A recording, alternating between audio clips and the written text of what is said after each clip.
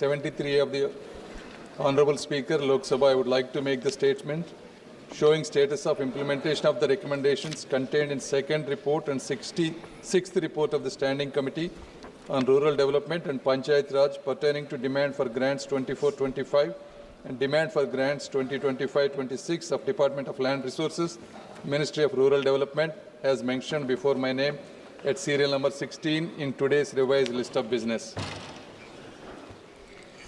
Item number 17 माननीय मंत्री Shri SP Singh Baghel ji.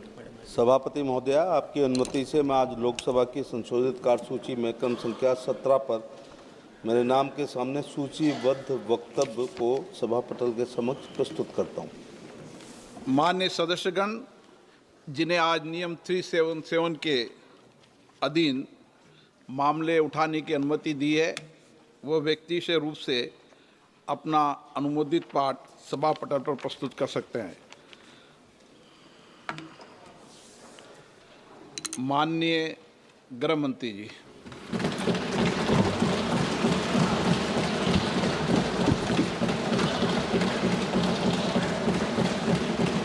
सम्माननीय अध्यक्ष जी, मैं आज पहलगांव में निर्दोष यात्रियों की नृशंस हत्या पाकिस्तानी आतंकवादियों के द्वारा जो की गई और उसके जवाब में देश के प्रधानमंत्री जी ने दृढ़ इच्छा शक्ति का परिचय कराते हुए ऑपरेशन सिंदूर की सेना को परमिशन दी और हमारे वीर जवानों ने सटीकता बहादुरी के साथ पाक स्थित आतंकवादी अड्डों को चूर चूर करने का काम किया। वो घटना पर जो बहस हो रही है, इसमें हिस्सा लेने के लिए मैं खड़ा हुआ हूं। माननीय अध्यक्ष जी, सबसे पहले पहलगांव में जो नृशंस हत्या की गई निर्दोष नागरिकों की, धर्म पूछकर उनको मारा गया, इनके परिवार के सामने मारा गया और बड़ी बर्बरता के साथ ये हत्याएं की गई। इसकी मैं घोर निंदा करता हूं और जो मारे गए हैं इनके परिजनों के साथ अत्यंत हृदय की गहराइयों से मैं संवेदना भी व्यक्त करना चाहता हूं। ऑपरेशन सिंदूर के जवाब में पाकिस्तान के हमारे नागरिक ठिकानों पर गोलीबारी की, इसमें भी कुछ नागरिक हताहत हुए। गुरुद्वारा भी टूटा, मंदिर भी टूटा।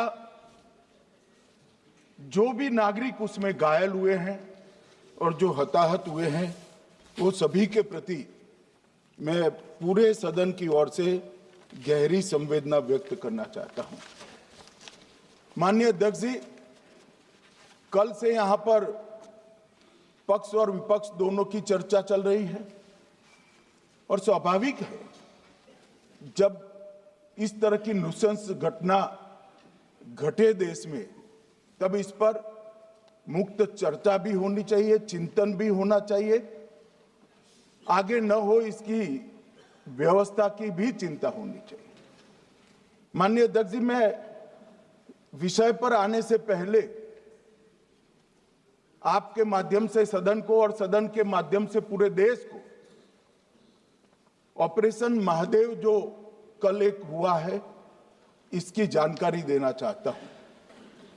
माननीय अध्यक्ष जी, कल ऑपरेशन महादेव में सुलेमान उर्फे फैजल जट, अफगान और जिब्रान, 3 आतंकवादी सेना, CRPF और जम्मू कश्मीर पुलिस के संयुक्त अभियान में ऑपरेशन महादेव में मारे गए। और माननीय अध्यक्ष जी, ये जो सुलेमान है, ए श्रेणी का लश्कर तोयबा का कमांडर था। पहलगाम हमले में और गगनगिर आतंकी हमले में वो लिप्त था। इसके ढेर सारे सबूत हमारी एजेंसियों के पास है। अफगान ए श्रेणी का लश्कर तैयबा का आतंकवादी था और जिब्रान भी ए ग्रेड आतंकवादी था। और माननीय अध्यक्ष जी, मैं सदन को और सदन के माध्यम से पूरे देश को बताना चाहता हूं, जिन्होंने बैसरन घाटी में हमारे प्रवासियों को, नागरिकों को मारा था, ये तीनों आतंकवादी ये थे और तीनों मारे गए।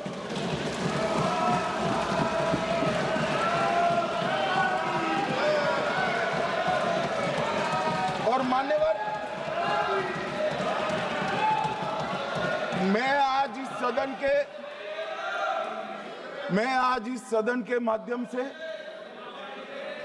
सेना के पैरा 4, सीआरपीएफ के सारे जवान जो अभियान में शामिल थे और जम्मू कश्मीर पुलिस के जो जवान थे, वो सभी को सदन और पूरे देश की ओर से बहुत बहुत साधुवाद देना चाहता हूं। माननीय अध्यक्ष जी, मैं इस ऑपरेशन महादेव के बारे में थोड़ा डिटेल में बताना चाहूंगा। ऑपरेशन महादेव की शुरुआत 22 मई 2025 को, एक प्रकार से तो जिस दिन हत्या हुई थी उसी दिन रात को 22 मई 2025 को हुई। जिस दिन हत्या हुई थी उसी दिन रात को एक सुरक्षा मीटिंग की गई थी जम्मू कश्मीर में। ये पूछ रहे थे, कोई गए नहीं, सिर्फ राहुल गांधी गए। अब आपकी आंख कौन से चश्मे से देख रही है मुझे मालूम नहीं। माननीय अध्यक्ष जी, 1 बजे हमला हुआ, मैं 5:30 बजे श्रीनगर में उतर चुका था। माननीय अध्यक्ष जी, अरे सुनो, मैं बताता हूं ना। 22 में सुनो ना, प्लीज धैर्य रखकर सुनो। हमने आपको नहीं टोका है, सुनना पड़ेगा भाई, ऐसे नहीं चलेगा। माननीय अध्यक्ष जी, नहीं, पर बैठे बैठे मत बोलिए आप भी। माननीय अध्यक्ष जी, 23 अप्रैल को टिप्पणी मत करिए। एक सुरक्षा मीटिंग की गई। सभी सुरक्षा बल, सेना, CRPF, BSF, Jammu Kashmir police, और सबसे पहले उसमें निर्णय किया गया कि जो नृशंस हत्यारे हैं वो देश छोड़कर पाकिस्तान भाग न पाए, इसकी हमने पुख्ता व्यवस्था की और भागने नहीं। 22 मई को आईबी के पास एक ह्यूमन इंटेल आई और एक क्षेत्र के अंदर, दाची गांव क्षेत्र के अंदर आतंकवादियों की उपस्थिति की सूचना मिली। आईबी और सेना द्वारा दाचीकाम क्षेत्र में अल्ट्रा सिग्नल कैप्चर करने के लिए जो इंस्ट्रूमेंट हमारी एजेंसियों ने बनाए हैं, इसके द्वारा इस सूचना को पुख्ता करने के लिए मई से 22 जुलाई तक लगातार प्रयास किए गए। ठंड में ऊंचाइयों पर हमारे सेना के अधिकारी पैदल इनके सिग्नल प्राप्त करने के लिए घूमते रहे, आईबी के अफसर भी घूमते रहे, सीआरपीएफ भी घूमती रही, और मान्यवर 22 जुलाई को हमें सफलता मिली। सेंसर्स के माध्यम से आतंकवादी होने की पुष्टि मिल गई। तब 4 पैरा जो हमारी सेना का एक हिस्सा है, उसकी नेतृत्व में 4 पैरा के जवान, सीआरपीएफ के जवान और जम्मू कश्मीर पुलिस के जवान मान्यवर एक साथ ये आतंकवादियों को घेरने का काम किया। सेना, सीआरपीएफ, जम्मू कश्मीर पुलिस की मीटिंग भी की गई। जो 5 ह्यूमन एसेट्स थे उनको भी वहां भेजा गया, और कुल मिलाकर कल जो ऑपरेशन हुआ, इसमें हमारे निर्दोष नागरिकों को मारने वाले तीनों आतंकी मौत के घाट उतार दिए। मान्यवर, तीनों के नाम मैंने बताए हैं, सुलेमान उर्फे फैजल जट, अफगान और जिब्रान। मान्यवर, वो तो एक आशंका थी कि यही लोगों ने घटना की है, मगर मैं बाद में एनआईए की जांच पर आता हूं, एनआईए ने पहले से ही इनको जिन्होंने आसरा लिया था वो लोगों को गिरफ्तार कर रखा था, उनको खाना पहुंचाने वाले लोगों को अपने कब्जे में रखा था। तो जब आतंकवादियों के शव श्रीनगर आए, इनसे पहचान कराई गई, 4 लोगों ने पहचान लिया, यही 3 लोग थे जिन्होंने पहलगांव में आतंकी घटना को। मगर हमने इस पर भी भरोसा नहीं किया मान्यवर, कोई जल्दबाजी नहीं की। हमने जो आतंकी घटना स्थान से कारतूस मिले थे, वो कारतूस का एफएसएल रिपोर्ट पहले से करा कर रखा था और चंडीगढ़ सेंट्रल एफएसएल के अंदर बैलिस्टिक रिपोर्ट के आधार पर उनका रिपोर्ट तैयार था। जब ये कल आतंकवादी मारे गए, इनकी 3 राइफलें पकड़ी गई, एक M9 अमेरिकन राइफल थी और 2 AK-47 राइफल थी। जो कारतूस मिले थे वो भी M9 और AK-47 के भी थे, मगर हमने इससे भी संतोष नहीं माना। ये राइफलों को एक विशिष्ट विमान के द्वारा कल रात को 12 बजे चंडीगढ़ पहुंचा गया और पूरी रात फायरिंग कर इसके भी खाली खोखे जनरेट किए गए, 2 खोखों का मिलान किया गया, राइफल की नाली और निकले हुए खोखों का भी मिलान हो गया। तब ये तय हो गया कि इन्हीं 3 राइफलों से हमारे निर्दोष नागरिक मारे गए। और मान्यवर, आज मैं सदन को बताते हुए बहुत खुश हूं, मोदी जी ने ऑपरेशन सिंदूर कर आतंकवादियों को जिन्होंने आतंकवादियों को भेजा था, उनके आकाओं को जमीन में मिलाने का काम किया था। सेना और सीआरपीएफ ने वो आतंकवादियों को भी समाप्त कर दिया। और मान्यवर,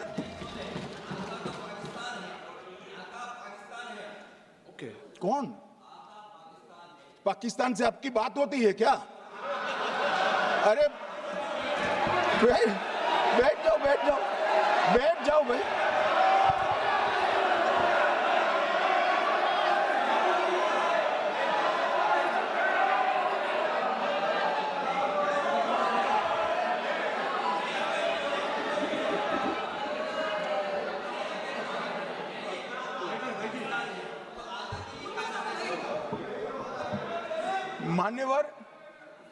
मान्यवर, मैं बताता हूं कैसे इनके आका मारे गए, वो भी नाम के साथ बताता हूं, जगह के साथ बताता हूं, घंटे, मिनट और सेकंड के साथ बताता हूं।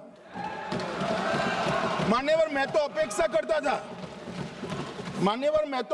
करता था कि जब ये सूचना सुनेंगे, पक्ष विपक्ष में खुशी की लहर दौड़ जाएगी, मगर ये स्याही पड़ गई इनके चेहरे। ये क्या है मान्यवर, किस तरह की पॉलिटिक्स है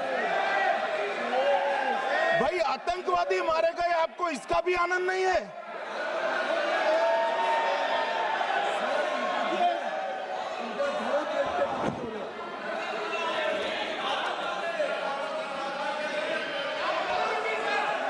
अखिलेश जी बैठ जाइए, मेरा पूरा जवाब सुनिए, आपका सब जवाब आ जाएगा। भाई, आप आतंकवादियों का धर्म देखकर दुखी मत होइए।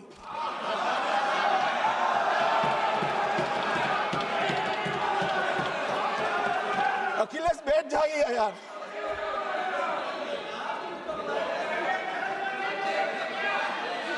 अखिलेश जी बैठ जाइए। मान्यवर, किसी को संशय रखने की जरूरत नहीं है। बैलिस्टिक रिपोर्ट मेरे पास है, मेरे हाथ में है और 6 वैज्ञानिकों ने इसको क्रॉस चेक किया है। सुबह 4:46 पर फोन पर मुझे 6 ने वीडियो फोन पर कहा है कि 100% वही गोलियां हैं जो वहां चलाई। मान्यवर, ये हमारे देश की सेना, सीआरपीएफ और जम्मू कश्मीर पुलिस, ये तीनों का एक साझा बहुत बड़ा कामयाबी है, जिस पर 140 करोड़ को नाज होना चाहिए, देश की जनता को नाज। मान्यवर, मैं तो गया था वहां पर जब ये घटना हुई, दूसरे दिन इनके परिजनों को मिला था। 6 दिन की शादी वाली बच्ची विधवा होकर मेरे सामने खड़ी थी। आज तक मैं वो दृश्य नहीं भूल सकता। मगर आज सारे परिजनों को मैं कहना चाहता हूं कि मोदी जी ने ऑपरेशन सिंदूर से भेजने वालों को भी मारा और हमारे सुरक्षा बलों ने जिनको भेजा था उनको भी मारा, और एक ऐसा सबक सिखाया है कि आने वाले कई दिनों तक कोई ऐसी हिम्मत नहीं कर पाएगा। मान्यवर, मैं थोड़ा एनआईए की जांच के बारे में भी बताना चाहूंगा। मान्यवर, जिस दिन लश्कर ए तोयबा ने और इसके आउटफिट टीआरएफ ने इसकी जिम्मेदारी ली, उसी दिन हमने तय कर लिया था कि ये जांच एनआईए को सौंप दी जाएगी, क्योंकि एनआईए आतंकवाद के केसों की जांच के लिए, वैज्ञानिक तरीके से जांच करने के लिए और सजा कराने के लिए महारत हासिल की हुई विश्व मान्य एजेंसी है, जिसका सजा कराने का दर 96% से ज्यादा है। मान्यवर, हमने तुरंत ही इसकी जांच एनआईए को दे दी। हमने पूरी व्यवस्था की। सेना, बीएसएफ, सीआरपीएफ और जम्मू कश्मीर पुलिस ने कि ये लोग देश छोड़कर भाग न जाए, और मान्यवर, इसकी जांच की शुरुआत हुई। एक थकाने वाली बहुत लंबी जांच हुई है। जांच के दौरान मृतक के परिजन जो साथ में थे, उनको सभी को चर्चा किए गया। पर्यटकों, खच्चर वालों, पोनी वालों, फोटोग्राफर, कर्मचारियों, विभिन्न दुकान में काम करने वाले लोगों, कुल मिलाकर 1055 लोगों की लंबी 3000 घंटे से ज्यादा पूछताछ इंफॉर्मेशन के लिए की गई, और इस सबको वीडियो पर रिकॉर्ड कर दिया गया। और बाद में इसके आधार पर स्केच बनाया गया, और ढूंढते 22/6/25 को एक बशीर की पहचान की गई और परवेज की पहचान की गई, जिन्होंने आतंकवादी घटना के अगले दिन आतंकवादियों को शरण दी थी। उनको अपने ढोक में रखा था। वो दोनों को गिरफ्तार कर लिया गया। अब वो हमारी कस्टडी में है। दोनों गिरफ्तार अपराधियों ने खुलासा किया कि 21/4/25 की रात को 8 बजे 3 आतंकवादी बेसरन से लगभग 2 किलोमीटर दूर स्थित परवेज ढोक में आए थे। आतंकवादियों के पास AK-47 और M9 कार्बाइन थी। जो 2 आतंकवादियों ने काली पोशाक पहनी थी और एक ने छद्म वेश किया था। खाना खाया, चाय पी और ढोक से निकलते वक्त कुछ खाना, नमक, मिर्च और मसाले लेकर वो चले गए। मान्यवर, उस वक्त हमने जिन खोखों को रिकवर किया था, इसको हमने चंडीगढ़ FSL में टेस्टिंग के लिए भेज दिया, और जब चंडीगढ़ FSL में टेस्टिंग के लिए भेजा गया तो वही राइफल से एप्को आतंकी हमला हुआ था, वो भी निश्चित हुआ।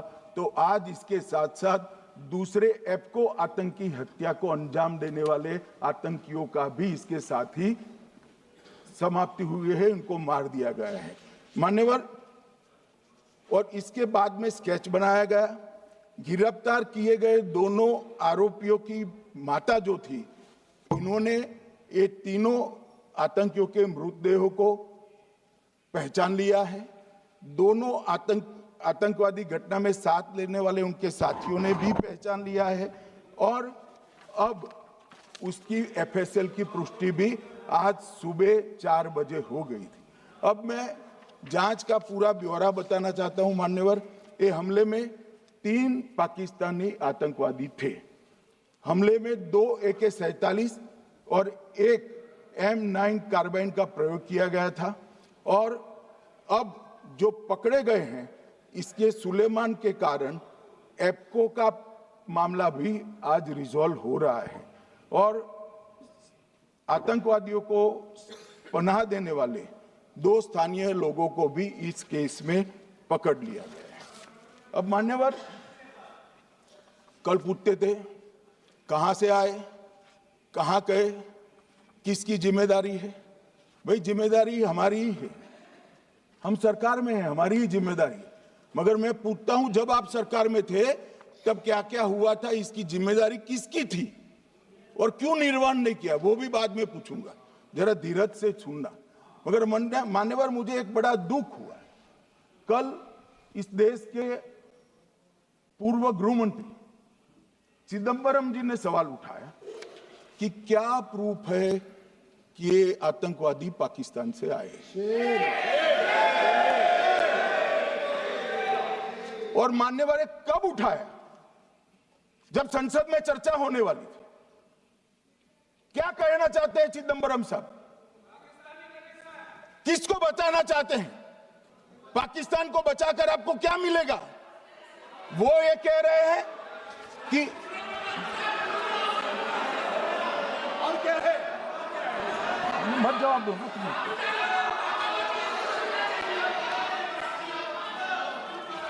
मान्यवर हमारे पास, मैं आज चिदंबरम साहब को कहना चाहता हूं, मैं आज चिदंबरम साहब को आपके माध्यम से कहना चाहता हूं, हमारे पास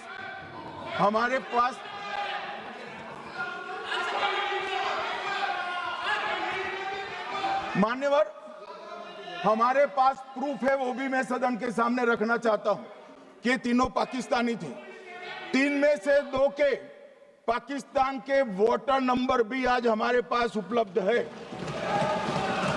मान्यवर ये राइफलें हैं, ये राइफलें भी हमारे पास उपलब्ध है। इनके पास से जो चॉकलेटें मिली हैं, वो चॉकलेटें ढोक में से मिली, वो भी पाकिस्तान की बनाई हुई चॉकलेट है। मान्यवर ये कहते हैं कि पाकिस्तानी नहीं थे, इसका मतलब पूरी दुनिया के सामने इस देश का एक पूर्व गृह मंत्री पाकिस्तान को क्लीन चिट दे रहा है।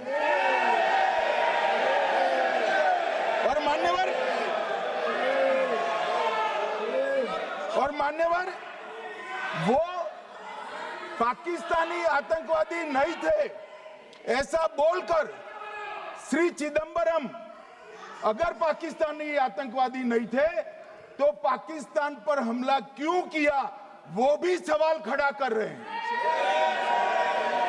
मान्यवर आज पूरी दुनिया ने हमारे संसद सदस्य गए थे, स्वीकारा था कि हमला पाकिस्तान ने किया है, और इस देश का गृह मंत्री जो कांग्रेस पार्टी से आता है वो कहता है कि क्या सबूत है। अरे मुझसे मांगते, मैं दे देता, टीवी से मांगते हैं, पूरी दुनिया के सामने उजागर करते हैं, शख्स सुबह खड़ा करते हैं। पाकिस्तान को बचाने का इनका ये षड्यंत्र आज 130 करोड़ लोग जान रहे हैं। बच नहीं पाओगे आप लोग, बच नहीं पाओगे। मान्यवर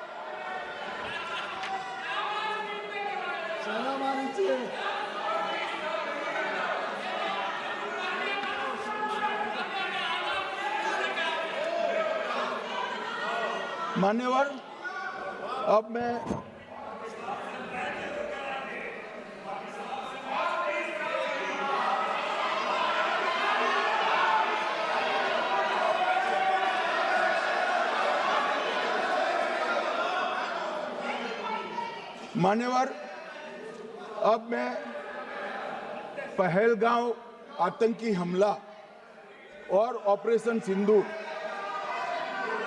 ये दोनों घटनाक्रम के लिए मान्यवर ये अभी से थक जाते हैं।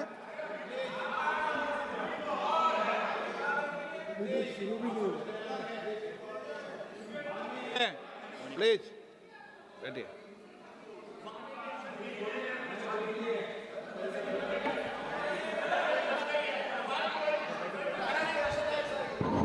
मान्यवर, मैं आपके माध्यम से कहना चाहता हूं, थोड़ा धैर्य रखे भैया, अभी तो शुरू हुआ है, अभी तो शुरू हुआ है। मान्यवर, मैं पहलगांव आतंकी हमला और ऑपरेशन सिंदूर के बारे में पूरा घटनाक्रम बताना चाहता हूं। कल ढेर सारे सवाल उठाए। वैसे तो मुझे लगता था कि कल रक्षा मंत्री जी के भाषण के बाद शायद कांग्रेस पार्टी सपोर्ट में भाषण देना शुरू करेगी और अगर थोड़ी बहुत जनता की इच्छा की परख होती तो वो ही करते, मगर नहीं करा, क्योंकि रक्षा मंत्री जी ने बहुत बारीकी से ऑपरेशन सिंदूर की सफलता, इसकी जरूरियात, इसकी प्रासंगिकता और इसके परिणाम, इसके बारे में बहुत अच्छे तरीके से सदन के माध्यम से पूरी देश की जनता के सामने रखा जाए। मगर फिर भी उन्होंने बहुत सारे सवाल किए। अब सवाल किए हैं तो मुझे जवाब देना भी पड़ेगा, उनको सुनना भी पड़ेगा। मान्यवर, मैं पूरा घटनाक्रम बताना चाहता हूं। मान्यवर, 22 अप्रैल को पहलगांव में आतंकवादी हमला हुआ। इसमें 26 लोग मारे गए, 25 भारतीय और 1 नेपाली नागरिक। हमने उसी वक्त मैं श्रीनगर जाने के लिए निकल गया। रात को ही सुरक्षा बलों की मीटिंग कर ये भाग न पाए इसकी व्यवस्था की। माननीय मोदी जी ने 23 और 30 अप्रैल को CCS की मीटिंग चेयर की। ये कह रहे हैं, मैं आज बताना चाहता हूं कि CCS की 23 अप्रैल की मीटिंग में क्या हुआ। सबसे पहला कांग्रेस पार्टी का ब्लंडर था सिंधु जल संधि, इसको स्थगित करने का काम नरेंद्र मोदी जी ने किया। हमने अटारी के माध्यम से एकीकृत जांच चौकी जो चलती थी उसको बंद कर दिया। पाकिस्तानी नागरिकों के सार्क वीजा को सस्पेंड कर सभी को वापस पाकिस्तान भेजने का काम किया। पाकिस्तान स्थित उच्चायोग ने रक्षा, सैन्य, नौसेना के सलाहकारों को अवांछनीय व्यक्ति घोषित किया, संख्या को 55 से घटाकर 30 किया और CCS ने ये संकल्प लिया कि जहां पर भी ये आतंकवादी छुपे हैं उनको और उनकी ट्रेनिंग करने वाले अड्डों को सेना, पुलिस, CRPF, BSF उचित जवाब देगी। मान्यवर, जिस तारीख को ये हुआ उसी दिन ये निर्णय हो चुका। मान्यवर, इसके बाद में कल गोगाई जी कहते थे मोदी जी 24 को पहलगाम जाने की जगह बिहार गए। सुनो यार। मान्यवर, मोदी जी जब ये पहलगाम घटना हुई यहां नहीं थे, विदेश में थे। आने के बाद तुरंत CCS बैठक की और मोदी जी जिस दिन बिहार गए उस दिन पहलगाम में कोई नहीं था, सिर्फ राहुल गांधी थे। सारे लोग चले गए थे, सारे लोग वहां से अपने अपने ठिकाने पर चले गए थे। मगर इन्होंने एक बात कही, उस पर मेरी आपत्ति है। मान्यवर, उन्होंने कहा 24 अप्रैल को चुनावी भाषण किया। मान्यवर, देश का नेतृत्व करने वाले देश के प्रधानमंत्री की फर्ज होती है कि देश की संप्रभुता पर, देश के नागरिकों पर अगर ऐसा जघन्य हमला होता है तो जनता की भावनाओं के अनुरूप जवाब देना चाहिए। मान्यवर, मैं आज आपकी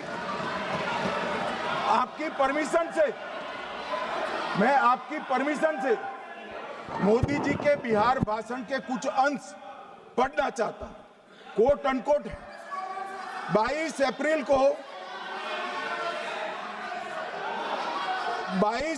को पहलगाम का यह हमला केवल निहत्थे पर्यटकों पर नहीं बल्कि पूरे भारत की आत्मा पर एक दुस्साहसपूर्ण प्रहार है। आतंकवाद के प्रति दृढ़ और कड़ा रुख, आतंकियों और इसके हमले की साजिश रखने वालों की कल्पना से भी बढ़कर उनको सजा दी जाए।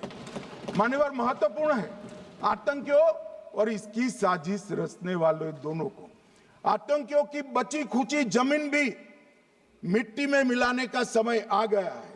140 करोड़ भारतीय इस बात के लिए एकजुट है कि आतंक के आकाओं की कमर तोड़ दी जाएगी। भारत हरेक आतंकवादी और उनके समर्थकों की पहचान करेगा, उनका पता लगाएगा और उन्हें दंडित करेगा। आतंकवाद कभी भी भारत की आत्मा नहीं तोड़ पाएगा। न्याय सुनिश्चित करने का मैं हर संभव प्रयास करूंगा। अनकोट। अब इसमें किसी को चुनावी भाषण दिखाई पड़ता है तो उसकी समझ शक्ति पर बहुत सारे सवालिया निशान लग जाते हैं। ये चुनावी भाषण नहीं है, आतंकवाद के खिलाफ लड़ने का 140 करोड़ भारतीयों का प्रतिघोष है जो मोदी जी ने वहां दिया। इनको चुनावी भाषण दिखाई पड़ता है। जैसे चश्मे होते हैं ऐसी ही दृष्टि होती है। मान्यवर, इसके बाद 30 अप्रैल को मान्यवर 30 अप्रैल को सीसीएस की बैठक हुई, पहले 23 को हुई थी। उसमें सशस्त्र बलों को पूर्ण ऑपरेशन की फ्रीडम दे दी गई। प्रधानमंत्री मोदी जी ने सीसीएस की उपस्थिति में रक्षा मंत्री, एनएसए और सेनाओं के प्रमुख के साथ बैठकर पूर्ण ऑपरेशनल फ्रीडम देने का काम किया और इसके बाद ये ऑपरेशन सिंदूर हुआ। मान्यवर, ऑपरेशन सिंदूर 7 मई को रात को 1:04 से 4 मिनट से 1:24 तक चला। उसमें पाकिस्तान के 9 आतंकी ठिकानों को ध्वस्त कर दिया और पूरी दुनिया ने इसके दृश्य देखे।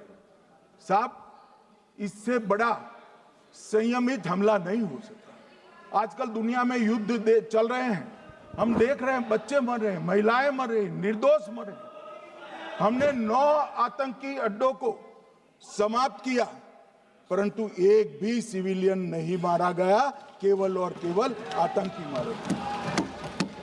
स्थान थे मरकज सुभान अल्लाह बहावलपुर, मरकज तैयबा मुरीद के, महमूना जाया कैंप सियालकोट, अरे नाम सुनो काम में आएंगे, सरजाल camp Sialkot, Sawai Nala camp Muzaffarabad, Syedna Bilal camp Muzaffarabad, Gulpur camp Kotli, Barnala camp बिंगबर्ग और अब्बास कैंप कोटली।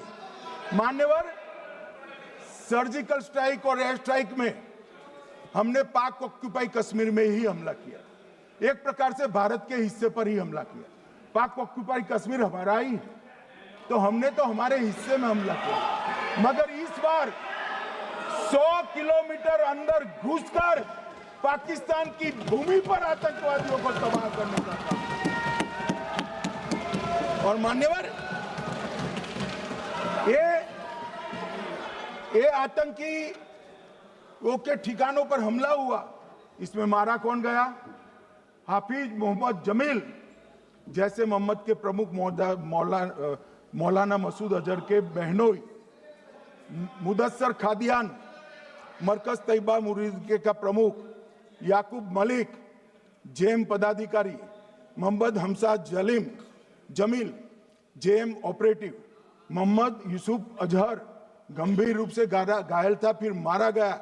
जैसे मोहम्मद का आमिर मोहम्मद हसन खान गंभीर रूप से घायल था, फिर मारा गया। जेएम ऑपरेटिव मोहम्मद हसन गंभीर रूप से घायल हुआ।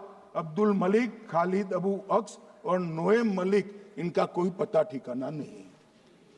और मान्यवर, ये पूछते थे मुझे कल कि पहलगांव के दोषी कहां गए, वो पहलगांव के दोषी कहां गए? ये जो मैंने, अरे सुनो ना यार, ये जो 10 मैंने नाम पढ़े हैं, इसमें से 8 ये चिदम्बरम एंड कंपनी के समय में आतंकवादी घटना घटाने वाले लोगों को नरेंद्र मोदी जी ने ये हमें पूछते हैं कहां गए।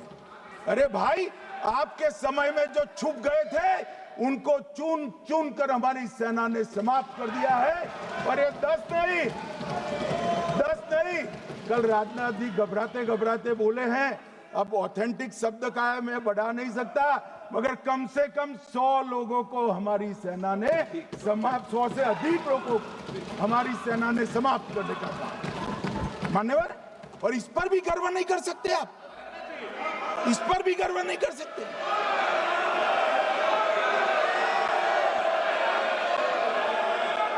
मान्यवर,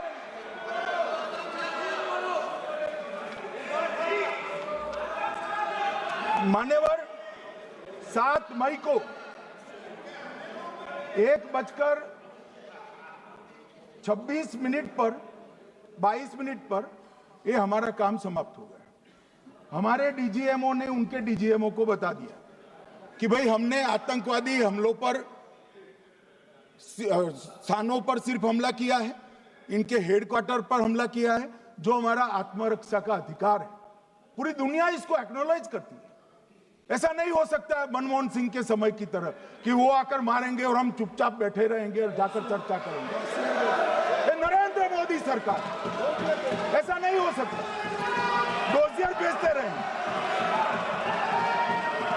मान्यवर, उरी में हमला हुआ, हमने सर्जिकल स्ट्राइक किया। पहलगाम में हमला हुआ, एयर स्ट्राइक करा, और अरे पुलवामा में हुआ, एयर स्ट्राइक करा, और पहलगाम में हमला किया। 100 किलोमीटर अंदर जाकर 9 अड्डों और 100 से ज्यादा आतंकवादी को समाप्त। मान्यवर, अब देखिए, हमने तो हमला किया था पाकिस्तान स्थित टेररिस्ट ठिकानों पर। अब पाकिस्तान से गलती हो गई, टेररिस्ट ठिकानों पर जो हमला किया था उसको वो अपने पर का हमला मान बैठे, और पूरी दुनिया में कहते थे कि हमारा टेररिज्म से कोई लेन देन नहीं है। ये तो अब ऐसे ही ग्रुप करते, हम तो विक्टिम है, जो मनमोहन सिंह ने सर्टिफाइड भी कर दिया था कि ये भी विक्टिम है। मान्यवर, मगर दूसरे दिन इनकी श्रद्धांजलि का कार्यक्रम हुआ और पाकिस्तान को मालूम नहीं पड़ा कि ये पूरी दुनिया देखेगी। सेना के आला अफसर उनके नमाजे जनाजा में उपस्थित हुए, उनके जनाजे को कंधा दिया, और ये सारे आतंकवादियों के जनाजे के जुलूस के अंदर पाकिस्तानी सेना, इनके अफसर, आईएसआई के अफसर, वहां की पुलिस के अफसर अश्रुभीनी आंख के साथ जुड़े थे। और मान्यवर, ये सिंदूर ने पाकिस्तान को पूरी दुनिया में एक्सपोज कर दिया कि पाकिस्तान के अंदर टेररिज्म स्टेट स्पॉन्सर्ड टेररिज्म है। ये पूरी तरह से, मान्यवर, पूरी तरह से एक्सपोज हो गया। 8 मई को पाकिस्तान ने हमारे रिहायशी इलाकों में हमला किया, हमारे सेना के अड्डों पर हमला किया, मगर एक भी मिसाइल से उनका कुछ नुकसान नहीं कर पाई। बहुत नजदीक से की हुई गोलाबारी के कारण हमारे एक गुरुद्वारा टूटा, एक मंदिर टूटा, कुछ हमारे नागरिक हताहत हुए। और दूसरे दिन 9 मई को मोदी जी ने सेना को हुक्म दिया, एक मीटिंग करी, राजनाथ जी, मोदी जी, एनएसए, सेना के सारे अध्यक्ष, और जवाब देने का तय किया और उनके 11 एयरबेस को क्षतिग्रस्त करने का काम किया। मान्यवर, 8 एयरबेस इतने सटीक तरीके से तोड़े गए, पाकिस्तान की पूरी एयर डिफेंस सिस्टम धरी की धरी रह गई, कुछ नहीं कर पाई। नूर खान चकलाला एयरबेस तोड़ दिया गया, मुरीद तोड़ दिया गया, सुगुर्दा तोड़ दिया गया, रफीकी तोड़ दिया गया, रहीम यार खान तोड़ दिया गया, जकोबाबाद तोड़ दिया गया, सुक्कुर और भोलारी भी तोड़ दिया।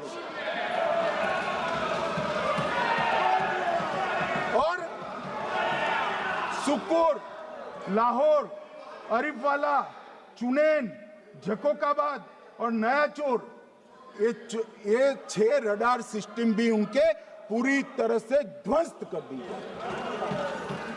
2 surface to air guided weapon Lahore और ओकारा में इनका जखीरा भी समाप्त कर दिया गया।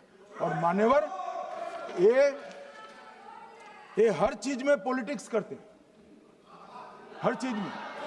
जब उन्होंने हमारे रिहायशी इलाकों पर हमला किया, फिर भी हमने इनके रिहायशी इलाकों पर हमला नहीं किया, सिर्फ इनके एयरबेस और एयर डिफेंस सिस्टम को निशाना बनाया और उनकी आक्रमण करने की क्षमता को पंगु कर रख दिया। हमारी पूरी सेना, पूरी वायुसेना, पूरी नौसेना अक्षुण्ण थी और उनकी हमला करने की क्षमता को हमने छिन्न विछिन्न कर दिया। पाकिस्तान के पास शरण में आने के अलावा और कोई चारा ही नहीं था। इसलिए मान्यवर, इसलिए 10 मई को डीजीएमओ ने, पाकिस्तान के डीजीएमओ ने भारत के डीजीएमओ को फोन किया और 5 बजे हमने इस संघर्ष को विराम किया। अब मान्यवर,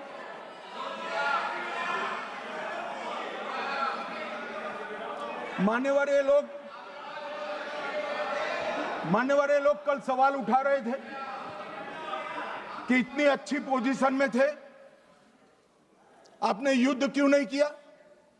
युद्ध के कई परिणाम होते हैं मान्यवर, करना न करना वो सोचकर करना पड़ता है। मगर मैं इसी देश के इतिहास से कुछ घटनाएं बताना चाहता हूं। 1948 में मान्यवर, कश्मीर में हमारी सेनाएं निर्णायक बढ़त पर थी। सरदार पटेल ना बोलते रहे, जवाहरलाल नेहरू जी ने एक तरफा युद्ध विराम कर दिया। और मान्यवर, मैं बड़ी जिम्मेदारी के साथ कहता हूं, मैं इतिहास का विद्यार्थी हूं। पाक ऑक्यूपाई कश्मीर का अगर अस्तित्व है तो जवाहरलाल नेहरू जी की ये युद्ध विराम के कारण है। इसका जिम्मेदार जवाहरलाल नेहरू है।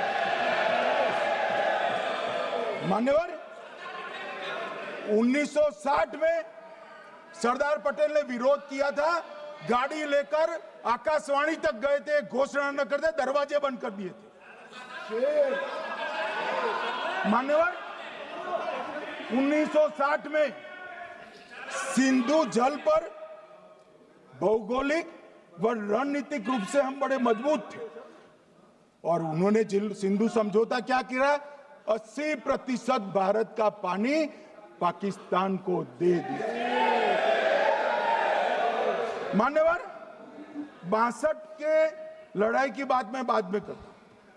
65 की लड़ाई में हाजीपीर जैसे स्ट्रेटेजिक जगह पर हमने कब्जा किया था।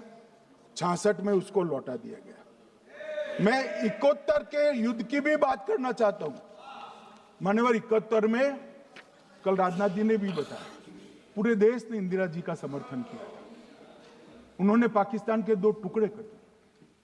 बहुत बड़ी विजय थी भारत की और सदियों तक भारत इस विजय पर गर्व करेगा। हम सब भी करते हैं, हमें कोई आपत्ति नहीं। मगर हुआ क्या मान्यवर? युद्ध की विजय की चकाचौंध में क्या हुआ?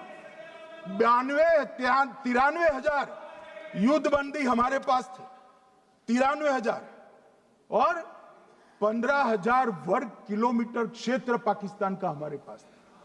93,000 युद्धबंदी उस वक्त की पाकिस्तान की सेना का 42% और 15,000 वर्ग किलोमीटर क्षेत्र।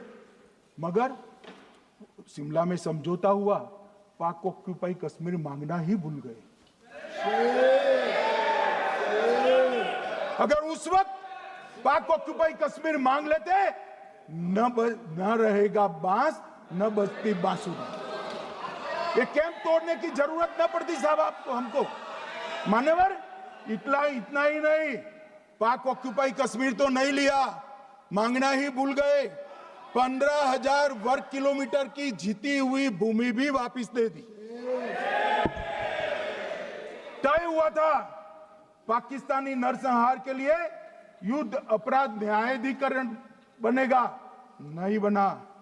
सेना ने पूर्वी पाकिस्तान में नरसंहार किया था, 195 पाकिस्तानी अधिकारियों पर मुकदमा चढ़ना था। भुट्टो अपने साथ इंदिरा जी के सामने से छुड़ा कर ले गए। जनरल मानेक शॉ का एक कोट अनकोट कहता हूं, जनरल मानेक शॉ का, जो एक प्रकार से आर्किटेक्ट माने जाते हैं बांग्लादेश विजय के, इन्होंने कहा कि भुट्टो ने भारत के नेतृत्व को मूर्ख बनाया। अब जो शब्द है, मैं आप कोट अनकोट है, इसमें मेरा कुछ नहीं है, ये लोग गुस्सा न हो सकते। I told her into bracket Indira Gandhi, Indira ji को कहा that he into bracket Bhutto के लिए, he has made monkey out of you. समझ में आता है? ये फील्ड मार्शल साहब ने कहा है, मान्यवर, और ये हमें सिखा रहे हैं, ये नहीं किया, वो नहीं किया, फलाना नहीं किया, ठिकाना नहीं किया। अरे भाई, आप तो पाकिस्तान को क्लीन चिट दे रहे हो कि पाकिस्तान ने हमला ही नहीं किया है। क्या अधिकार है आपको पूछने का? कोई अधिकार नहीं है।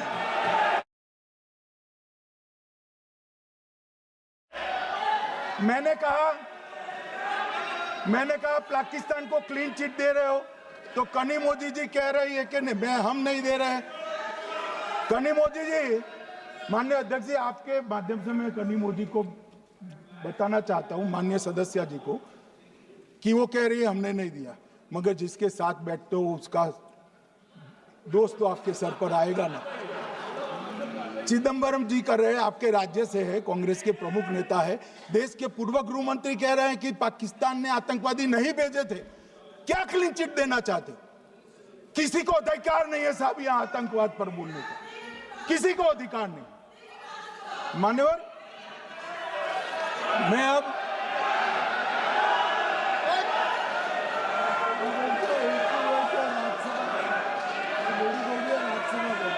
मान्यवर, मैं उनको बताना चाहता हूं, अभी आधा भी नहीं हुआ है, जरा सुनो।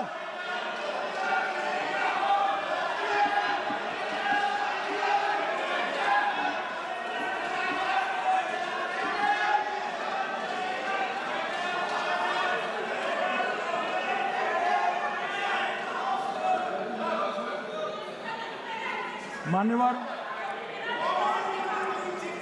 62 के चिन्ह में क्या हुआ, 62 के युद्ध में क्या हुआ? मन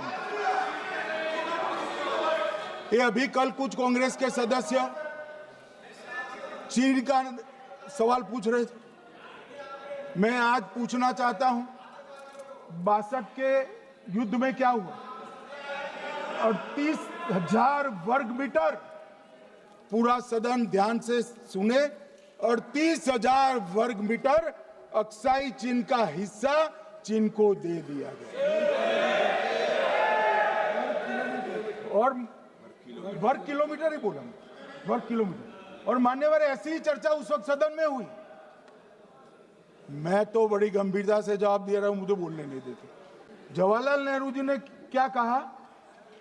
वहां घास का एक तिनका भी नहीं उगता है, वो जगह को क्या करो। तो एक संसद सदस्य ने, नेहरू जी का सर मेरे जैसा था, महावीर प्रसाद त्यागी जी ने कहा कि आपके सर पर भी एक बाल नहीं, वो चीन बेच दे क्या?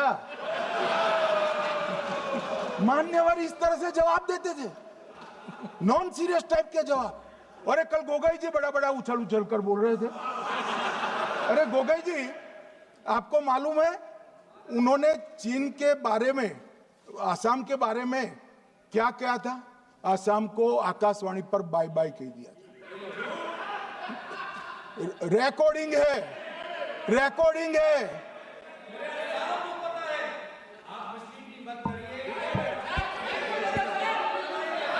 मान्यवर, मैं भी सहमत हूं, मैं भी सहमत हूं, पूरे आसाम को पता है।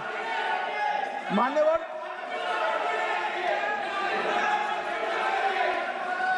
मान्यवर,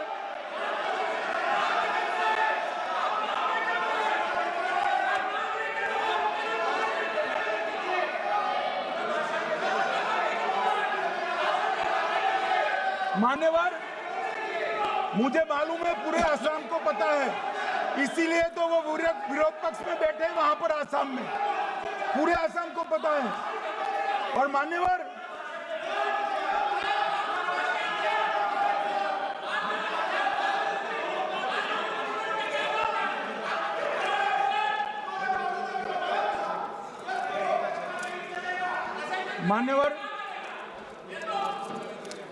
मान्यवर, जोर से बोलने से सत्य को छिपाया नहीं जा सकता।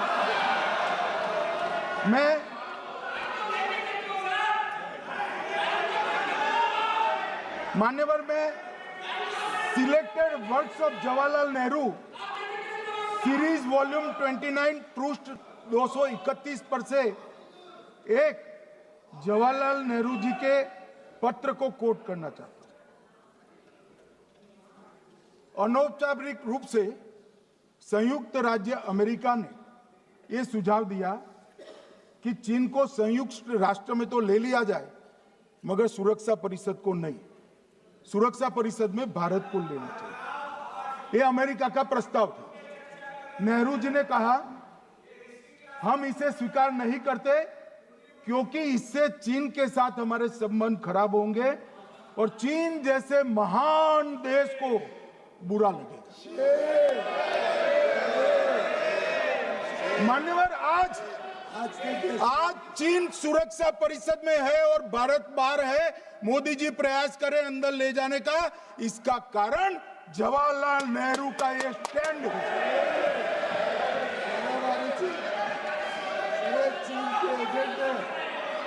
और मान्यवर, ये तो पीढ़ी दर पीढ़ी चलता आ रहा है।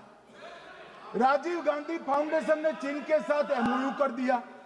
अब कहते नहीं है कि एमओयू में क्या था, ये तो बताओ भाई, क्या एमओयू किया था राजीव गांधी फाउंडेशन ने? और जब डोकलाम में हमारे सेना के जवान चीन की सेना के सामने आंख में आंख डालकर बैठे थे, वो चीन के राजदूत के साथ राहुल गांधी मीटिंग कर रहे थे।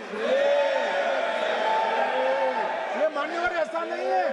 जवाहरलाल नेहरू, सोनिया गांधी, राहुल गांधी, तीन पीढ़ी तक के चीन का प्रेम उतरता जा रहा है। मान्यवर,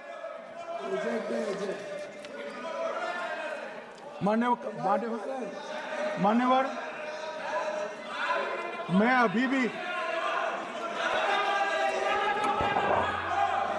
अभी भी एक बात इस महान सदन के माध्यम से देश की जनता को कहना चाहता हूं, जो मेरी मान्यता है। ये सारी आतंकवाद की जड़ पाकिस्तान है और पाकिस्तान कांग्रेस पार्टी की भूल है। पार्टीशन स्वीकार न करते, पाकिस्तान कभी न होता। इन्होंने पार्टीशन को स्वीकार कर देश को तोड़ा है।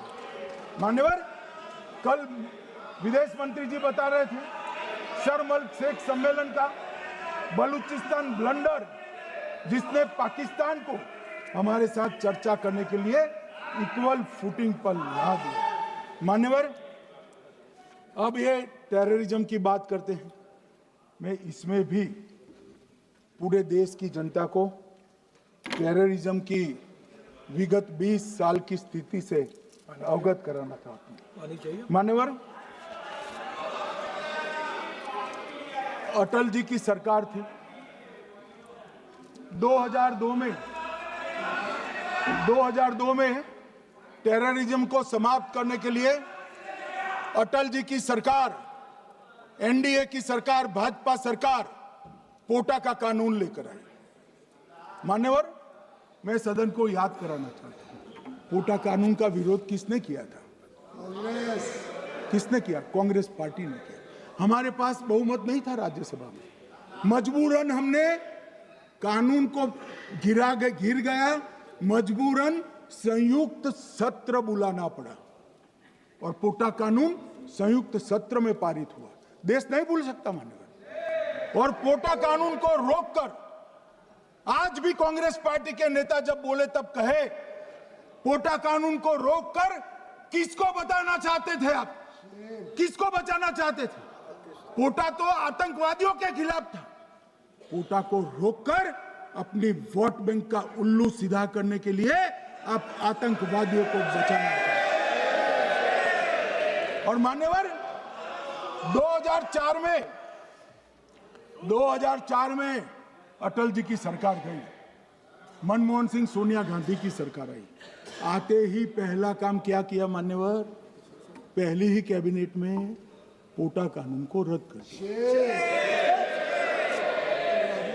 मैं फिर से पूछता हूं, किसके फायदे के लिए कांग्रेस पार्टी ने पोटा कानून रद्द किया?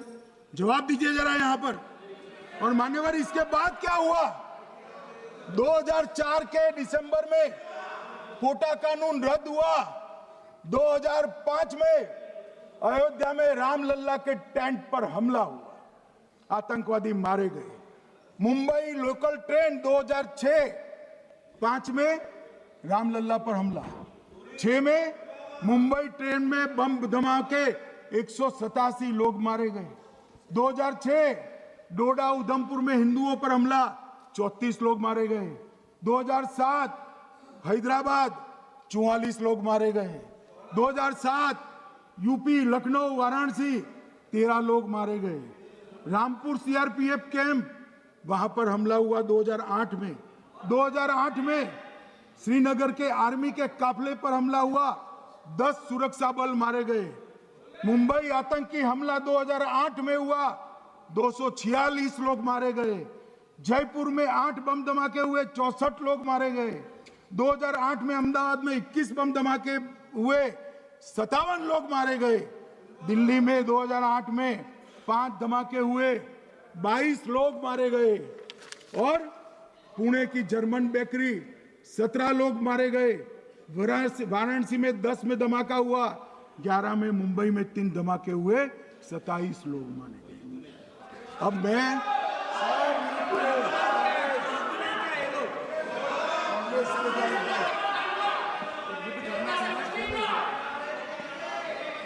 मान्यवर आतंकवाद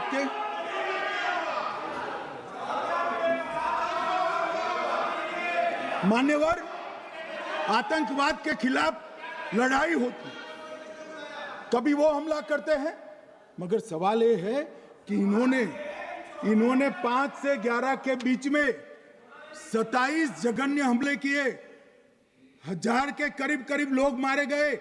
आपने क्या किया? क्या किया आपने? जवाब दीजिए, क्या किया? और मैं राहुल गांधी जी को चैलेंज देना चाहता हूं, इन्होंने इस आतंकवादी हमलों के खिलाफ उनकी सरकार ने जो कदम उठाए, यहां खड़े रहकर हिम्मत से बताए देश की जनता को। कुछ नहीं किया मान्यवर। ये यहां से आतंकवादियों की फोटो पाकिस्तान भेजते रहे, डोजियर भेजते रहे। और मान्यवर ये कहते हैं कि आपके समय में भी हमले हुए। मैं उनको अंतर समझाना चाहता हूं, वो देख नहीं पा रहे। मान्यवर, हमारे समय में जो भी आतंकवादी घटना हुई, पाक प्रेरित और कश्मीर सेंट्रिक हुई। देश के हिस्से में 2014 से 2025 तक एक भी घटना नहीं हुई है मान्यवर। ये नरेंद्र मोदी सरकार है मान्यवर। और कश्मीर में भी आज स्थिति ऐसी हुई है, उनको पाकिस्तान से आतंकवादी भेजने पड़ते हैं। कश्मीर में आतंकवादी अब हमारे नहीं बनते हैं मान्यवर। और मैं सलमान खुर्शीद जी को भी याद करना चाहता हूं। एक बार मैंने बड़े सवेरे में नाश्ता करता था, टीवी पर उनको रोते हुए देखा। मुझे लगा क्या हुआ, कोई बड़ी घटना हो गई। तो रोते रोते वो श्रीमती सोनिया गांधी के घर से बाहर आ गए कि बाटला हाउस की घटना देखकर सोनिया जी फूट फूट कर रो पड़ी। अरे रोना था तो शहीद मोहन शर्मा के लिए रोते, बाटला हाउस के आतंकवादियों के लिए रोना आता है। और मान्यवर हमें पूछते हैं कि आपने क्या किया। कोई अधिकार नहीं है पूछने का, कोई अधिकार नहीं है मान्यवर। और ये हमें पूछते थे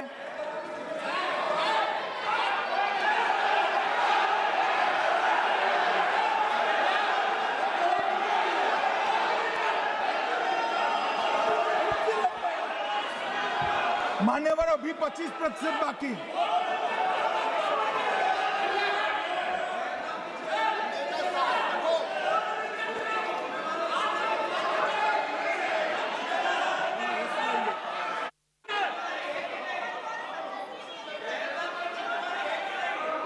बैठिए।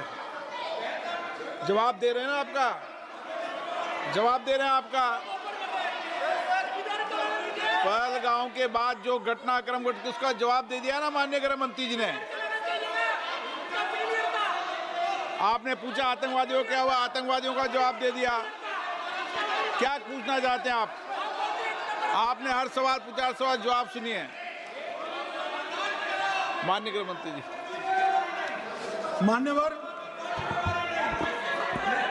मान्यवर इन लोगों को कल ऐसा था कि ये जो बेसरन के गुनहगार है वो पाकिस्तान भाग गए, तो बड़े आवाज से पूछते थे भाग गए भाग गए भाग गए, गृह मंत्री क्या करता है, जिम्मेदारी ले।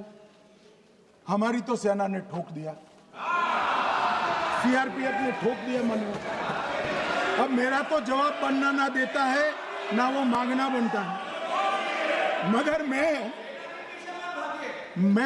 मैं उनको कुछ पूछना चाहता हूं।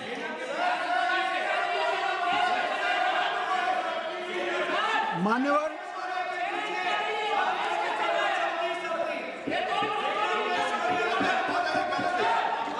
प्लीज, मारेगी तो सेना है ना, सेना अब ऐसे भी मारेगी ना, तो वो भी ये कह रहे हैं सेना और सीआईएसएफ ने मारा।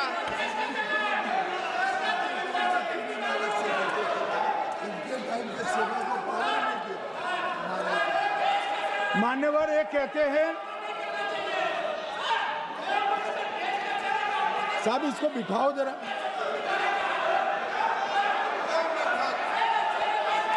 हाँ प्लीज बैठिए बैठिए बैठिए बैठिए बैठिए।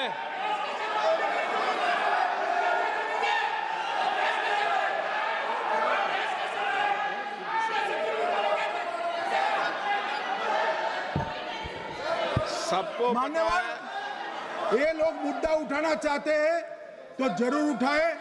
मैं आज सुबह ही सलमान खुर्शीद जी का वो इंटरव्यू मेरे मोबाइल में रिजर्व कर आया हूं।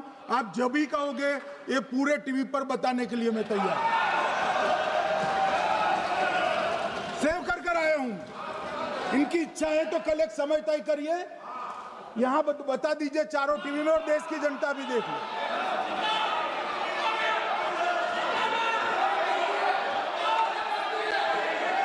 मान्यवर कह रहे हैं बताओ, आप बताओ, बताना है या नहीं बताना? ले पूछो ना उनको। प्लीज प्लीज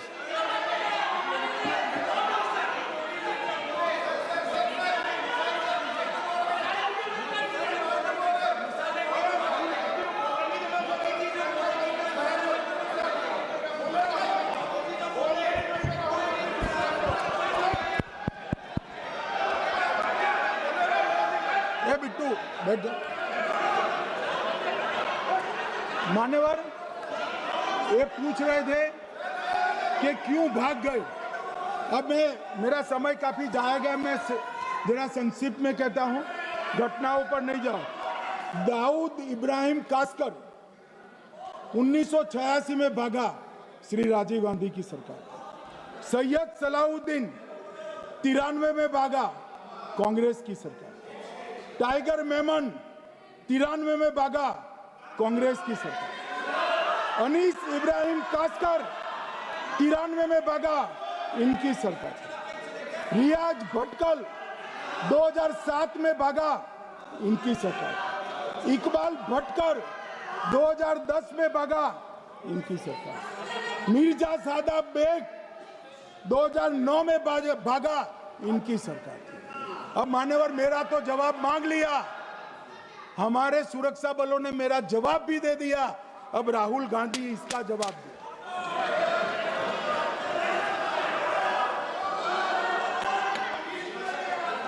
मान्यवर अब मैं कश्मीर के विषय में कश्मीर के विषय में मैं बात करना चाहता हूं।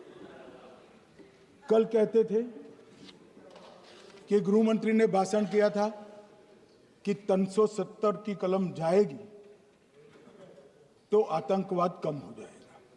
क्या हुआ? मान्यवर, मेरा हिसाब देना बनता है। हम भारतीय जनता पार्टी के कार्यकर्ता हैं। ये नरेंद्र मोदी जी की सरकार है। हम जवाबदेह होते हैं जनता के प्रति, संसद के प्रति और देश के हितों के प्रति। मैं आज देश की जनता के सामने 2004 से 14 और 2015 से 25 10-10 साल का लेखा जोखा रखना चाहता हूं। 2004 से 14 में अखंड सोनिया मनमोहन की सरकार थी 10 साल की, और 15 से 25 अखंड रूप से नरेंद्र मोदी जी की सरकार। कश्मीर में टेरर इंसिडेंट 7,217 हुए थे 2004 से 14 में। 70% की कमी के साथ 2150 हो गए 1525। नागरिकों की मृत्यु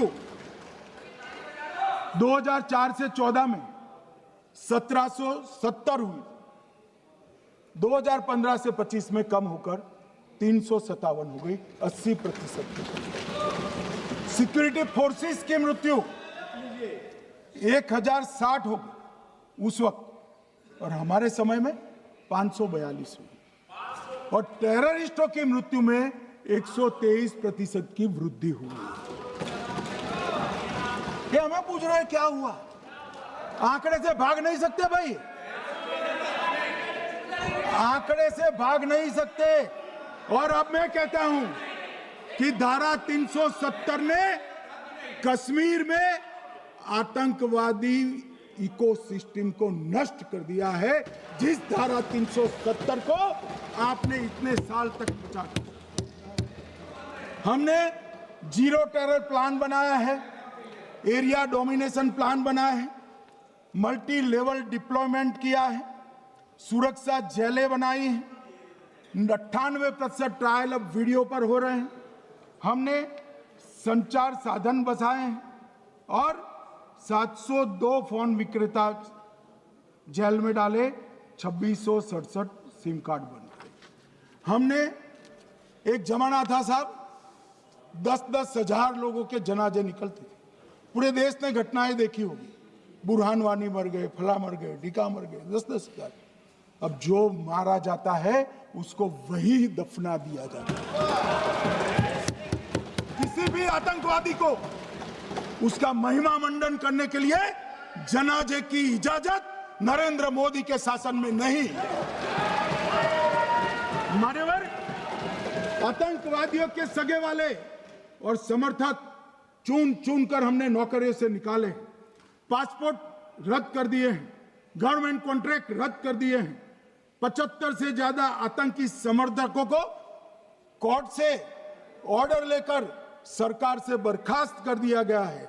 बार काउंसिल उनके समर्थकों से भरी थी, सस्पेंड कर नया लोकप्रिय चुनाव हमने कराया है। मान्यवर, कई संगठन बैन करे, मैं बाद में बताता हूं। विशेष यूएपीए अदालतें बनाई हैं। लगभग मार्च 22 से 25 के बीच में यूएपीए के 2267 मामले हमने जब्त किए हैं, दर्ज किए हैं, 374 कुर्की की है। और परिणाम क्या है मान्यवर? ये पूछ रहे हैं परिणाम क्या है? शुतुरमुख वृत्ति से अगर मिट्टी में सर रखकर बैठोगे तो कुछ नहीं, सूर्य भी नहीं दिखेगा। मान्यवर, परिणाम आया है। पहले ऑर्गेनाइज्ड टाउन पेल्टिंग साल की 2654 होती थी एवरेज इनकेस में। कितनी मान्यवर? 2654 पथराव होते हैं। 2024 में 0 हो गए।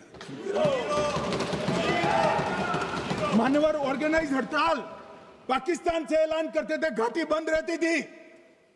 पाकिस्तान की भी हिम्मत नहीं है, घाटी में भी हिम्मत नहीं है। इनके समय में साल में 132 दिन घाटी बंद रहती थी।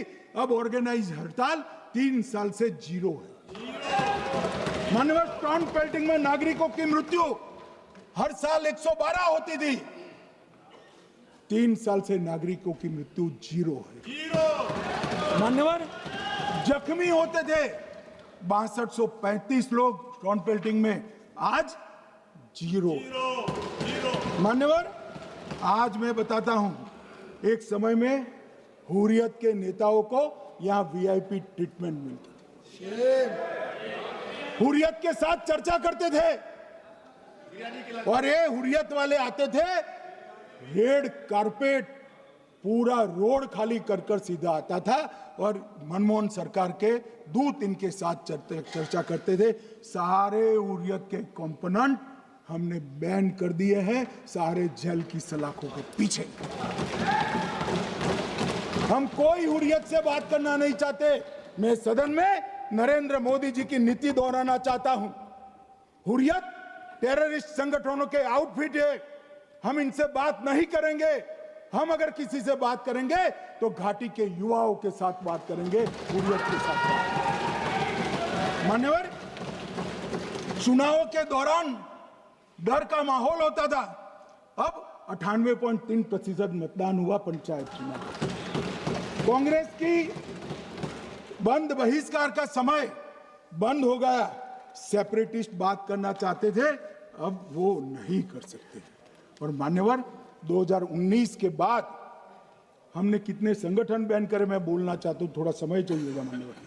The TRF, people's anti fascist front, Tehreek ul Mujahideen, Jamaat ul Mujahideen Bangladesh Hindustan, Jammu Kashmir Ghaznavi force, Khalistan tiger force, Hizb ut Tahrir, Jamaat Islami, जो जमात इस्लामी ने पूरे पाकिस्तान के अंदर एक प्रकार से अलगाववाद का जहर घोला, वो जमात इस्लामी आज बंद कर दिया गया। Jammu Kashmir liberation front, Jammu Kashmir democratic freedom party, Muslim league Jammu Kashmir, Tehreek Hurriyat, Muslim conference सुमजी गुट, Jammu Kashmir national front, Jammu Kashmir people's freedom league, Jammu Kashmir people's league, Jammu Kashmir Ittehadul Musalman Awami action committee, Sikh for justice और पॉपुलर फ्रंट ऑफ इंडिया को भी हमने बैन किया।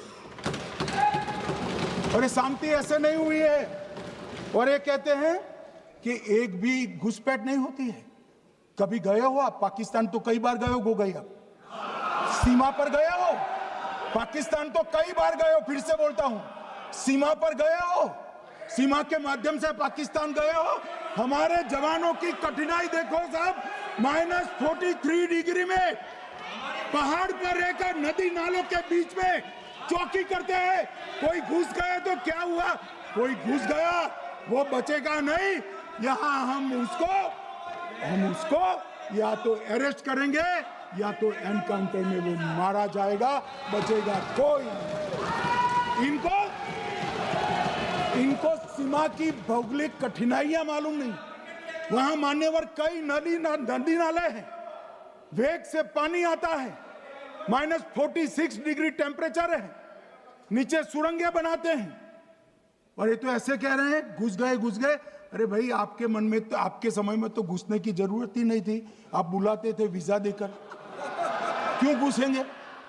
घुसने की जरूरत ही नहीं। जैसे आप पाकिस्तान जाते हो वैसे वो यहाँ आते। मान्यवर, अब ये कैसे हमें पूछ सकते हैं? मान्यवर,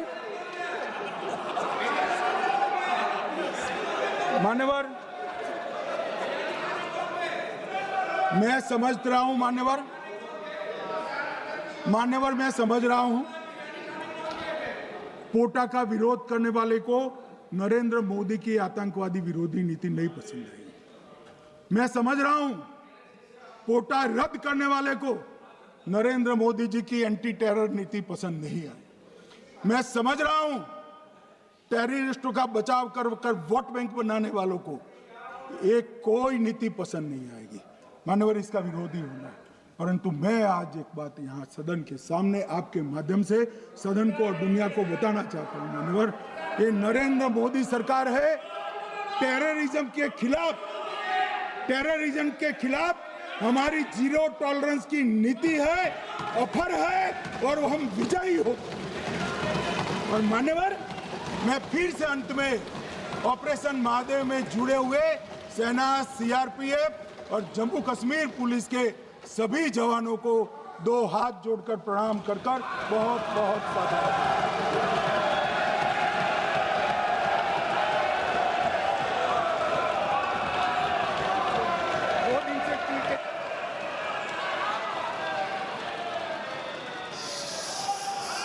श्रीमती के कनिमोजी आप उसके बाद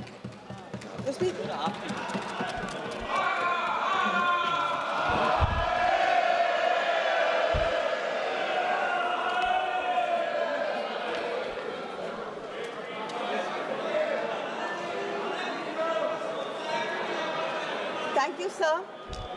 I take this opportunity. Sir, the house is not in order.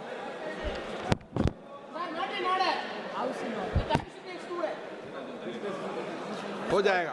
Please अपनी अपनी सीट पे बैठिए please.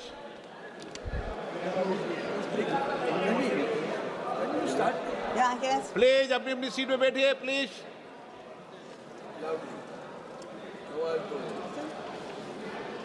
Thank you, sir. I take this opportunity to thank my party for giving me this opportunity to speak on this very important issue. And I like to say, the Home Minister in his speech pointed out saying, he made it sound like we are less patriotic. We have never failed this nation. So DMK was the first party which took out a rally at the Chief Minister, Mr. M.K. Stalin. Muthuvel Karunanidhi Stalin was the first Chief Minister to take out a rally in support of our defense forces. After Sir, speaking, you can't just go, sir. After speaking, you just can't go. Sir. Wait for the speaker, sir. Sir, I'd like to bring to the attention of this House that when you call for an all-party leaders meeting, the leaders from the opposition parties came to the meeting and said that we stand with you. We stood with this country. You are against us. I think you go back, reinvent history in all your speeches. I don't think even the Congress people remember Jawaharlal Nehru ji as much as you do. But I should thank you for that.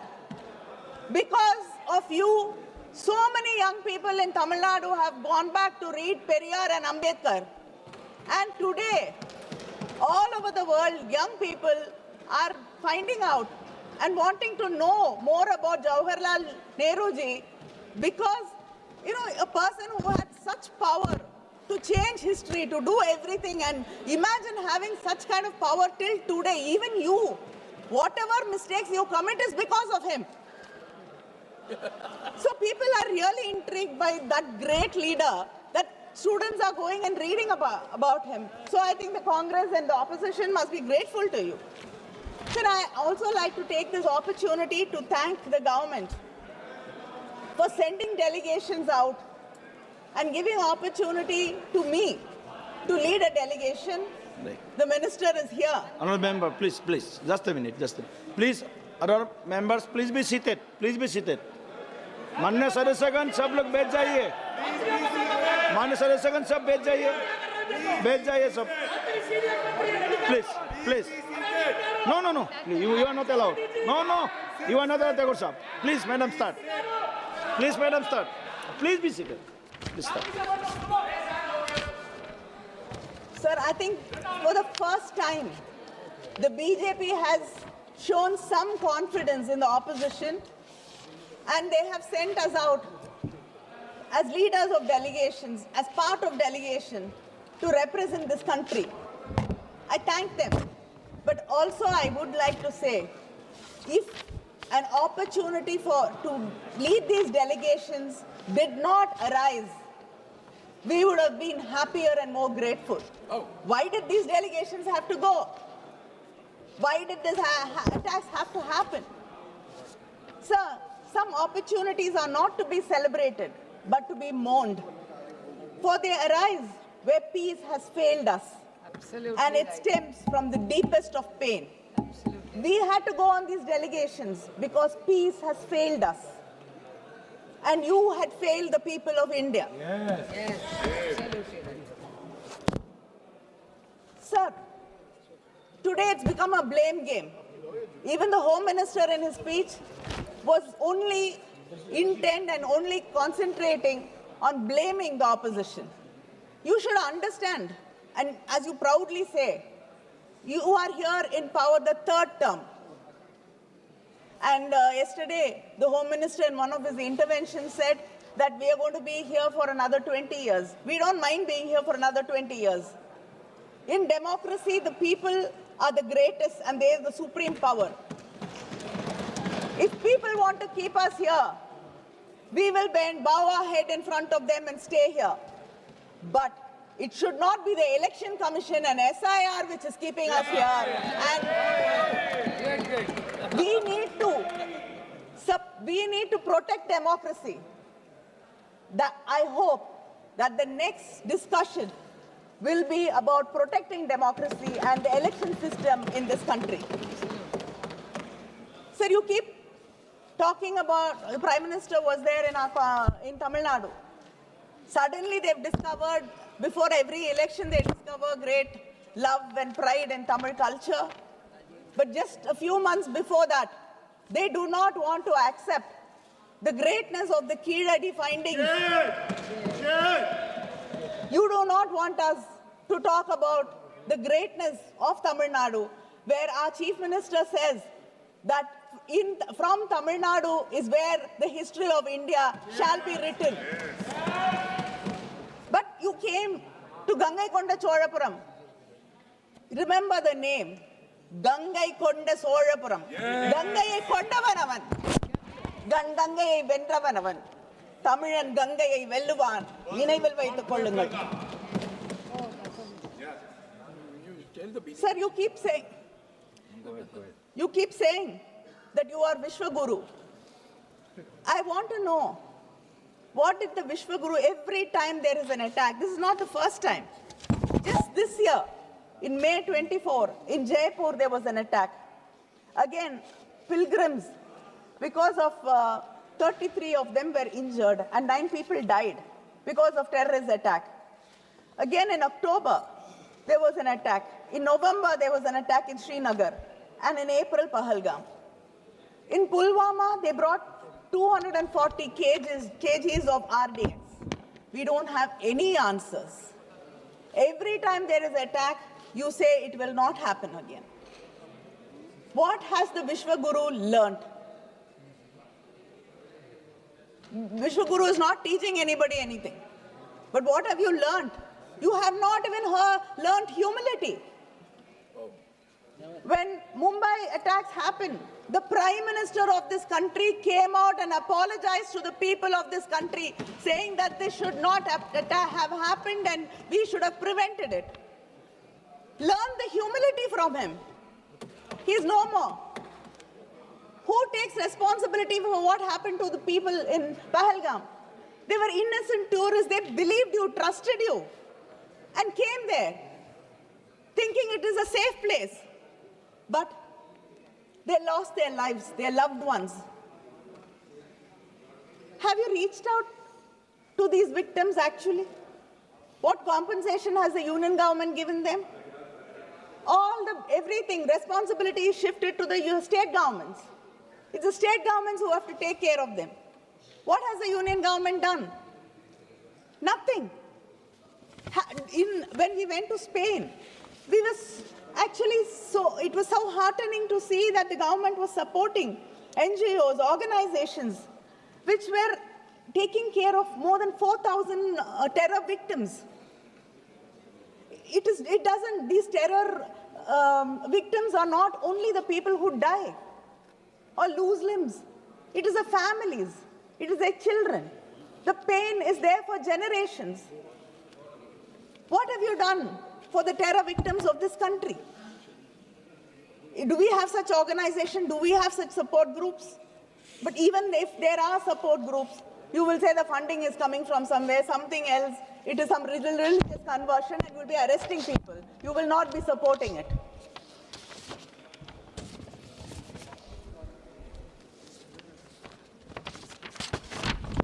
So, the Home Minister, when he spoke about what great achievements they've made in Jammu and Kashmir.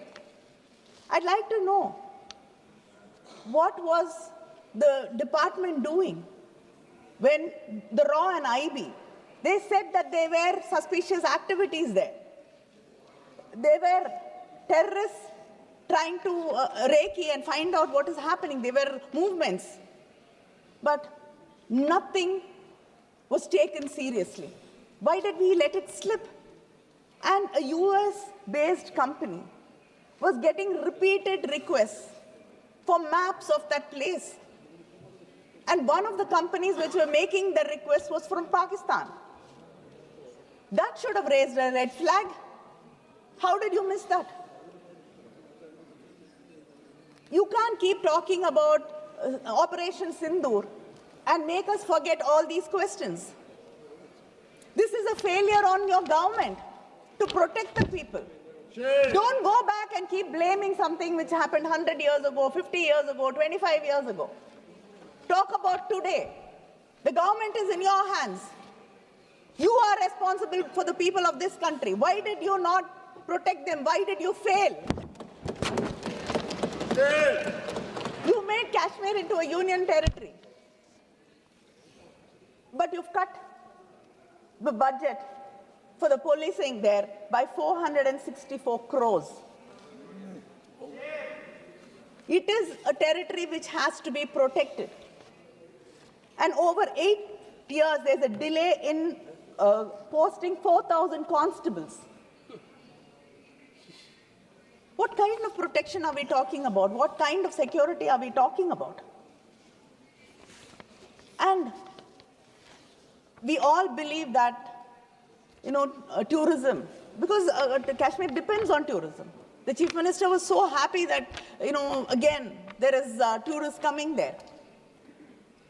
But people invested in hotels, in restaurants, in homestays, so that tourists will come and they will have a better life.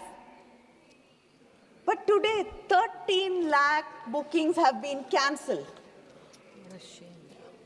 What happens to the life of these people who've taken bank loans, who do borrowed and invested? How are you compensating them? Do you even care about them? So I'd like to remind you that India stood together. I give you credit for sending us. We would not think which religion we belong to, which language we spoke, which party we came from, where east, west, south, north, nothing. But we stood with you. The opposition stood with you. The soldiers. With the soldiers, with you, with the country.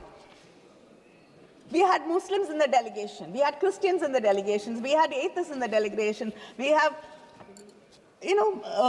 people from different parts of this country. We all went together and stood for India. You realize this when you had to convince the international community. But why is your politics in India so divisive? Yes. Very good. Opposite. Shame on you. Why are you dividing this country by your politics? Why are you basing it on religion? Shame. So the hate speeches by your own leaders has gone up by 74%. Shame. Shame. And any media which brings it to notice is against India. Anybody who asks questions against you are anti-national, Naxals. Any media house outside the country or within the country questions you, raises a doubt, we are against this nation. Why? Why do you want to divide this nation? We want this nation to be one. Yes, yes. You should decide whether you want it to be one or not. Don't divide us. Unity is our strength, and we shall stand together. I want to know What did you do to a minister who shamed Sofia Qureshi? A minister from Madhya Pradesh said something atrocious against a person who has given her life to protect this country.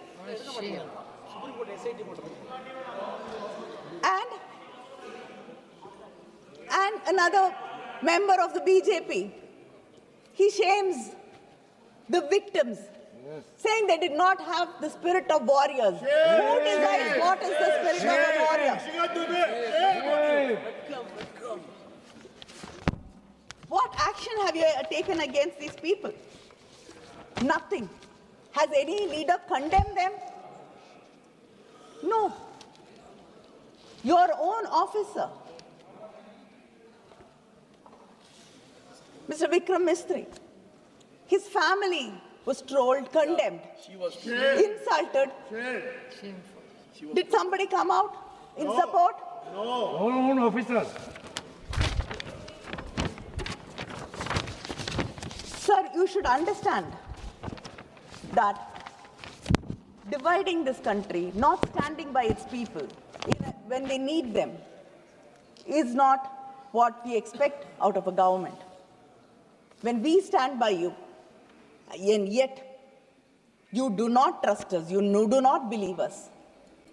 After Operation Sindoor, before the Operation Sindoor, everybody came together, said we stand by you. After that, we all went, rallied behind you and said we justify what the government did. We stand by the government of India.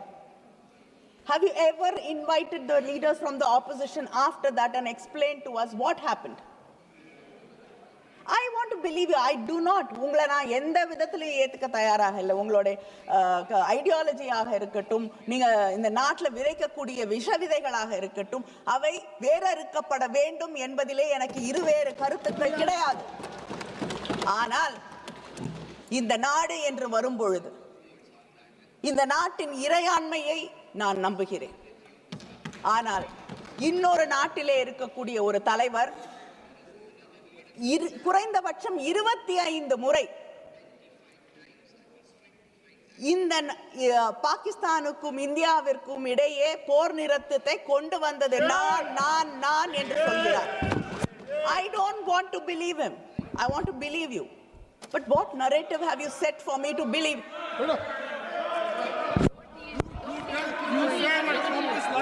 I want to believe you. I want to believe my government. You don't want us to believe. But he has said it 25 times. What reply have you given? Nothing.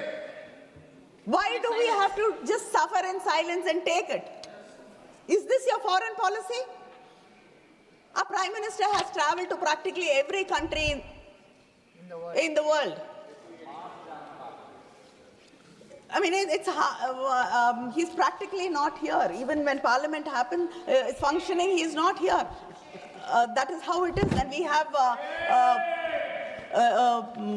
person from Foreign Service as our minister, External Affairs Minister. He speaks very well. But what have we achieved when it comes to diplomacy? Even Pakistan had 2 countries supporting him.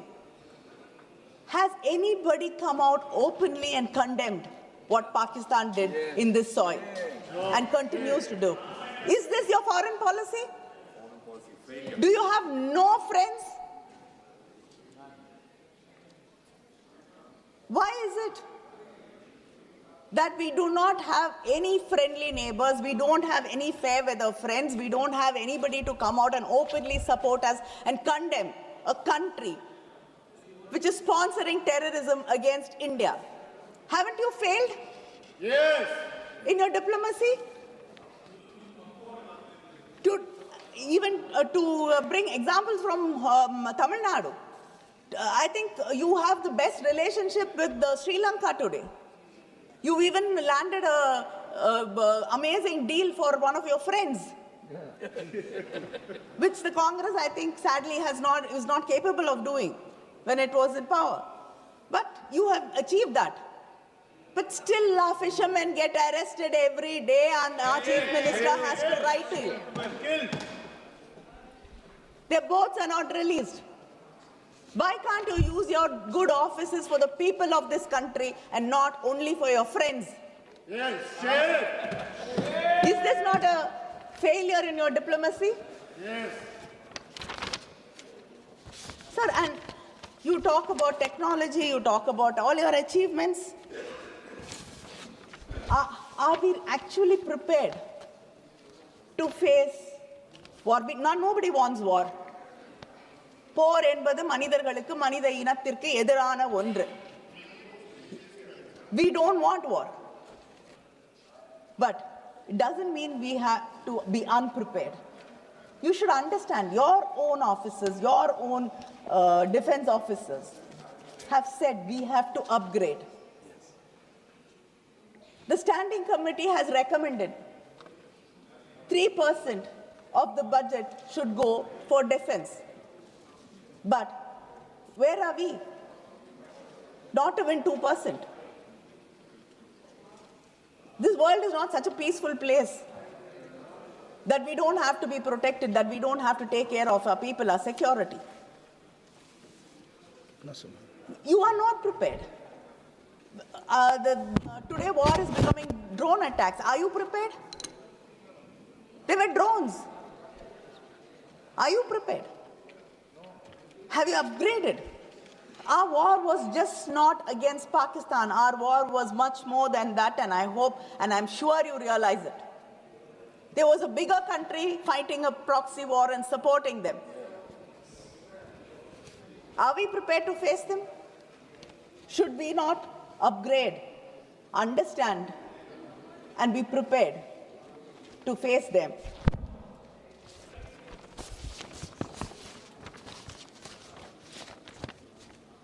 And I'd like to end my speech saying that the Vishwaguru has failed us. The Vishwaguru has not learnt any lessons. The Vishwaguru has not taught any lessons. The only thing this government, I can call this government an extension government, because all the officers are on extension. You don't trust your own officers. Everybody, if it is a RAW, extension. If it is a IB, extension. ED, extension. What is the need? Don't you trust the second rank of your officers, second line of your officers? Even the BJP leader. No deputy speaker. No point saying that, I am great. I am the greatest leader in this world. I lead. I'd like to say, valor is not a sword soaked in blood and bloodied victory, but it is in the silence of a battlefield never summoned. The fiercest leader is not the one who fights to win, but the one in whose presence no war can begin. அப்படிப்பட்ட ஒரு லீடராக, ஒரு அரசனாகத்தான் கங்கை கொண்ட சோழன் இருந்தான். வந்தீர்கள், பாடம் கற்றுக்கொண்டு வந்திருப்பீர்கள் என்று நம்புகிறேன். நன்றி, வணக்கம். Thank you madam, thank you. माननीय सदस्य श्री अखिलेश यादव जी.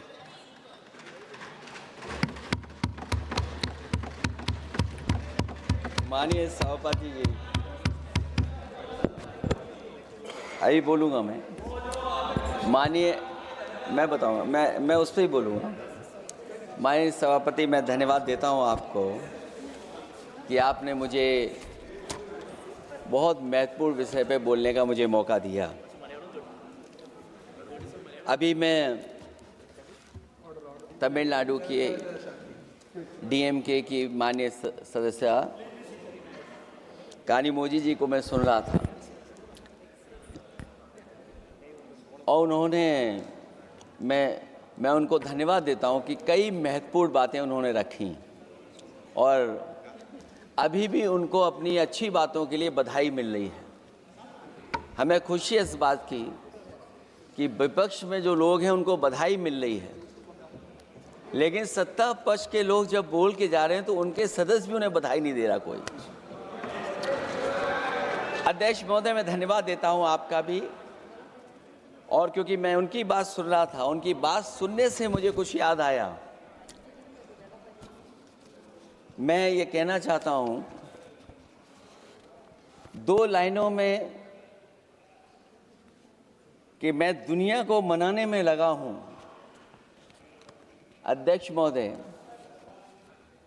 मैं भारतीय जनता पार्टी के लिए बता रहा हूं ये लाइनें कि मैं दुनिया को मनाने में लगा हूं, मेरा घर मुझसे रूठा जा रहा है। मैं दुनिया को मनाने में लगा हूं, मेरा घर मुझसे रूठा जा रहा है। अध्यक्ष महोदय, बात शुरू करने से पहले मैं सबसे पहले भारत की सेना, उसका आभार, उसका धन्यवाद देना चाहता हूं। दुनिया में साहसी फौजों में गिनती अगर होती है तो हमारी भारत की सेना सबसे आगे दिखाई देगी। उनके पराक्रम पर, उनकी वीरता पर, उनके अदम्य शौर्य पर हमें सबको गर्व है। कोई ऐसा भारतीय नहीं होगा जिसको गर्व न हो। हमें अपनी फौज पर गर्व है, और हमें इस बात के लिए भी गर्व है कि जब सेना ने अपना ऑपरेशन शुरू किया तो पाकिस्तान के जितने भी टेररिस्ट कैंप थे उन पर अटैक किया गया। न केवल पाकिस्तानी कैंपों को नष्ट किया गया, बल्कि पाकिस्तानी जो एयर बेस हैं उन तक पहुंच गए, उनको भी नष्ट किया, ध्वस्त किया। और जब हमारी फौज पाकिस्तान को हमेशा हमेशा के लिए एक पाठ पढ़ा सकती थी, एक ऐसा संदेश जाता कि भविष्य में पाकिस्तान कभी ये हिम्मत नहीं जुटा पाता। और ऐसा भी लगा हम लोगों को, क्योंकि अध्यक्ष महोदय, जब हम बड़े बड़े राष्ट्रीय चैनलों को देखते हैं तो उन चैनलों से ये लग रहा था कि कराची हमारा हो गया है, लाहौर हमारा हो गया है। किसी चैनल ने किसी को ये भी बताया कि हमने उनको पकड़ भी लिया है। जो कमेंट्री, जो विजुअल्स थे, वो ऐसा लग रहा था कि अध्यक्ष महोदय अब पीओके हमारा हो जाएगा। हालांकि सरकार के इंजनों को मैं टकराता हुआ देखता हूं। हो सकता है ये मेरा भ्रम हो, लेकिन पीओके के मामले में सभी इंजन हमें एक दिखाई देते हैं। और जहां पीओके पे पहुंचने तक की बात थी, कुछ लोग तो पीओके पर ये कह रहे थे कि हमारा कब्जा हो जाएगा, 6 महीने का केवल हमें मौका मिल जाए। ये अफसर सरकार आखिरकार पीछे कैसे हट गई, और क्या कारण था कि सरकार को सीज फायर का ऐलान करना पड़ा? अध्यक्ष महोदय, हमें उम्मीद थी कि सरकार सीज फायर करेगी, सरकार ऐलान करेगी, लेकिन इनकी मित्रता बहुत है, बहुत गहरी मित्रता है। और उसका परिणाम ये है कि इन्होंने अपने मित्र से ही कहा कि आप ही सीज फायर अनाउंस कर दीजिए, हमारी कोई जरूरत नहीं है, हम सीज फायर आपसे ही स्वीकार कर लेंगे। आखिरकार किस दबाव में ये सरकार स्वीकार कर रही है? वैसे तो अध्यक्ष महोदय, आज जिस विषय पर बोलने के लिए मैं खड़ा हुआ हूं, दरअसल वो विषय होना ही नहीं चाहिए था। ये दुर्भाग्यपूर्ण है कि आजादी के इतने साल बाद भी ऐसे मुद्दे बने हुए हैं। ये बात अध्यक्ष महोदय पक्ष विपक्ष की नहीं है, देश की सुरक्षा की है। जनता के जीवन और रक्षा की है। हम सब मिलकर के कोई ऐसी नीति रणनीति बनाते क्यों नहीं है जिससे सीमाएं हमेशा शांत रहें। लेकिन पहलगांव की घटना ने साबित कर दिया है कि लापरवाही देशवासियों की जान ले सकती है। और अभी जब मैं सुन रहा था और बहुत ही उत्तेजित भाषा में जब जवाब मिल रहा था, उत्तेजित भाषा इसीलिए बोल रहे हैं कि जनता सम्मोहित हो जाए, जनता स्वीकार करने लगे। लेकिन सच्चाई ये नहीं है। आप कितना भी उत्तेजित बोलें, देश की जनता समझ रही है। ये सही है कि जनता के इमोशंस का लाभ आप उठा रहे हैं शासन करने के लिए। जनता का इमोशन का लाभ उठाती है सरकार। मुझे याद है कि जिस दिन पहलगाम हमला हुआ उस दिन वहां का हर पर्यटक पूछ रहा था, जो पर्यटक पूछ रहे थे कि खतरों के बीच मेरी रक्षा करने वाला कोई वहां क्यों नहीं था। आखिरकार ये सबके मन में सवाल यही है कि जिस समय घटना हुई आखिरकार उन्हें बचाने वाला कोई क्यों नहीं था। और जो सरकार ये दावा करती है, 370 के बाद ये कहा सरकार ने कि भविष्य में कोई आतंकवादी घटना नहीं होगी, वहां टूरिज्म बढ़ेगा। जितने लोग वहां गए वो सरकार के भरोसे पे गए थे, वो सरकार के आश्वासन पे गए थे। और आखिरकार सिक्योरिटी लैब्स की जिम्मेदारी कौन लेगा? अध्यक्ष महोदय, सबसे बड़ा सवाल यही है कि सिक्योरिटी लैब्स का रिस्पॉन्सिबल कौन होगा, वो जिम्मेदारी कौन लेगा? और ये जो पहलगांव की घटना हमारे इंटेलिजेंस फेलियर की वजह से है। उन्हें मैदान को खुला छोड़ दिया। वो सरकार जानती होगी कि कितना समय लगा होगा फोर्सेस को आने में। आखिरकार वो जिम्मेदारी किसकी है? और फिर सरकार को ये जरूर बताना चाहिए कि सरकार क्या क्या कदम उठा रही है कि भविष्य में ऐसी घटना ना हो। क्योंकि पहलगांव से पहले पुलवामा भी हुई और पुलवामा में भी यही बात रखी गई थी कि इंटेलिजेंस फेलियर है। उस समय भी किसकी जिम्मेदारी थी इंटेलिजेंस फेलियर की? किसी को नहीं पता।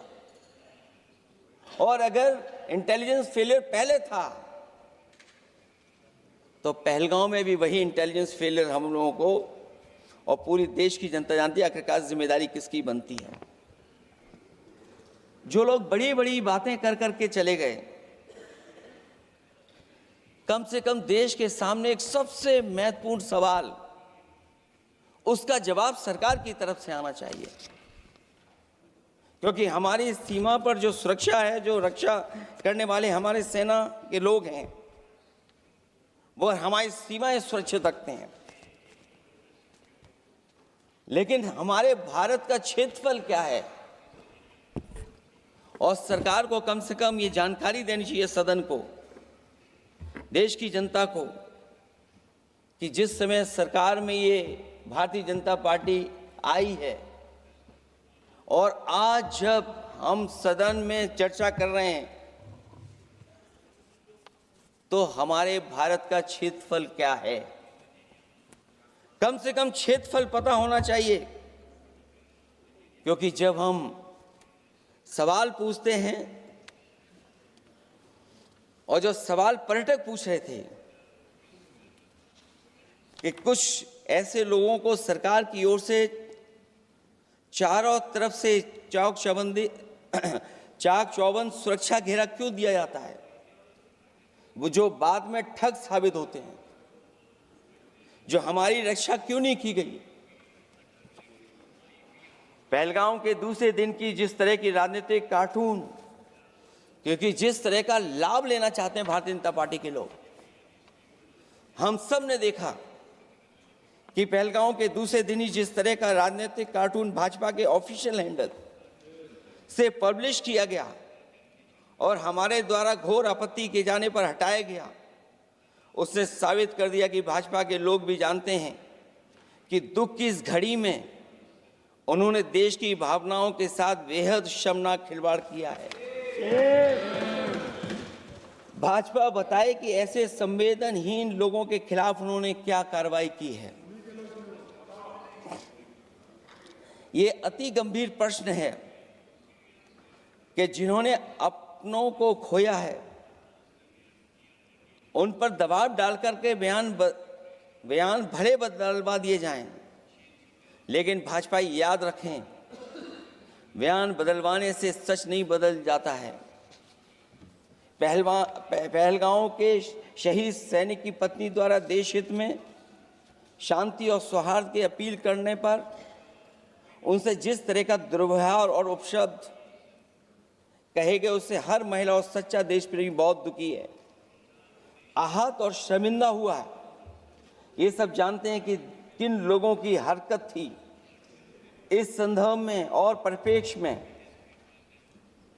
में हमने महिला आयोग को पुरजोर अपील की थी कि वो नारी की गरिमा के विरुद्ध गलत बयानी करने वालों के खिलाफ केवल शाब्दिक औपचारिकताएं न निभाएं और बल्कि सही से कार्रवाई करें, लेकिन उस पर भी कुछ नहीं किया सरकार ने। पहलगाम की पीड़ित महिलाओं के बारे में कहे गए बयान के लिए निंदनीय शब्द से निंदनीय शब्द तक को आपत्ति होगी। नारी वंदन की जगह नारी का अपमान, निंदा और हर संभव शोषण और उत्पीड़न करना ही भाजपा का असली चेहरा है, जो बेहद शर्मनाक है। पहलगाम में हुए आतंकवादी हमले के जवाब में एलजी साहब ने कहा कि वो इंटेलिजेंस फेलियर है, लेकिन यह नहीं बताया कि फेलियर क्यों हुआ है। अध्यक्ष महोदय, मैं उम्मीद करता हूं कि सरकार का ये जवाब जरूर आए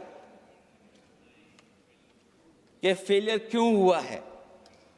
ऑपरेशन सिंदूर के नाम पर जो प्रचार किया गया वो भी निंदनीय है। सच तो यह है कि ऑपरेशन सिंदूर का होना ही सरकार की विफलता का प्रतीक है।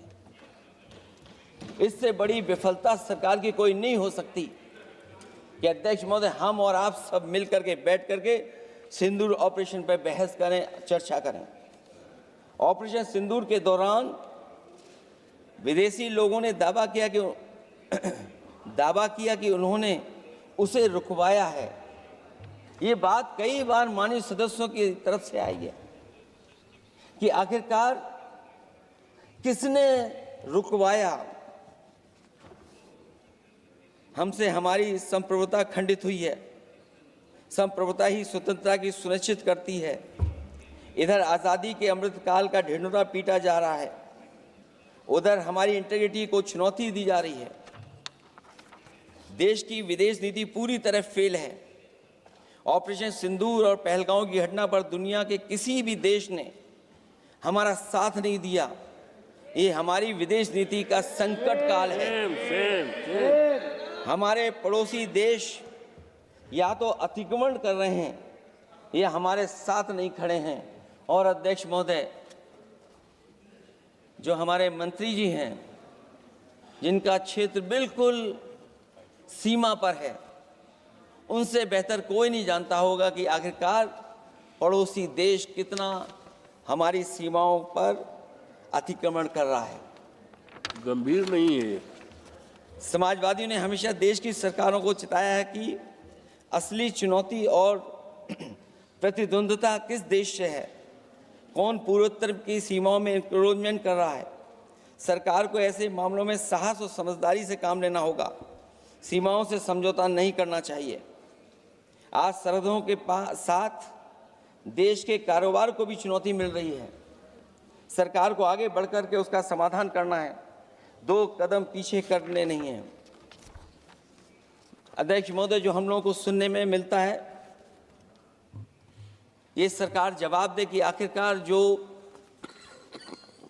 पाकिस्तान है उसके पीछे कौन सा देश खड़ा है। आखिरकार हमें चीन से उतना ही खतरा है जितना हमारे देश में आतंकवाद से खतरा है।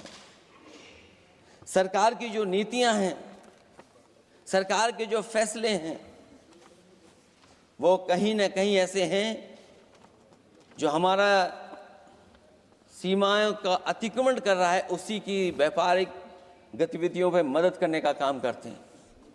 सरकार को अपनी आर्थिक नीतियों के लिए गंभीरता से पुनर्विचार करना होगा।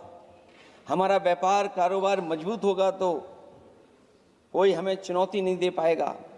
बात केवल $1 ट्रिलियन की नहीं बल्कि देश की सुरक्षा और आत्मनिर्भरता की होनी चाहिए। एक तरफ स्वदेशी की नीति को इस प्रकार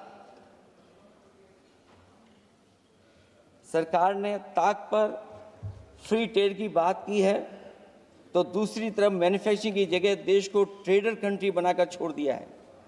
यही देश के बेरोजगारी की वजह भी है। ट्रेडर्स की मुनाफाखोरी और चंदा वसूली की वजह से महंगाई बढ़ रही है। आर्थिक मामलों में ये सरकार पूरी तरह फेल हो चुकी है।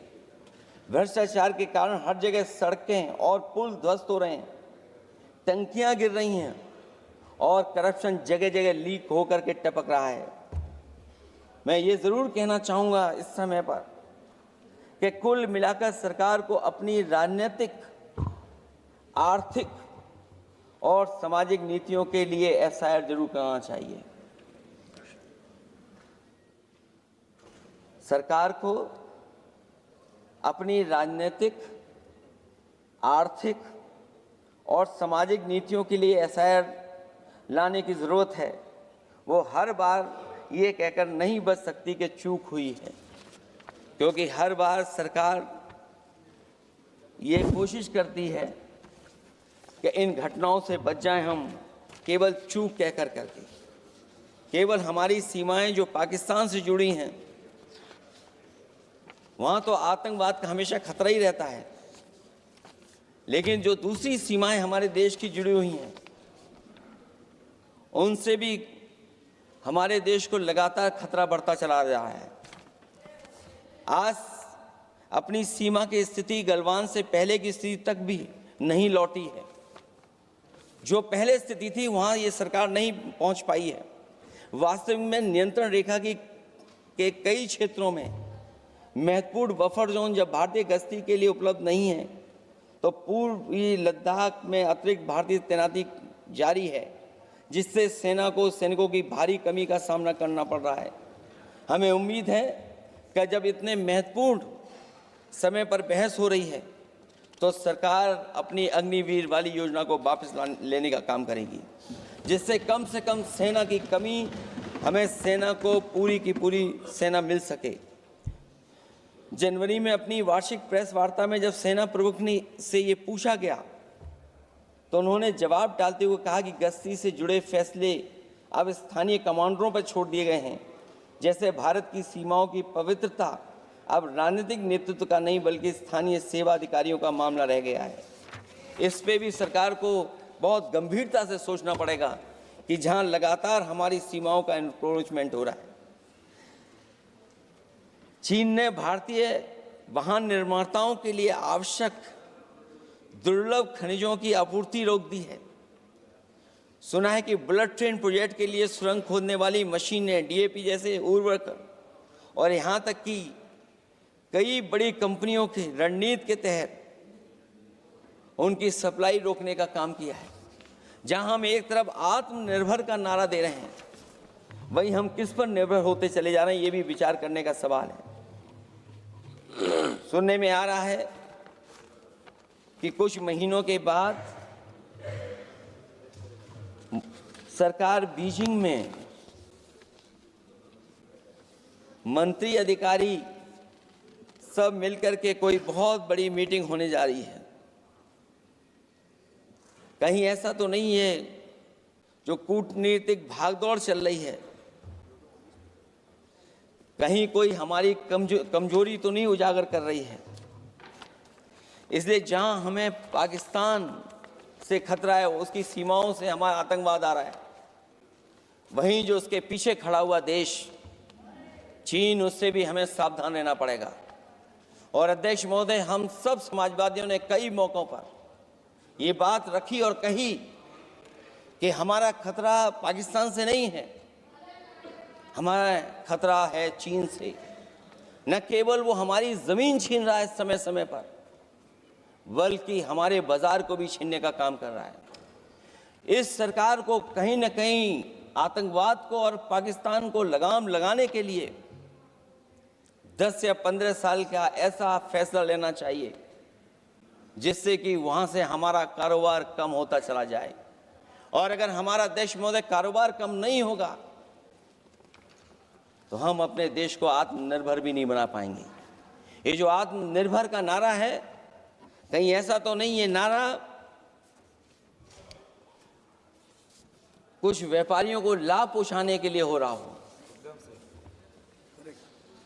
क्या व्यापार और राजनीति का संबंध ऐसा हो सकता है कि दोनों एक दूसरे का लाभ उठाएं? और याद रखें कि अगर हमें पाकिस्तान से खतरा है तो चीन राक्षस है, वो हमारी जमीन और हमारी बाजार दोनों छीन लेगा। मैं अंत में अपनी बात खत्म करने से पहले मैं कुछ सुझाव देना चाहता हूं। और मुझे याद है जब पिछली बार चीन से सवाल खड़ा हुआ था, ये सरकार पता नहीं कैसा फैसला लेती है। और मैं अभी विदेश मंत्री जी को जब सुन रहा था तो विदेश मंत्री जी ये कह रहे थे कि जो इंफ्रास्ट्रक्चर बन रहा है वो हमारा बहुत अच्छा इंफ्रास्ट्रक्चर बन रहा है। हम पुल अच्छे बना रहे हैं, हम सड़कें अच्छी बना रहे हैं, हम ब्रिजेस अच्छे बना रहे हैं। क्या ये सच्चाई है कि जिस तरह का चीन अपने सीमा पर इंफ्रास्ट्रक्चर बना रहा है, क्या उससे बेहतर इंफ्रास्ट्रक्चर हमारा बन रहा है? इसका जवाब जरूर सरकार दे। वहीं जहां हमारे डिफेंस को स्ट्रेंथन जितना हम करेंगे उतनी हमारी नेशनल सिक्योरिटी स्ट्रेंथन होगी। ये जो बजट लगातार कम होता चला जा रहा है, इस बजट को बढ़ाना चाहिए और कम से कम जीडीपी का 3% बजट डिफेंस का होना चाहिए। और जो बजट डिफेंस का हो वो नॉन लैप्सेबल हो, मॉडर्नाइजेशन के लिए फंड हो जिससे कि लैप्स ना करे और हमारी रिसर्च एंड डेवलपमेंट लगातार चलता रहे।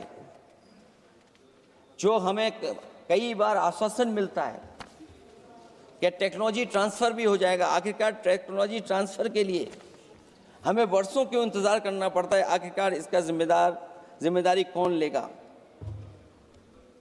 जो डिफेंस प्रोक्योरमेंट है हमारा, वो डिफेंस प्रोक्योरमेंट आखिरकार क्यों नहीं होता है? जहां सरकार समय समय पर डिफेंस एक्सपो के नाम पर न केवल भारत बल्कि दुनिया से ये कहती है कि हमारे यहाँ इन्वेस्टमेंट करें। आखिरकार डिफेंस एक्सपो के इन्वेस्टमेंट के कार्यक्रम के बाद कितना डिफेंस सेक्टर में इन्वेस्टमेंट आया है?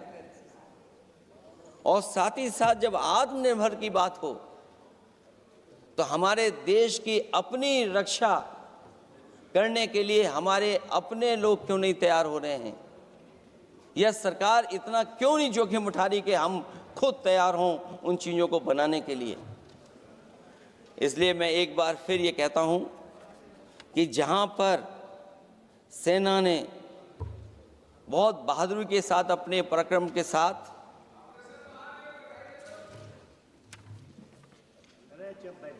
पराक्रम, वीरता और अदम्य शौर्य की जो उन्होंने परिचय दिया, उसके लिए फौज को मैं बधाई देता हूं। लेकिन अभी जब मैं सुन रहा था, ये जो अभी आतंकवादी मारे गए हैं, आतंकवादी मारे जाते हैं, हम सब पक्ष में हैं। लेकिन हर जगह राजनीतिक लाभ आखिरकार कौन उठा रहा है? क्योंकि मैं अपनी बात खत्म कर रहा था, अध्यक्ष महोदय ये पूछ रहे हैं कि आज महादेव ऑपरेशन पे मैं धन्यवाद क्यों नहीं दे रहा हूं। अध्यक्ष महोदय, जिस समय समर्थन की बात आई, पूरे देश के जितने भी राजनीतिक दल हैं वो आपके साथ थे। आखिरकार इनकाउंटर कल ही क्यों हुआ?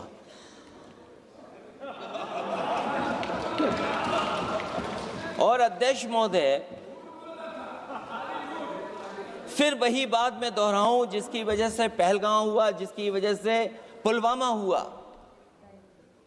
अगर ये इतना ही टेक्नोलॉजी और इन सब चीजों को समझते हैं और जानते हैं, इतना ही टेक्नोलॉजी और इन चीजों को सब समझते हैं, तो आखिरकार अध्यक्ष महोदय, पुलवामा में जो गाड़ी में RDX आया, वो गाड़ी आज तक क्यों नहीं पकड़ी गई? और शायद भारतीय जनता पार्टी के लोग ये जानते होंगे कि बहुत सारे विभाग सरकार के होते हैं, सैटेलाइट इमेजेस देते हैं। अगर आज भी भारतीय जनता पार्टी चाहे तो पुलवामा में जो गाड़ी आई है, सैटेलाइट इमेजेस से वो पता कर सकती है कि वो किस रास्ते से वो गाड़ी आई थी। आप हिम्मत क्यों नहीं जुटा पा रहे हैं उसके लिए?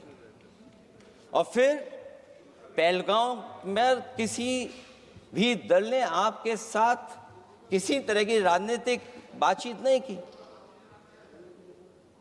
लेकिन राजनीतिक लाभ आपने कांग्रेस पार्टी से भी उठाने की कोशिश की, हमारे से भी उठाने की कोशिश की। अगर डेलीगेशन भेजना ही था आपको, तो पॉलिटिकल पार्टीज तय करती हैं, आप नहीं तय कर सकते। ये राजनीति कौन कर रहा है? और फिर अध्यक्ष महोदय, राजनीति करने वाले वो लोग जो अपने चुनावी भाषण में कह रहे थे कि POK हम 6 महीने में ले लेंगे, हम अक्साई चिन्ह ले लेंगे। इसीलिए मैंने सवाल पूछा अध्यक्ष महोदय सरकार से कि जिस समय सरकार में भारतीय जनता पार्टी आई, उस समय भारत का क्षेत्रफल क्या था और भारत का क्षेत्रफल आज क्या है? क्या 5 फिंगर्स, पेंगोंग लेक, गलवान घाटी, रजांगला, उसका जवाब किसके पास है? सरकार के पास है क्या कि नहीं है? और मैं आज अध्यक्ष महोदय कहता हूं, हम वॉर के खिलाफ हैं, हम वॉर नहीं चाहते हैं, लेकिन सीमा पर शांति रहे, हमारा कोई इंक्रोचमेंट नहीं करे। झगड़ा मैं आज भी कहता हूं, ये लड़ाई आपको, जो लड़ाई हुई है वो पाकिस्तान से आप नहीं लड़े हैं। अध्यक्ष महोदय, आप कितना भी छिपना चाहोगे, छिपाना चाहोगे, कोई भी स्वीकार नहीं करेगा। ये जो लड़ाई लड़ी गई है, ये आपको चीन से लड़नी पड़ी थी। और जो समय आप बताते हैं कि इस समय से इस समय तक हमारी एयरफोर्स और हमारे लोगों ने हमला किया, टेररिस्ट लोगों के तमाम सेंटर्स को खत्म किया है, तो हमारे मन में भी एक इच्छा आती है कि हमारे सबसे बेहतरीन एयरक्राफ्ट जो नींबू और मिर्च लगा करके जिनकी पूजा की गई थी, वो कितने उड़े थे? हम और सवाल नहीं पूछना चाहते हैं हम आपसे, मैं केवल इतना पूछना चाहता हूं कि जिन एयरक्राफ्टों को नींबू और मिर्च लगाकर के पूजा की गई थी, वो एयरक्राफ्ट कितने उड़े थे? हमें अपनी पूरी एयरफोर्स पे गर्व है। इतने बेहतरीन पायलट किसी के पास नहीं है जितने बेहतरीन पायलट हमारे पास हैं। और हम समाजवादी वो लोग हैं जिन्होंने ऐसा इंफ्रास्ट्रक्चर सड़कों का बनाया था कि अगर कभी इमरजेंसी हो तो आपका एयरक्राफ्ट वहां पर उतर जाएगा। और देश में पहली बार सुकोई, मिराज और हरकुलस अगर किसी ने सड़क पर उतारे थे तो वो समाजवादी पार्टी और हम लोगों ने सड़क पर उतारने का काम किया था। सही बात। और दूसरा, अध्यक्ष महोदय, मैं और जानकारी देना चाहता हूं। आपके देश के प्रधानमंत्री जी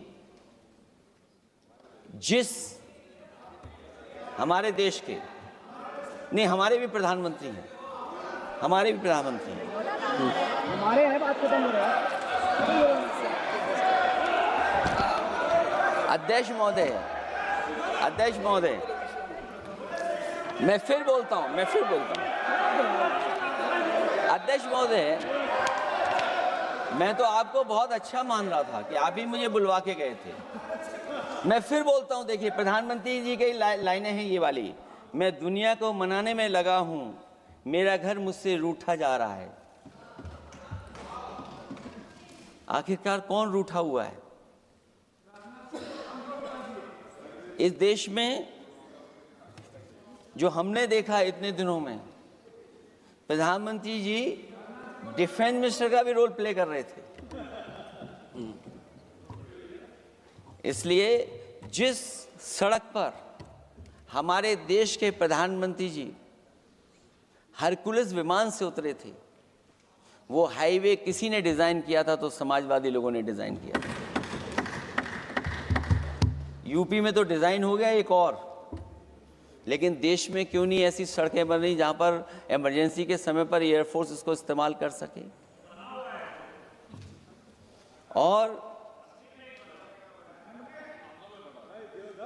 और बनाइए, मैं तो कहूंगा कि और बनाइए,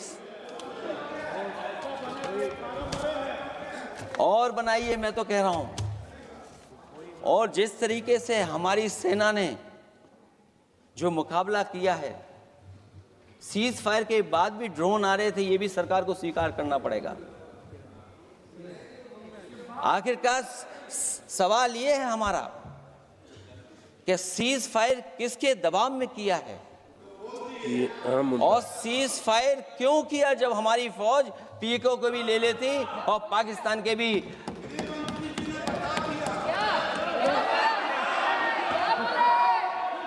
अध्यक्ष महोदय,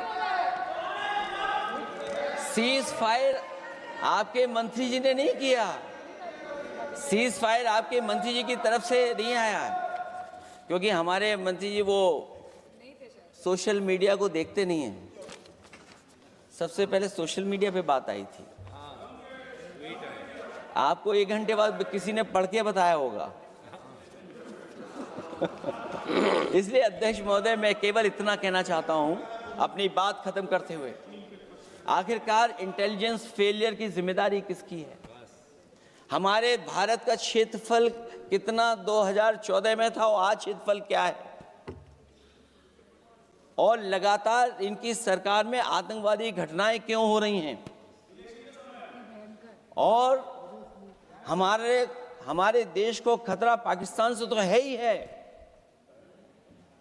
लेकिन उससे ज्यादा खतरा हमारा चीन से है। आखिरकार चीन से मुकाबले के लिए आपकी तैयारी क्या है? मुझे उम्मीद है कि जब सिंदूर ऑपरेशन पर सरकार की तरफ से जवाब आए तो इन सवालों का जवाब आए। बहुत बहुत धन्यवाद आपका। छोटा सा क्लैरिफिकेशन, अखिलेश जी ने बोला, मैं उसका भाषण पे नहीं जा रहा हूँ, एक करेक्शन करना बहुत ज़रूरी है, नहीं तो वो रिकॉर्ड में चले जाएंगे, फिर बाद में सही नहीं होगा। इन्होंने अपना बात रखते समय कहा कि जिस प्रदेश से मैं आता हूँ वहाँ कितने अंदर चीन घुस करके कब्जा करके बैठे हैं, तो मैं रिकॉर्ड बहुत साफ करना चाहता हूँ। 1962 में जब चीन आक्रमण हुआ 10 अक्टूबर को, मेरे गांव से होते हुए 1 महीने 10 दिन असम के मिसामारी तक पहुंचे चीन के आर्मी, फिर वहाँ 21 नवंबर को सीज फायर करके वो पूरे के पूरे वापस विड्रॉ करके चले गए। जो जगह चीन ऑक्युपाई करके रखा है असाफिला साइट में लोंजू, वो 1959 में जब हमारा वहाँ असम राइफल का कैंप था 1959 में कैप्चर किया, और उसके अतिरिक्त थोड़ा सा और एक्स्ट्रा जो लिया वो 1962 में कंप्लीट विड्रॉल नहीं। उसके बाद 1962 के बाद वहाँ मैकमोहन लाइन जमीनी पे रेखा नहीं, इसको LAC कहा जाता है, line of actual control. 1 inch, कई सरकार आए हैं 1962 के बाद अरुणाचल प्रदेश में 1 इंच चाइना ने एक्स्ट्रा ना अंदर घुसा है ना जमीन लिया है। ये रिकॉर्ड क्लियर होना चाहिए। ओके, श्रीमती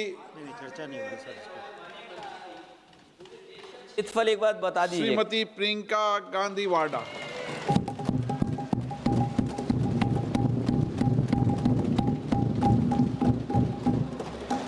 आदरणीय अध्यक्ष महोदय, मैं आपको धन्यवाद देना चाहती हूं कि इस महत्वपूर्ण मुद्दे पर आपने मुझे बोलने का मौका दिया।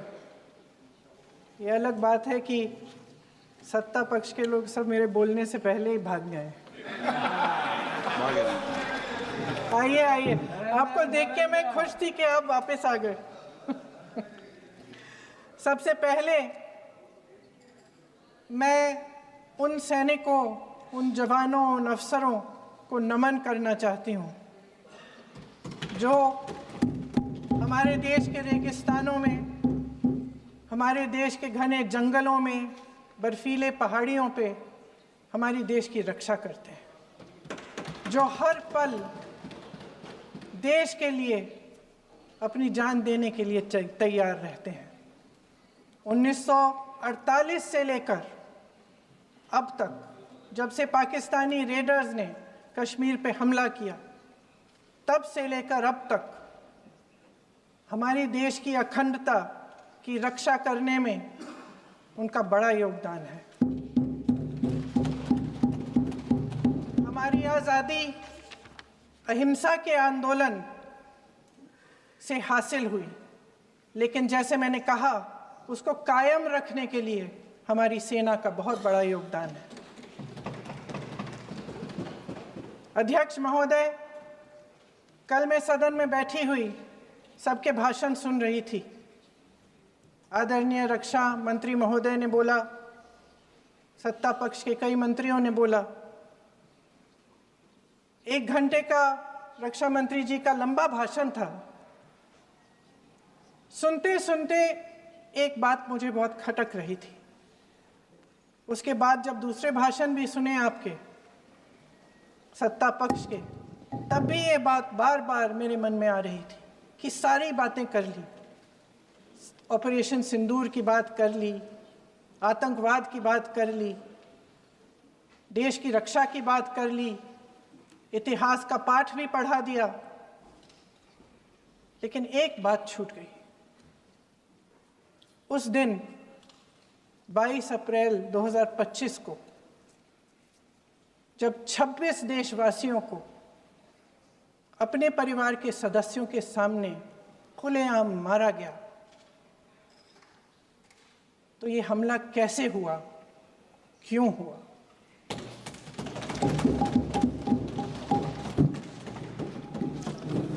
अध्यक्ष महोदय,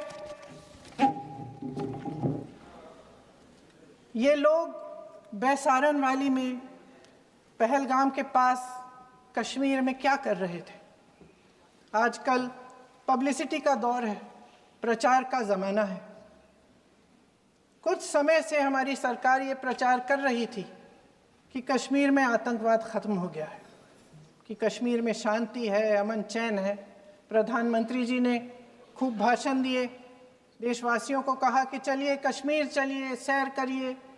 कई बार मैंने ये भी देखा मीडिया पर, टीवी पर कि कश्मीर जाइए, ज़मीन खरीदिए, अब वहाँ अमन चैन है, शांति का वातावरण है।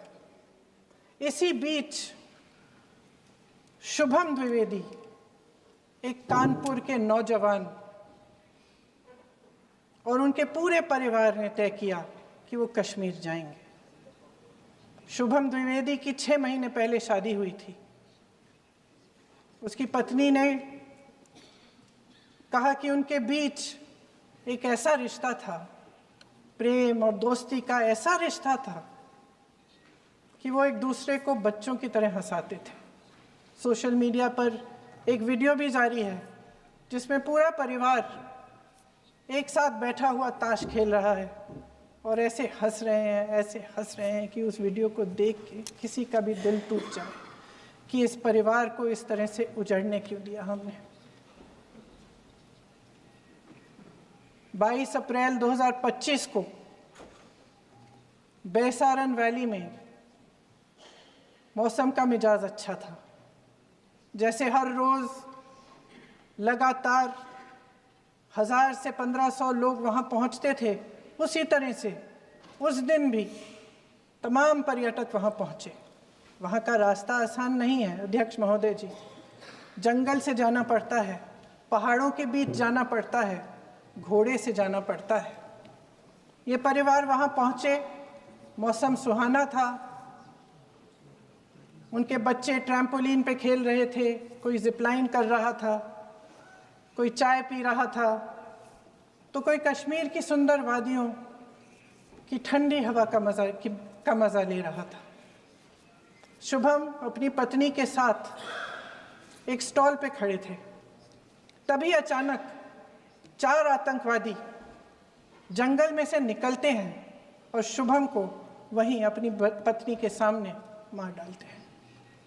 उसके बाद वे वहाँ से पूरे वैली में 1 घंटे के लिए लोगों को चुन चुन कर मारते हैं। किसी के पति को अपनी पत्नी के आंखों के सामने, किसी के पिता को अपने बेटे के सामने, चुन चुन कर 26 लोगों को मार डालते हैं। शुभम की पत्नी घबराकर वहां से भागने की कोशिश करती है, अपनी जान बचाने के लिए जंगल की तरफ दौड़ती है। वहां पता चलता है कि तमाम लोग जंगल की तरफ दौड़े हैं और अपनी जान बचाने की कोशिश कर रहे हैं। कोई अपने बेटे का हाथ पकड़ के पहाड़ों पर घसीटता हुआ जा रहा है, कोई कश्मीरी घोड़े वालों और गाइडों की मदद लेते हुए चले जा रहा है। कोई रास्ता नहीं है, कोई तरीका नहीं है, लेकिन किसी न किसी तरह से शुभम की पत्नी के शब्दों में किसी ऐसी शक्ति ने हमको बचा कर रखा कि हमें किसी न किसी तरह से हम अकेले नीचे पहुंचे। और मैं उनके लफ्ज पढ़ना चाहती हूं, क्योंकि उन्होंने कहा कि इस पूरे समय जब 1 घंटे के लिए चुन चुन कर भारतीय नागरिकों को मारा जा रहा था, इस पूरे समय उसे एक सुरक्षाकर्मी नहीं दिखा, एक सैनिक नहीं दिखा।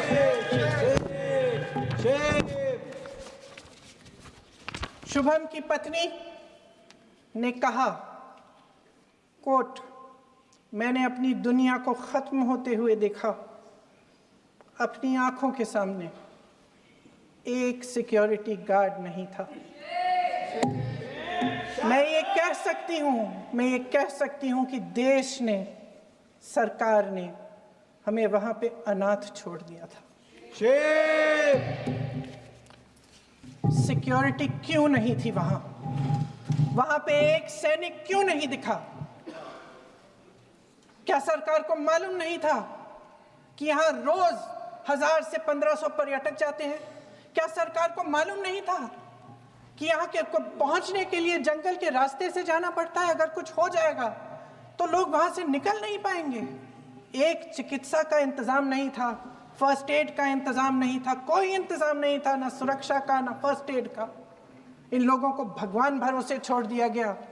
ये लोग वहां पे इस सरकार के भरोसे गए और इस सरकार ने उन्हें भगवान भरोसे छोड़ दिया।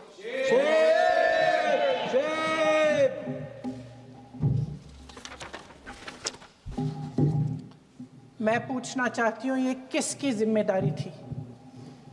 इस देश के नागरिकों की सुरक्षा की जिम्मेदारी किसकी है? क्या इस देश के प्रधानमंत्री की नहीं है? क्या इस देश के गृह मंत्री की नहीं है? क्या इस देश के रक्षा मंत्री की नहीं है? क्या एनएसए की नहीं है? अध्यक्ष महोदय, पहलगाम हमले से सिर्फ 2 हफ्ते पहले हमारे गृह मंत्री महोदय जी कश्मीर गए थे। किस लिए गए थे? जो सुरक्षा की व्यवस्था है इसको देखने के लिए गए थे, इसको रिव्यू करने के लिए गए थे। और उन्होंने वहां कहा कि आतंकवाद पर विजय प्राप्त हुई है। ये 2 हफ्ते पहले है।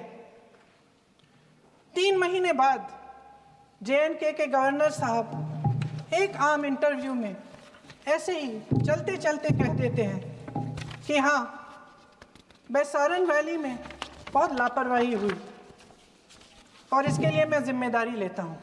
ऐसे ही चलते चलते, और वो बात होती है, ख़त्म भी वहाँ होती है और वहीं ख़त्म हो जाती है। उनसे जिम्मेदारी ली भी नहीं जाती, कोई सवाल नहीं उठाता, कोई जवाब नहीं देता। अध्यक्ष महोदय, उस हमले की जिम्मेदारी एक आतंकवादी गुट जिसका नाम TRF है थोड़े दिनों बाद लेती है। कौन है ये TRF? 2019 में ये गुट बना।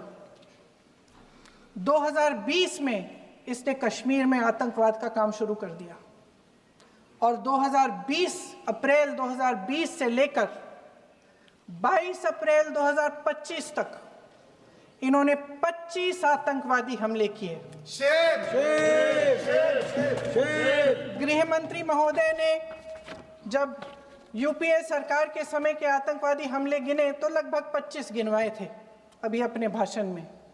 इस गुट ने कश्मीर में 25 हमले 2020 और 2025 के अंदर एक पूरी लिस्ट है इन हमलों की। मेरे पास इतना समय नहीं है इसलिए मैं एक एक को नहीं पढ़ना चाहती, लेकिन मैं इतना कहूंगी कि इनमें रियासी का हमला भी था 2024 का, जिसमें 9 लोग मारे गए और 41 लोग घायल हुए। कुल मिलाकर 2020 से लेकर 22 अप्रैल 2025 तक TRF ने 41 सेना और सुरक्षा कर्मियों की हत्या की, 27 सिविलियन की हत्या की और 54 लोगों को घायल किया था। भारत सरकार ने TRF को आतंकवादी संगठन का दर्जा कब दिया? 2020 में दिया, 2021 में दिया, 2022 में दिया, 2023 में दिया। 3 साल बाद, 3 सालों के लिए ये आतंकवादी गतिविधियां कर रहे हैं और आप इनको आतंकवादी संगठन तब कहते हैं 2023 में? इसकी क्या वजह थी? ये सब सरकार के संज्ञान में था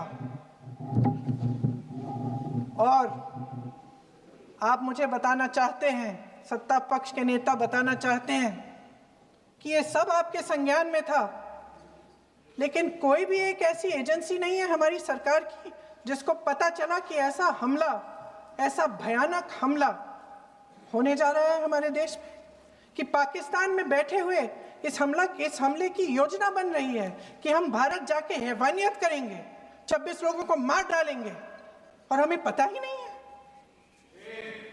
क्या ये हमारी एजेंसियों की विफलता है कि नहीं है? ये बहुत बड़ी विफलता है, एक बहुत बड़ी विफलता है। जानते थे कि ये गुट है, जानते थे कि 5 सालों से ये आतंकवादी हमले कर रहा है, अध्यापकों को मारा, आर्मी के बड़े बड़े अफसरों को मारा, आम जनता को मार डाला, पुलिस वालों को मार डाला, और आप इन पे निगरानी नहीं रख रहे थे। और ये जो एजेंसियां हैं, इनकी जिम्मेदारी कौन लेगा? क्या IB चीफ ने अपना इस्तीफा दिया? क्या किसी ने इस्तीफा दिया? गृह मंत्री जी के कार्य क्षेत्र में आता है इंटेलिजेंस ब्यूरो। क्या गृह मंत्री जी ने इस्तीफा दिया? इस्तीफा छोड़िए, जिम्मेदारी ली।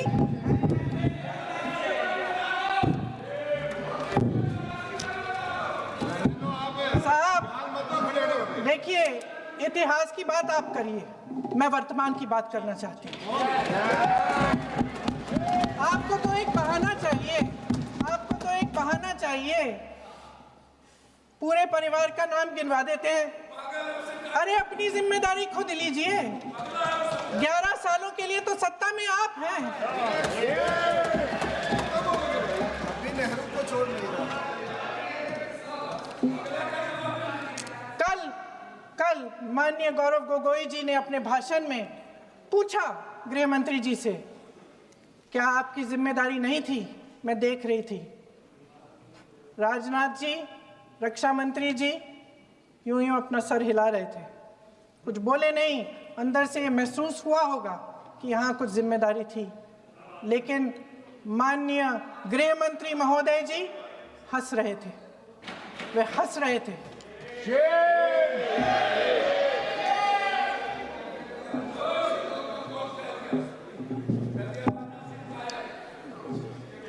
अध्यक्ष महोदय, कल सत्ता पक्ष और आज भी सत्ता पक्ष के नेताओं ने 2008 के मुंबई के हमलों का जिक्र किया, बार बार कहा कि मनमोहन सिंह जी की सरकार ने कुछ नहीं किया।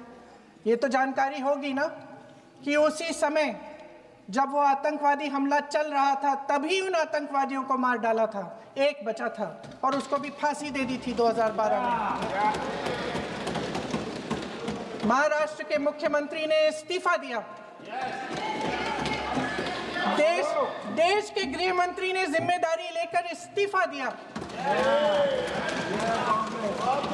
एक जवाबदेही थी पब्लिक के प्रति, एक जवाबदेही थी इस देश की जनता के प्रति, इस देश की धरती के प्रति।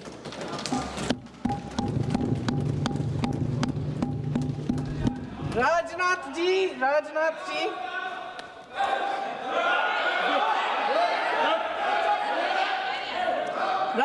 जी तो पुलवामा, उरी और पठानकोट के समय गृह मंत्री रहे थे, आज वे रक्षा मंत्री हैं। और हमारे गृह मंत्री महोदय श्री अमित शाह जी के नाक के नीचे पूरा मणिपुर जल गया, दिल्ली में दंगे हुए, पहलगाम में हमला हुआ और आज भी वे उसी पद पर बैठे हैं। क्यों? अध्यक्ष महोदय, बमबारी से अखबारों के हेडलाइन बनते हैं, मगर कहानी सुरक्षा में की चूक में भी है। आज देश खोखले भाषण नहीं सुनना चाहता, देश जवाब चाहता है, तसल्ली चाहता है कि सच उससे छिपाया नहीं जाएगा। देश जानना चाहता है कि उस दिन अप्रैल 22, 2025 को क्या हुआ और क्यों हुआ। आप तो खुद अपनी पीठ थपथपाने में लगे रहते हैं। सेना, देश, संसद से सच छुपाते हैं। ऑपरेशन सिंदूर जब शुरू हुआ, हम सब ने समर्थन किया, सब एकजुट होकर खड़े हो गए इस देश के लिए। दोबारा होगा, दोबारा खड़े हो जाएंगे। अगर हमारे देश पे हमला होता है तो यहाँ इस सदन में किसी भी पार्टी का हो, कोई भी हो, सब आपका समर्थन करेंगे। और हमें अपनी सेना पर गर्व है कि उन्होंने इस बार भी दृढ़ता से लड़ाई लड़ी, धैर्य से लड़ाई लड़ी, वीरता से लड़ाई लड़ी। लेकिन इस ऑपरेशन का सिंदूर का क्रेडिट, उसका श्रेय तो हमारे प्रधानमंत्री जी चाहते हैं। सही भी है, ठीक है, सही है, श्रेय ले। ओलंपिक्स में हमारा मेडल आता है, उसका भी श्रेय लेते हैं, लेकिन सिर्फ श्रेय लेने से नहीं होता नेतृत्व, जिम्मेदारी भी लेनी पड़ती है।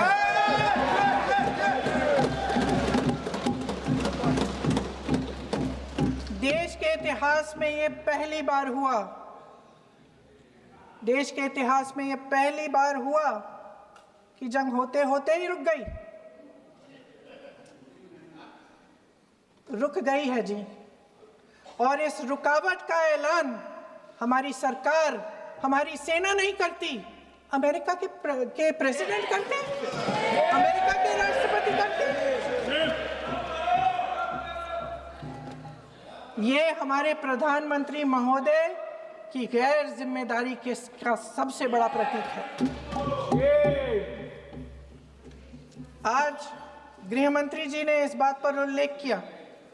उन्होंने कहा, उनके शब्दों में उन्होंने कहा कि पाकिस्तान के पास शरण में आने के बजाय कोई चारा ही नहीं था। आपने शरण दिया क्यों?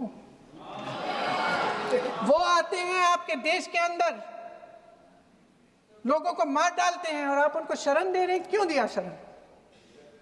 इसका जवाब क्यों नहीं दिया है एक भी भाषण में? जैसे ये बात उठी, शरण की बात की, हमारे गृह मंत्री जी ने इतिहास में चले गए। नेहरू ने क्या किया, इंदिरा गांधी ने क्या किया, यहां तक कि मेरी मां के आंसुओं तक चले गए। लेकिन इस सवाल का जवाब नहीं दिया कि ये सीज फायर हुआ क्यों, ये जंग रुका क्यों, और तब क्यों रुका जब दुश्मन के पास कोई चारा नहीं था हमारे श्रेय में आने के बजाय। क्यों रुका ये जंग, इसका जवाब नहीं दिया। धन्यवाद। आप देंगे?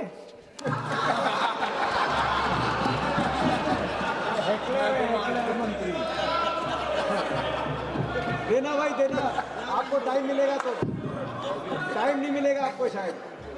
वैसे महोदय, मेरी माँ की आंसू की बात किए, मैं इसका जवाब देना चाहती हूँ। मेरी माँ के आंसू तब गिरे जब उनके पति को आतंकवादियों ने शहीद किया, जब वे मात्र 44 साल की थी। और आज अगर मैं इस सदन में खड़ी हूं और उन 26 लोगों की बात कर रही हूं, मैं इसलिए कर रही हूं क्योंकि मैं उनका दर्द जानती हूं, महसूस करती हूं।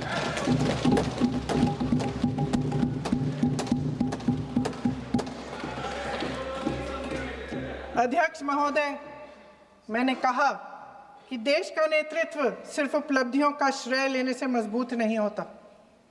सफलता और विफलता दोनों की जिम्मेदारी लेने से बुलंद होता है।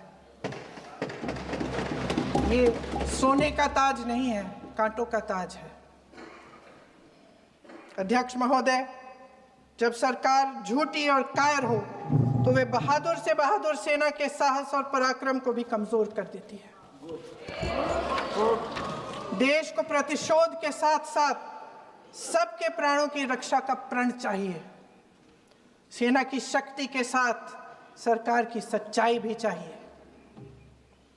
महान देशभक्त शहीद इंदिरा गांधी जी, जिन्होंने सफल कूटनीति के बल पर अमेरिका के राष्ट्रपति निक्सन का मुकाबला करके पाकिस्तान का विभाजन करवाया, बांग्लादेश बनाया, 1 लाख पाकिस्तानी सैनिकों को आत्मसमर्पण करने पर मजबूर किया, उन्होंने कभी इसका श्रेय लेने की कोशिश नहीं की। ऑपरेशन सिंदूर का मकसद अगर पाकिस्तान को सबक सिखाना था तो शायद ये मकसद अभी अधूरा है, क्योंकि हमारी कूटनीति विफल रही है। इसका प्रमाण यही है कि ऑपरेशन सिंदूर के बाद एक पाकिस्तानी जनरल, जिसके हाथ खून से रंगे थे, अमेरिका के राष्ट्रपति के साथ बैठकर लंच खा रहे थे।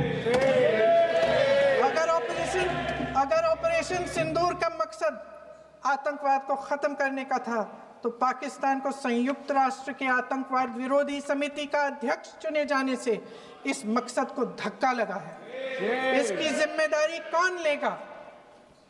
क्या हमारे प्रधानमंत्री लेंगे? क्या उनमें ये हिम्मत है? नहीं है। अगर इस ऑपरेशन के दौरान हमारे जहाजों का नुकसान नहीं हुआ तो सदन में इसे साफ साफ कहने से क्या डर है? क्यों नहीं कहा है? कल भी रक्षा मंत्री जी ने कहा कि हमारे इंफ्रास्ट्रक्चर का नुकसान नहीं हुआ, तो जहाजों के बारे में भी बता दें, साफ साफ बता दें, क्या हर्ज है? सच्चाई तो है। सवालों से बचने के लिए ये सरकार हमेशा प्रयास करती है। इसकी राजनीतिक कायरता बेमिसाल है। देशवासियों के प्रति जवाबदेही का एहसास ही नहीं है। सच्चाई ये है कि इनके दिल में जनता के लिए कोई जगह नहीं है। सब राजनीति है, सब पीआर है, सब प्रचार है, सब पब्लिसिटी है। देश की जनता के लिए आपके हृदय में कुछ नहीं रहा। बहुत समय हो गया है आप इस प्रचार में ही लिप्त हैं, जनता को देख नहीं पा रहे हैं। जी माननीय, जो पहलगाम में हुआ, खत्म करती हूँ, जो पहलगाम में हुआ उससे हर एक देशवासी के दिल पे चोट पहुंची है। हिमांशी नारवाल की गुहार ने हम सबको शर्मिंदा किया है। इसीलिए मैं आज यहाँ खड़े हुए एक आखिरी बात करना चाहती हूँ।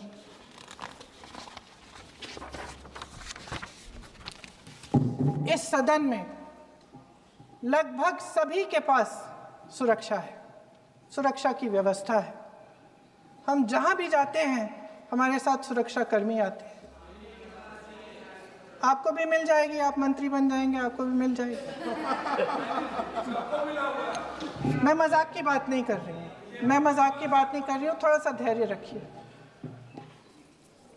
उस दिन पहलगाम में 26 परिवार उजड़ गए। 26 लोगों को अपने परिवार के सदस्य के सामने मारा गया। 26 बेटे, पति, पिता गुजर गए। उनमें से 25 भारतीय थे, भारतीय थे।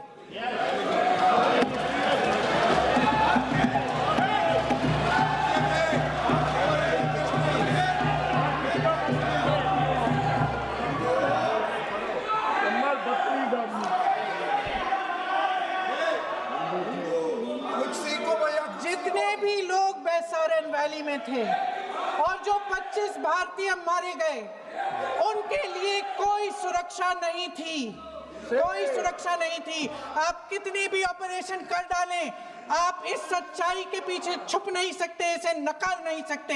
आपने उनको सुरक्षित नहीं किया। कोई शर्म नहीं है, कोई शर्म नहीं है, कोई शर्म नहीं है और ना कभी होगी। सुन लीजिए, सुबह भी मैं शिव मंत्र बोल के आई हूं। इनको क्या पता शिव मंत्र क्या है? शिव मंत्र खत्म कर लूं अपना भाषण। शिव मंत्र मैं एक बार उन 25 भारतीयों के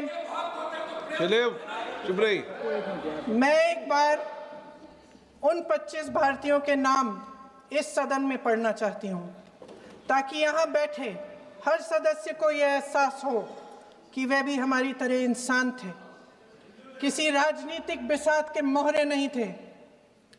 वे भी इस देश के बेटे थे, वे भी इस देश के शहीद हैं। उनके परिजनों के प्रति हम सब की जवाबदेही बनती है। उन्हें सच्चाई जानने का हक है। समीर गुहा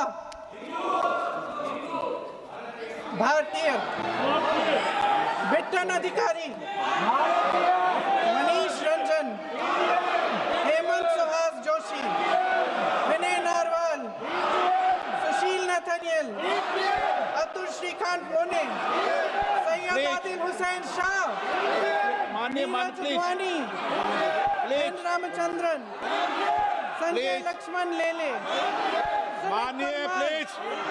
दिनेश अग्रवाल, दिलीप दिल से, Prashant Kumar Satpathy, JS Chandramouli.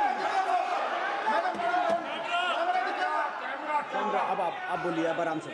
JS Chandramouli, Yatish Parmar, S Madhusudan Rao, सदस्य नारेबाजी का सदन नहीं है।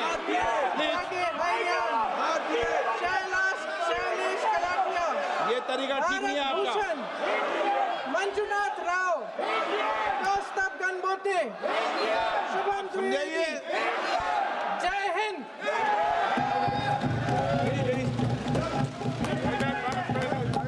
डॉक्टर श्रीकांत शिंदे। धन्यवाद सभापति महोदय कि आपने मुझे इस महत्वपूर्ण विषय पर बोलने का अवसर दिया। आज ऑपरेशन सिंदूर की कामयाबी पर यहाँ पर चर्चा हो रही है। मैं अपनी पार्टी शिवसेना और अपने नेता एकनाथ शिंदे जी को धन्यवाद देता हूँ। और आज मैं यहाँ पर सेना को बहुत बहुत धन्यवाद देता हूँ कि आज सेना ने जो ऑपरेशन सिंदूर, सर देखिए हाउस ऑर्डर में लाइए सर। 1.5 लाख रुपया दे के आया हूँ। एक दिन के लिए आपकी अंतरात्मा मर चुकी है क्या? Nobody is speaking. मैं 1.5 लाख रुपया एक दिन के लिए आया हूँ जवाहर जेल से यहाँ तक। मुझे बोलने दीजिए। मैं कश्मीरी हूँ, ऑपरेशन सिंदूर मेरे इलाके में लड़ा गया, लाशें मेरी गिरी। सर देखिए उधर खड़े सब बैठूंगा तो और क्या करूँगा? विशाल बोलिए शिंदे जी, बोलिए शिंदे जी, प्लीज ऑर्डर में सर, प्लीज बैठिए।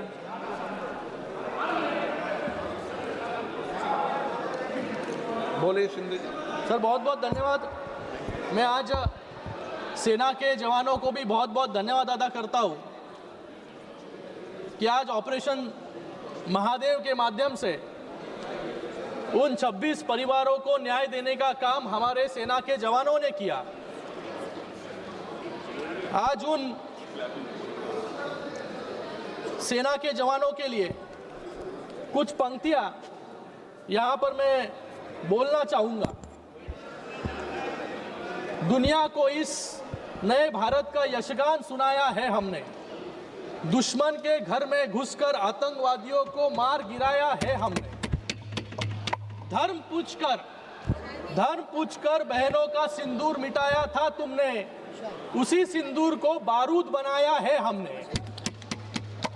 हर देशवासी के दिल में देशभक्ति की ज्वाला जलती है, हर देशवासी के दिल में देशभक्ति की ज्वाला जलती है।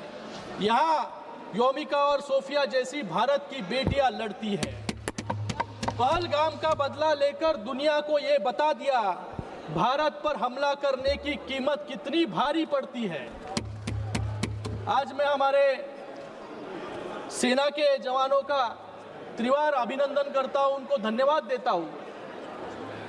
सभापति, ये क्या ठीक नहीं है ना? ये ऑर्डर में सर, ऑर्डर में लाइए सर, ऑर्डर में लाइए। ठीक नहीं।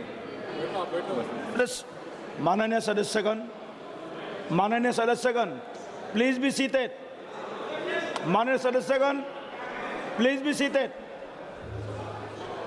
Please be seated. माननीय सदस्यगण प्लीज बी सीटेड। माननीय सदस्यगण सभी को बोल रहा हूं, प्लीज बी सीटेड।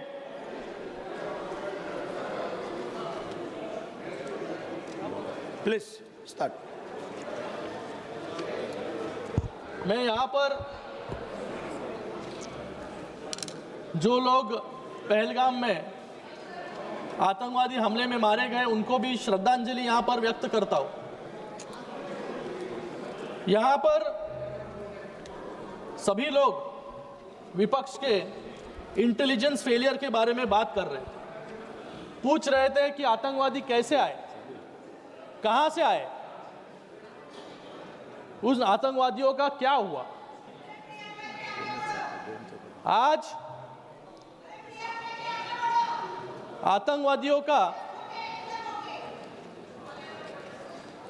अरे त्याच्यातून आता मॅच्युअर व्हा, वरती या, सभागृहामध्ये आले, पार्लिमेंटमध्ये आले, महापालिकेत नाही आता। तो आज इंटेलिजेंस फेलियर के बारे में यहां पर बहुत बात हो रही है। मुझे इनको सवाल पूछना है कि 2006 में जो बम ब्लास्ट हुए, वो बम ब्लास्ट के आरोपी कहां से आए थे। परसों ही मुंबई हाई कोर्ट ने 2006 में जो बम ब्लास्ट में इनकी जब सरकार थी, 2006 में जब इनकी केंद्र में भी सरकार थी, राज्य में भी सरकार थी, जहां पर 127 लोग, सुनो, 127 लोग मारे गए। वो 127 लोगों को जिसने मारा उसको मुंबई हाई कोर्ट ने बाइज्जत बरी कर दी। मतलब एक इन्वेस्टिगेशन भी इन लोग सीधे से कर नहीं पाए। इसका जिम्मेदार कौन है? और यहां पर ये उठकर पूछ रहे हैं कि पहलगाम में आतंकवादी कहां से आए। अरे आतंकवादी आए, उनका पता लगाया और आतंकवादियों को मार गिराने का काम भी आज किया। लेकिन 2006 में जो 127 लोग मारे गए, वो परिवार आज भी न्याय की गुहार लगा रहे हैं। उनको न्याय कौन देगा? उनको न्याय कब मिलेगा? 2006 हुआ, फिर उसके बाद शाहिद लतीफ, आपको याद रहेगा, आपने यहां पर कहा कि ये टीआरएफ ऑर्गेनाइजेशन ने कितने आतंकी हमले किए, लेकिन मैं इनको पूछना चाहूँगा, जो शाहिद लतीफ़ और उसके साथ 25 आतंकवादियों को जो लिस्टेड टेररिस्ट थे, एलईटी के, जैश ए मोहम्मद के, हिजबुल मुजाहिदीन के, उनको छोड़ने का काम किसने किया? जिसने फिर पठानकोट पर हमला किया। ये शहीद लतीफ को छोड़ा क्यों? हमारे गृह मंत्री ने यहां पर कहा कि पोटा का कायदा हमारी सरकार लेकर आई, लेकिन वो पोटा का कायदा रद्द करने का काम, रिपील करने का काम किसने किया? कांग्रेस ने किया। इसलिए इतने आतंकवादी हमले जो देश पर हुए वो ये पोटा का कायदा रद्द होने के कारण यहां पर किए। यहां पर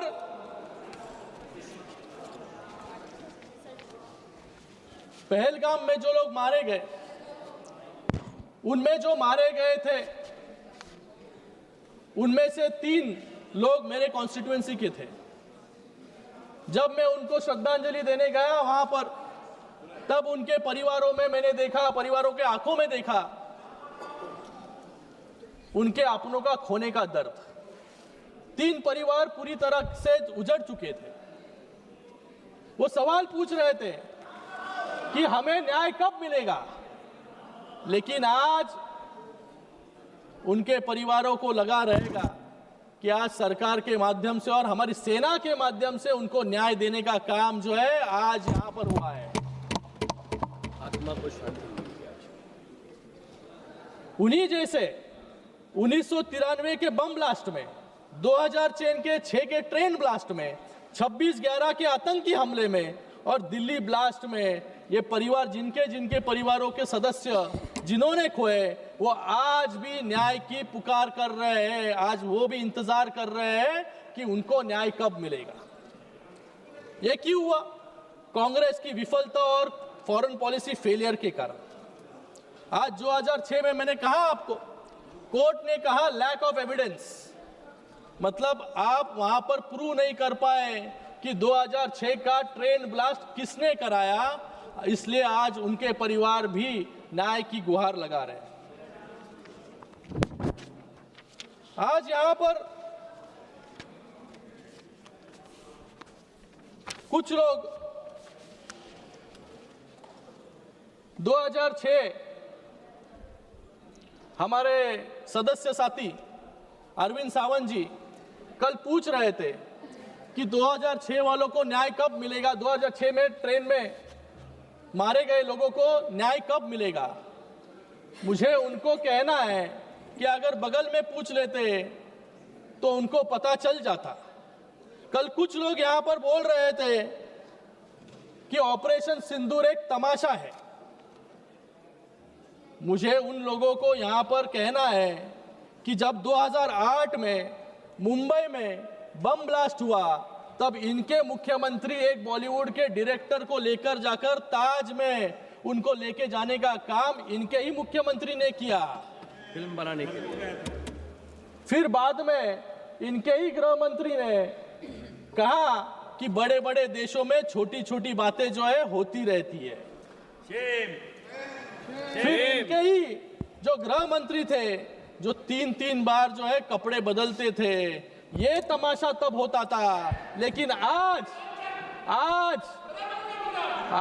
फैसला ऑन द स्पॉट। आपके गृह मंत्री के बारे में बात कर रहा हूं, तब के पुराने गृह मंत्री। और यहां पर मैं कुछ सवाल पूछना चाहूंगा। आतंकवादी इकबाल मूसा जो 93 ब्लास्ट में दोषी पाया गया, ये इकबाल मूसा मुंबई में जब लोकसभा के चुनाव शुरू थे, तब यूबीटे के प्रत्याशी के प्रचार के लिए 93 के बम ब्लास्ट का कन्विक्ट यहां पर उनका प्रचार करने आया था। और आज वही पूछ रहे हैं, बताओ उत्तर दो। आज वही पूछ रहे हैं कि ये आतंकवादी जो आए हैं वो कहां से आए। अरे ये इकबाल मूसा कहां से आया? ये इकबाल मूसा किसके प्रचार में आया? ये इकबाल मूसा कौन से पार्टी के प्रचार में आया, ये भी अरविंद सावंत जी को बताना होगा।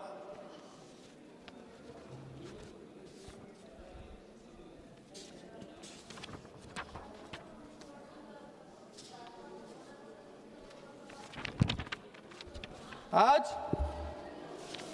यहां पर कुछ लोग कह रहे हैं कि यूएस के सामने घुटने टेक दिए। मैं इनको याद दिलाना चाहूंगा भोपाल गैस ट्रेजेडी की, जहां पर 3,500 लोगों की मौत हो गई। वो हत्यारा जो एंडरसन था, वो एंडरसन को अमेरिका में भगाने का काम किसने किया? इनकी कांग्रेस की सरकार ने किया। वो भी सरकारी विमान में बिठाकर। बोफर्स घोटाले में जो कोतरोची था, उसको देश के बाहर भगाने का काम किसने किया? इनकी सरकार ने, कांग्रेस ने किया। आज इनके अलग अलग नेता यहां पर अलग अलग बातें कह रहे हैं। परसों ही इन्होंने कहा कि होम ग्रोन टेररिज्म पे बात की कि आपके पास क्या सबूत है कि ये जो पहलगाम में टेररिस्ट आए थे वो पाकिस्तान से आए थे।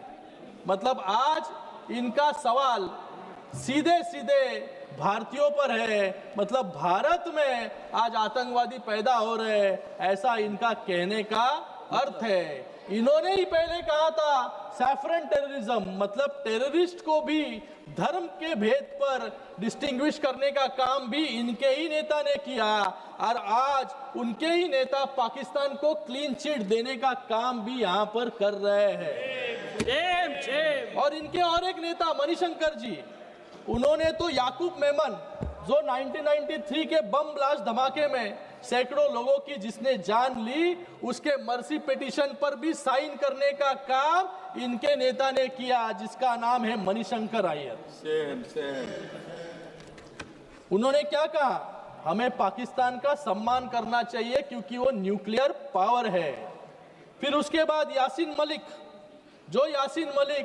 जिसने आतंकवाद कश्मीर में फैलाने का काम किया, उसको गेस्ट ऑफ ऑनर बनाकर प्रधानमंत्री के बाजू में बगल में बिठाने का काम भी इनके ही सरकार ने किया।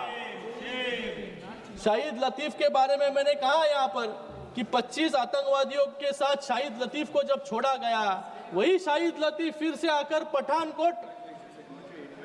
पठानकोट पर हमला करने का काम भी शाहिद लतीफ ने किया। ये तो ड्रेडेड टेररिस्ट थे, कोई लश्कर तोयबा का था, कोई मुजाहिदीन का था, कोई जैश ए मोहम्मद का था। आप जानते हुए भी आपको दोस्ती पाकिस्तान के साथ बढ़ानी थी, इसलिए इतने सब टेररिस्ट को खुलेआम छोड़ने का काम आपने किया। अगर आप नहीं छोड़ते तो ये हमले जो है ये नहीं होते। जब भी आपको लगे सुनाई कांग्रेस ने तब दोस्ती के नाम पर चीन को अक्साई चीन भेंट कर दिया। दोस्ती के नाम पर कोको द्वीप समूह म्यांमार को दे दिया। दोस्ती के नाम पर जब 1948 में जब हमारी सेना ने पूरे पाकिस्तानी कबालियों को, ट्राइबल आर्मी को खदेड़ दिया था, तब भी जाके आपने युद्ध विराम लगाने का काम किया। जो बायलैटरल इशू था उसको इंटरनेशनल बनाने का काम आपने ही किया। और आज आप ही पूछ रहे हो कि पीओके कब लोगे? अरे पीओके देने का काम तो आपने किया, ये पाप आपने किया। लेकिन आपको बता दूं, जिस तरीके से 370 हटाने का काम किया, राम मंदिर बनाने का काम किया, वक्फ का निर्णय लेने का काम किया, पीओके भी जरूर जो है हिंदुस्तान का हिस्सा बनाने का काम भी हमारी ही सरकार में होगा। आज जिस अफजल गुरु ने इस लोकतंत्र के मंदिर पर हमला किया, उसके लिए भी इनके तब के गृह मंत्री को बहुत ज्यादा सहानुभूति थी। उन्होंने कहा था कि there were grave doubts about his involvement he could have been imprisoned for life without parole. मतलब जिसने इस लोकतंत्र के मंदिर पर हमला किया उसकी सजा कम करने की मांग भी इनके ही सरकार ने और इनके ही नेता ने किया। ये सब ये भूल गए। लेकिन जब प्रणब मुखर्जी राष्ट्रपति बने तब बाला साहब ठाकरे ने उनको कहा कि पहला काम आप कीजिए, ये जो अफजल गुरु है उसको फांसी की सजा देने का काम राष्ट्रपति जी को कहा बाला साहब ठाकरे जी। लेकिन इन्होंने हर एक आतंकवादी को बरी करने का काम, हिंदुस्तान से बाहर भेजने का काम इन्होंने किया। मैं यहां पर एक डेलीगेशन का भाग भी था, एक डेलीगेशन को मैंने लीड भी किया। सबसे युवा सांसद था इस डेलीगेशन को लीड करने वाला। मैं इसके लिए प्रधानमंत्री नरेंद्र मोदी जी का, अमित शाह जी का और एक्सटर्नल अफेयर्स मिनिस्टर जी का भी धन्यवाद अदा करता हूं कि आज उन्होंने एक डेलीगेशन लीड करने का मौका मुझे दिया। और यहां पर सब लोग कह रहे थे कि ये डेलीगेशन जो भेजे गए उस डेलीगेशन को मिला क्या, किस प्रकार से रिस्पांस लोगों का मिला, आपको वहां पर कौन मिला। मैं आपको बताना चाहूंगा कि हमारा डेलीगेशन यूएई गया और बाकी 3 अफ्रीका देशों में गया। सर मैं अकेला हूं स्पीकर, 3 अफ्रीकी देशों में गया। वहां पर हमें प्राइम मिनिस्टर उस देश के प्रेसिडेंट, उस देश के फॉरेन अफेयर मिनिस्टर, ये सब मिले और सभी ने भारत के साथ संवेदना प्रकट करने का काम भी किया। उसमें से दो देशों ने अपने सभागृह में इन पहलगाम में मारे गए लोगों को श्रद्धांजलि अर्पित करने का काम भी किया और इस हमले को कंडेम करने का काम भी 2 सभागृह में और 2 देशों ने किया। यह है भारत की फॉरेन पॉलिसी की सफलता। और सभी जगह पर हम गए, सभी देशों ने कहा कि भारत एक ऐसा इनिशिएटिव ले रहा है जो टेररिज्म के खिलाफ सारे दुनिया को सेंसिटाइज करने का काम कर रहा है। क्योंकि ये टेररिज्म सिर्फ भारत तक सीमित नहीं है, ये टेररिज्म सिर्फ क्रॉस बॉर्डर टेररिज्म नहीं है, टेररिज्म पूरे दुनिया में फैल चुका है। और इस टेररिज्म के खिलाफ इस टेररिज्म के खिलाफ पूरे देश को एक साथ एक प्लेटफॉर्म पर लाने का काम, एक इनिशिएटिव लेने का काम भारत ने किया। वहां पर देखिए सराहना करने का काम प्रत्येक देश ने किया। कुछ लोग ने यहाँ पर कहा कि कुछ लोग हॉलिडे ट्रिप पर गए। मुझे इन लोगों को कहना है कि आपके भी सदस्य इस डेलीगेशन को लीड कर रहे थे, उनसे जाकर पूछिए कि आप हॉलिडे ट्रिप पर गए थे या देश का पक्ष रखने गए थे। हम जो देश में गए थे, जो देश कॉन्गो अफ्रीका में जहां पर सिविल वॉर चल रहा है, जहां पर हम पहुंचने के 1 हफ्ते पहले एक जन को गोली मारकर उसकी हत्या कर दी गई थी, ऐसे देशों में भी हम गए जहां पर येलो फीवर जैसी बीमारी थी, जहां पर मंकी पॉक्स जैसी बीमारी थी, वहां पर हमारा डेलीगेशन गया। सर उस डेलीगेशन में ईटी बशीर मोहम्मद जैसे 79 ईयर ओल्ड सांसद भी थे, वहां पर अहलुवालिया जैसे सीनियर मोस्ट डिप्लोमेट भी थे। ये वहां पर छुट्टी मनाने नहीं गए थे, वहां पर भारत का पक्ष रखने गए थे। इसलिए 2 सभागृह में मुझे संबोधन करने का अवसर वहां पर मिला और वो दोनों चारों देश भारत के साथ खड़े हुए। कुछ लोग यहाँ पर डिप्लोमेसी के खत्म कर रहा हूँ सर, कुछ लोग यहाँ पर डिप्लोमेसी के बारे में बात कर रहे हैं। मैं उनको कहना चाहूंगा diplomacy is not done over x. कुछ लोग कह रहे थे यहाँ पर प्रधानमंत्री एक्स पर भी व्यक्त नहीं हुए हैं। अरे प्रधानमंत्री उनके घर में घुसकर उनको पकड़कर मारने का काम जो है प्रधानमंत्री महोदय ने किया। उनके लिए मैं कहना चाहूंगा diplomacy is not done over X, it's done face to face with leaders of free world. Diplomacy is not done in comforts of Lutyens Delhi, it's done in high offices of foreign nations. Diplomacy is not shameful surrender of Sharm el-Sheikh, it's the success of nations standing in solidarity with you on their soils. Diplomacy is not speaking against terror in one's home turf, it's getting others to stand up, condemn and resolve support in their own constitutional houses. जैसे हम जो देशों में गए वहां पर हुआ। Finally, diplomacy is not asking party members of ruling alliance to represent India. It's bravely letting the honorable members in the opposition take India's stand to the world. इसे शशि थरूर जैसे लोगों को भी वहां पर डेलीगेशन लीड करने का अवसर मिला। सर खत्म कर रहा हूँ। सर 1 मिनट खत्म, 1 मिनट लास्ट मिनट खत्म कर रहा हूँ। 30 सेकंड में समाप्त कीजिए आप। आधा मिनट, आधा मिनट। सर खत्म कर रहा हूँ। कुछ लोग यहाँ पर डिफेंस पर सवाल उठा रहे थे, लेकिन आज आत्मनिर्भर भारत के अंडर में हमारा डिफेंस प्रोडक्शन जो 2013-14 में 46,000 करोड़ था, आज 1.25 लाख करोड़ हो चुका है। 174% की वृद्धि। आज डिफेंस एक्सपोर्ट जो 13-14 में 600 करोड़ था, आज 2024-25 में 23,000 करोड़ तक वो पहुंच चुका है। सर खत्म करने को, खत्म करने को, 20 मिनट, खत्म करने को। 21 मिनट हो गया, 21 मिनट। आज हमारा 85 से ज्यादा देशों को वेपन सप्लाई करने का काम हमारा देश यहाँ पर कर रहा है। आज हम हथियार खरीदने वाले नहीं, हथियार लोगों को बनाने वाले और देने वाले भी हम बन चुके हैं। अंत में लास्ट पंक्ति है सर। अंत में मैं सबको यही कहूंगा कि आज टेररिज्म के खिलाफ सिर्फ सत्ताधारी नहीं, विपक्ष को भी साथ में आकर टेररिज्म के खिलाफ जो है आज लड़ाई लड़नी चाहिए।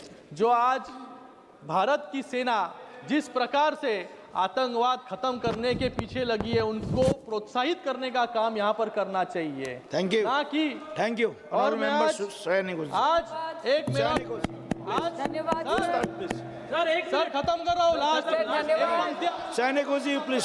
अरे ऐसे 18 बार हो गया रिक्वेस्ट। हमको भी देना पड़ेगा फिर। आप कैसे आप समाप्त कीजिए प्लीज। आज समाप्त मैं कीजिए। हमारे जवानों को अभिनंदन भी करता हूँ और उनके लिए एक कुछ पंक्तियां भी यहाँ पर बोलना चाहूँगा और मेरा भाषण समाप्त करना चाहूँगा। राह के पत्थर को चकनाचूर होना चाहिए, वार चाहे एक हो भरपूर होना चाहिए। सिर्फ इतना ही नहीं कि पाकिस्तान हार अपनी मान ले, वो हमारे सामने मजबूर होना चाहिए। धन्यवाद। जय हिंद, जय महाराष्ट्र। ধন্যবাদ অধ্যক্ষ মহোদয়। প্রথমেই এখান থেকে বলার অনুমতি নিচ্ছি এবং তার সঙ্গে বাংলা, হিন্দি এবং ইংরেজিতে মিশিয়ে বলার অনুমতি নিচ্ছি আজকে। ধন্যবাদ অধ্যক্ষ মহোদয়। আজকে আপনি অপারেশন সিঁদুরের মতো একটি অত্যন্ত গুরুত্বপূর্ণ এবং স্পর্শকাতর বিষয় আমাদেরকে কথা বলার সুযোগ দিয়েছেন। অধ্যক্ষ মহোদয়, বহু বছর পরে ভারতের মানুষ এমন একটি সময়ের সাক্ষী ছিল যেখানে জাতের ঊর্ধ্বে গিয়ে, ধর্মের ঊর্ধ্বে গিয়ে, রাজনৈতিক মতবিভেদ, মতানৈক্যের ঊর্ধ্বে গিয়ে ভারতবাসী দেশের স্বার্থে এক হয়েছিল।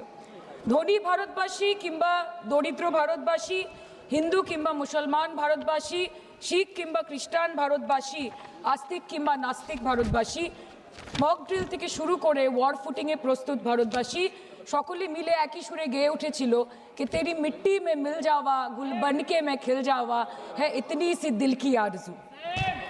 মহোদয়, আমরা ইন্ডিয়ান আর্মড ফোর্সকে শুভেচ্ছা এবং অভিনন্দন জানাই, কিন্তু এর পাশাপাশি থাকবে আমাদের দেশের প্রধানমন্ত্রীর উদ্দেশ্যে কিছু প্রশ্ন, যেগুলো শুধু আমি একজন এমপি হিসেবে বা আমার পার্টির পক্ষ থেকে করব না, করব 140 কোটি ভারতবাসীর পক্ষ থেকে।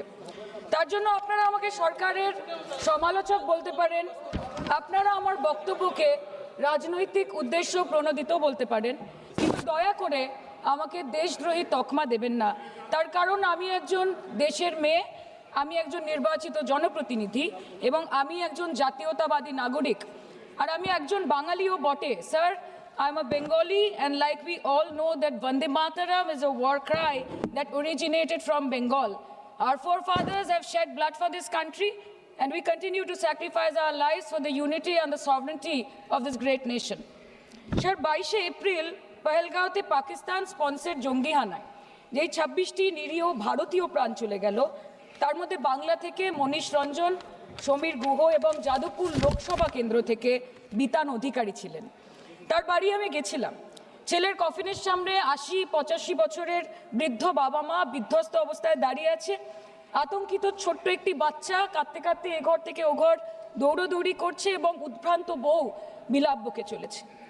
एक चुटकी सिंदूर की कीमत ये गद्दार पाकिस्तान और ये बुज़दिल आतंकवादी क्या जाने, पर नरेंद्र मोदी जी ये जानते थे और इसीलिए उन्होंने नाम रखा ऑपरेशन सिंदूर, जिसे सुन के सबकी भावनाएं जाग उठी और प्रधानमंत्री से हमारी उम्मीदें बहुत ज्यादा बढ़ गई। किंतु सब भालो जार शेष भालो सेटा हलो कि प्रधानमंत्री की पारलेन शेष अब्दि देशेर मान मर्यादा प्रभाव एवं प्रताप के अक्षुण्ण रखते। सर कहानी बहुत अच्छी बनी, पकोड़े बहुत अच्छे बने, लेकिन सरसों की जगह केरोसिन तेल डाल दिया, बस यही हो गया। अध्यक्ष महोदय, অপারেশন সিঁদুর তো পরে আসবে, আগে জানতে হবে যে এতগুলো জঙ্গি এলো কোথা থেকে। আজকে হোম মিনিস্টার বলছিলেন যে আয়ে তো क्या हुआ, आ गए तो आ गए। স্যার এরকম ভাবে হয় না, যেখানে হাজার হাজার টুরিস্ট পৌঁছতে পারলো, সেখানে যেখানে 4 জন জঙ্গি পৌঁছতে পারলো, সেখানে কেন 10 জন পুলিশ পৌঁছতে পারলো না, এটা আমরা জানতে চাই। सर हम बोलेंगे कि आपने घर में घुस के मारा तो आप बोलेंगे देश प्रेमी, हम पूछेंगे कि आतंकवादी कहां से आए तो आप बोलेंगे देशद्रोही, हम बोलेंगे वाह मोदी जी वाह तो आप बोलेंगे देश प्रेमी, हम बोलेंगे नरेंद्र मोदी जवाब दो तो आप बोलेंगे देशद्रोही। ऐसा नहीं होता सर, ऐसा नहीं होता। सही है सर, आपके और हमारे बोलने से कुछ जाता भी नहीं आता भी नहीं। জম্মু অ্যান্ড কাশ্মীরের লেফটেন্যান্ট গভর্নর মনোজ সিনহা নিজে পেহেলগাঁও কাণ্ডের সম্বন্ধে সবাইকে বলেছে যে এটি একটি গ্রেভ সিকিউরিটি ল্যাপস। যদি সত্যি এটি একটি চরম নিরাপত্তা ব্যর্থতা হয়ে থাকে, তাহলে কেন ইন্টেলিজেন্স ব্যুরো প্রধানকে কোনো জবাবদিহি করা হলো না? কেন 1 মাসের মধ্যে তার চাকরির মেয়াদ বাড়িয়ে তাকে পুরস্কৃত করা হলো? আপনারা সরিয়ে দিতেন না তাকে, সরিয়ে দিয়ে আপনারা দেশের মানুষকে একটা বার্তা দিতেন that there is no place for intelligence failure and security labs in this country, কিন্তু আপনারা সেটা করেননি। Shame shame absolutely shame extension 1 साल का। কালকে আপনারা বললেন যে জয় পান্ডা বল रहे थे कि অপারেশন মহাদেবে হয়তো একজন জঙ্গি মারা গেছে, আজকে হোম মিনিস্টার বলছেন 3 জন মারা গেছে। আমরা আলোচনাটা ভাগ্যে শুরু করলাম 2 দিন হলো, যদি আরো 2 মাস আগে শুরু করতাম আরো আগে ধরা পড়ে যেত আমাদের চাপে পড়ে। আমরা তো জানি যে কি হচ্ছে, যে স্বরাষ্ট্রমন্ত্রী গতবার সংসদে এবং নির্বাচন ক্ষেত্রে গিয়েও বহুবার এবং আজকে অবধি বলেছেন যে পাক অধিকৃত জম্মু এন্ড কাশ্মীর আমাদের এবং আমরা সেটা যেন তেন প্রকারেণ নিয়ে ছাড়বো। আমি জানতে চাই যে এত একটা সুবর্ণ সুযোগ থাকার পরেও আমরা কেন এটা হাতছাড়া করলাম? आपने ईंट का जवाब ईंट से दिया, देश चाहता था कि आप ईंट का जवाब पत्थर से दें। पहले बोलते हैं कि पीओके हमारा है, लेके छोड़ेंगे, आज बोल रहे हैं डे 1 से हम तो नॉन एस्केलेटरी है, वो मारेंगे तो फिर हम मारेंगे, फिर वो मारेंगे, फिर हम मारेंगे, वो 2 मारेंगे हम 10 मारेंगे, वो 26 मारेंगे हम 100 मारेंगे।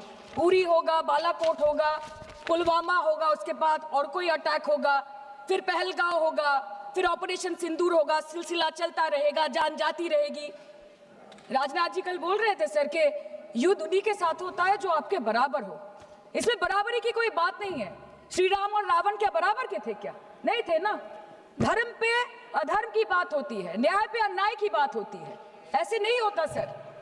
वो कल बोल रहे थे कि आप छोटी छोटी चीजों को नजरअंदाज कीजिए, रिजल्ट क्या है वो देखिए, पेंसिल टूटा कि नहीं, परीक्षा हॉल में लेट पहुंचे कि नहीं, ये सब इम्पोर्टेंट नहीं है। अरे सर, यहाँ पे तो चाचा चौधरी ने पेपर लीक कर दिया ना, तो अभी आप फर्स्ट आए या लास्ट आए उससे क्या फर्क पड़ता है?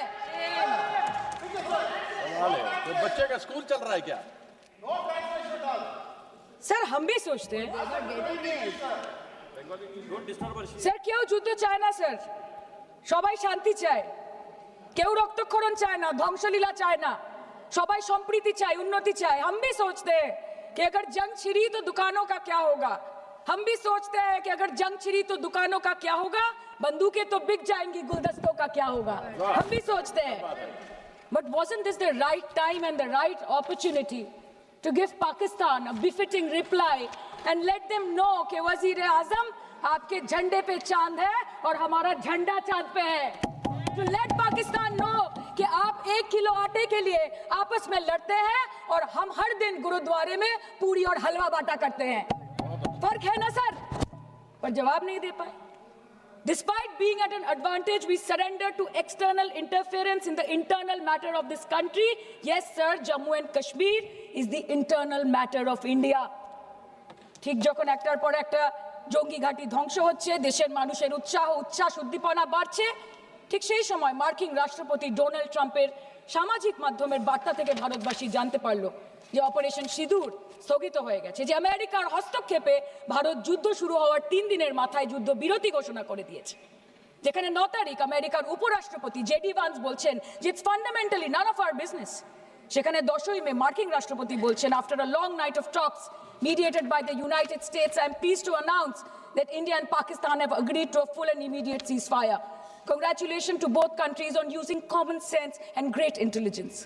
11 মে তিনি দাবি করছেন, I'll work with you both to see if after 1000 years a solution can be arrived at concerning Kashmir.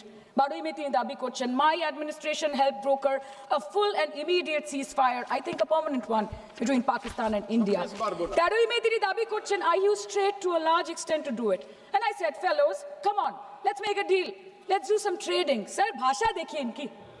10 মে প্রথমবার এই দাবি থেকে শুরু করে গতকাল অবধি স্যার 28 बार अमेरिका के प्रेसिडेंट ने एक ही मैसेज दिया पूरे दुनिया को कि ट्रंप ने वॉर रुकवा दी पापा, कि ट्रंप ने वॉर रुकवा दी। शर्म करो।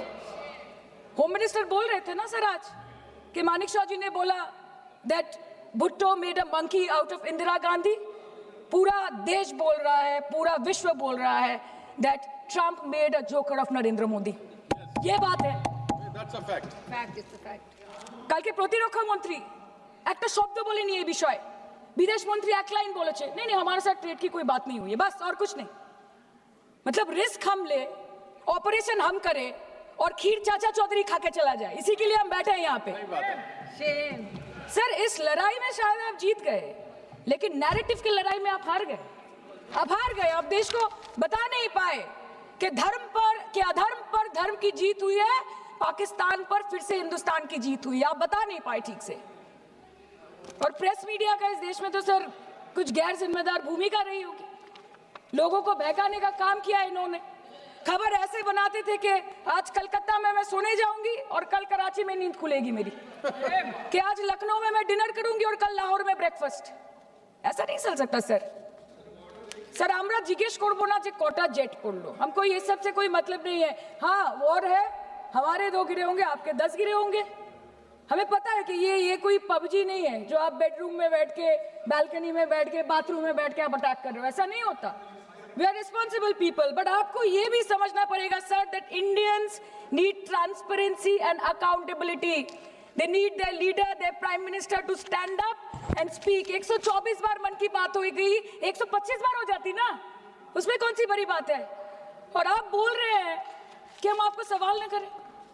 Sir this is not Pakistan जहां सरकारें कम और तानाशाही ज्यादा चलती है, ये भारत है। यहाँ पे अगर रूलिंग पार्टी देश चलाए तो ये सत्ता विपक्ष से चलती है, हम जानते हैं। और ये पाकिस्तान का पार्लियामेंट नहीं है जहाँ पे 26 और 27 लोग मारे जाने पे उनके मौत का जश्न मनाया जाता है, और जहाँ पे पॉलिटिशियंस और आर्मी चीफ और टेररिस्ट को अपने जन्मदिन, अपने शादी और अपने मैयत में देखा जाता है।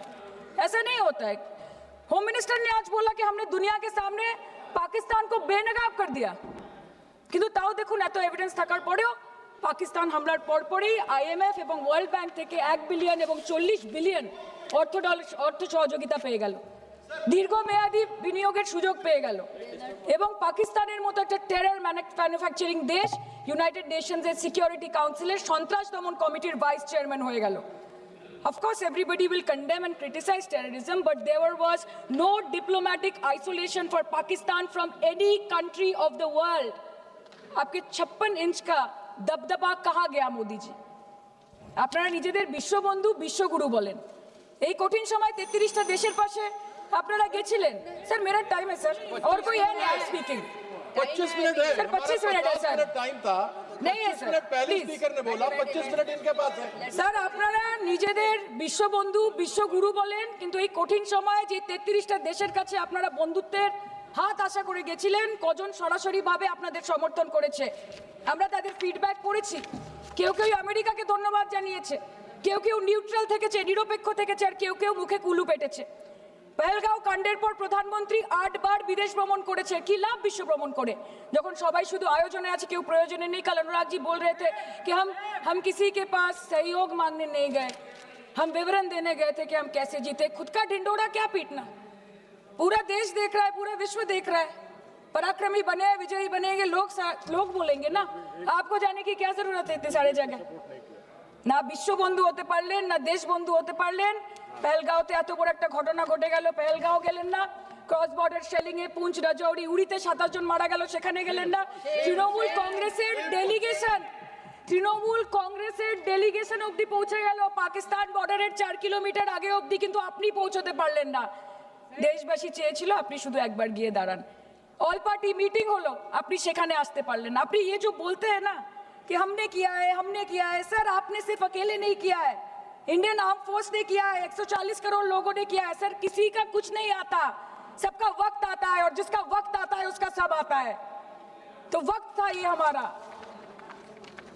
আমি এইটুকুই বলতে চাই স্যার যে অ্যাক্রস অল পার্টি লাইনস আপনাদের পাশে সবাই দাঁড়িয়েছিল। বাংলাকে বছরের পর বছর বঞ্চনা করেছেন, বাঙালি এবং বাংলা ভাষাকে অসম্মান করেছেন, তারপরেও আমাদের রাজ্যবাসী, আমাদের মুখ্যমন্ত্রী, আমাদের দল দেশের এই কঠিন সময় কোনো রকমের রাজনীতি না করে আনকন্ডিশনাল এবং আনকোয়েশ্চন সাপোর্ট দিয়েছিল ভারত সরকারকে। এবং আমাদের নেতা অভিষেক ব্যানার্জি আপনাদের পাঠানো ডেলিগেশনে গিয়েছিলেন, ভারতের জয়গান গেয়ে এসছেন, নানান দেশে গিয়ে পরিচয় দিয়েছেন একজন জাতীয়তাবাদী এবং নিবেদিত প্রাণ ভারতীয় হওয়ার। কিন্তু তার বিনিময়ে আমরা কি পেয়েছি স্যার, এটা শুনতে হবে। তার বিনিময়ে আমরা কি পেয়েছি? আপনাদের নেতা কেন্দ্রীয় প্রতিমন্ত্রী পশ্চিমবঙ্গের বুকে দাঁড়িয়ে বলছে যে অপারেশন সিঁদুর হয়েছে, এরপর অপারেশন পশ্চিমবঙ্গ হবে। Shame on you. आप बोलते हैं ना कि ममता दीदी बांग्लादेशियों को बंगाल में घुसाती है, तो बॉर्डर में आतंकवादियों को कौन घुसा रहा है, इसका जवाब आपको देना पड़ेगा कि वो भी वही कर रहे हैं, कि वो भी ममता दीदी भी कर रही है। सामने इलेक्शन है, वो भी आप बोल सकते हैं।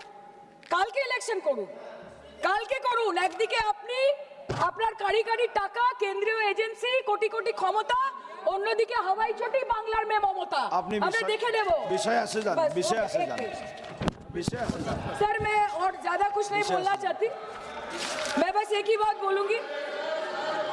Sir we are the world's, sir we are the world's largest democracy, sir we are the world's largest democracy, and we are the world's largest democracy, and we are proud of our democratic practices, and we are proud of our army, Please our conclude. naval, and our air defense machinery. Thank you. We are proud, sir. We are proud of the professionalism and the precision with which the airstrikes were carried out against Pak terror bases and air bases. A roaring success story of India's strengthening military capabilities over decades. Thank you. And we are also Thank proud. you, honorable member. We are Please proud. conclude. We are proud Please of our conclude. daughters. We are proud please. of our daughters. Please sit. We are proud of our daughters, Colonel Sophia Qureshi and Wing Commander Vyomika Singh, a shining example of secularism Thank and you. women empowerment in the country. Thank you, Sir, honorable member. Sir, last line. Sir हमें गर्व है कि आपने 100 आतंकवादियों को मार गिराया, पर हम तो चाहते थे कि ऐसा एक भी न बचे जिससे आगे जाके भारत की बेटी और बहनों के सिंदूर को खतरा हो। Thank you. चाहे वो आतंकवादी हो माननीय या सदस्य पाकिस्तान हो या निशिकांत पाकिस्तान को ऑक्सीजन देने वाला निशिकांत चाइना हो, India has to give out the message loud and clear. Yes. আমরা ভয় করব না, ভয় করব না, দুবেলা মরার আগে মরবো না ভাই, মরবো না। हम डरेंगे नहीं, डरेंगे नहीं, मरने से पहले मरेंगे नहीं, मरेंगे नहीं, कि हम अमन चाहते हैं मगर जुल्म के खिलाफ, कि हम अमन चाहते हैं मगर जुल्म के खिलाफ, अगर जंग लाजमी है तो फिर जंग ही सही। Thank you, honorable member. Thank you. धन्यवाद सभापति महोदय।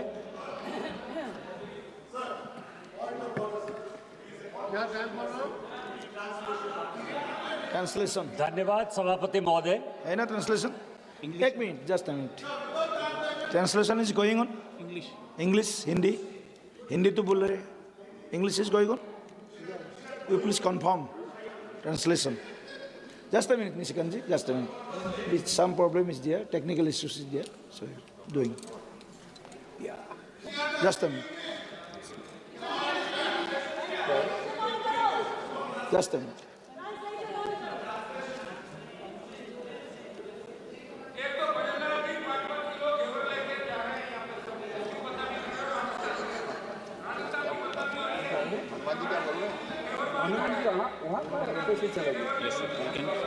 धन्यवाद सभापति महोदय। मैं भारत की सेना का, इस देश के प्रधानमंत्री का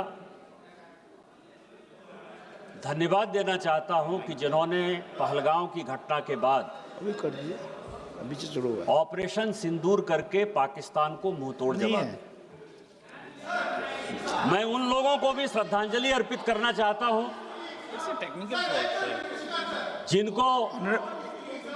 जिनको धर्म के नाम पर Honorable member, please sit down. We are working निहत्थे on लोगों it. को There are some technical issues only, not. ये प्रॉब्लम जो है वो प्लीज ये प्रॉब्लम लोकसभा का है, ये प्रॉब्लम मेरा नहीं है। मुझे हिंदी आती है तो मैं हिंदी ही बोलूंगा ना। आपके कहने से मैं अंग्रेजी नहीं बोलूंगा ना, और अंग्रेजी विदेशी भाषा है। यदि आप तमिल बोलने के लिए मुझे कहते तो मुझे प्रसन्नता होती। आप इंग्लिश बोलने के लिए कहते हो, विदेशी भाषा है वो। यही मानसिकता है आप लोगों की। कोई तमिल बोलने के लिए कहे, कोई बांग्ला बोलने के लिए कहे तो मुझे गर्व होगा, क्योंकि वो हमारी भाषा है, भारतीय भाषा है। आप अंग्रेजी बोलने के लिए कह रहे हो। Please be seated. Please be seated. We are trying. Work is going on. Please be seated. Some patience should be there. Na? Honorable member, you are senior member of the house. Okay. No. You please be seated. Please be seated. Please be seated. Controversial होगा तो हटा देंगे। No controversial. Vanakkam से शुरू कर रहे हैं। वनक्कम से शुरू कीजिए। वनक्कम से ही शुरू करते हैं या भालोबासी से शुरू करते हैं, किसी से शुरू करते हैं, बांग्ला से, तमिल से। मैं 2 दिन से सभापति महोदय, मैं 2 दिन से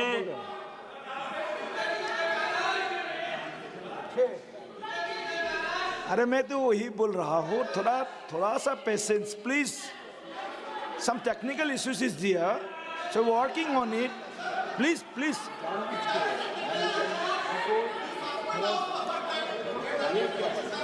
some repeatedly telling you that some technical issues is there. ये अभी work is going on.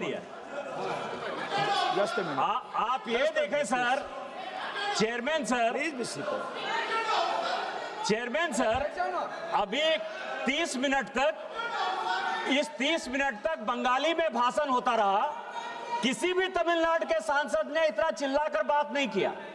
उनको हिंदी से क्या प्रॉब्लम है सर? हमको तमिल से प्रॉब्लम नहीं। तमिल महान भाषा है, हम तमिल का रिगार्ड करते हैं, आदर करते हैं, सम्मान करते हैं। उनको हिंदी से क्या प्रॉब्लम है सर?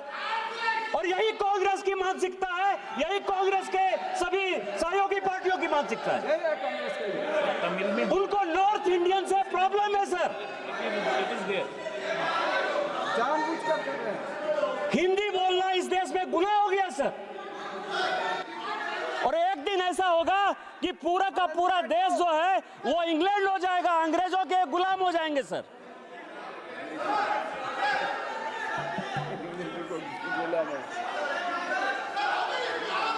सभापति महोदय,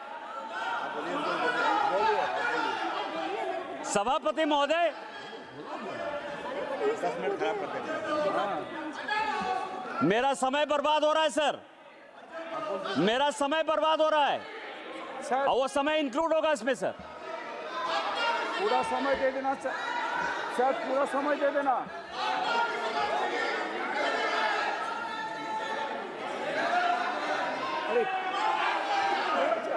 आवाज नहीं आ रही है, मेरी भी आवाज नहीं आ रही है।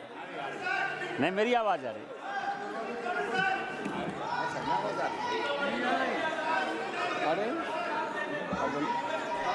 तमिल और सुना क्या? इनको तमिल का ट्रांसलेशन सुनाइए। आ रही है आवाज, आ रही है आवाज, आ गई सुनिए। Please be seated. अभी आ गई प्लीज बी सीटेड। आवाज आ गई ना? आप सुन रहे हैं? ट्रांसलेशन पूरा कंप्लीट है। तमिल चलिए ठीक है। महाराज जी, Tamil started, you can hear. Tamil started. English is also coming. Please try to hear in Tamil. Tamil is the oldest language. Tamil is a pride of India. Tamil is the oldest language of India. Please listen. Tamil, please listen. Tamil. सभापति महोदय, Please be seated. Please be seated. सभापति महोदय, अभी कांग्रेस की महासचिव और सांसद प्रियंका जी काफी कुछ बोलकर गई और उन्होंने कहा कि इतिहास से कोई मतलब नहीं है, वर्तमान में जी। जो व्यक्ति, जो देश, जो समाज इतिहास को भूलता है वो अपने आप को मिट्टी में मिला लेता है। इतिहास से सीखना चाहिए, वर्तमान में जीना चाहिए। और इस पार्लियामेंट में और इस देश में जिन दो चीजों पर बात होती है सभापति महोदय, हम लोग किस चीज पर चर्चा करते हैं? हम लोग या तो कश्मीर पर चर्चा करते हैं या चीन पर चर्चा करते हैं। इन्हीं दो चीजों पर चर्चा करते हैं।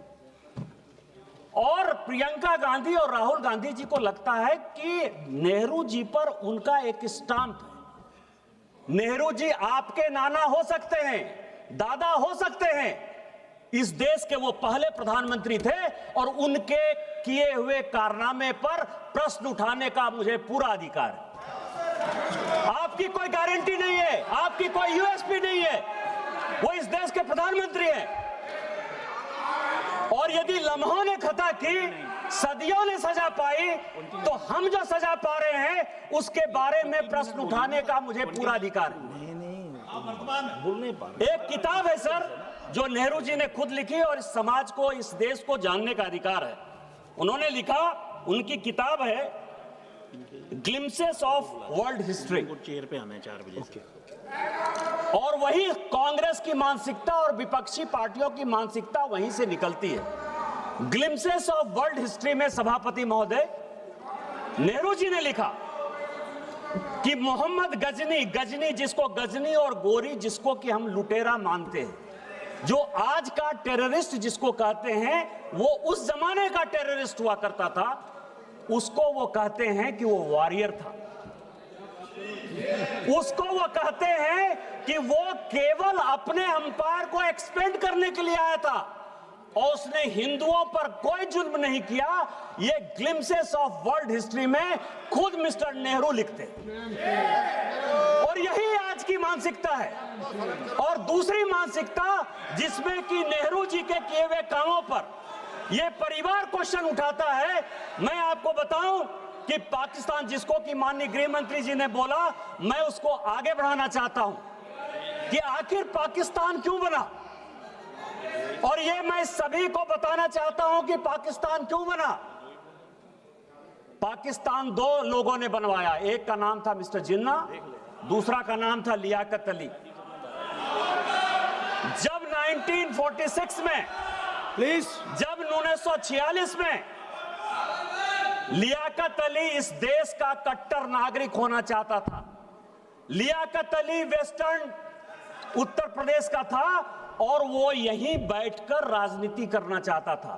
1946 में जब संवित सरकार बनी, मिस्टर नेहरू ने और लियाकत ने अपनी आत्मकथा में लिखा है कि नेहरू ने अपनी बहन विजय लक्ष्मी पंडित को 1946 में जब मॉस्को का राजदूत बनाया, उस चीज से लियाकत इतना दुखी हुआ, परिवारवाद से इतना दुखी हुआ कि उसने उसी दिन डिसाइड कर लिया कि जिस दिन भारत का पार्टीशन होगा मैं पाकिस्तान चला जाऊंगा, और पाकिस्तान और हिंदुस्तान का बंटवारा हो गया।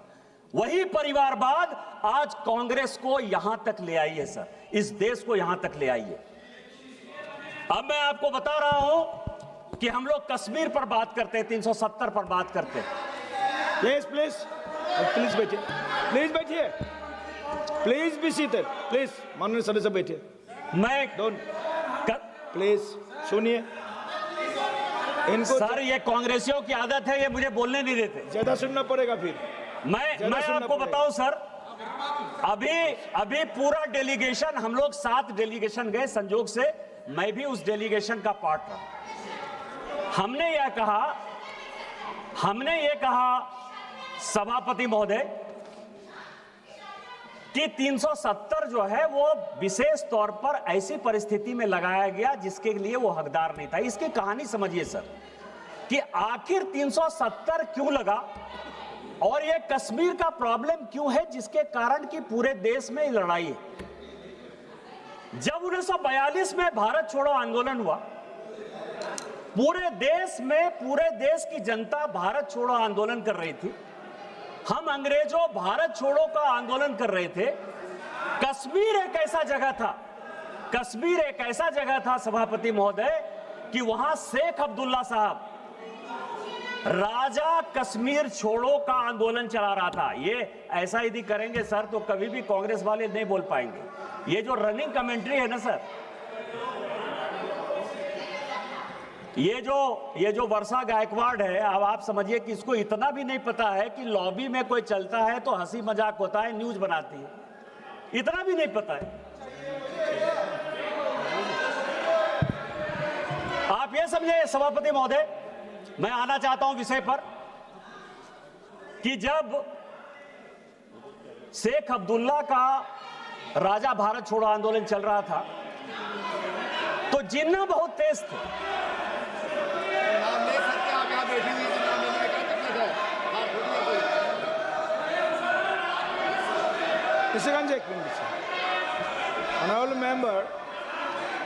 Honorable member, please be seated first. Please be seated first.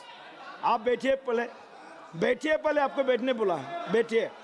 Please be seated first, please be seated first. आप बार बार बैठे बैठे टिप्पणी कर रहे हैं मेंबर, बैठे बैठे आप टिप्पणी नहीं कर सकते, आपको अलाउ नहीं किया गया है। Please be seated, don't talk, please be seated, please be seated, don't talk please, please. सभापति महोदय, शेख अब्दुल्ला साहब राजा कश्मीर छोड़ो का आंदोलन चलाए हुए थे और जिन्ना ने उस वक्त राजा का साथ दिया। और जिन्ना ने जब राजा का साथ दिया और जब 1947 में भारत का विभाजन हुआ, उस वक्त राजा को यह लगा कि नेहरू जो है मेरे खिलाफ, नेहरू मुझे किसी तरह से भारत के साथ नहीं रहने देना चाहता है और जिन्ना मेरा समर्थन करता है, लेकिन मैं जिन्ना के साथ नहीं जाऊंगा, नेहरू के ऊपर मुझे विश्वास नहीं है। इस कारण से उन्होंने 2-3 महीना अपने डिसीजन को कि भारत के साथ मिलना है कि नहीं मिलना है, उस तरह से उन्होंने डेफर किया। लेकिन जब उन्होंने फिर एग्रीमेंट साइन किया, वो वही एग्रीमेंट था सभापति महोदय जो 600 राज्यों ने अलग अलग इंस्ट्रूमेंट ऑफ एक्सेशन साइन किया। जब मणिपुर के साथ वही लागू हो गया, जब कच्छ के साथ वही लागू हो गया, जब उत्तर प्रदेश के साथ वही लागू हो गया, तो कश्मीर में कैसे ऐसी बात थी जो आपने उसको धारा 370 दे दिया? और यदि जिनको लगता है कि 2 नेशन थ्योरी के आधार पर वो साइन नहीं हुआ, तो जब सिक्किम 1975 में भारत में मिला, जब गोवा 1962 में भारत में मिला, तो उसको 370 आपने क्यों नहीं दे दिया? आज जो ये कश्मीर के हालात हैं, उस हालात के पीछे यदि नेहरू गांधी परिवार जिम्मेवार है तो हम जिम्मेवार नेहरू जी को ठहराएंगे या नहीं ठहराएंगे? इसमें प्रियंका गांधी और राहुल गांधी को परेशानी क्या है? ये आप कह रहे हो, मैं आपको दूसरी बात कर रहा हूं। चाइना की बहुत बात, जितने अखिलेश यादव जी बोले चाइना के बारे में बोले, कनिमोझी जी चाइना के बारे में बोली, सुप्रिया जी चाइना के बारे में बोली, जितने अपोजिशन के आदमी हैं सब चाइना के बारे में बोल रहे हैं। सुप्रिया ने बोला, नहीं बोला, मना कर दिया।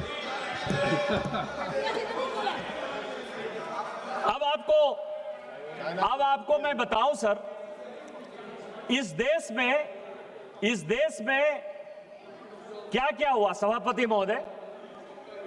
1985 का एक CIA का डॉक्यूमेंट हमने रिलीज किया, खुद ही ट्वीट किया, और उसने ये कहा कि कांग्रेस पार्टी के 40% सांसद सोवियत रूस के लिए मुखबिरी करते थे, उनसे पैसा लेते थे, उनसे पैसा लेकर चुनाव लड़ते थे। आज तक कांग्रेस के किसी आदमी ने उसके ऊपर डिफेमेशन नहीं किया। 1962 के युद्ध के पहले 1961 में बेलग्रेड सम्मेलन हुआ। मैं आपको बता रहा हूं कि आप लोगों ने कहा कि पड़ोसी देश ने क्या किया।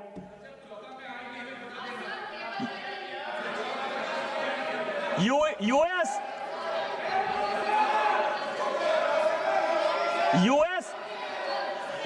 और अमेरिका, यूएस और अमेरिका के पहले 1961 में नेहरू जी ने कहा तिब्बत देने के बाद, और मैं तिब्बत पर भी आना चाहूंगा सर कि तिब्बत है क्या। तिब्बत 1886 में भारत का, नेपाल का और तिब्बत का एक समझौता हुआ। आपको पता है कि तिब्बत जो है नेपाल को एक हर्जाना दिया करता था प्रत्येक साल 1954 तक। वो कभी भी चाइना का पार्ट नहीं था, नेपाल का हिस्सा हुआ करता था तिब्बत। और इसी नेहरू की गलती के कारण तिब्बत चला गया, आज चाइना हमारे माथे पर खड़ा है। और 1961 में जब नॉन अलाइनमेंट मूवमेंट का नैम का जब सम्मेलन हुआ बेलग्रेड में, तो मैं आपको बताऊं कि उस वक्त जो कंट्री जो सिग्नेटरी थी हमारी, नेपाल, अल्जीरिया, भूटान, युगोस्लाविया, इन सबों ने जब 62 का युद्ध हुआ सर, सभी के सभी चाइना के साथ चले गए। और उतना छोड़िए, आप पड़ोसी देशों की बात कर रहे हो, 62 में हमारे हारने के बाद नेपाल ने अपना बाउंड्री एग्रीमेंट चाइना के साथ साइन किया, मंगोलिया ने साइन किया, वियतनाम ने साइन किया, कोरिया ने साइन किया। कौन सा देश आपके साथ खड़ा था? कौन सा देश आपके साथ खड़ा था? कौन सा देश खड़ा था आपके साथ? और 62 में क्या हुआ सर? ये सैनिकों की बात कर रहे हैं।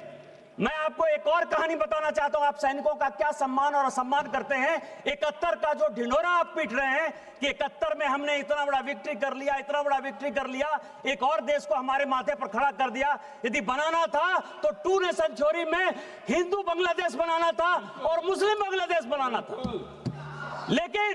लेकिन जो फील्ड मार्शल थे जनरल मानिक शाह, जिनके कारण कि हम युद्ध जीते, आप सैनिकों की बात कर रहे हो, आपको पता है कि 72 में जब उनको फील्ड मार्शल की उपाधि मिली, फील्ड मार्शल वो होता है कि जो जनरल को मिलता है, जो आर्मी चीफ को जितना पैसा मिलता है, दरमाहा जिसको कहते हैं पैसा, वो पैसा उसको मिलेगा, इसीलिए वो फील्ड मार्शल है। उतनी सुविधा उसको मिलेगी, इसीलिए फील्ड मार्शल है।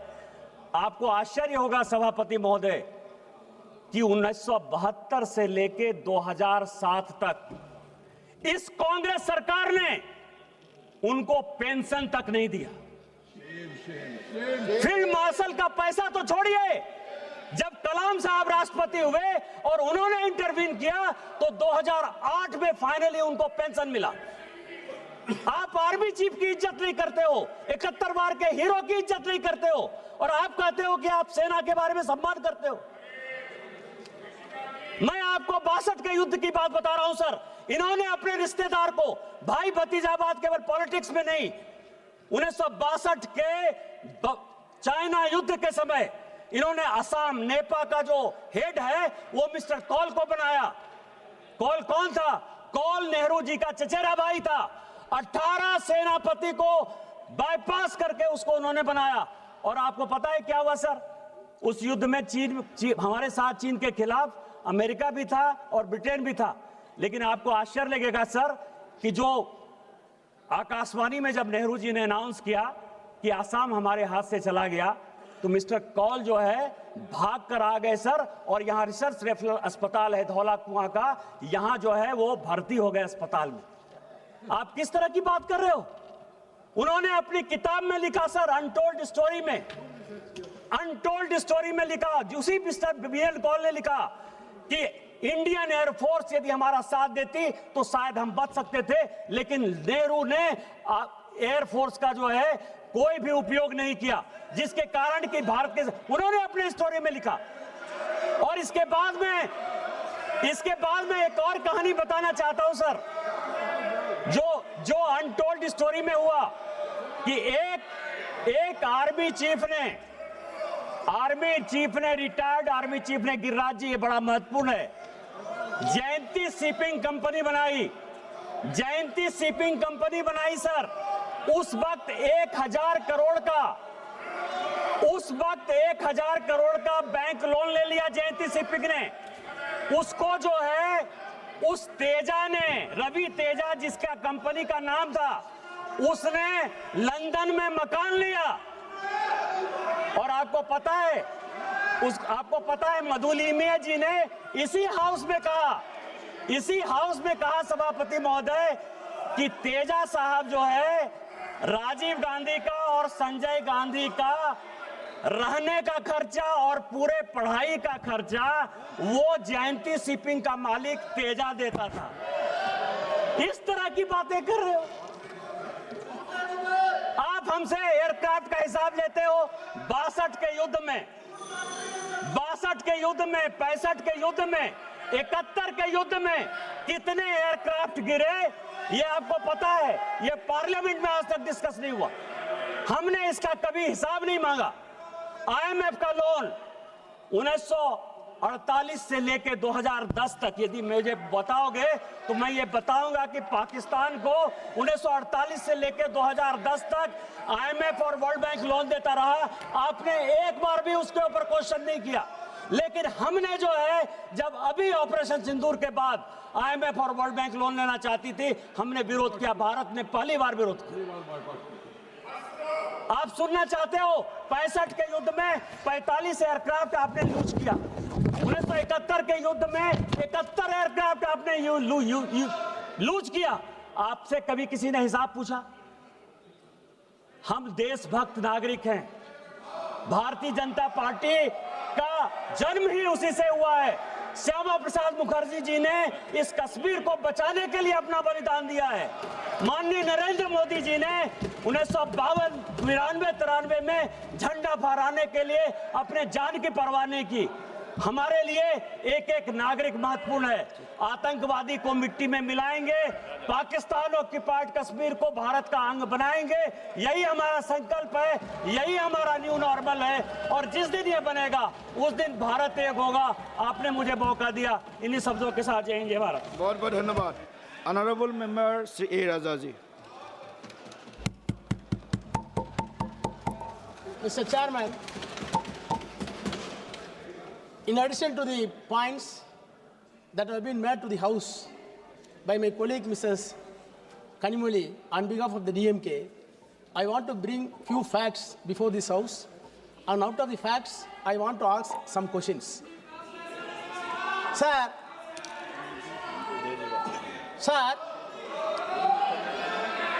what happened? Translation.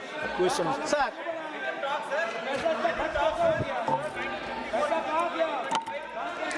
Please, don't talk, please. Wait, please. You start. Sir, when we are having some reservation that has to be placed before House, as other members from the regional parties put it, they should not brand as we are anti-national. DMK is known for national integration. Sir, what? Hindi nahi malum. Still I am Indian. You are accepting it. Otherwise, we are ready to go. Please be seated. Please continue. Please, you all please. Time. Sir, time. Okay, no Sir. issue. You please carry on. Sir, DMK is known for national integration.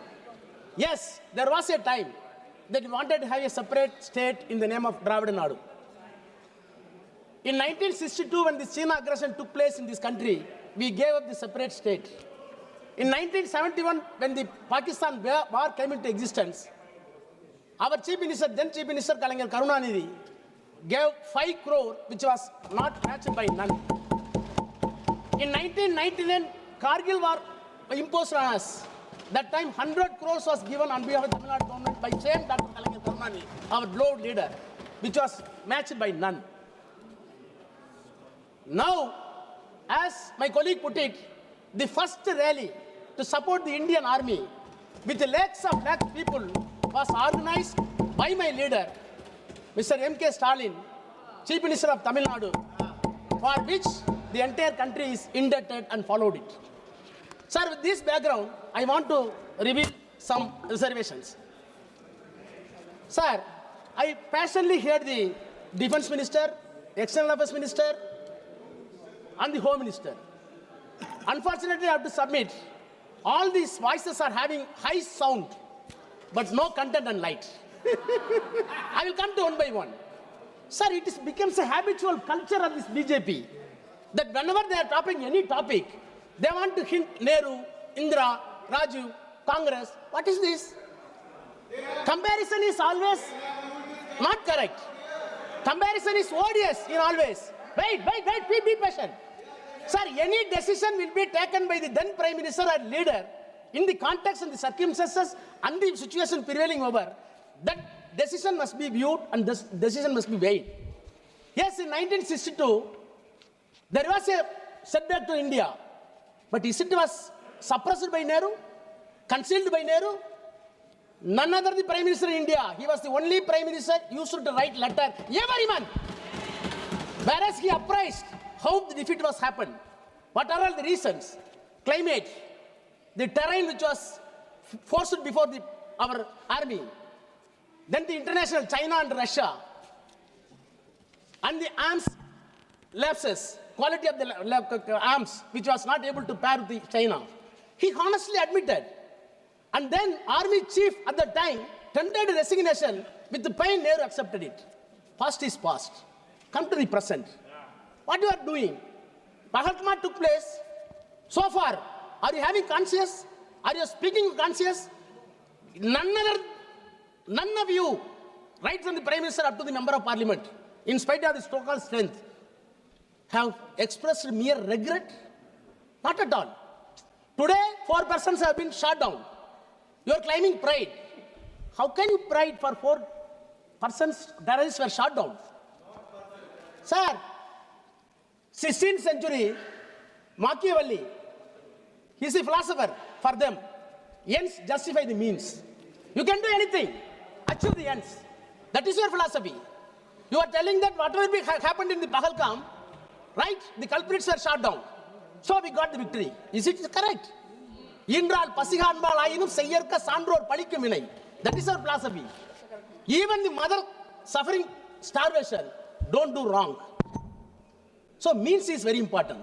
Please tell me, your means are correct? Sir, the internal reports of intelligence and RA put on the government that the Pahalgam must be brought under the high resolution satellite monitor. Is it not true? Yes. Defense Minister can deny it? I challenge.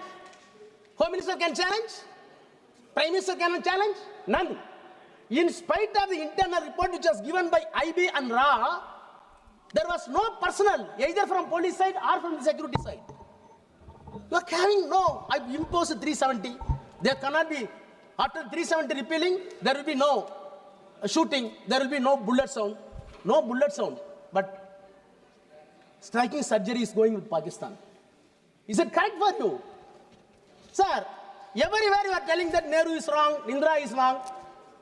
Wrong will be happen everybody according to your view. What has happened 1999, December 24, just 1 day before Christmas?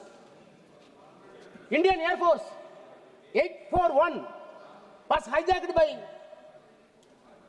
Kandahar by Maulana Azad. 184 persons. It was bargained. Who was the chief minister? Prime Minister? Atal Bihari Vajpayee. After the diplomatic consultation with the Congress and everybody, who is opposing that time? Your Ajit Doval, not the security advisor. He wrote note and note. He was a police officer then. No, it is a diplomatic failure. In spite of that, we took a conscious decision for the international diplomatic measures. We released them. Not only released, he was taken very carefully with the aristocratic treatment along with the External Affairs Minister, Jaswant Singh, and he was placed in the Karachi. No, I cannot say the same. please start. That is the hour of the need of the hour. So it should be justified. Similarly, whatever be the context. Now, can you justify yourself? Sir, with the point, no, sir. Sir, there are two issues before us. Today, Home Minister says like this. Yesterday, what is this? Very childish, I'm telling, sorry to say. Defense Minister of India says, don't ask about pencils. How many broken? How many rubber? Whether the exam was conducted properly? Sir, we are not concerned about the pencils and rubbers. But there should not be any malpractice in the examination for result. You are always doing malpractice. Wanted to harvest the wrong results, bogus results. That is why we are bothered about the means. Sir, External Affairs Minister, I am not able to understand. What is the problem with you to regret? Sir, External Affairs Minister, one thing has to be clear for the nation. Sir, today Home Minister says entire nation, entire world, barring 3 countries, all the countries packed with us, and they targeted Pakistan as a sponsors of terrorism. Please, I can challenge. None of the countries go for G2. Anybody, G2, G7, G20, then BRICS, then Quad.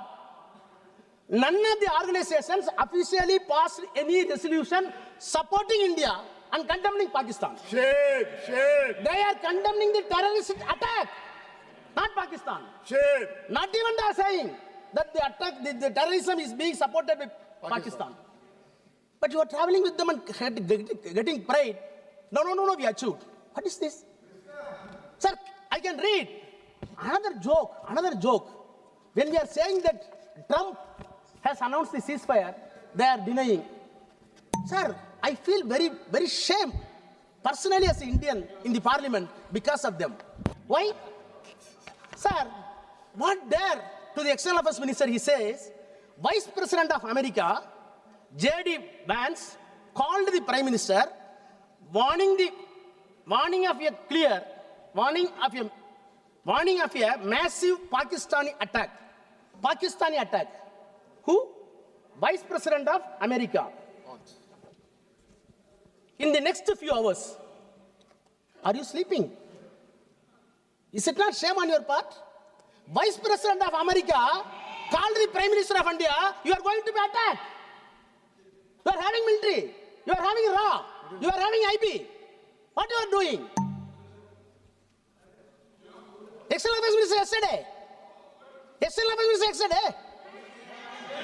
Move privilege. Honorable member, Move privilege. Please. Sir. Please. Sir, I was there. Please. When the External Affairs Minister speaking. Wait. Sir, 1 minute. 22 April, Deputy Prime Minister of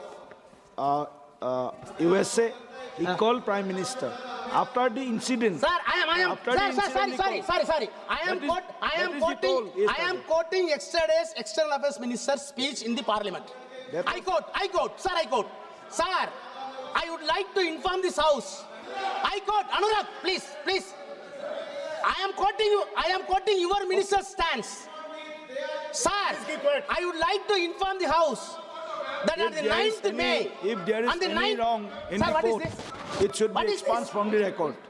Any wrong from the court, sir, it should be expunged. I am having official document. You continue. I am having official document. Continue. Sir, I quote. Sir, I would like to inform the House that on the 9th May, Vice President J.D. Vance called the Prime Minister, warning of a massive Pakistani attack in next few hours. Prime Minister, in his response, made it very clear, if such an attack happens, it would meet with an appropriate response from our side. That's correct. But the question is, where is your intelligence? American Vice President called Pakistani forces is going to attack. Still, Indian Monetary Fund is going to give the bailout for Pakistan, which was being controlled by America. IMF. Sir, international money is my friend. Sir, no. Sir, I am not yielding. I am not yielding. Sir, I am not yielding. Sir, I am not yielding. I am not yielding. I am not. Sir, I am not yielding. No. You talk to the chair. No, sir. Sir, these are all the confusions. Let us divide into two parts. Pahalgam incident took place. It is a complete, sir, it is a complete intelligence failure. Intelligent failure means you must admit your incompetency of the administration. Yes. Incompetency of the administration. You are incompetent to rule this country. Yes. Our security is prime. People are having no faith upon you. Yes. Number two, first portion is over. Second portion, right? That happened. What was your diplomatic relations? You send all delegations. Sir, don't follow Nehruvian ideology. You will not. You can't. You are not competent. But please, follow at least your leader Atal Vajpayee, Atalji. What happened in the Kargil? Kargil war was conducted in a sensible manner with a collaborative measures. All stakeholders, including the oppositions, were taken into consideration Vajpayee. After the war, after the Kargil war, he appointed a commission, and the commission report was placed before the parliament. This parliament deliberated the commission. What is the don'ts and do's? What are the actions and inactions? Such a fair prime minister is your predecessor. Now you want to reap the legacy of the BJP, but you are completely concealing everything to the parliament. Parliament was completely set aside. 100 and odd people's will is being reflected in this house, but you are avoiding the parliament. Are you a Democrat? Am I not entitled to say you are a tyranny? I am not entitled to say you are a dictatorship. Sir, that is what I am telling. Please, I do not want to take more time. But only one thing. Sir, Pahalgam incident is the classic example for the administrative incompetency to deal terrorism. Operation Sindoor is nothing but an incomplete exercise ended with Trump's ceasefire. Just I wanted to show one thing, sir. Still I am confused. Today there are two newspapers. One says, target met, no more ceasefire. Indian Express. One says, Operation Sindoor is not over, only on pause. Sir, ceasefire was announced by the Prime Minister. That itself a shock to the country. By Trump. But still you are saying, this ceasefire is on pause. We will continue, one minister. Another minister says, our target is over, so no more war. No parliament discussion. Prior to that, what is the result? Sir, please come. Last bit. Sir, I will go for the last one. At least hereafter, you are fighting with, you are claiming that all the nations are with us, but Pakistan is getting membership and elected as vice chairman in the United Nations Security Council to avoid, to control the terrorism. Sir, you are claiming, are you not ashamed? Chief of Army has Pakistan is getting in the belt, United Nations Councils to control the terrorism, and you want to label the Pakistan as the sponsor of the terrorism. Sir, please. Please conclude. Please conclude. Hereafter, it is a sensible question. On behalf of DMK, I appeal to everyone, notwithstanding the political affinity, please compel this government and take this confidence of this government. Come for a democratic process. Discuss everything. Stop this nonsense in the future at least. Thank you, sir. Thank you. Honorable Member Sri E.T. Mohammad Basirji. Sir, thank you very much, sir, giving me this opportunity to speak in this very important session. Sir, as far as April 22 incident in Pahalgam, the entire country I will look into. Is worried Definitely about I will look into. Don't worry. The chair is impartial. We all know This that chair is impartial. Don't worry. killing of these 26 persons This chair is impartial. Don't to remain as a vote. Sir, this incident of Pahalgam, that can be called as a tragedy in considering the deadliest of civil massacre in India since 2008 Mumbai attack. It was such an incident, my learned friends, they have narrated the entire thing in this. Sir, there are certain questions remaining unanswered. The first thing is with regard to the culprits. This morning, the Home Minister said certain thing. Let us hope that it is truth. Anyhow, that was a very, very difficult kind of question we were all asking. And now, there is some more questions to be asked. That is, how these terrorists managed to reach a tourist place like Pahalgam, that too at the mid-day time. We are claiming our efficiency, our technological know-how, and all kinds of things. In such a situation, what you have succeeded in that? What measures the police and the security personnel did for the safety of the tourists? That's a very important tourist center. What action they have taken to prevent this kind of a calamity? Similarly, sir, we have to strictly verify, threadbare analysis, whether we have intelligence labs and security failure. There is no meaning in saying so many things. Ask your inner heart whether we have happened any labs. If you ask whether there is labs, I would like to say, yes, there is labs on your part. You are replayable, you are bound to reply to the nation. Sir, government, we appeal the government to convene the meeting, special session of the parliament. You ignored that. Why?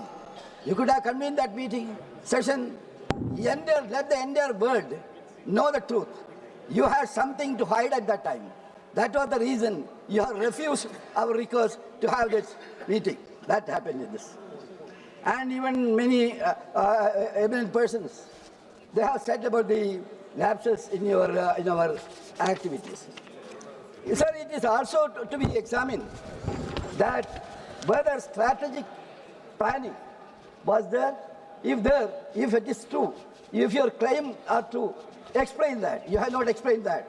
You are just saying that everything is okay. That is your regular kind of thing. That is. And I would like to say with all the politeness, we must have an introspection. What is that? That is about international diplomacy of India. You are saying, sir, when you are speaking, you are saying, how bad is the situation? How bad is the situation in India now? Sir, we had a very good relation with many countries. Our international relation was best, sir, best in the world. We all know that as and when there was some crisis, even at the war, people were asking, people were waiting the voice for India. India had such a high regard. The whole world leaders had very, very effective and very, very cordial relation with India. That was our this thing. And if you ask whether India is having the same status as on today, I would like to say that it is not there, it is diminishing like anything. You are responsible for that. You are talking about the prime ministers, Nehru, Gandhi, and all the kind of this. I would like to ask you, what is your moral right, even raising the voice here on their behalf? You have no any kind of moral responsibility. What was their position? What for they did? We have to realize. Now, we can see Gandhiji and Pandit Jawaharlal Nehru. He was mentioning about Gandhiji and Pandit Jawaharlal Nehru. See, I would like to ask you, are you believing in Gandhian philosophy? Gandhian philosophy, the main crux of the Gandhian philosophy is non-violence. You are motivating all kinds of violence within the country also. You have no moral right to speak about him also. Similarly, sir, Pandit Jawaharlal Nehru tenure, he was saying, you are also saying, sir, Pandit Jawaharlal Nehru, even Indira Gandhi, even you have, I think you have mentioned about our Vajpayee also. What was their performance, sir? What for they stood? We all know that Nehru was a key architect of non-aligned movement, advocating for peaceful coexistence and non-interference in the matters of our country. They believed in Panchashila. Sir, that 5 principle, what is that 5 principle? 5 principle of that was a milestone also. That was what? Coexistence. Gandhi stood for that. Nehru stood for it. But what for you are standing? What for you are standing? You are standing to create confusion, unrest in this country and making capital out of it. You want to fish from the troubled water. So that is there. During Indira Gandhi, so during Indira Gandhi's tenure, there also we can very well understand that she was standing for the non-aligned movement. She had a position in the world. Whenever there is crisis in any country, they were waiting for the voice of Srimati Gandhi. That was the tradition of her. Similarly, sir, all these kind of things will really tell you that the position of Indian government today is quite contrary to the facts and the tradition of the other leaders which you all have mentioned. Sir, I would like to say a paradoxical situation also. What is that? India stood strongly with the government during this crisis. I was also one among the team, the delegation team with that. We went there. We explained. We are confident that we did our work assigned to us in a marvelous way. That was for India. Our voice was for India. But what is happening in this area? You realize we stand for peace. Our country's greatness and nobility is that only. What is happening? I conclude, sir. Now, I'm not going above the other subject. Now, what is happening, sir? When there is some trouble in the parliament, the noise in the parliament, members will say, sir, house is not in order. I am of the opinion that that same terminology will have to be repeated in all India level. House is not in order. It is to be made into order. Sir, what is happening here, sir? One single thing. What is happening, sir? Assam, what is happening? People are dying. They are going to be stateless persons. People are crying, sir. 45-degree heat. Open air, they are staying there. They have been evacuated. They have been forcibly removed. They are, the Chief Minister have given instruction to delete them the list. On what basis? They want to make these people stateless people, as Rohingya refugees. That is the thing. If this government is keeping silent, you will be doing a sin in this. We have to reopen. When you are talking about the cordiality and this interest, you have to think this kind of thing, sir. I am going to conclude, sir. I urge upon the government to send a delegation of this house and make an inquiry in that. What is happening in Assam? That kind of situation you cannot repeat in this country, sir. This country is country for peace and prosperity. That you have made all kind of difficulties and hurdles and obstacles in before that, sir. I am concluding, sir. Proudness of India. Proudness of India is solidarity, sir. I am concluding, sir, with the one sentence. Proudness of India is our asset, our greatness. Before the world, we are saying ours is the biggest democracy. Please, unfortunately, as corrected by you and others, you have spoiled the entire thing, spoiled the image of the country. You have to correct yourself. I hope that wisdom will prevail upon you. With the few words, sir, I conclude. Thank you very much. Abdul Rashid, honorable member, Abdul Rashid. Yes. Please. Submission, please don't stop me for 10 to 12 minutes. For God's sake, I am from Kashmir. I am coming from Tihar jail. I know. Thank you, sir. Please give me time.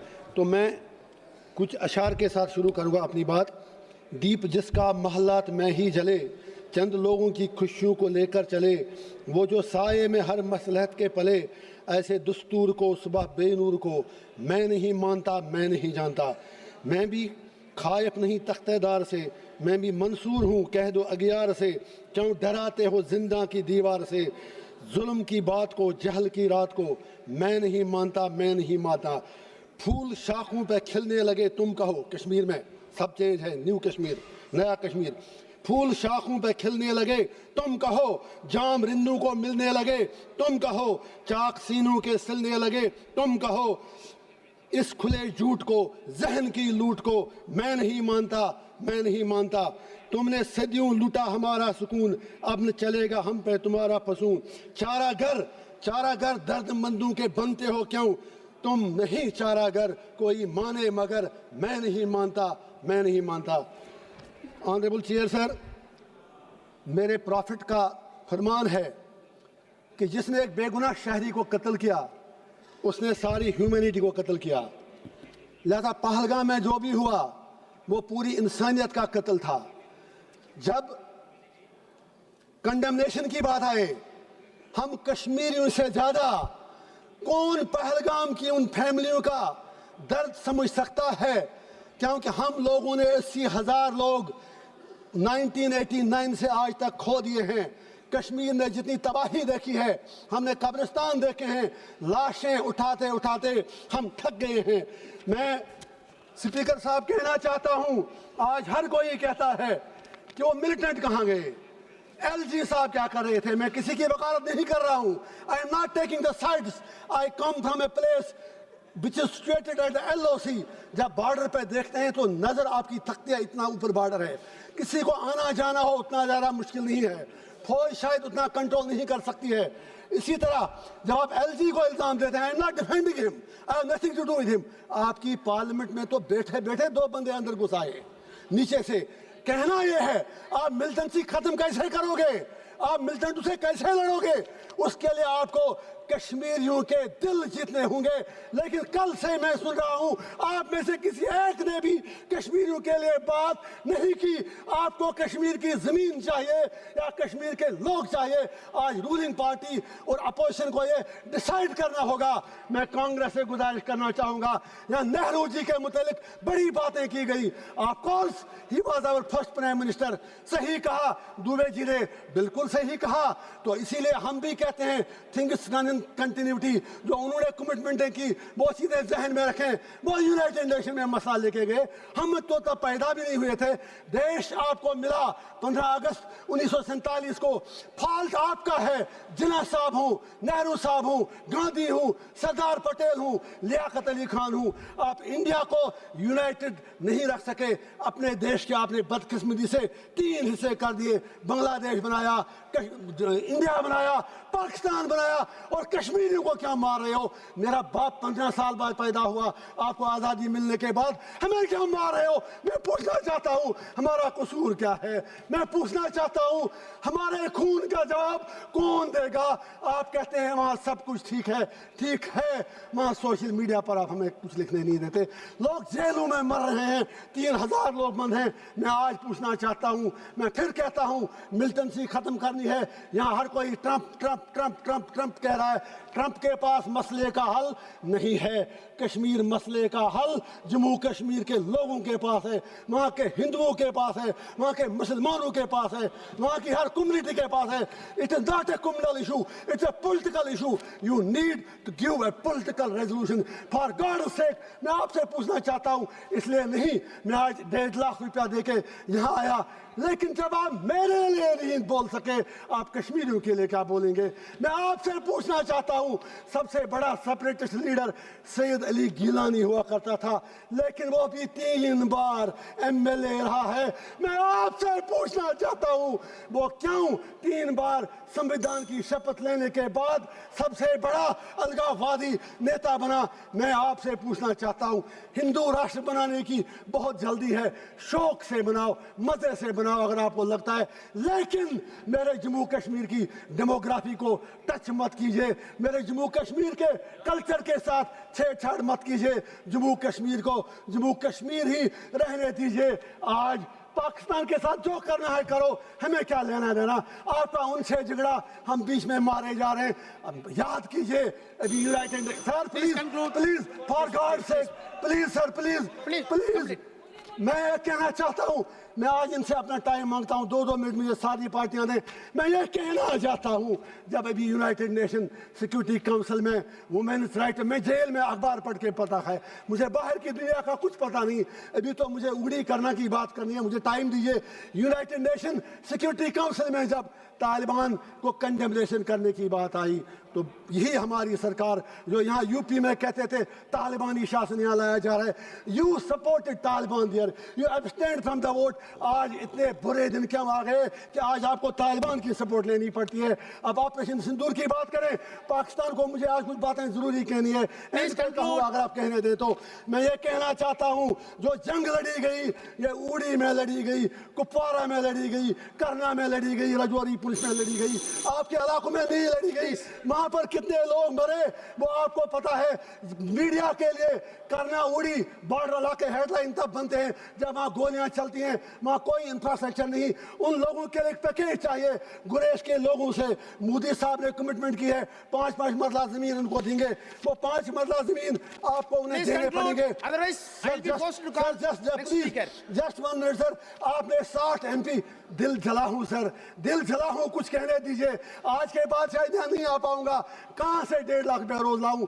60 MP आपने भेजे। Sir I am concluding, आप ही खुद please sir.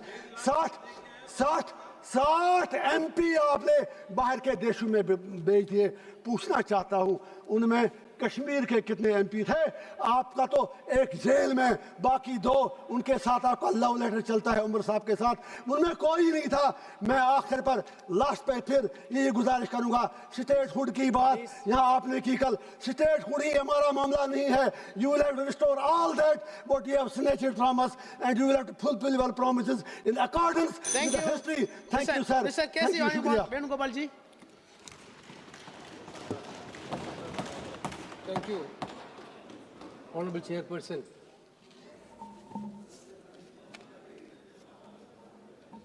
For giving me this opportunity to speak on this important subject. Basically, the subject is regarding Pahalgam incidents followed by the Sindoor operations.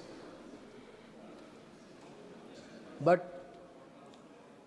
as like earlier, our treasury bench just make it as a discussion about Pandit Jawaharlal Nehru's period and Indira Gandhi period, like that.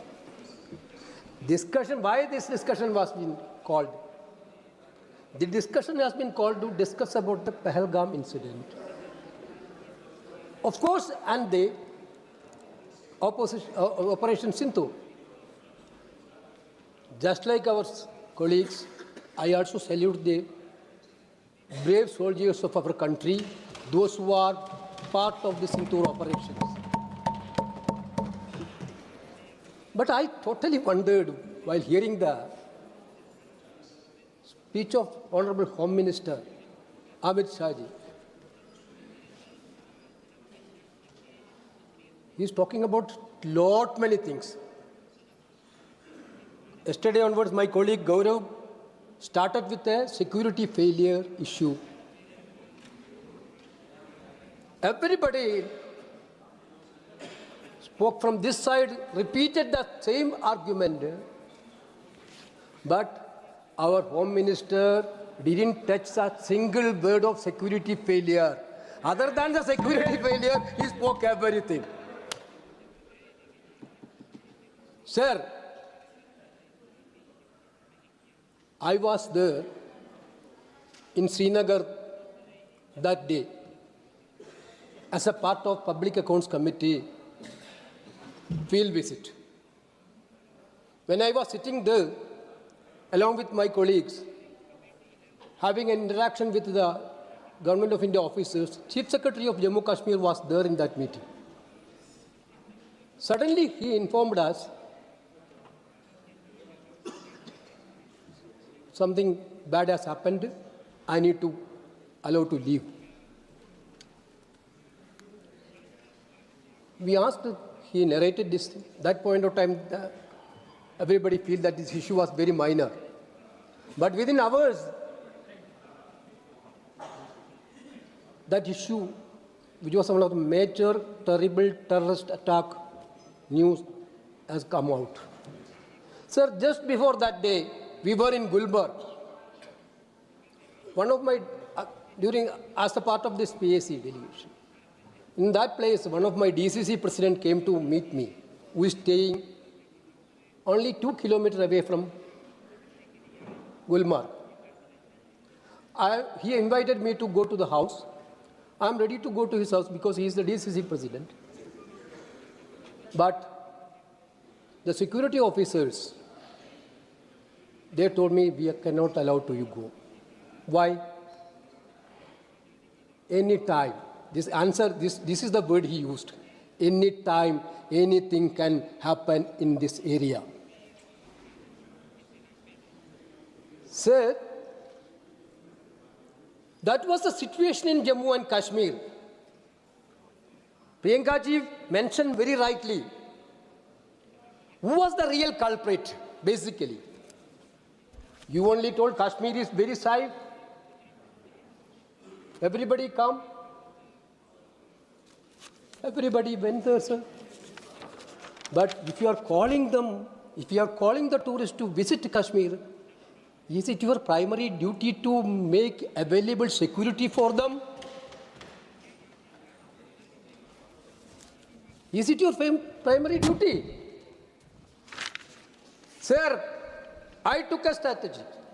Around 1 crore tourists went during that year period to Jammu Kashmir. Daily 1,000 to 2,000 people are going to this Basin Valley.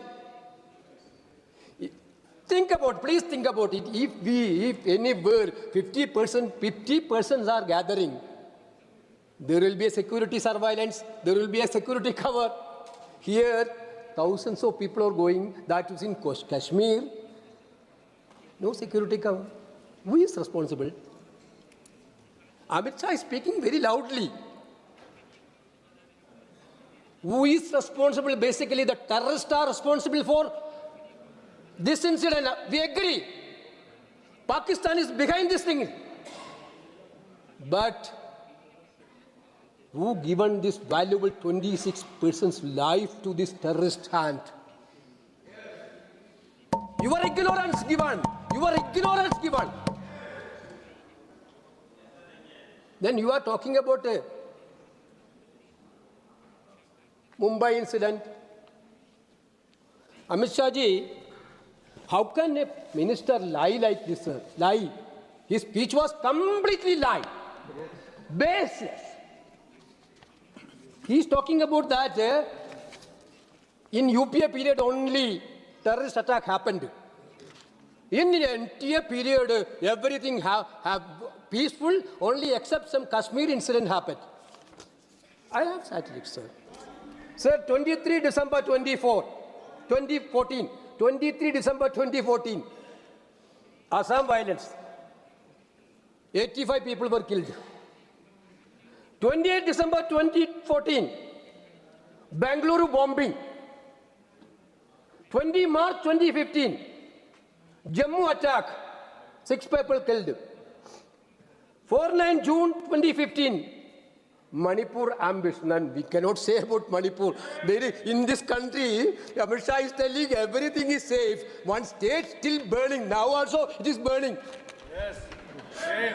How shamelessly he is telling in our period everything is safe. This list is very long, sir. 18 September, 3 October, 6 October 2016, 29 November 2016, Nagorno attack, 7 March 2017, Bhopal Ujjain train bombing, 24 April, Sukma attack, 2017, Amarnath Yatra attack, 10 February 28, Sanjuvan attack, like 28 attacks. 28 attacks.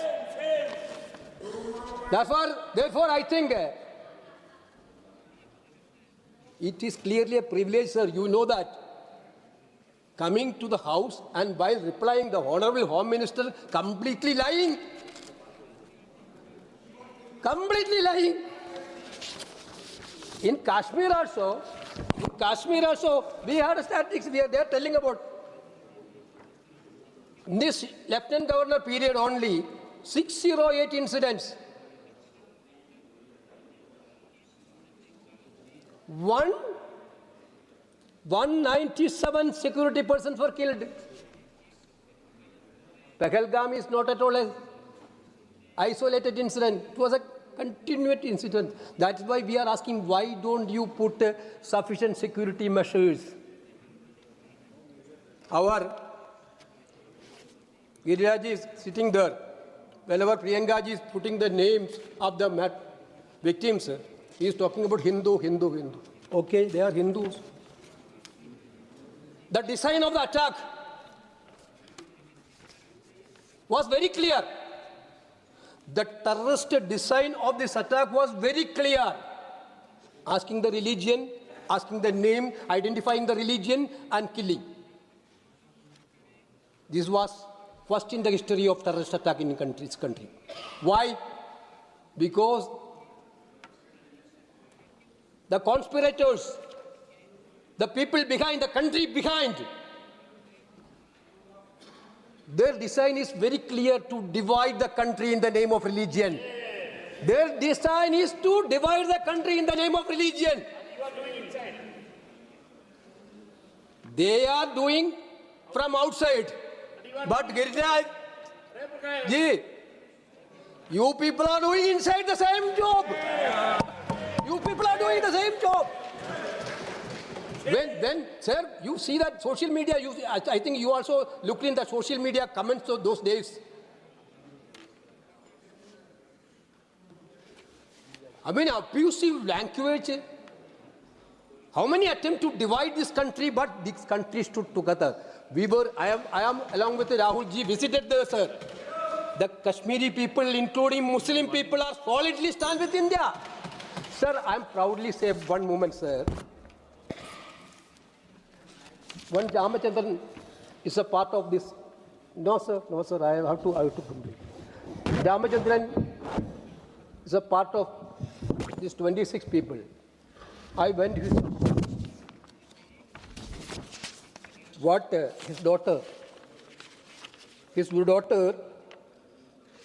daughter told me during that night, in my eyesight, my father had been killed. My 2 children's father along with me. I didn't know what to do. Darkness is there everywhere. In my eye, because in front of me, my father thought that I don't know the place. I'm not familiar to that place. But finally, from that moment till next day morning, I got 2 brothers. I got 2 brothers from Kashmir. That 2 brothers from Muslim community. That is what that tale told me. That was the message of this country, sir. During this period, that was the message of this country. This country was united. Sir, no, sir. I would like to ask some questions, sir. Sir, now they are talking about yesterday, our External Affairs Minister is telling this President Trump and Modi ji didn't talk last for 2 months. Great discovery, sir. Sir, American Vice President talked to Prime Minister of India. American President, without the knowledge of President Trump, is speaking to Prime Minister of India. He alone? Sir, my point is ceasefire happened. Operation Sindoor. We also want to salute the soldiers. I told in the beginning itself. Sir, on 10th May, 5:25 p.m.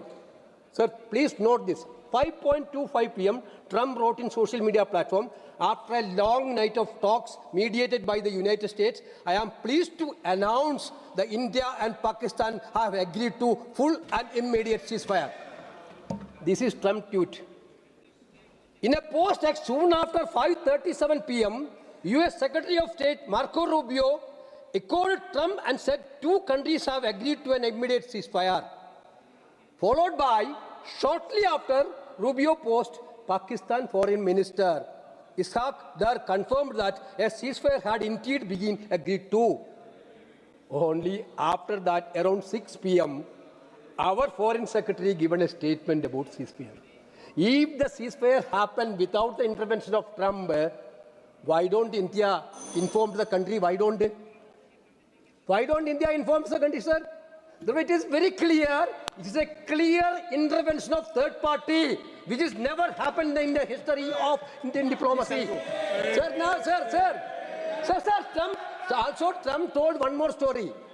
5 fighter flights had been lost. When we are asking questions, Jagannathan is telling, no, don't ask silly questions. This is a silly question. 5 jet flight is losing. Your leader sir. has to speak. 5 jet flight is losing, sir. Raghuji Sir, our question, very sincere question. We want to believe you. Tell the truth to this country. Whether the jet flight had been lost or not. This is your duty to say that.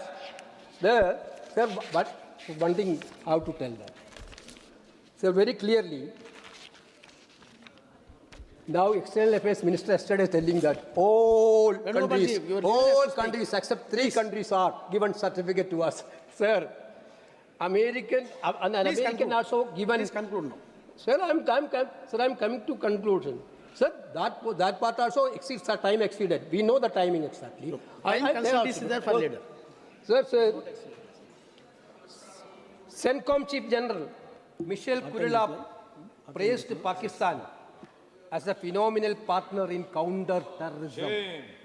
America, he is talking about America blacklisted organization. Yesterday he told about that. America telling that, sir, U.S. Secretary of State Marco Rubio met Pakistan Deputy PM Ishaq Dar and praised Pakistani partnership in countering terrorism and maintaining regional stability.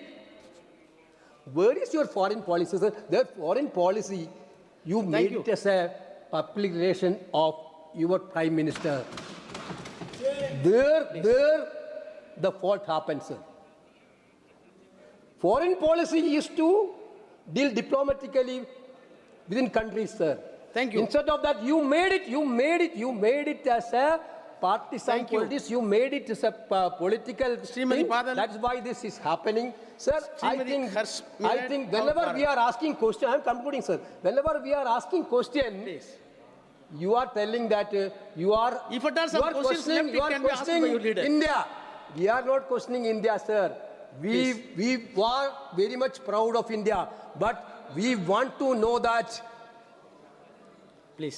what mistake you people are done to down India. Thank you. This has to be tell in this house. We would like to know that. And you can blame Congress because one more thing. So only one more thing I'll tell. Rahul Gandhi. Yesterday, External Affairs Minister. Only one last point. External Affairs Minister told yesterday Rahul Gandhi's speech about Chinese intervention. Last session he told about it. He told very clearly. What he told, sir? You are to be very careful about joining China along with Pakistan to fight against it. He told well taken, please. Then, sir, the reply of the External Affairs, that point of time, they locked down Rahul Gandhi. Yes. Then when Rahul Gandhi raised that issue, that point of they locked down Rahul Gandhi. Please. But now, yesterday External Affairs Minister is telling, External Affairs Minister is telling. Thank you. No, it was happened earlier also. Yes. This is the answer. So my point is that I think that the country deserved valid answers. You are running away from the answer. Whenever questions raising, you are hiding on the truth. Of my party, the Shiromani Akali Dal, I would like to start by condemning the racial and cowardly terrorist attack perpetrated by Pakistan in Pahalgam to fan communal hatred and destabilize our country. I also bow my head in condolence with all those innocents who tragically lost their lives on that day. The entire nation stood with those families and felt their pain. I also salute the valor of those brave hearts and those civilians who were the casualties during the course following these attacks. Sir, like the rest of the country, I too take great pride in saluting our armed forces with the precision and the valor that they showed in targeting Pakistan's military areas and neutralizing all that Pakistan was wanting to do, which is destroying their targets as well as their air bases and their radar systems. The restraint and the responsibility that they showed in this precise targeting showed India's military might to our neighbors and to the rest of the country, and I wholeheartedly congratulate our armed forces for this victory. Sir, throughout yesterday, I have been hearing both sides.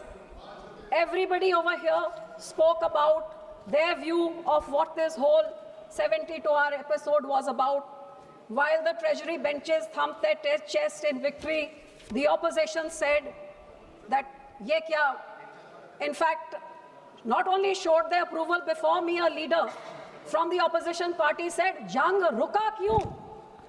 Sir, I am shocked to hear that in this house there are MPs who say, "Jang ruka kyun?" What were we here for? Were we here to fight and demolish Pakistan, or were we here to give them a befitting answer? Sir, jang रुका क्यों उनसे पूछिए जो लोग border में बसते हैं. आज इस हाउस में कितने लोगों ने ऑपोजिशन में, रूलिंग में या फिर सरकार में उन लोगों की बात किसने की जो बॉर्डर में बसते हैं? मेरे कश्मीर के भाइयों ने उनकी पीड़ा बताई और मैं पंजाब के लोगों की पीड़ा बताना चाहती हूँ जो उस बॉर्डर में बसते हैं, जहाँ दिन रात उनको इन बॉर्डर में रहने का उसका सामना करना पड़ता है. जिनके खेत उस तरफ थे उनको बोला गया आर्मी ने कि अपने फसल को काट दीजिए क्योंकि यहाँ पे किसी टाइम बंद हो सकता है, तो फसल तैयार हो ना हो उसको काटना पड़ा. बेचारों को डर के मारे जब वो 3 दिन ऐसे वहां पे ब्लैकआउट हो रहे थे, ड्रोन चल रहे थे, फाइटर जेट्स चल रहे थे, लोगों ने डर के मारे अपने बच्चों को, अपनी बीवियों को, अपने परिवारों को, अपनी चीजों को लेके कैसे वहां से उनको अपना घर बार छोड़ना पड़ा. और पाकिस्तान वाले जैसे कश्मीर में लगातार पूंछ में जैसे होता है, उन लोगों से पूछिए, वो गरीब जो बॉर्डर में बैठते हैं और रोज इसको झेलते हैं, वो बॉर्डर के इलाकों के लोगों से पूछिए जो इसका निशाना बनते हैं, जिस करके बॉर्डर में कभी कोई डेवलपमेंट नहीं होती, हमेशा बैकवर्ड होती है क्योंकि वो देश की रक्षा के लिए सबसे आगे होती. सब मैं उनको ये भी कहना चाहूंगी जो कहते हैं जंग क्यों रुका, कि ये जंग इसलिए रुकना जरूरी था क्योंकि आपके और हमारे बेटे नहीं है जो उस बॉर्डर में रोज मरते हैं, आपके और हमारे घर नहीं है जहां पे बुलेट चलती है और जहां पे शेलिंग होती है. उन गरीबों के बारे सोचिए जो इनका सामना करते हैं और इसलिए जंग को रोकना बहुत जरूरी था. सर, जब भी जंग होता है नुकसान लोगों का होता है. मैं ये जरूर मानती हूँ कि ये बॉर्डर के लोगों का जो भरपाई होनी चाहिए वो कभी होती नहीं है, ना उनके टूटे हैं घर, ना उनकी सड़कें, ना उनका फसल का नुकसान, कोई उनके बारे कोई बात करता नहीं. और मेरे पंजाब में जो ये समा चल रहा था, लोगों को 47 के काले दिन, 65 के, 75 के वॉर के, वो सारे काले दिन याद आने लग गए कि अब हमारे भविष्य में होगा क्या. और इस सारी चीजों में चाहे शहर हो चाहे गांव हो, सारी लेबर भी भाग गई, बिजनेस का भी सारी कैंसिलेशंस होने लगी, छोटे ट्रेडर्स जो भी हो, दुकानदार, सबका नुकसान हुआ. जब भी सर ऐसी कोई चीज होती है सबसे पहले सरकार कहती है अटारी बॉर्डर बंद कर दो. भाई अटारी बॉर्डर बंद आप कर देते हैं, छोटे दुकानदार, छोटे व्यापारी और छोटे ट्रांसपोर्टर का नुकसान हो जाता है. अब भी आपने कहा terror and talks will not go together, लेकिन जो बड़े बड़े पोर्ट से बड़े बड़े उद्योगपति जो बिजनेस करते हैं उनका तो 10 दिनों तक और चलता रहा. सर इसी कारण सर आई जस्ट स्टार्टेड, इसी तरह सर ड्रोन्स ने बहुत ही एक इंपॉर्टेंट रोल प्ले किया इन न्यूट्रलाइजिंग दिस. लेकिन मेरे स्टेट पंजाब में पिछले 10 सालों से बॉर्डर के पार से ड्रोन आके आर्म्स, एम्यूनेशन, ड्रग्स लेके हमारे स्टेट में तबाही नहीं मचाई, लेकिन पूरे देश में अपने आर्म्स और अपने ड्रग्स फैला रहा है. जे यही आर्म्ड फोर्सेस इस बार न्यूट्रलाइज कर सके, कुछ नुकसान ना होए, तो फिर सर 10 सालों से क्यों उन ड्रोन्स को नहीं रोका जा रहा है? आपको हैरानी होगी पिछले 6 महीनों में ही इस साल के BSF ने 130 ड्रोन, 135 kilo narcotics and 79 weapon seize किए हैं। आप सोचिए कितने जो सीज नहीं हुए हैं और वो देश के कोने में जाके क्या हैवक क्रिएट कर रहे हैं। हमारे देश का लॉ एंड ऑर्डर का तो ये हाल हो गया है। Daylight robbery, extortions, murders, gangsters are ruling Punjab, and the police and the state administration has totally failed. Be it singers, be it sportsmen, be it politicians. Sir, हमारे police station में grenade से हमले हो रहे हैं, rocket launcher से vigilance के दफ्तर में हमले हो रहे हैं, और गैंगस्टर जेल में बैठ के सर 2 मिनट जेल में बैठ के टीवी के इंटरव्यू दे रहे हैं। ये पंजाब के हालात हैं। सर, गोल्डन टेम्पल में भी 10 बारी धमकियां आ चुकी कि हम उड़ा देंगे। क्या सरकार को उधर की नाकाम है? आप ही कुछ कर दिए। और इसी तरह सब वी कैन नॉट डिनाई कि there has been security lapse and that there has been intelligence failure and our agencies were called napping, but responsibility must be fixed, sir. Otherwise, no one can stop this. Sir, मेरे last 2 points, sir. Kailash Mansarovar का 1 point, please conclude. शुरू कर सकते हो, करतारपुर साहब corridor खोलिए। India पाक cricket team cricket match हो सकता है तो दलजीत दोसांझ की मूवी क्यों नहीं चल सकती है? आखिर में सर, मैं अपने सिक्योरिटी फोर्सेस का अप्रिशिएट करती हूँ, मैं धन्यवाद करती हूँ कि ये वॉर रुका। सर, लास्ट लाइन, मैं शुक्राना करती हूँ और हमारे लोग भी कि ये वॉर रुका, क्योंकि वॉर के साथ लोगों की जाने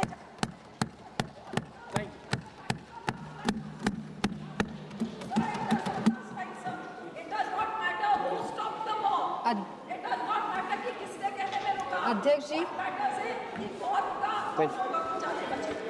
अध्यक्ष जी प्लीज, आपने इस महत्वपूर्ण विषय पहलगाम हमला और ऑपरेशन सिंदूर पर मुझे बोलने का मौका दिया।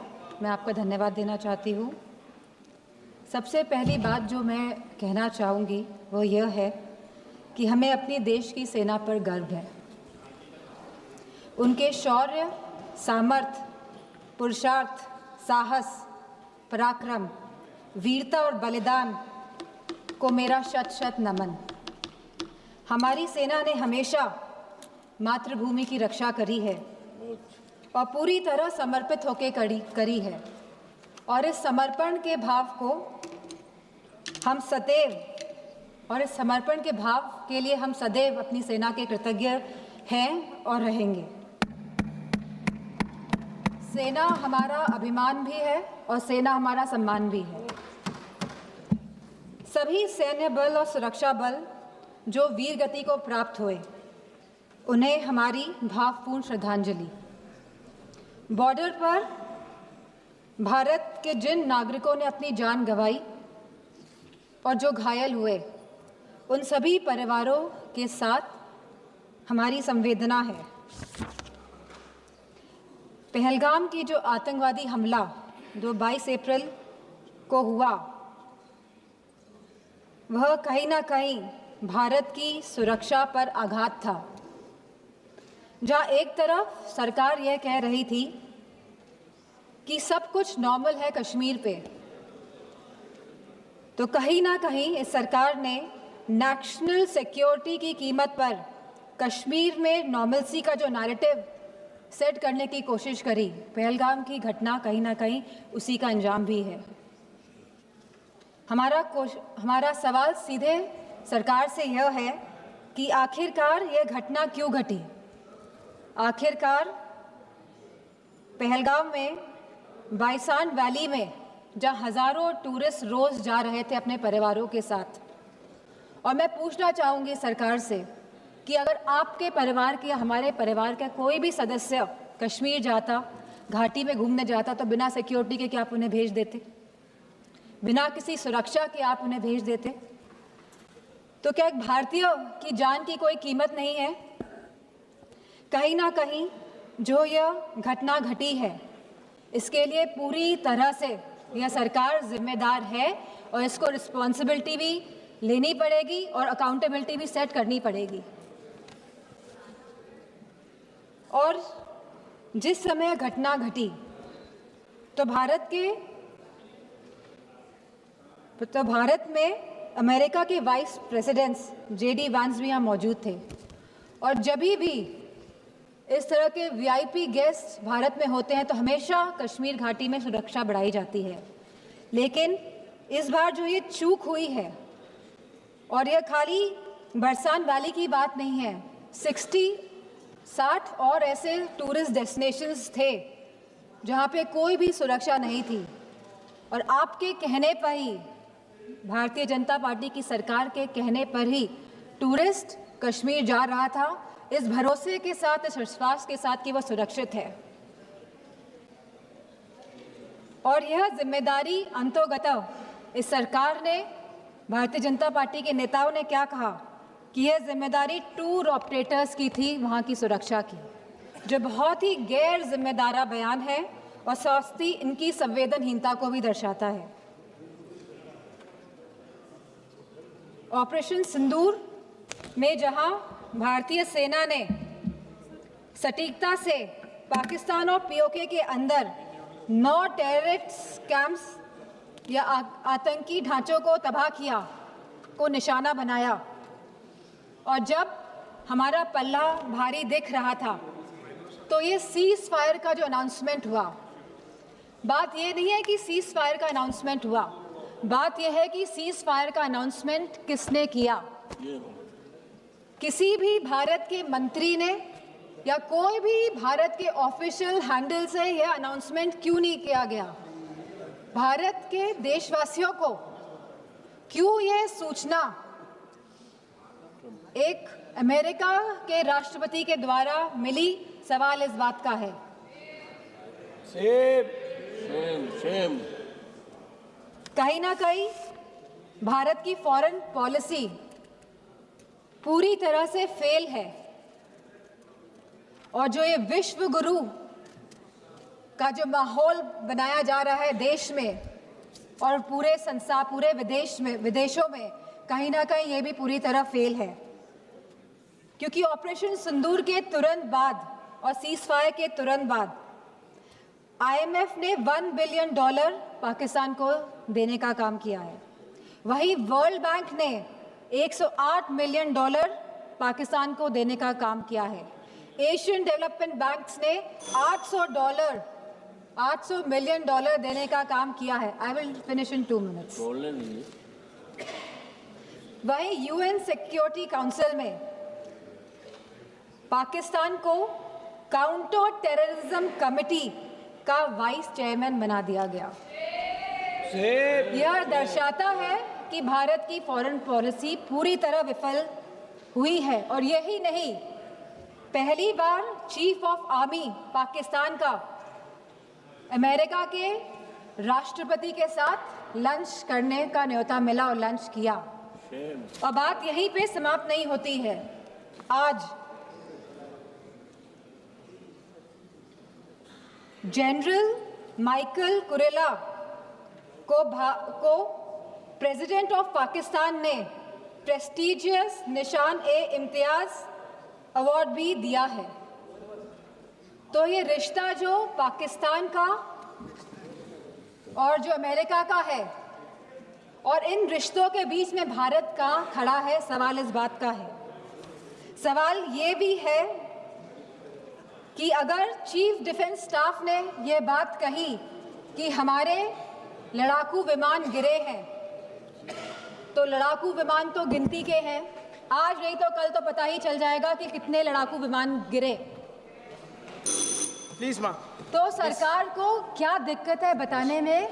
सर 2 मिनट्स कि please 1 minute, please conclude. Only 2 minutes last. 1 minute, 1 minute. कितने लड़ाकू विमान गिरे हैं, और ये लड़ाकू विमान जो गिरे हैं ये क्यों गिरे, ये भी सरकार को बताना पड़ेगा। सरकार पूरी तरह से, सरकार का इंटेलिजेंस फेलियर है। सरकार ये बात जानती ही नहीं थी कि जहां हम पाकिस्तान से लड़ रहे हैं, वहीं दूसरा देश, हमारा पड़ोसी देश चीन, चाइना, पूरी तरह से समर्थन कर रहा था पाकिस्तान का। क्या ये इंटेलिजेंस फेलियर था या ये एक्शनेबल इंटेलिजेंस को इग्नोर किया गया? Please please please. तो मैं अपनी बात यहीं पे समाप्त करते हुए कहना चाहूंगी कि जो भारत का जो डिफेंस का बजट है, जो 1.9% ऑफ द GDP है, इसको बढ़ाया जाए, इसको 3% किया जाए, और वहीं अग्निवीर जैसी योजना को समाप्त किया जाए और जो लेटेस्ट टेक्नोलॉजी से जो आप लड़ाई हो रही है, जो वॉरफेयर चल रहा है, तो भारतीय जनता पार्टी की सरकार है, तो वो जागरूक बने इसके प्रति। धन्यवाद। Thank you. Shrimati Anupriya Patel. Wait. Anupriya, 1 minute. Somebody wants to go to earlier. 1 minute. I will call you later. Next one. Subrayan, Mr. Subrayan. Yes, to. Speaker sir, கடந்த 11 ஆண்டு கால அனுபவங்கள் ஆட்சியாளர்கள் மக்களின் நம்பிக்கைக்கு பாத்திரமானவர்கள் அல்ல என்பதை தொடர்ந்து நிரூபித்து வருகிறது. அதனுடைய தொடர்ச்சியாகத்தான் இந்த பஹல்காம் சம்பவத்திலேயும் ஆபரேஷன் சிந்தூரிலேயும் அவர்கள் வெளியிடப்பட்டிருக்கிற ஒவ்வொரு விஷயங்களிலும் அவர் நம்பிக்கைக்குரியவர்கள் அல்ல என்பது உறுதிப்படுத்தப்பட்டு வருகிறது. ஆர்டிகிள் 370 நீக்கப்பட்டதற்கு பின்னர் அந்த பகுதி முழுவதும் எந்தவிதமான பயங்கரவாதமோ தீவிரவாத தன்மைகளோ வெளிப்படவில்லை என்று சொல்லுவது எவ்வளவு பொய்யான, மக்களை ஏமாற்றுகிற வேலை என்பது பஹல்காம் சம்பவம் உறுதிப்படுத்தி இருக்கிறது. 26 பக்தர்கள் கொல்லப்பட்டிருக்கிறார்கள். அதற்கு எது காரணம்? உளவுத்துறை முடமாக்கப்பட்டிருப்பதுதான் காரணம். உண்மையில் சத்திய மேவே ஜெயதே என்ற முழக்கத்திற்கு ஆட்சியாளர்கள் பொருத்தமானவர்கள் என்றால் உள்துறை அமைச்சர் ராஜினாமா செய்து வெளியேறி இருக்க வேண்டும். அதுதான் செய்திருக்க வேண்டிய வேலையாகும். ஆனால் அவர் செய்யவில்லை. இன்று காலையிலே கூட அவர் பேசுகிற தோரணை என்பதும் ஜனநாயகத்தை மிரட்டுவது மாதிரி தெரிகிறது. உள்துறை அமைச்சர் விளக்கமளிக்க வரவில்லை, விதண்டாவாதம் செய்யத்தான் வந்திருக்கிறார் என்பதை அவர் பேசுகிற தோரணைகள் முழுவதும் வெளிப்படுத்தி இருக்கின்றன. நாட்டு மக்களை காப்பாற்ற தகுதியற்ற ஆட்சி தான் இந்த ஆட்சி என்பது அவர்கள் சொல்லுகிற சொல்லிலேயே தெளிவாக புலன்படுகிறது. அதே மாதிரி எதிர்க்கட்சிகளில் பலவீனமானவர்கள் யார் என்று ஊடுருவி கண்டுபிடித்து அவர்களை வளைத்து போட்டுக் கொள்வதில் இருக்கிற அக்கறை நாட்டை காப்பாற்றுவதிலே இல்லை என்பதை நாம் தெளிவாக உணர முடிகிறது. அதேபோல் இப்பொழுது அயல்துறை அமைச்சரும் சரி, நம்முடைய பாதுகாப்புத்துறை அமைச்சரும் சொல்லுகிறார்கள் எங்களை யாரும் இயக்கவில்லை என்று. ஆனால் 25 முறை ட்ரம்ப் சொன்னபோது ஏன் மறுக்கவில்லை? இன்று வரையிலும் பிரதமர் மோடி ஏன் வாய் திறக்கவில்லை? எதை கண்டு அஞ்சுகிறது இந்த அரசு? என்ன காரணம்? அமெரிக்க கொத்தடிமைகளாக இந்த ஆட்சியை மாற்றிவிட்டார்கள் என்று நான் குற்றம் சாட்ட விரும்புகிறேன். அதேபோல் பாகிஸ்தான் தீவிர முகாம்கள் தாக்கப்பட்டிருக்கிறது என்பது பற்றி சில கேள்விகளை எதிர்க்கட்சிகள் கேட்டபோது எதிர்க்கட்சிகளின் தேசபக்தியையே சந்தேகத்திற்குரியதாக்குகிறார்கள். கேட்பதே பாகிஸ்தானுக்கு ஆதரவாளர்கள் போல் கேள்வி எழுப்புகிறார்கள். நான் கேட்க விரும்புகிறேன், இங்கே இருக்கிற இந்த ஆட்சியாளர்கள் அந்நிய காலனி ஆட்சிக்கு ஆதரவளித்துக் கொண்டிருந்த போது அதை எதிர்த்து போராடியவர்கள் தான் காங்கிரஸ்காரர்களும் சரி, கம்யூனிஸ்ட் இயக்கமும் சரி, திராவிட இயக்கங்களும். நீங்கள் அப்பொழுது தேசத்திற்கு எதிராக இருந்தீர்கள். இவர்கள் தேசத்துக்கு எதிராக இருந்தவர்கள் தேசபக்தியை பற்றி சொல்லுகிறார்கள். அதிலும் கொடுமை, மகாத்மா காந்தியடிகளை பற்றி, ஜவஹர்லால் நேருவை பற்றி பேசுகிற தார்மீக தகுதி அவர்களுக்கு இல்லை. அவர்கள் தேசபக்தர்கள். 9 ஆண்டுகள் சிறையில் இருந்தவர் ஜவஹர்லால் நேரு. இந்தியாவினுடைய உலக அரங்கில் இந்தியாவின் பெருமையை ஒளிவீசி செய்த அந்த ஜவஹர்லால் நேருவை பற்றி இவர்கள் குத்தி காட்டுவது உள்நோக்கம் கொண்ட அரசியல் அவதூறு. அவற்றை நிராகரிக்கிறோம். நிறைவாக ஒன்றை சொல்லி முடிக்கிறேன். ஒரே ஒரு விஷயத்தை சொல்லி முடிக்கிறேன். இந்திய கம்யூனிஸ்ட் கட்சியின் சார்பில் நான் பேசுகிறேன். தேசபக்தியை பற்றி இவர்கள் சொல்லுகிறார்கள். இந்தியாவின் மீது சீனா ஆக்கிரமிப்பு செய்த போது அது ஒரு கம்யூனிஸ்ட் நாடு என்ற நிலையிலேயும் அதை கண்டனம் செய்து தீர்மானம் போட்டு ஆதரித்த கட்சி இந்திய கம்யூனிஸ்ட் கட்சி என்பதை சொல்லி விடைபெறுகிறேன். Sri Gurmeet Singh Meet, please. 2 minutes. We are having 2 minutes, at most 3 minutes, please. धन्यवाद सभापति जी। सभापति जी, मैं सबसे पहले तो हमारी फौज पर हमें गर्व है और मैं नमन करता हूं कि जिस तरीके से इस ऑपरेशन को अंजाम दिया। सभापति जी, कल रक्षा मंत्री जी के 1 घंटा और आज गृह मंत्री जी के 1.5 घंटा बोलने के बाद भी, लेकिन जो सरकार से सवाल है आज भी वो वहीं के वहीं है। सभापति जी, मैं पंजाब से हूं और लोगों ने तो बहुत सी चीज़ें न्यूज़ पे देखी, व्हाट्सएप पे देखी, लेकिन किस तरह से ड्रोन आ रहे थे और किस तरह से ब्लैकआउट रात को किया जा रहा था, वो सायरन बज रहे थे, वो सब कुछ पंजाब के लोगों ने अपनी आंखों से एक्सपीरियंस किया। कल राजा जी ने भी कहा, सवाल ये नहीं है कि विमान गिरा या ना गिरा, वो हमें अच्छी तरह पता है। सवाल ये है कि विमान क्यों गिरा। उसका कारण ये तो नहीं क्योंकि हमारे विदेश मंत्री जी ने कहा कि हमने पाकिस्तान को हमले से पहले इतला कर दिया। अगर इतला कर दिया तो कहीं कारण ये तो नहीं जिस वजह से विमान गिरा। और दूसरा सवाल, सभापति जी, हमारे देश की एक परंपरा थी कि अगर किसी ट्रेन का एक्सीडेंट भी हो जाता था तो माननीय मंत्री रिजाइन कर देते थे, लेकिन आप देखिए कि 26 लोगों की जान चली गई। इतना बड़ा इंटेलिजेंस का फेलियर, रिजाइन तो दूर की बात, एक बार किसी ने माफी भी सरकार से नहीं मांगी कि हमारी वजह से 26 लोगों की जान चली गई। और तीसरा सबसे बड़ी बात, फॉरेन पॉलिसी का हमारा फेलियर। सभापति जी, हम पूरी दुनिया में कहते हैं और सदन में तो पता नहीं कितनी बार सुना है कि जी भारत विश्व गुरु बन गया। सभापति जी, कैसा विश्व गुरु? लड़ाई चल रही थी और IMF पाकिस्तान को $1 बिलियन दे रहा है। कैसे विश्व गुरु? पाकिस्तान के साथ चाइना ओपनली आ रहा है। हमारे लेफ्टिनेंट जनरल राजीव गई ने भी कहा कि हम सिर्फ पाकिस्तान के साथ लड़ाई नहीं लड़ रहे थे, हम चाइना के साथ, टर्की के साथ, और विश्व गुरु के साथ एक भी कंट्री सपोर्ट में नहीं आ रहा। और कैसा विश्व गुरु के विश्व गुरु के रक्षा मंत्री डोनाल्ड ट्रंप ने 27 बार कह दिया कि लड़ाई युद्ध हमने सीजफायर करवाया, और हमारे रक्षा मंत्री जी 1 घंटे के भाषण में एक बार भी विश्व गुरु के रक्षा मंत्री डोनाल्ड ट्रंप का नाम तक नहीं ले सके। और आज ऐसा ही रक्षा मंत्री जी भी नहीं लड़ सके। सो सर, और तीसरी बात, ये फॉरेन पॉलिसी की, मतलब कि हम कहां स्टैंड कर रहे हैं विश्व गुरु।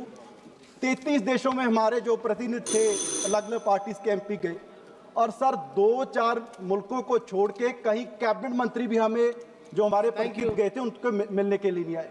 तो सर, ये सरकार को मुझे लगता है कि इसका एक बार फिर से एनालिसिस करना चाहिए कि फॉरेन पॉलिसी में हम कहां स्टैंड कर रहे हैं, कहां कमी है कि आज भारत किस पोजीशन पे पहुंच गया। और सर लास्ट में कल रक्षा मंत्री जी ने कहा कि जी भारत शेर है और मेंढक से क्या लड़ाई लड़ेंगे। चलो सर, पाकिस्तान तो मेंढक है, और जो 27 बार कह चुका है कि भारत की जो पाकिस्तान की लड़ाई हमने खत्म करवाई, तो अमेरिका क्या है और जो चाइना क्या है, उसको रक्षा मंत्री जी क्या कहेंगे कि वो कौन से जानवर है। तो सर, ये सवाल आज भी वहीं के वहीं हैं। इन सवालों का जवाब देश की सरकार को, रक्षा मंत्री जी को और गृह मंत्री जी को, देशवासी जो 140 करोड़ लोग उम्मीद कर रहे हैं, उनको देना पड़ेगा। धन्यवाद। श्री विजय कुमार हंसराज।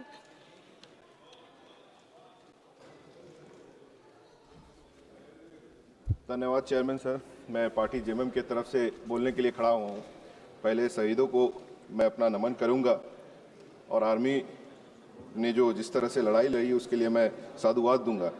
और पूरा देश कहीं ना कहीं इस पूरे प्रकरण में और पूरे इस जो अटैक्स थे और उसके बाद जो हमारे तरफ से एक्शंस लिए गए, उसमें पूरा देश, तमाम पार्टियां सब एक साथ खड़ी थी।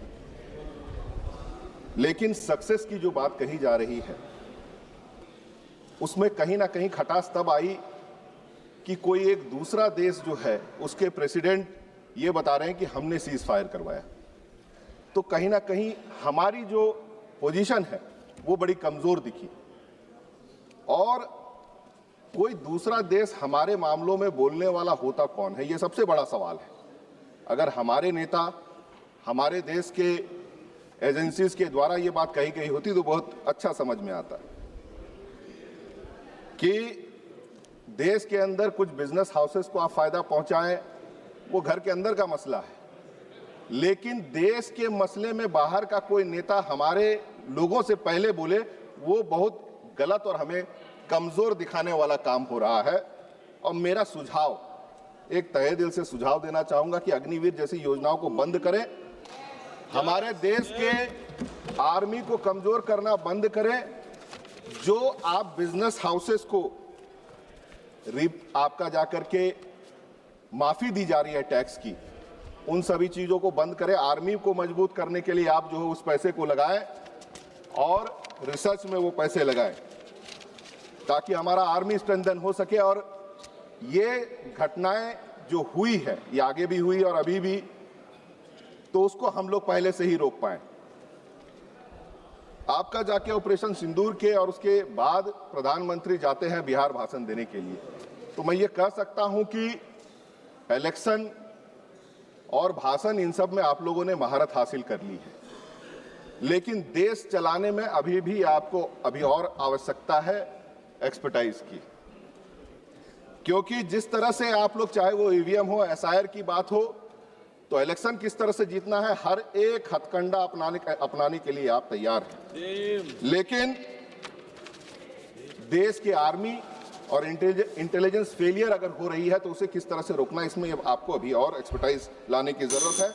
सर शुरू ही किया है मैंने, और आप कहीं भी रक्षा मंत्री अपने तरफ से बोलते हैं कि ये कांग्रेस पार्टी नहीं है कि यहां पे इस्तीफा होगा, जिम्मेदारी भी आप लेना नहीं चाहते हो। आज जिस तरह से पूरे देश को आपने जाति, धर्म और भाषा में बांट करके रख दिया है, और फॉरेन पॉलिसी में हमारे जो नेबरिंग देश हैं, जो हमारे पुराने मित्र रहे हैं, उनके साथ जो संबंध खराब हुआ है, मेरा इस अनुप्रिया जी सरकार को सुझाव है, मेरा इस सरकार को सुझाव है कि सदन के अंदर जो उस पक्ष के नेता लोग लगातार जो है जय जयकार करके फुलाए पड़े हैं कि हमारे यहाँ के नेता जो है अपने आप को बायोलॉजिकल नहीं समझते हैं, मेरा ये सुझाव रहेगा कि लगातार जिस तरह से हमारी, उनका भी माइक ऑन है, आप कंक्लूड कर दो, समाप्त कर दो। हाँ, बहुत कम समय दिया गया है, समय जितना था उससे भी कम दिया गया है। सर मैं ये कहना चाहूंगा कि जिस तरह से हमारी पूरी, सिर्फ हमारे देश के अंदर के लोग जो सवाल पूछ रहे हैं, पूरे विश्व में जिस तरह से हमारी कमजोरी दिख रही है, आने वाले समय के लिए विनती रहेगी कि कहीं ना कहीं इन सब चीजों में सुधार लाने की जरूरत है और जिम्मेदारी लेने की जरूरत है। जहां आपसे गलती हुई है और आगे सुधार भी आप करें, क्योंकि अगर देश का मसला है तो वहां पे हम लोग सब एक साथ हैं। बहुत बहुत धन्यवाद। धन्यवाद अध्यक्ष महोदय। ऑपरेशन सिंदूर की इस चर्चा में मैं सबसे पहले इस अभियान को उसके अंजाम तक पहुंचाने वाले हमारे भारतीय सेना के वीर जवानों के शौर्य और पराक्रम को नमन करते हुए अपनी बात को प्रारंभ करना चाहती हूं। अध्यक्ष महोदय, 22 अप्रैल को पहलगाम में हम सब ने आतंक का जो बीभत्स और क्रूर रूप देखा, उसने पूरे देश की आत्मा को झकझोरने का काम किया और पूरा देश एक स्वर में उठकर खड़ा हुआ कि इस आतंकी घटना के विरुद्ध कड़ी से कड़ी कार्रवाई हो। और पाकिस्तान ने भारत की संप्रभुता को चुनौती देने वाला जो दुस्साहस किया, भारत की सेना ने उसे बहुत ही कड़े शब्दों में मुंहतोड़ जवाब देने का काम भी किया। विश्व के इतिहास में ऐसा पहली बार हुआ कि केवल 22 मिनट के अंदर 9 हाई वैल्यू आतंकी लॉन्च पैड को ध्वस्त कर दिया गया। अध्यक्ष महोदय, आतंकियों ने कभी कल्पना भी नहीं की होगी कि भारत इतनी कड़ी कार्रवाई करेगा। 100 से अधिक आतंकी मौत के घाट उतर गए और दशकों से जो आतंकी पाकिस्तान में रहकर भारत के खिलाफ साजिशें करने का दुस्साहस करते थे, वो सब अल्लाह को प्यारे हो गए। और जो रही बची कसर थी, जिसको लेकर हमारे विपक्ष के साथी सवाल उठा रहे थे कि जो बैसरन घाटी में आए उनका क्या हुआ, ऑपरेशन महादेव ने उनका भी हिसाब किताब चुकता कर दिया। अध्यक्ष महोदय, हमारे विपक्ष के साथियों को मैंने कहते हुए सुना कि जब पहलगाम की घटना हुई तो प्रधानमंत्री जी पटना में रैली को संबोधित कर रहे थे। मैं उनको कहना चाहती हूं कि प्रधानमंत्री जी पूरी दुनिया को संदेश दे रहे थे कि भारत किसी कीमत पर आतंक के आगे घुटने टेकने वाला नहीं है। और संकट की इस घड़ी में हमारे प्रधानमंत्री जी ने पूरे धैर्य और संयम के साथ काम करते हुए सही समय पर सही कदम उठाने की एक फुल प्रूफ योजना बनाई और ऑपरेशन सिंदूर को उसके अंजाम तक पहुंचाया। भारत आतंकवाद के प्रति जीरो टॉलरेंस की नीति अपनाता है और इसलिए हमने जब पाकिस्तान पर हमला किया तो केवल हमने आतंकी ठिकानों को निशाने पर लिया, लेकिन भारत की कार्रवाई से बौखलाए हुए पाकिस्तान ने हमारे नागरिक क्षेत्रों पर, हमारे सैन्य ठिकानों पर हमला करते हुए पूरी दुनिया के सामने अपने आप को एक्सपोज करने का काम किया और भारत की कार्रवाई से डरे हुए पाकिस्तान ने घुटने टेक कर भारत से संघर्ष विराम की भीख मांगने का काम किया है अध्यक्ष जी। तब हमारी सरकार ने संघर्ष विराम की घोषणा की है और यह भी कहा है कि अब यह ऑपरेशन सिंदूर सिर्फ एक विराम है, पूर्ण विराम नहीं है और भविष्य में अगर पाकिस्तान अपनी हरकतों से बाज नहीं आया तो इस बार तो उन आतंकियों के जनाजों पर रोने के लिए कुछ लोग बच गए थे, अगली बार उन जनाजों पर आंसू बहाने वाला भी कोई नहीं बचेगा। अध्यक्ष महोदय, मैं बार बार एक ही बात सुन रही हूँ, हमारे विपक्ष के मित्र कह रहे हैं कि अमेरिका के राष्ट्रपति ने ऐसा कहा वैसा कहा। मुझे बहुत ताज्जुब होता है कि मेरे विपक्ष के मित्रों को अपने देश के प्रधानमंत्री क्या कह रहे हैं उस पर भरोसा नहीं है, मेरे विपक्ष के मित्रों को दूसरे देश का राष्ट्रपति क्या कह रहा है उस पर भरोसा है। यानी प्रधानमंत्री जी ने फोन पर दो टूक कहा कि भारत ने अपनी शर्तों पर संघर्ष विराम किया है, लेकिन इन्हें उस पर यकीन नहीं है। कल को अध्यक्ष जी, कल अगर अमेरिका के राष्ट्रपति कहेंगे कि भारत में सूरज पश्चिम से उगता है तो हमारे विपक्ष के मित्र ये भी मान जाएंगे। मैं विपक्ष के साथियों को कहना चाहती हूं कि भारत ने अपने रक्षा की क्षमता को अपग्रेड किया और इस ऑपरेशन सिंदूर के दौरान हमने advance super technology non contact war equipments को यूज किया, जिसमें एक था S-400 मिसाइल इंटरसेप्टर।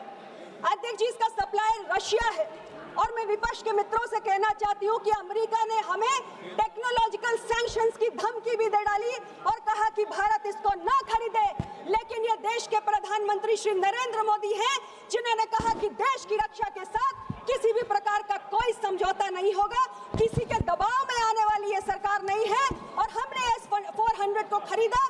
ऑपरेशन सिंदूर को उसके अंजाम तक पहुंचाने में इसने एक महत्वपूर्ण भूमिका निभाने का काम किया है। अध्यक्ष जी, मैं बार बार अपने विपक्ष के मित्रों से सुन रही हूं, वो कह रहे हैं कि विदेश नीति फेल हो गई। ये किसकी भाषा है? ये भाषा पाकिस्तान की है। वो बार बार ये बात कह रहा है कि भारत की विदेश नीति फेल हो गई और मुझे ताज्जुब होता है, मेरे विपक्ष के मित्र भी वही बात कहते हैं और जब ये हमारे भारत विरोधी ताकतों की भाषा बोलते हैं तो मैं कहती हूं ये रिश्ता क्या कहलाता है। अध्यक्ष जी, अभी मुझे थोड़ा बोलने दीजिए। अध्यक्ष जी, ये कहते हैं कि सर्वदलीय डेलीगेशन भेजे आपने, क्या हुआ? उन डेलीगेशन में तमाम दलों के हमारे एमपीज गए थे और कांग्रेस पार्टी से मैं कहना चाहती हूँ इनके 3 वरिष्ठ नेता, 2 सांसद, 1 वरिष्ठ नेता उसमें गए, मैं नाम नहीं लेना चाहती। और उन्होंने कौन सा गुनाह किया? उन्होंने केवल अंतर्राष्ट्रीय मंच पर पाकिस्तान को कटघरे में खड़ा करने का काम किया। भारत की जो टेररिज्म के खिलाफ नीति है उससे दुनिया को अवगत कराया, लेकिन इन्होंने अपने उन तीनों नेताओं की लानत मलामत करके रख दी। आज इन्होंने उनको किनारे लगा दिया।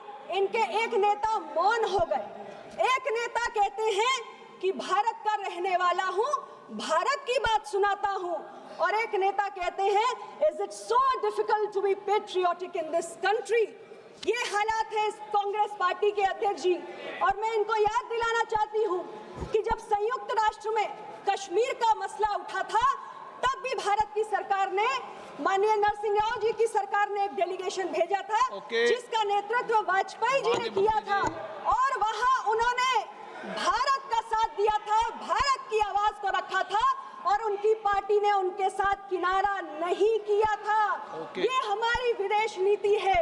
और मैं अपने विपक्ष के साथियों से कहना चाहती हूँ अध्यक्ष जी कि जिस विदेश नीति के फेल होने की बात आप कर रहे हैं, उसी के चलते टीआरएफ जैसी संस्था को प्रतिबंधित किया गया है, उसे ग्लोबल टेररिस्ट ऑर्गेनाइजेशन घोषित किया गया। अध्यक्ष जी 5 मिनट। 5 मिनट। 5 मिनट अध्यक्ष जी 5 मिनट। नहीं, मैं जरूरी बात कह रही हूँ। अध्यक्ष जी समापन करना है तो करिए, नहीं मैं नाम बुलाता हूँ। 5 मिनट अध्यक्ष। आप समापन करना है तो करिए। अध्यक्ष जी 5 मिनट। 5 मिनट। अच्छा 3 मिनट। आप समापन कर अध्यक्ष जी दीजिए। 3 मिनट। समापन कर दीजिए आप 1 मिनट। अध्यक्ष जी 3 मिनट। समापन कर दीजिए आप। अध्यक्ष जी मैं ये कहना चाहती हूँ कि आज विदेश नीति पर सवाल उठाते हुए हमारे विपक्ष की नेता ने कहा कि जब 2008 में मुंबई में आतंकी हमला हुआ, उन्होंने तमाम तरीके की बातें कही, लेकिन उन्होंने ये नहीं कहा कि इस हमले के बाद दोनों देशों के प्रधानमंत्रियों ने जॉइंट स्टेटमेंट जारी किया और पाकिस्तान को आतंकवाद का पीड़ित देश घोषित करने का काम इन्होंने किया, इनकी सरकार ने किया। और विदेश नीति पर सवाल उठाने वाले लोग आज ये भी कहते हैं कि भारत और बांग्लादेश की सीमा पर फेंसिंग नहीं होनी चाहिए, क्योंकि अगर फेंसिंग हो गई तो दोनों देशों के बीच के रिश्ते खराब हो जाएंगे। मुझे नहीं मालूम कि हमारे विपक्ष के साथी कौन सी विदेश नीति इस देश के अंदर लागू करना चाहते हैं। अध्यक्ष महोदय, हमारे प्रधानमंत्री जी ने 73 देशों की यात्राएं करके जो भारत की ब्रांडिंग की है, ये उसका नतीजा है कि दुनिया के तमाम देश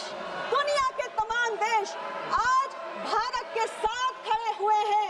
भारत आज केवल सुनने वाला देश नहीं है, भारत आज बोलने और नेतृत्व करने वाला देश है।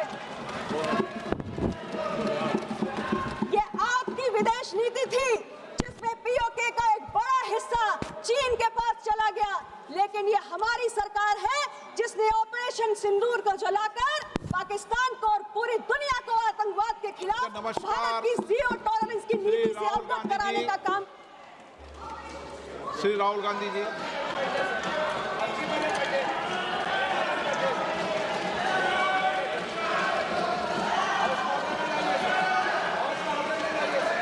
आपको आप बोलिए।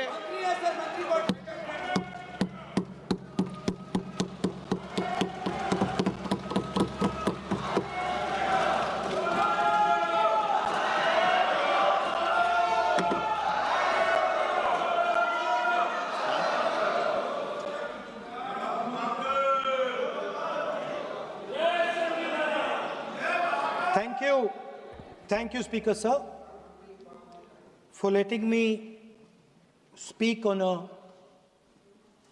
very important, painful subject. I start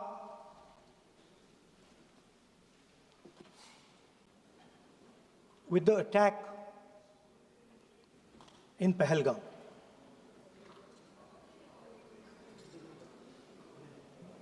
A brutal attack, heartless attack, organized and orchestrated clearly by the Pakistani state.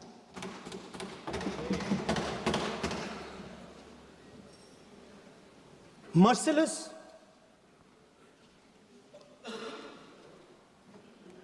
young people, old people, murdered in cold blood, mercilessly. And we have together, every single person in this house,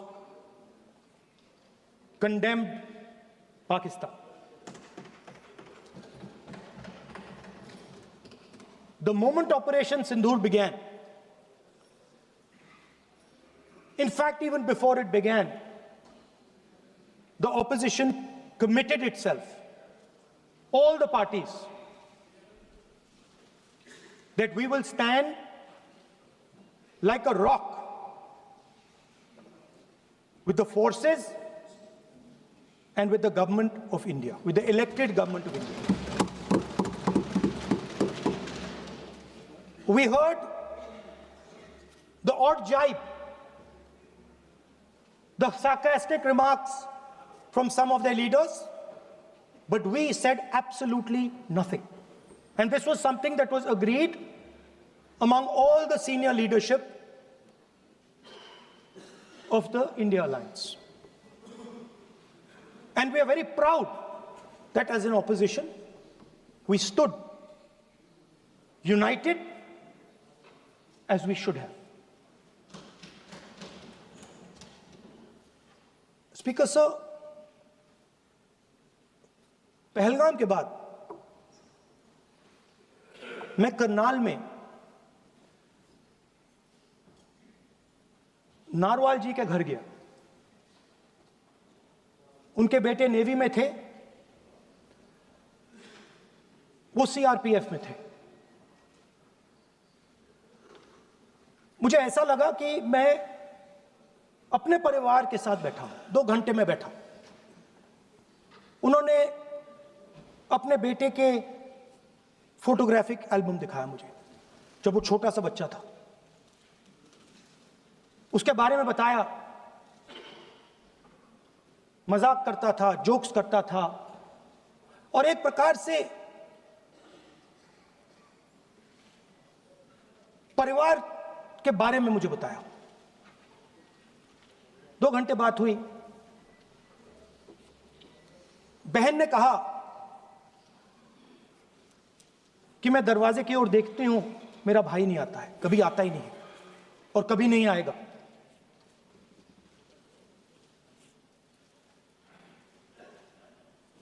उसके बाद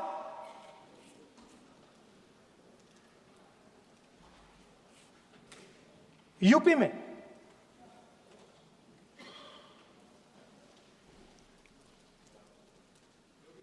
दूसरे परिवार से मिला।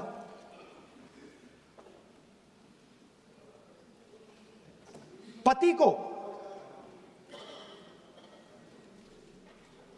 को बीबी के सामने, वो काउंटर पे कुछ खरीद रहा था, बीबी के सामने गोली मारी। दर्द होता है, हर हिंदुस्तानी को दुख होता है, दर्द होता है।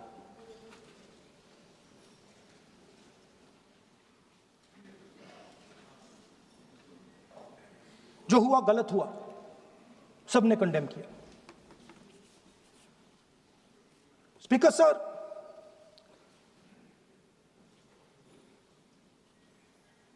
राजनीतिक काम करते हुए हम पूरे देश में जाते हैं, घूमते हैं, लोगों से मिलते हैं, दुख में, सुख में।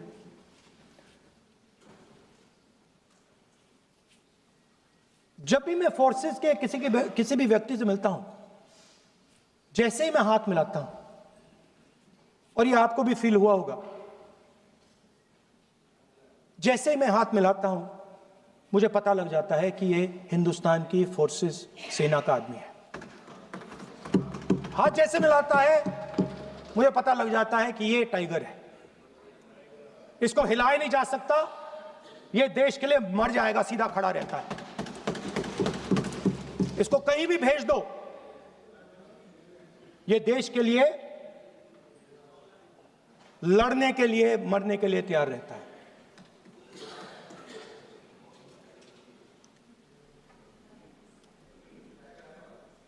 सर, टाइगर को पूरी फ्रीडम देनी पड़ती है।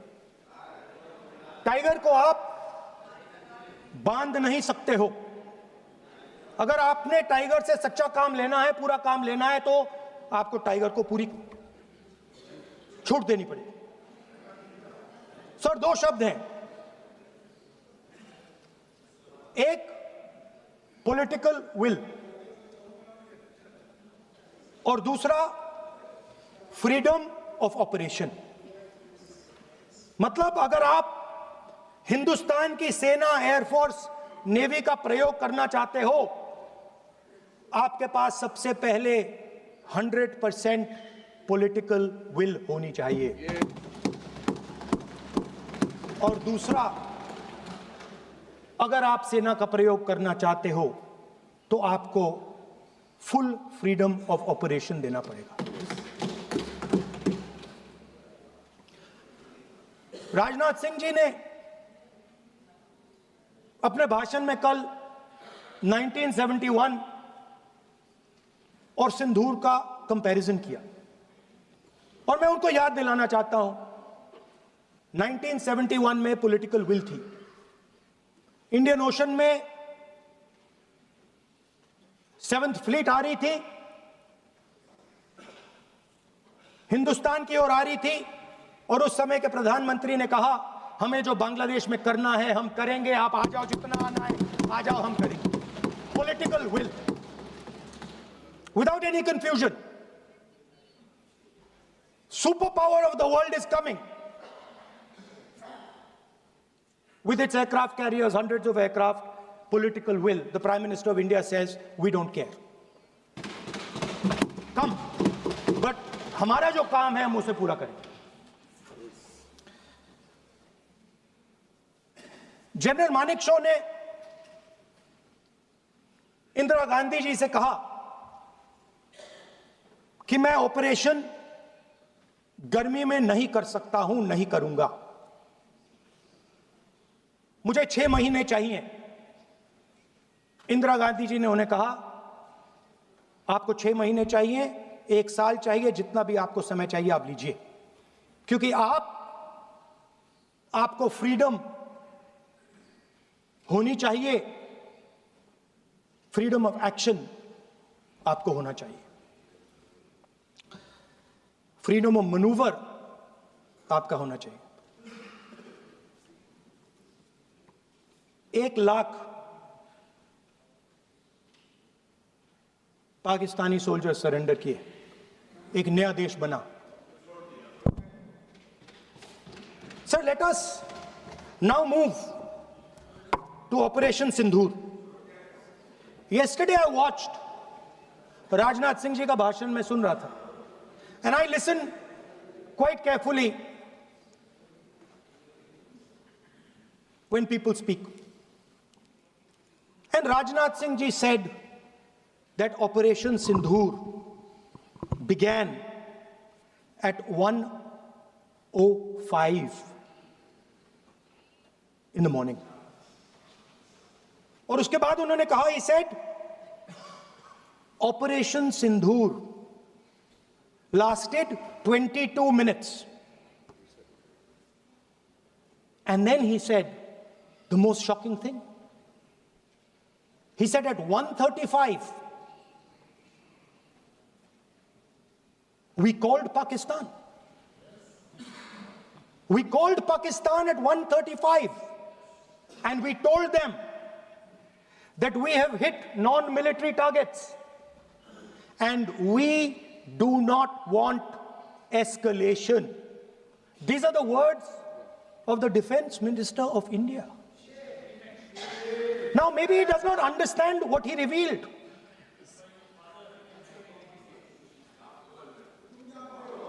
The DGMO of India was told by the government of India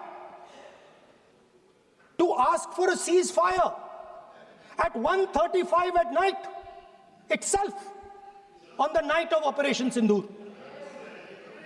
You told the Pakistanis exactly what you would do. You told them that we will not hit military targets. You told them we do not want escalation.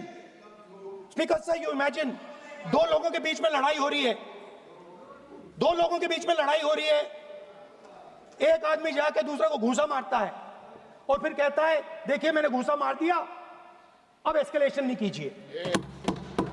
मतलब आपने पाकिस्तान को directly अपनी political will बता दी कि आपके पास लड़ने की political will है ही नहीं, कि आप लड़ना ही नहीं चाहते हो।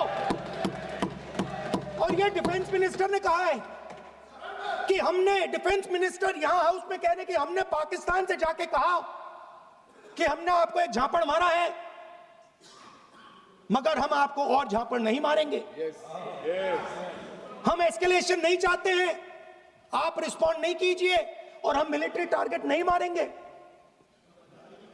Meaning the government of India informed the government of Pakistan that we have no political will, we don't want to fight, we have done this, we have just done this action. Surrender, immediate surrender in 30 minutes.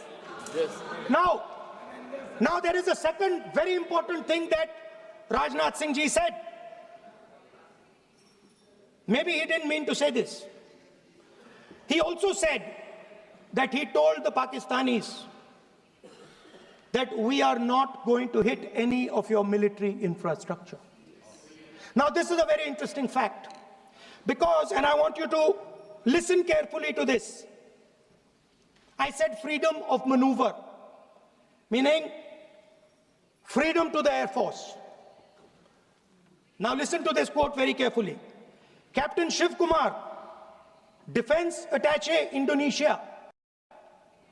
He says, I may not agree with him that India lost so many aircraft, but I do agree that we did lose some aircraft.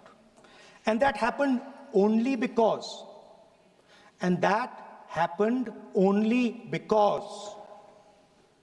of the constraint given by the political leadership to not attack the military establishment and their air defense. Meaning you went into Pakistan, you attacked Pakistan, and you told our pilots, do not attack their air defense system. Meaning you told our pilots, go and attack and face the air defense system of Pakistan. Meaning you tied their hands behind their back. Right?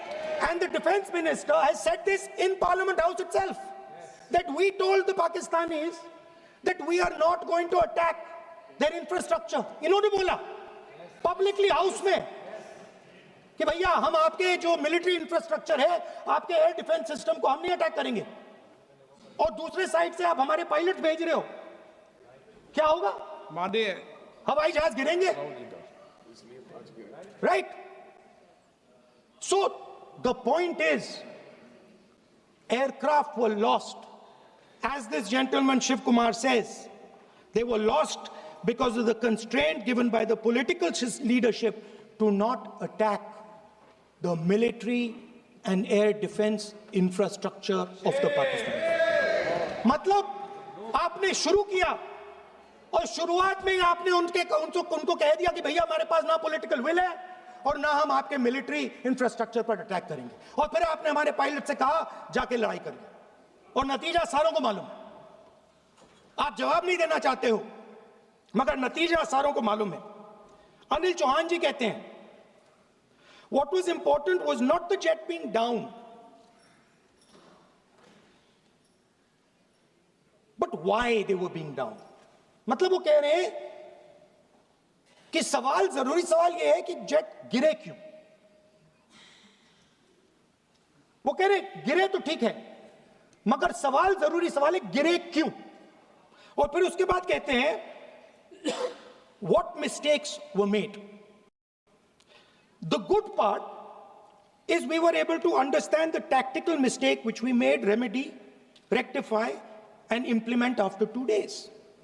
And we flew all our jets again, targeting at long range. I want to tell CDS Anil Chauhan ji that you made no tactical mistake. The Indian Air Force made no mistake. The mistake was made by the political leadership that said you cannot attack the military infrastructure. And Anil Chauhan ji must have the guts to say this, that my hands were tied behind my back and I was sent into a war, and my enemy was told by my own government that we will not attack your air defense system. So the Air Force is not to blame at all. In the 21st century, you send aircraft into a zone protected by air defense, they will come down. Now why? Why was the Pakistani government told at 1:35 that हम ना आपके infrastructure को attack करेंगे, ना आपके air defence को attack करेंगे, और हम एस्केलेशन नहीं चाहते? मतलब हमने आपको थप्पड़ मारा है मगर दूसरा थप्पड़ नहीं मारेंगे. That is what it means. When we say we don't want escalation, it means मैंने एक थप्पड़ मारा, दूसरा नहीं मारूंगा, तीसरा नहीं मारूंगा, चौथा नहीं मारूंगा. Why? Because the goal of this exercise was to protect the Prime Minister's image. The goal of the exercise, because he has the blood of the people of Pahalgam on his hands, the goal of the exercise was to make sure that he used the Air Force to protect his image.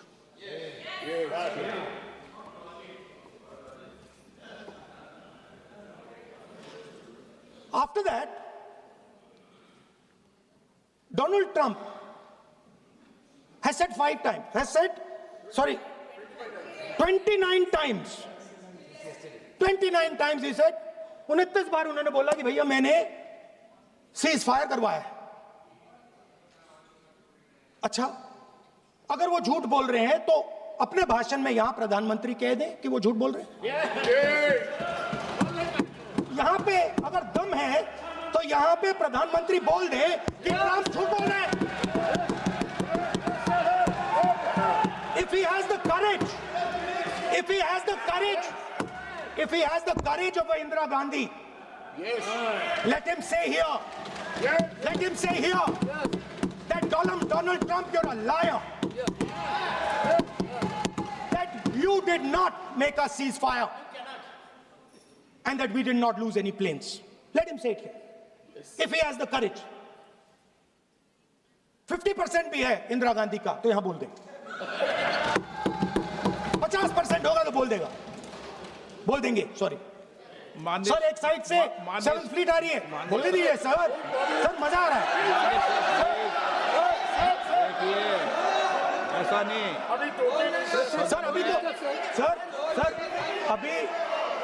Sir. अभी तो मैंने opening नहीं किया sir. आपका समय, अभी तो मैं सेट हो रहा हूं. समय है आपका कम. अभी सेट हो रहा हूं सर, थोड़ी ढील दीजिए.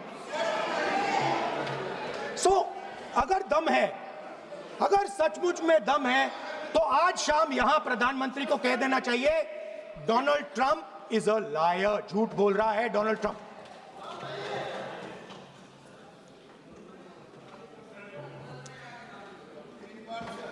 सर, एक नई चीज चली है, एक नया शब्द चला है, न्यू नॉर्मल.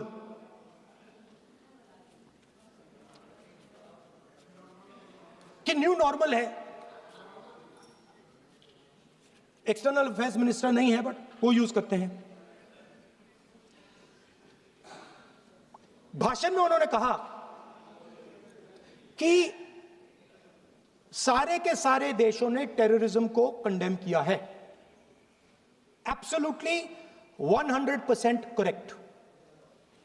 मगर उन्होंने यह नहीं बताया कि पहलगाम के बाद एक भी देश ने पाकिस्तान को नहीं कंडेम किया है. Not a single country has condemned Pakistan. Everybody has condemned terrorism. What does it mean? That the world is equating us with Pakistan. Earlier, when the UPA government was there, it was very clear Pakistan is promoting terrorism. And they used to condemn Pakistan for promoting terrorism. Now, not a single country has condemned. Achha, very interesting, another fact. I mean, sometimes this external affairs minister amazes me. मैं चौंक जाता हूं मैं. He says that now even defense minister, we have deterred Pakistan. Achha, you have deterred Pakistan? Fine. The man behind Pahalgam is a Pakistani general called General Munir, Chief of Army Staff. That man is having lunch with the President of the United States. He is sitting there. Our Prime Minister cannot go there. Mr. Trump is breaking all protocol and he's inviting the man who has done terrorism in India to have lunch with him. Prime Minister hasn't said anything. Prime Minister has not said, how dare Mr. Trump invite Mr. Munir to his office? माननीय सदस्य इसको माननीय सदस्य Now let me say what Donald Trump has to say. माननीय सदस्य ये सदन let me say what Donald Trump has to say. सदस्य ये सदन की संपत्ति है, इसको मत तोड़ो. Sorry sir, गलती हो गई. Now we have, according to this government, they have deterred Pakistan, and the mastermind of the whole operation is on lunch with the president. Mastermind. After that, the President of the United States says, reason I had him here was I wanted to thank him. I wanted to thank him for what? I wanted to thank him for not going into the war and ending it. Let me repeat it. The reason I had him here for lunch was I wanted to thank him, the man who carried out Pahalgam. I wanted to thank him for not going into the war and ending it. Shame, very shame. Now, currently, General Munir, US General Michael Kurilla, head of their command structure, and generals from 4 Central Asian countries right now are having a conference on how to prevent terrorism. Right now. So while these people are running around telling the world that Pakistan has done terrorism, the United States is having lunch with the man and organizing and trying to figure out how he can help them fight terrorism. I mean, which planet is the foreign minister sitting on? Like, please come down. I don't know where you are. Come down. You have flown off somewhere. Right? The second thing, new normal. New normal is the chief architect of Pahalgam is having lunch with the President of the United States. New normal. Now there's another new normal. There's another new normal. Fantastic idea. I don't know whose it was. At the end of the operation, by the way, the operation is still going on. They have declared victory, but it's still going on. Right?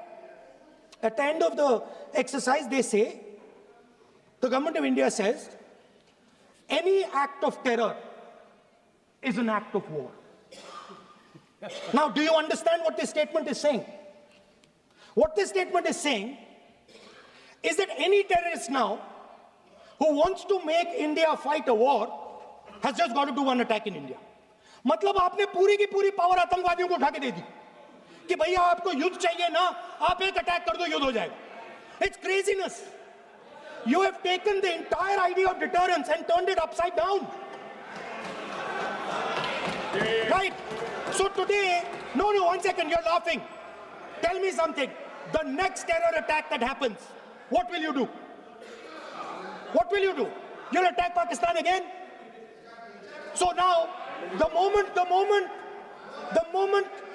they know that you're going to attack Pakistan, they just have to do a terror attack and they know you're going. So, this government is clueless even about what deterrence means. Right? This government is clueless about what political will means. This government is clueless about what it means to let the Army, Air Force, Navy fight. That's the reality of the situation. Now, I said in this house, standing right here, about 3-4 months back, and they laughed at me. They laughed at me. I said that please understand that India's biggest foreign policy challenge has been to keep Pakistan and China separate. And I said here that I am sad to say that you have destroyed the single biggest, most important goal of Indian foreign policy. China and Pakistan are fused like this. Okay?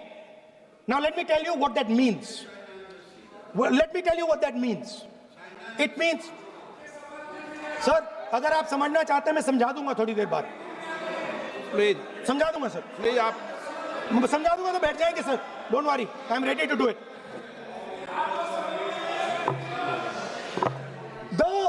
What happened actually, the truth of what happened, because I have to say that. What happened is that the government of India thought they were fighting Pakistan. And when they arrived, they suddenly realized that they were not fighting Pakistan, they were fighting China and Pakistan. Yes. Meaning that the Pakistani army was attached. Pakistani Air Force was attached to the Chinese Air Force. And not only that, the doctrine of the Pakistani Air Force was completely changed. The information available to the Pakistani Air Force was completely changed. And the Chinese were feeding information, critical battlefield information, satellite information, targeting information to the Pakistanis. And if you don't believe me, one second. If you don't believe me, General Rahul Singh,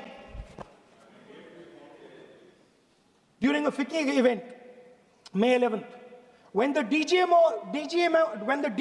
level talks were going on, Pakistan actually was mentioning, we know that you such and such important vector is primed and ready for action. I would request you to perhaps pull it back. And he says, so it is very clear they were getting live battlefield inputs from China.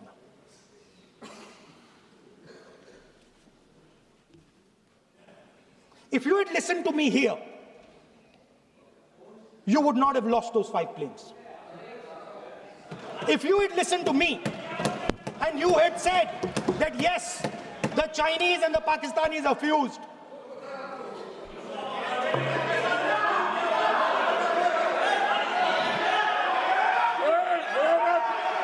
sir, EM, External Affairs Minister says, yesterday in his speech, he says, the two-front war concept is a very old concept. I don't know what he's talking about.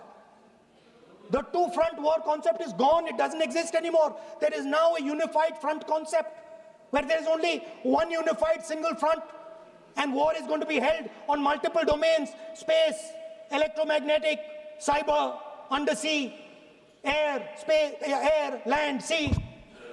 So he does not even understand the basics of warfare. He's talking about two-front. That ship has sailed long ago. Speaker, sir, how did this integration between Pakistan and China take place? I want to make it clear. There is a center called CENTIAC, Center for AI and Computing, that was built in Pakistan with Chinese help. That was built in Pakistan with Chinese help. And the aim of the center is to integrate the Pakistani Air Force with the Chinese Air Force and make and transform the Pakistani Air Force into a network-centric Air Force. Speaker, sir, as I speak, and since 2021, Pakistani officers, strategic officers, have been embedded in the PLA's Western and Northern Theater Commands. They are sitting there, coordinating.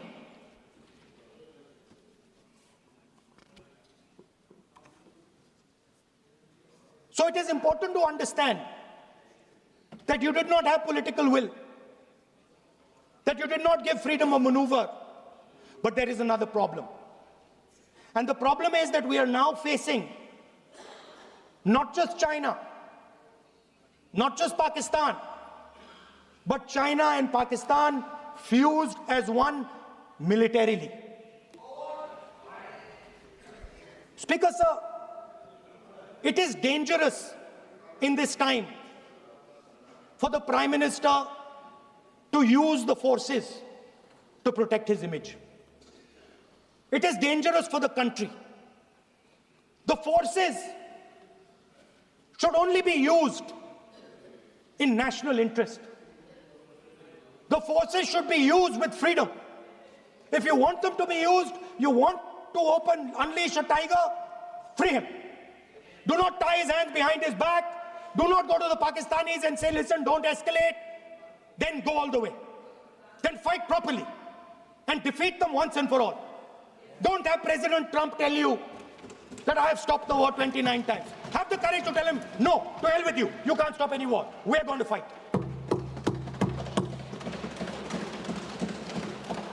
Speaker, sir, there is also I don't mean to keep mentioning External Affairs Minister, but it comes up because he's central to this discussion.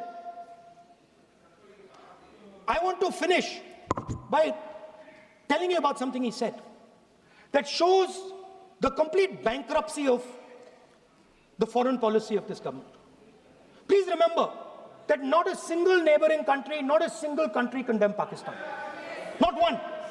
They condemned terrorism, they didn't condemn Pakistan. This is something that he didn't say. Now listen to what he has to say. And this shows you the mindset of these people. This explains why in his entire discussion yesterday of 1 hour, the defense minister did not say the word China. This explains it. And let me read the quote from the External Affairs Minister. Look, China, are the bigger economy. What am I going to do? As a smaller economy, am I going to pick a fight with the bigger economy? It is not a question of being reactionary. It is a question of common sense. Meaning he is scared. And this is the point. The point is that we are now facing in front of us Chinese and Pakistani fusion. And it is a very dangerous time. As you can see, it is a very dangerous time. And we cannot afford a Prime Minister who does not have the courage to use the army the way it has to be used. We cannot afford a Prime Minister who does not have the guts to say from here that Donald Trump is a liar. He didn't stop India from fighting. He's lying about the planes. Okay. We need a Prime Minister who completely frees the army, frees the Air Force, frees the Navy and says, go, khatam karo kaam ko, like Indira Gandhi did. Thank you, Speaker, sir. I'd like to end by saying this entire discussion is about the people who died in Pahalgam. It is a tragedy, and it was very disturbing to me, again yesterday, where they were talking about everything. They were talking about Pakistan, they were talking about everything, but they did not mention the people who died in Pahalgam. So let me finish. Finishing. Otherwise, you are not allowing, sir, LOP. Only this time, only allowing.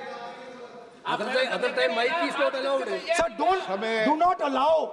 do not allow India to be reduced to a battlefield where large powers are fighting. We have to navigate. We have to protect our interest. Second, to the Prime Minister, the nation is above your image, above your politics, and above your PR.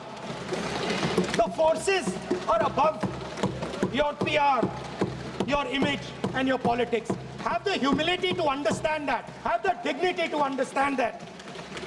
And do not sacrifice the armed forces and national interest for your own petty political gains. Thank you, sir. सभा की कार्रवाई इस विषय की समाप्ति तक बढ़ा दी जाए। डॉक्टर संबित पात्रा,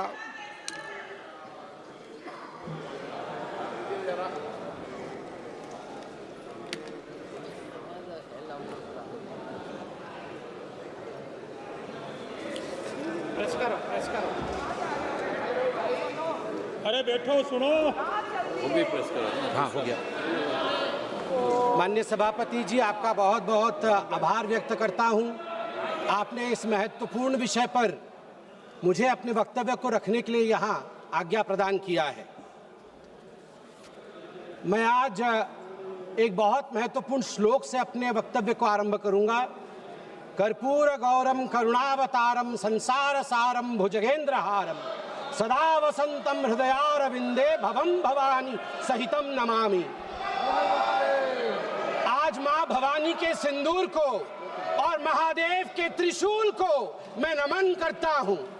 मां भवानी का सिंदूर और जब तक महादेव का त्रिशूल भारतवर्ष को बचाएगा, इस देवभूमि भारतवर्ष को कोई स्पर्श नहीं कर पाएगा। मैं अभी माननीय राहुल गांधी जी को सुन रहा था। उन्होंने कहा कि this country can not afford a prime minister Narendra Modi who did not untie the tiger. मैं उन्हें स्पष्ट रूप से कहना चाहूंगा, mister Rahul Gandhi, this country cannot afford a leader who partied after 26/11, 26/11 के रात्रि में जिसने पार्टी किया था, अखबारों में छपा था, उसे लीडर के रूप में यह देश कभी स्वीकार नहीं कर सकता है।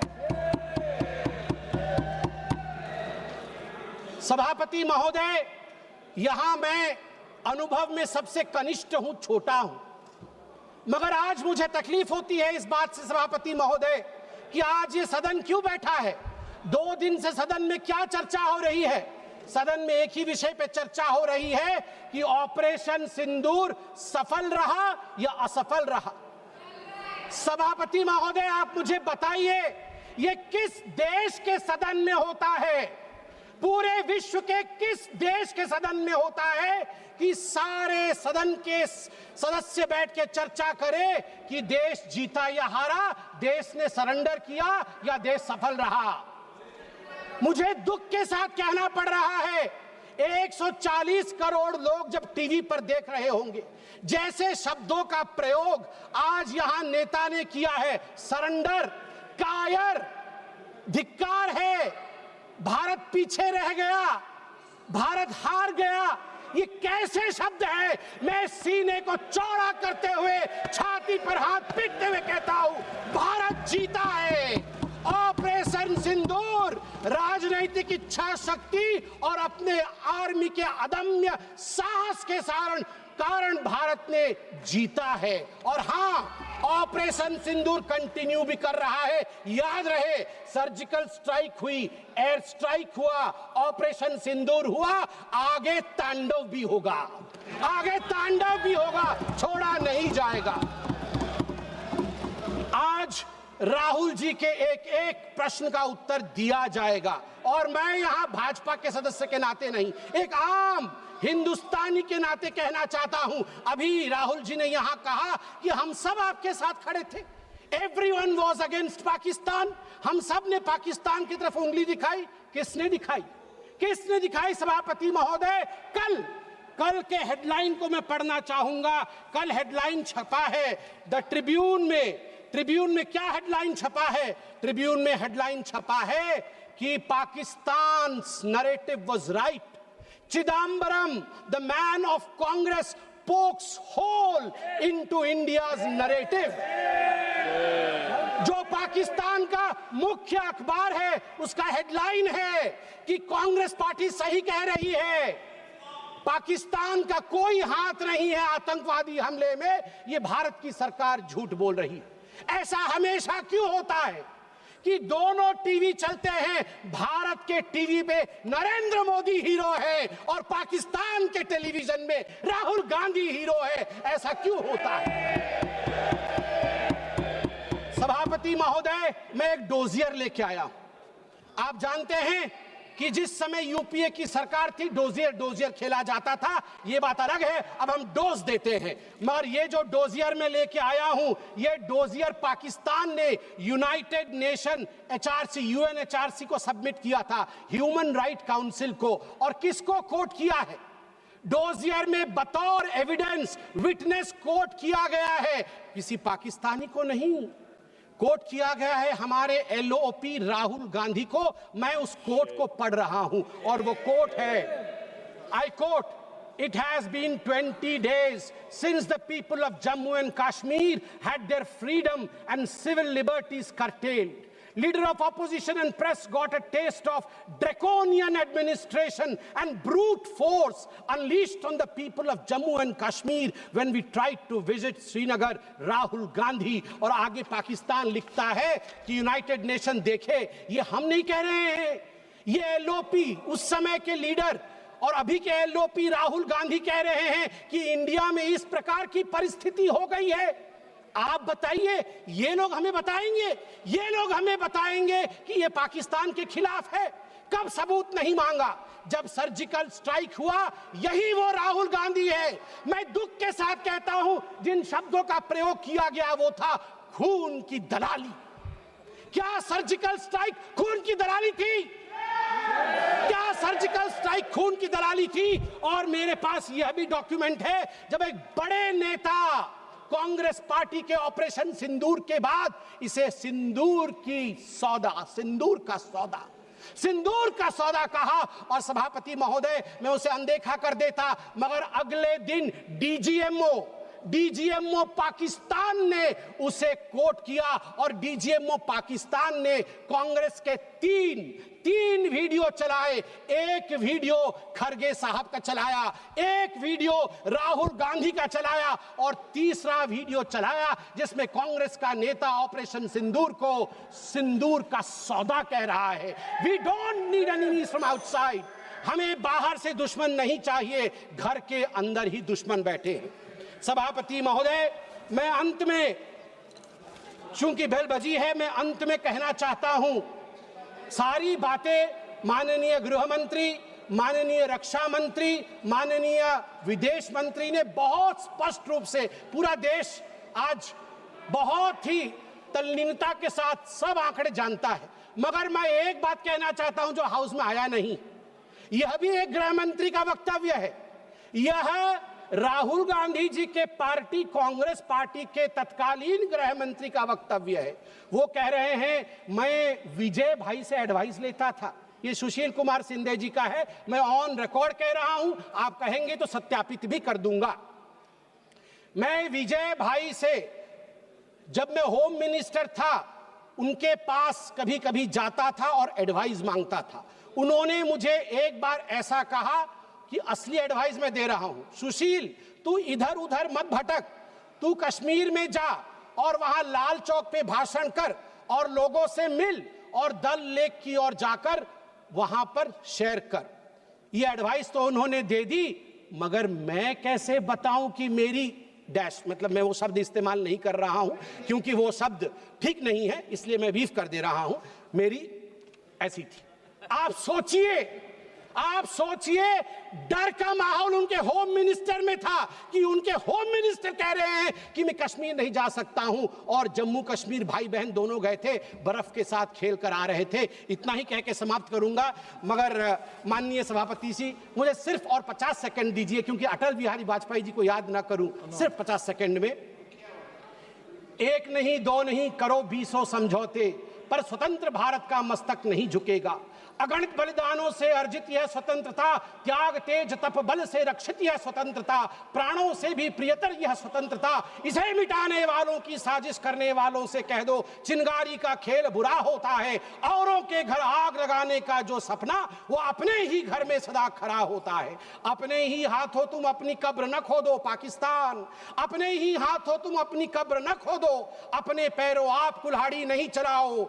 ओ नादान पड़ोसी, ओ नादान पड़ोसी, अपनी आंखें खोलो, आजादी अनमोल, न इसका मोल लगाओ। पर तुम क्या जानो आजादी क्या होती है, तुम्हें मुफ्त में मिली न कीमत गई चुकाई। अंग्रेजों के बल पर 2 टुकड़े पाए, मां को खंडित करके तुमको लाज ना आई, तुमको लाज ना आई। मुझे लगता है आपस में हम बात करें, उससे आवश्यक है पाकिस्तान को हम कड़ा जवाब दे। बहुत बहुत धन्यवाद सभापति महोदय। संजय जायसवाल। अध्यक्ष महोदय, माननीय लीडर ऑफ ऑपोजिशन पूछ रहे थे कि क्यों हम लोगों ने डीजीएमओ को खबर किया। अच्छा रहता कि वो अपने पिताजी से पूछते या अपने पिताजी के बारे में जानते। 1986 में राजीव गांधी ने जियाउल हक के साथ यह समझौता किया था कि अगर हम कोई भी, अगर सेना को भी बॉर्डर की तरफ मूव कराएंगे तो पहले हम डीजीएमओ को खबर करेंगे, हम पाकिस्तान को खबर करेंगे। तो अगर यहाँ इतना बाघ के बारे में ये कुछ बोल रहे थे, थोड़ा अपने पिताजी के बारे में भी पढ़ लिए होते तो ज्यादा अच्छा रहता। अध्यक्ष महोदय, हम लोग शांति प्रिय देश है। जब 2014 में माननीय प्रधानमंत्री जी बने तो उन्होंने सबसे पहले पाकिस्तान के प्रधानमंत्री को इनवाइट किया। हम चाहते थे कि हम उतनी बदमाशी के बावजूद हम चाहते थे कि अच्छे से हम काम करें, लेकिन उन्होंने क्या किया, उन्होंने 2 जनवरी 2016 को पठानकोट एयरपोर्ट के बेस पर एयरबेस पर हमला किया और जब हम लोगों ने सारे सबूत दिए तो कोई कार्रवाई नहीं हुई। और उसी के बाद जब 2016 में 19 सितंबर को उरी होता है तो भारतीय सेना ने घर में घुस करके मारने का काम किया, सर्जिकल स्ट्राइक किया। जब 14 फरवरी 2019 को पुलवामा की घटना होती है तो हमने उनके घर में घुस के बालाकोट पे हवाई हमला करके उनके आतंकवादी अड्डे को नेस्तनाबूद करने का किया। और जब हमारे पायलट को गिरफ्तार किया गया तो हम उनको धमकी देके पाकिस्तान से 2 दिनों के भीतर अपने पायलट को सही सलामत भारत ले आए। यह नरेंद्र मोदी जी की जीत है। और पहलगाम के लिए का हमला जो था वह आखिरी अटैक था। माननीय प्रधानमंत्री जी ने सार्वजनिक मंच से यह स्पष्ट कर दिया था कि आतंकियों को और उनके आकाओं को इसकी कीमत चुकानी पड़ेगी। और 14 दिन के बाद 23 मिनट में न केवल 9 आतंकी अड्डे ध्वस्त किए गए बल्कि हमने नूर खान अड्डे पर अटैक किया। नूर खान एयरबेस पर अटैक करने का मतलब था कि हम चाहते तो कैराना हिल्स पर भी अटैक कर सकते थे, हम चाहते तो प्रधानमंत्री के पाकिस्तान के प्रधानमंत्री के भी घर पर अटैक कर सकते थे।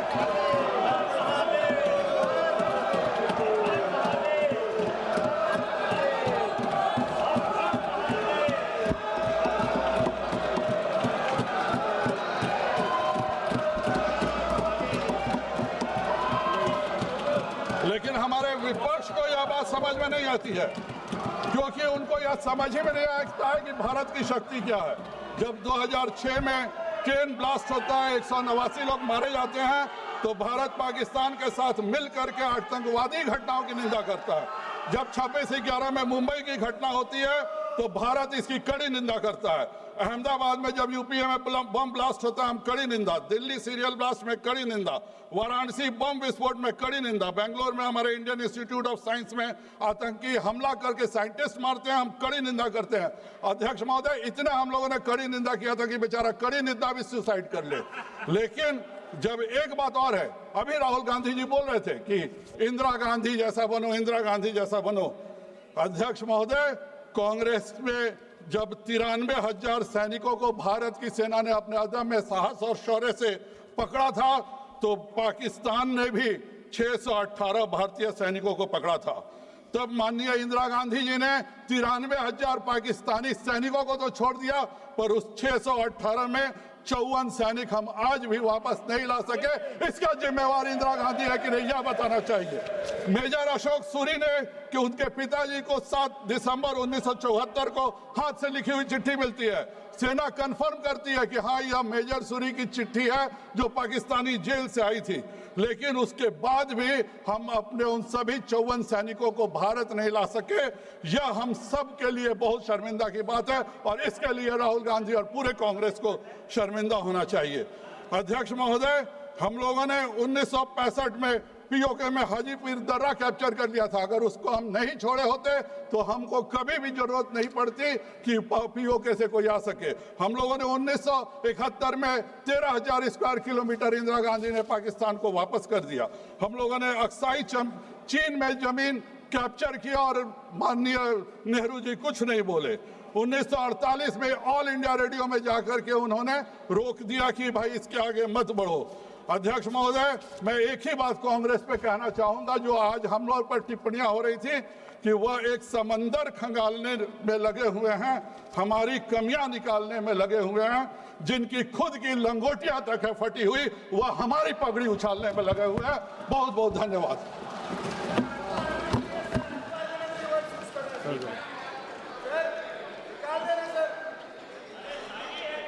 माननीय प्रधानमंत्री माननीय मोदी जी,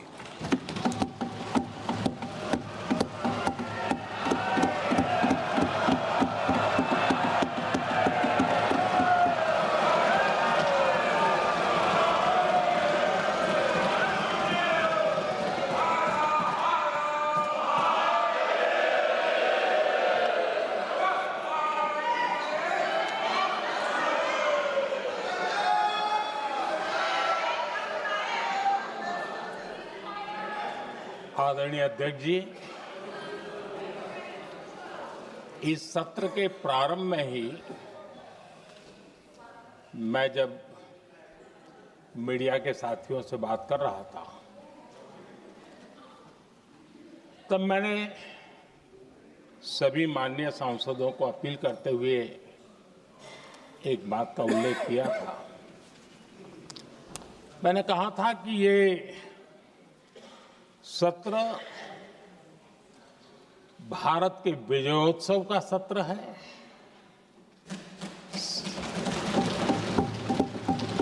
संसद का ये सत्र भारत के गौरवगान का सत्र है।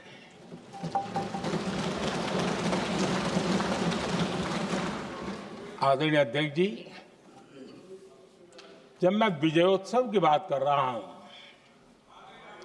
तब मैं कहना चाहूंगा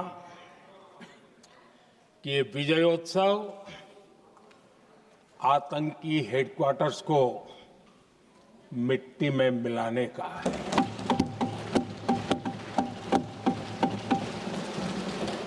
जब मैं विजयोत्सव कहता हूं तो ये विजयोत्सव सिंदूर की सौगंध पूरा करने का है।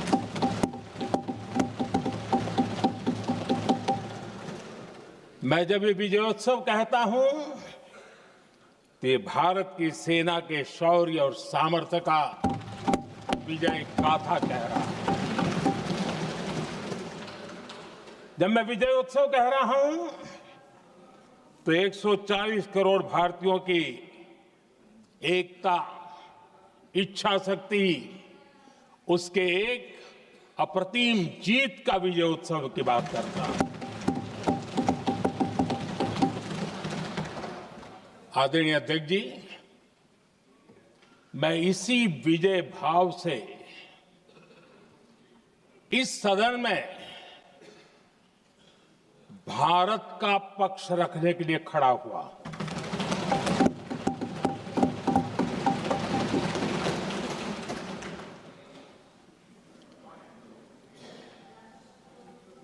और जिन्हें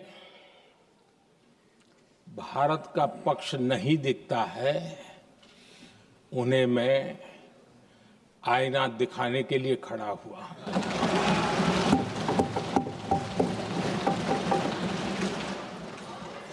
आदरणीय अध्यक्ष जी, मैं 140 करोड़ देशवासियों की भावनाओं में अपना स्वर मिलाने के लिए उपस्थित हुआ हूं।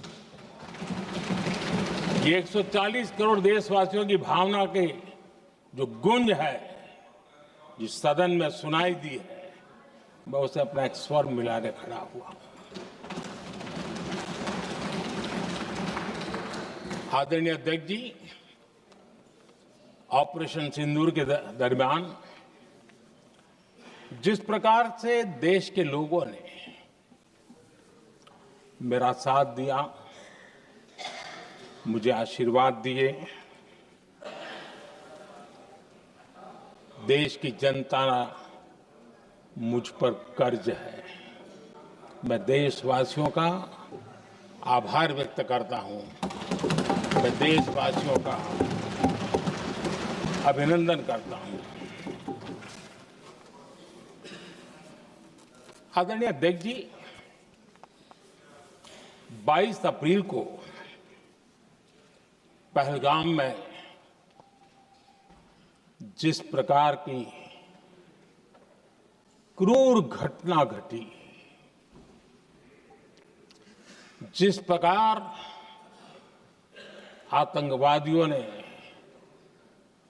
निर्दोष लोगों को उनका धर्म पूछ करके गोलियां मारी, ये क्रूरता की पराकाष्ठा थी। भारत को हिंसा की आग में झोंकने का ये सुविचारित प्रयास था। भारत में दंगे फैलाने की ये साजिश थी। मैं आज देशवासियों का धन्यवाद करता हूं कि देश ने एकता के साथ उस साजिश को नाकाम कर दिया।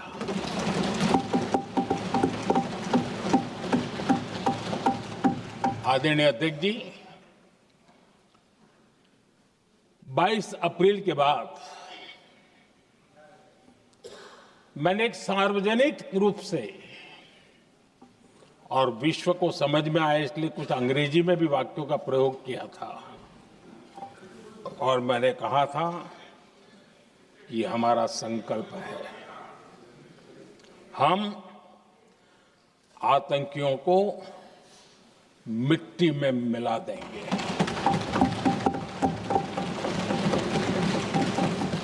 और मैंने सार्वजनिक रूप से कहा था सजा उनके आकाओं को भी होगी और कल्पना से भी बड़ी सजा मिलेगी।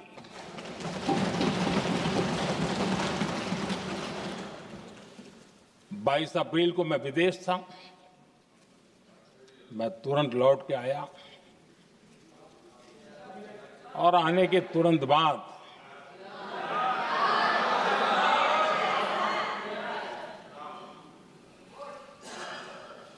मैंने एक बैठक बुलाई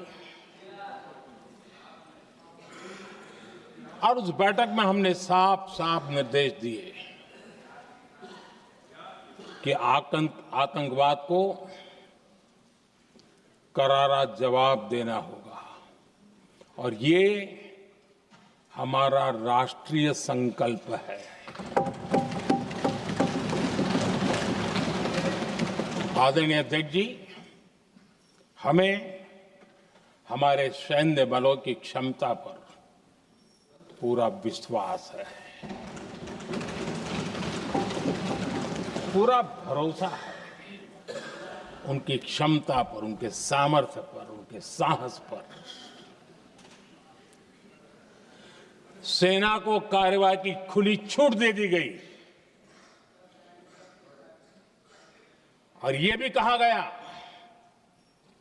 कि सेना तय करें कब, कहां, कैसे, किस प्रकार से।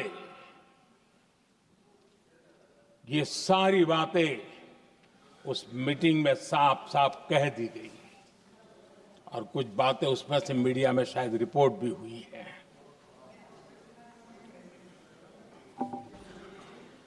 हमें गर्व है आतंकियों को वो सजा दी और सजा ऐसी है कि आज भी आतंक के उन आकाओं की नींद उड़ी हुई है।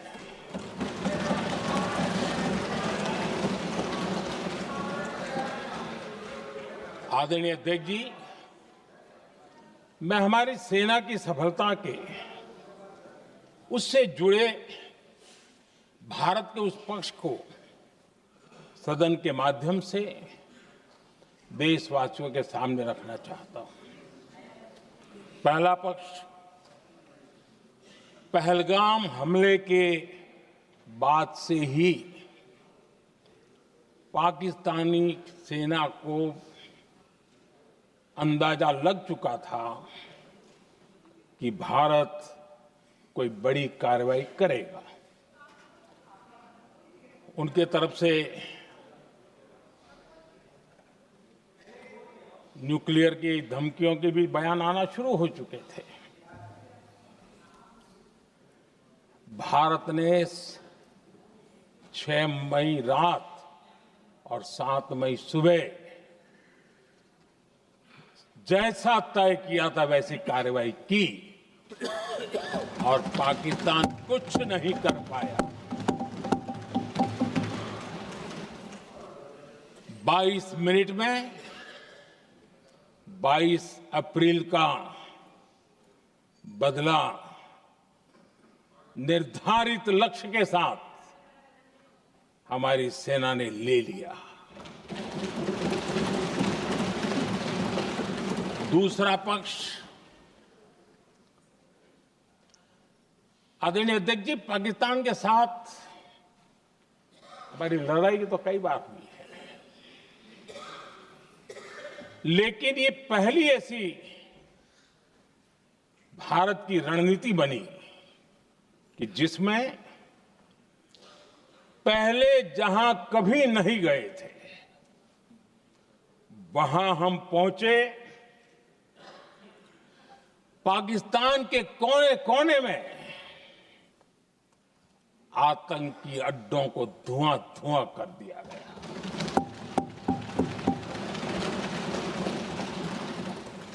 आतंक के गढ़ कोई सोच नहीं सकता कि वहां तक कोई जा सकता है।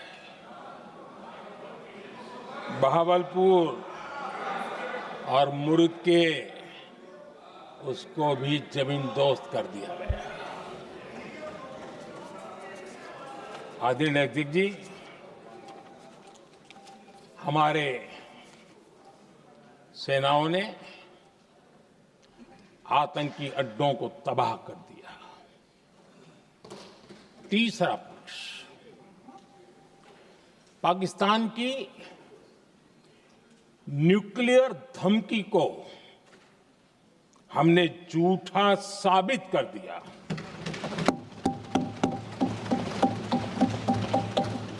भारत ने सिद्ध कर दिया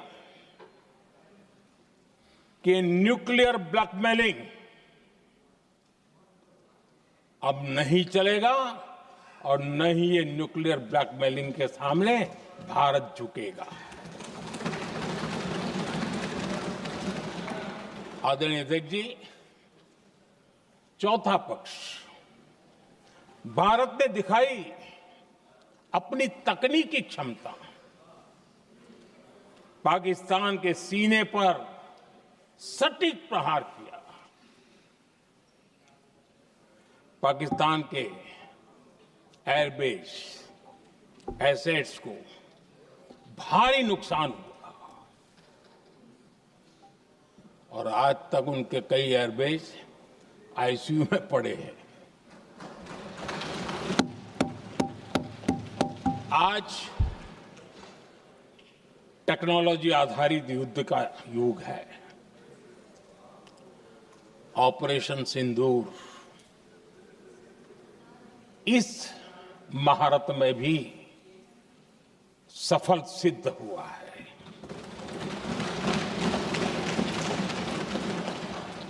अगर पिछले 10 साल में जो हमने तैयारियां की हैं वो न की होती तो इस तकनीक के युग में हमारा कितना नुकसान हो सकता था, इसका हम अंदाज लगा सकते हैं।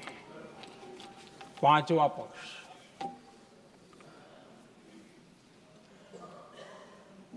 ऑपरेशन सिंदूर के दरमियान पहली बार हुआ जब आत्मनिर्भर भारत की ताकत को दुनिया ने पहचाना। Made in India drone, made in India missile ने पाकिस्तान के हथियारों की पोल खोल करके रख दी।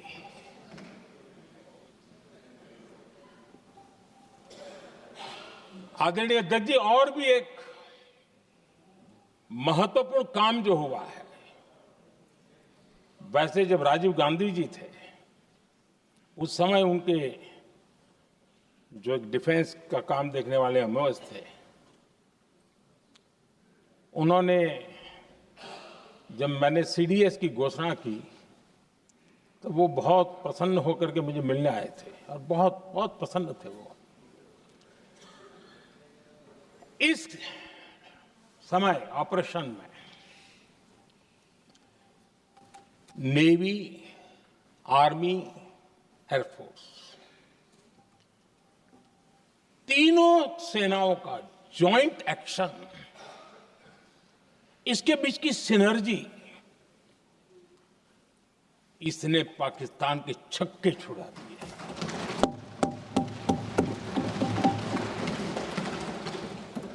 आदरणीय अध्यक्ष जी, आतंक की घटनाएं पहले भी देश में होती थी, लेकिन पहले आतंकवादियों के मास्टरमाइंड निश्चिंत होते थे और वो आगे की तैयारी में लगे रहते थे। उनको पता था कुछ नहीं होगा। लेकिन अब स्थिति बदल गई है। अब हमले के बाद मास्टरमाइंड को नींद नहीं आती। उनको पता है कि भारत आएगा और मार के जाएगा।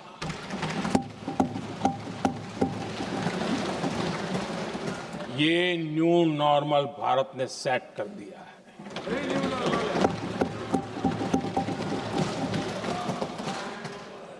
आदरणीय अध्यक्ष जी, दुनिया ने देख लिया कि हमारी कार्यवाही का दायरा कितना बड़ा, स्केल कितना बड़ा। सिंदूर से लेकर के सिंधु तक पाकिस्तान पर कार्रवाई की है। ऑपरेशन सिंदूर ने तय कर दिया कि भारत में आतंकी हमले की उसके आकाओं को और पाकिस्तान को भारी कीमत चुकानी पड़ेगी। अब ऐसे ही नहीं जा सकते। आदरणीय अध्यक्ष जी, ऑपरेशन सिंदूर से स्पष्ट होता है कि भारत ने 3 सूत्र तय किए हैं।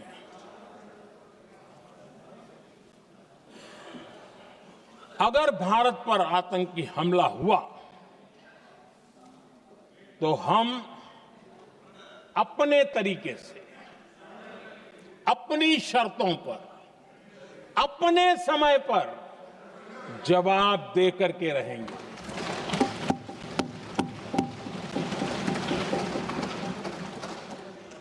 दूसरा, कोई भी न्यूक्लियर ब्लैकमेल अब नहीं चलेगा।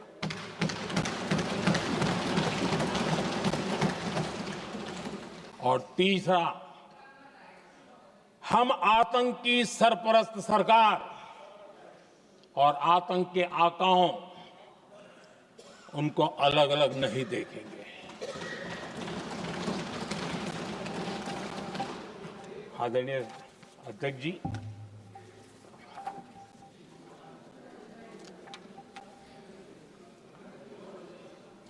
यहां पर विदेश नीति को लेकर के भी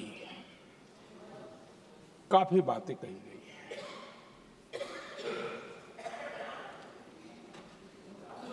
दुनिया के समर्थन को लेकर के भी काफी बातें कही गई हैं। मैं आज सदन में कुछ बातें पूरी स्पष्टता से कह रहा हूं। दुनिया में किसी भी देश ने भारत को अपनी सुरक्षा में कार्रवाई करने से रोका नहीं है।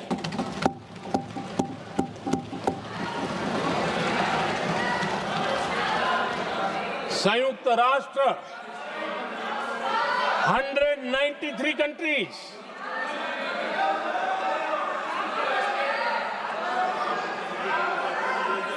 सिर्फ 3 देश 193 कंट्री में सिर्फ 3 देश ऑपरेशन सिंदूर के दौरान पाकिस्तान के समर्थन में बयान दिया था। Only 3 countries.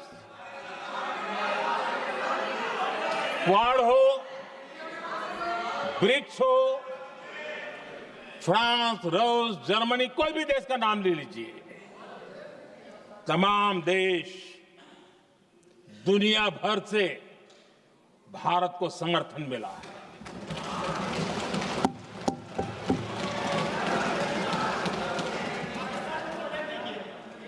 आदरणीय अध्यक्ष जी, दुनिया का समर्थन तो मिला, दुनिया के देशों का समर्थन मिला, माननीय, लेकिन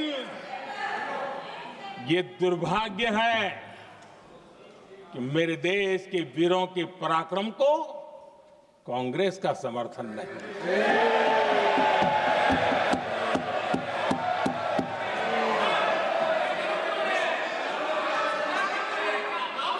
22 अप्रैल के आतंकी हमले के बाद 3-4 दिन में ही ये उछल रहे थे और कहना शुरू कर दिया, कहां गई 56 इंच की छाती, कहां खो गया मोदी, मोदी तो फेल हो गया। क्या मजा ले रहे थे, उनको लगता था वाह बाजी मार ली। उनको पहलगाम के निर्दोष लोगों की हत्या में भी वो अपनी राजनीति तराशते थे।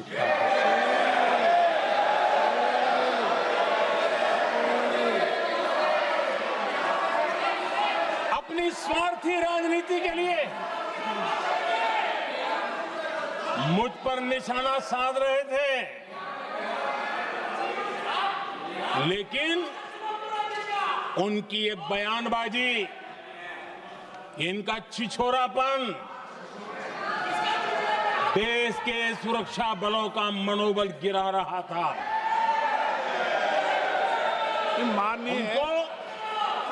माननीय प्रतिपक्ष के नेता, एक मिनट, प्रतिपक्ष के नेता आपकी बात अपने ध्यान से सुनिए। आप बेटे कांग्रेस कर रहे हैं और कुछ नेताओं को पीछे से, ये उचित नहीं है आपके लिए। न भारत के सामर्थ्य पर भरोसा है और न ही भारत की सेनाओं पर, इसलिए वो लगातार ऑपरेशन सिंदूर पर सवाल उठा रहे हैं। ऐसा करके आप लोग मीडिया में हेडलाइंस तो ले सकते हैं, लेकिन देशवासियों के दिलों में जगह नहीं बना सकते।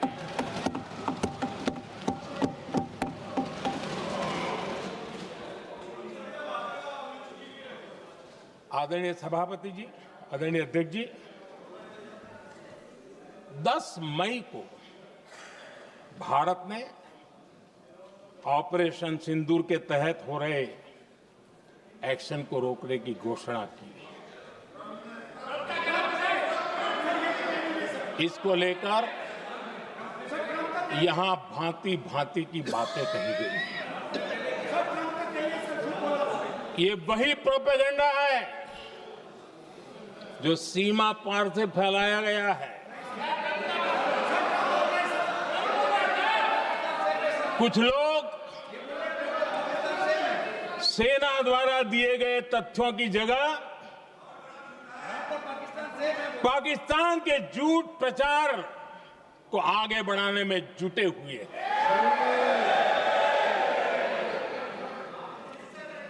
जबकि भारत का रुख हमेशा स्पष्ट रहा है। आदरणीय अध्यक्ष जी, कुछ चीजें मैं जरा स्मरण भी कराना चाहता हूं। जब सर्जिकल स्ट्राइक हुआ, उस समय हमने लक्ष्य तय किया था, हमारे जवानों को तैयार करके कि हम उनके इलाके में जाकर के आतंकियों के जो लॉन्चिंग पैड है उनको नष्ट करेंगे। और सर्जिकल स्ट्राइक, एक रात के उस ऑपरेशन में हमारे लोग सूर्योदय होते होते काम पूरा करके वापस आए।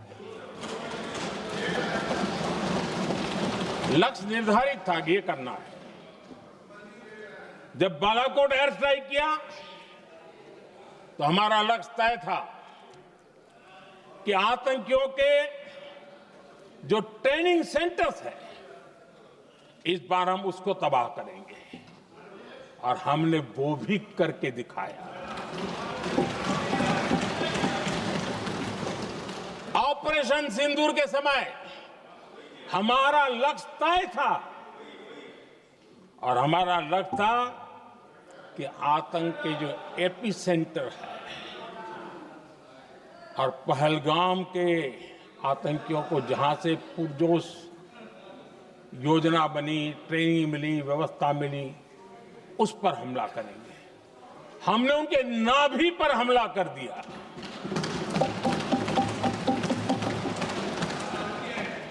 जहां पहलगाम के आतंकियों का रिक्रूटमेंट हुआ, ट्रेनिंग होती थी, फंडिंग होता था, उन्हें टेक्निकल सपोर्ट मिलता था, शस्त्र सरंजाम मिलता था, उस जगह को आइडेंटिफाई किया और हमने सटीक तरीके से ऑपरेशन सिंदूर के तहत आतंकियों की नाभि पे प्रहार कर दिया।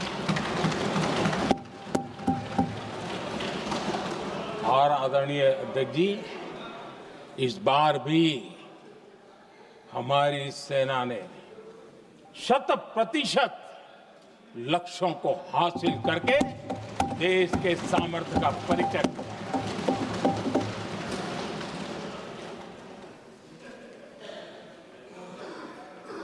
कुछ लोग जानबूझ करके कुछ चीजें भूलने में इंटरेस्टेड होते हैं। देश भूलता नहीं है, देश को याद है। 6 रात और 7 मई सुबह ऑपरेशन हुआ था और 7 मई को सुबह भारत ने प्रेस कॉन्फ्रेंस हमारी सेना ने की और इस प्रेस कॉन्फ्रेंस में भारत ने स्पष्ट कर दिया था और पहले दिन से क्लियर था कि हमारा लक्ष्य है आतंकियों के आका, आतंकियों की जो व्यवस्थाएं जहां से होती है वो और उनके अड्डे, उनको हम ध्वस्त करना चाहते थे और हमने प्रेस कॉन्फ्रेंस में कह दिया था, हमने हमारा काम कर दिया है, हमने जो तय किया था पूरा कर दिया है। और इसलिए 6-7 मई को ऑपरेशन हमारे यहां संतोषजनक होने के तुरंत बाद कल जो राजनाथ जी ने कहा था, मैं डंके की चोट पर दोबारा दोहराता हूं, भारत की सेना ने पाकिस्तान की सेना को चंद मिनटों में बता दिया कि हमारा ये लक्ष्य था, हमने ये लक्ष्य पूरा कर दिया है, ताकि उनको पता चले और हमें भी पता चले कि उनके दिल दिमाग में क्या चलता है।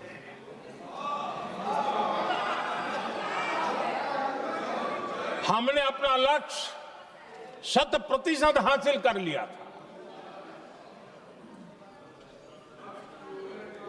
और पाकिस्तान में समझदारी होती तो आतंकियों के साथ खुलेआम खड़े रहने की गलती न करता। उसने निर्लज्ज होकर के आतंकवादियों के साथ खड़े रहने का फैसला किया। हम पूरी तरह तैयार थे, हम भी मौके की तलाश में थे, लेकिन हमने दुनिया को बताया था कि हमारा लक्ष्य आतंकवाद है, आतंकवादी आका है, आतंकवादी ठिकाने हैं, वो हमने पूरा कर दिया। लेकिन जब पाकिस्तान ने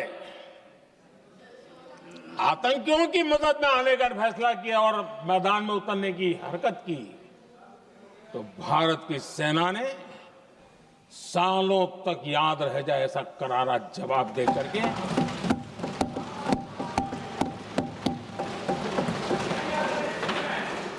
नौ मई की मध्य रात्रि और 10 मई की एक प्रकार से सुबह हमारी मिसाइलें उन्होंने पाकिस्तान के हर कोने में प्रचंड प्रहार किया, जिसकी पाकिस्तान ने कभी कल्पना नहीं की थी, और पाकिस्तान को घुटनों पर आने के लिए मजबूर कर दिया।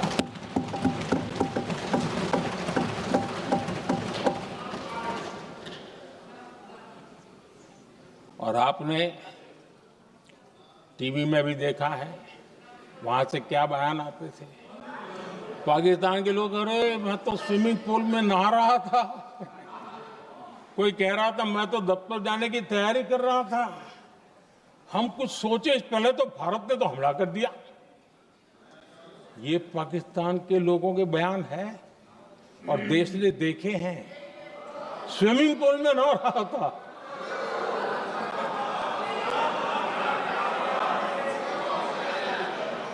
और जब इतना कड़ा प्रहार हुआ, पाकिस्तान ने कभी सोचा तक नहीं था, तब जाकर के पाकिस्तान ने फोन करके डीजीएमओ के सामने फोन करके गुहार लगाई, बस करो, बहुत मारा, अब ज्यादा मार झेलने की ताकत नहीं है, प्लीज हमला रोक दो। ये पाकिस्तान के डीजीएमओ का फोन था। और भारत ने तो पहले दिन ही कह दिया था, 7 तारीख सुबह की प्रेस देख लीजिए, कि हमने हमारा लक्ष्य पूरा कर दिया है, अगर आप कुछ करोगे तो महंगा पड़ेगा। और आप धीरे ऐसे कैसे चलता है? प्लीज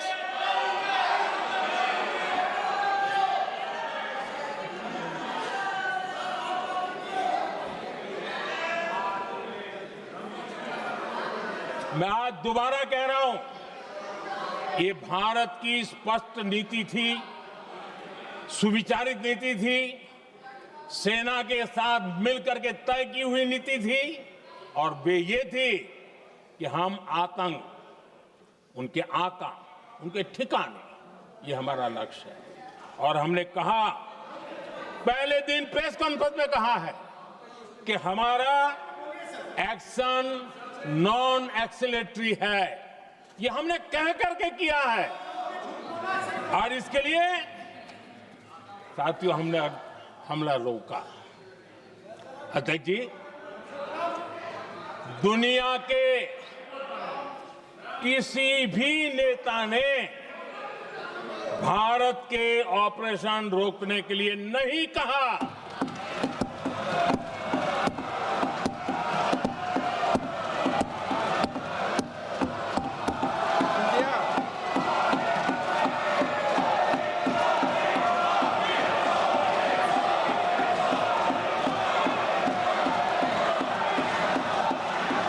उसी दौरान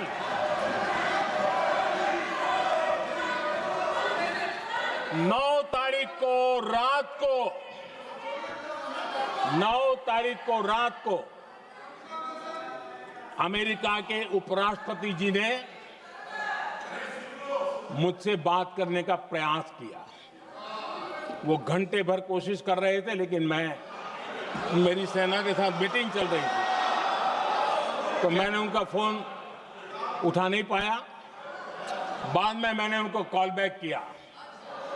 मैंने कहा कि आपका फोन था, 3-4 बार आपका फोन आ गया, क्या है? तो अमेरिका के उपराष्ट्रपति जी ने मुझे फोन पे बताया कि पाकिस्तान बहुत बड़ा हमला करने वाला है, ये उन्होंने मुझे बताया। मेरा जो जवाब था, जिनको समझ नहीं आता है उनको तो नहीं आएगा,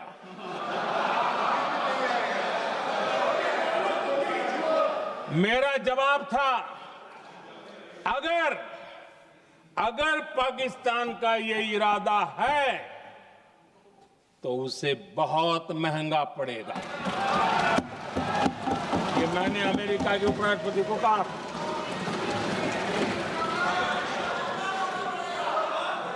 अगर पाकिस्तान हमला करेगा तो हम बड़ा हमला कर करके जवाब देंगे।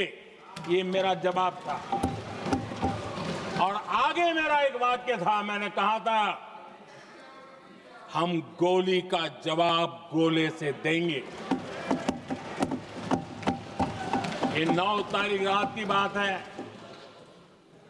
और 9 रात में और 10 सुबह हमने पाकिस्तान को सैन्य शक्ति को तहस नहस कर दिया था और यही हमारा जवाब था, यही हमारा जज्बा था। और आज पाकिस्तान भी भली भांति जान गया है कि भारत का हर जवाब पहले से ज्यादा तगड़ा होता है।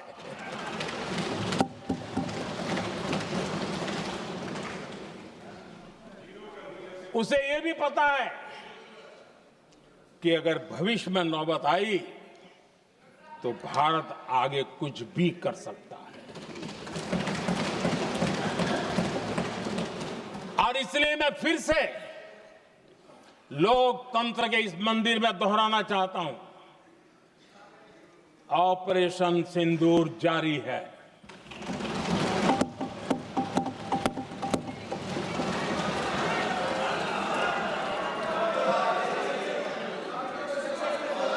पाकिस्तान ने दुस्साहस की अगर कल्पना की तो उसे करारा जवाब दिया जाएगा।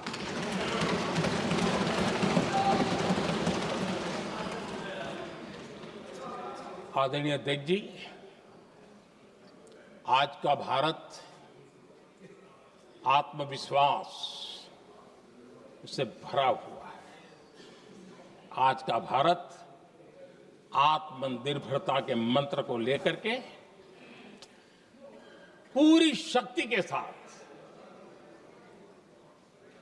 तेज गति से आगे बढ़ रहा है। देश देख रहा है भारत आत्मनिर्भर बनता जा रहा है, लेकिन देश ये भी देख रहा है कि एक तरफ तो भारत आत्मनिर्भरता की ओर तेज गति से आगे बढ़ रहा है, लेकिन कांग्रेस मुद्दों के लिए पाकिस्तान पर निर्भर होती जा रही है।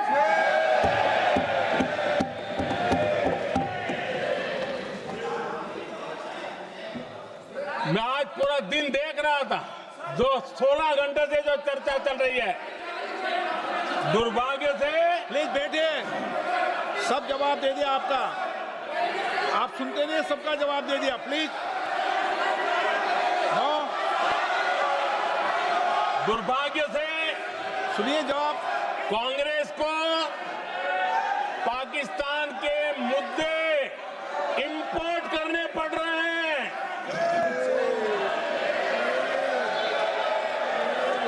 आदरणीय अध्यक्ष जी, आज के वॉरफेयर में इंफॉर्मेशन और नैरेटिव्स की बहुत बड़ी भूमिका है।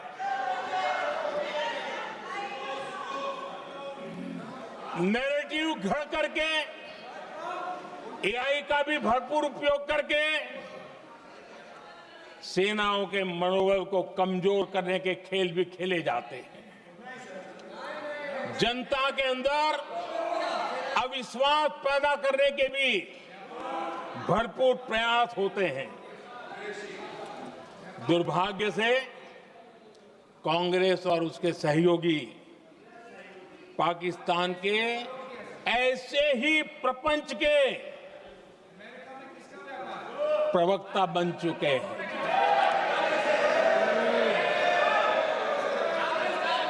आदरणीय अध्यक्ष जी, देश की सेना ने, आदरणीय अध्यक्ष जी, ये तरीका है देश की सेना ने बैठिए देश की सेना ने सर्जिकल स्ट्राइक की।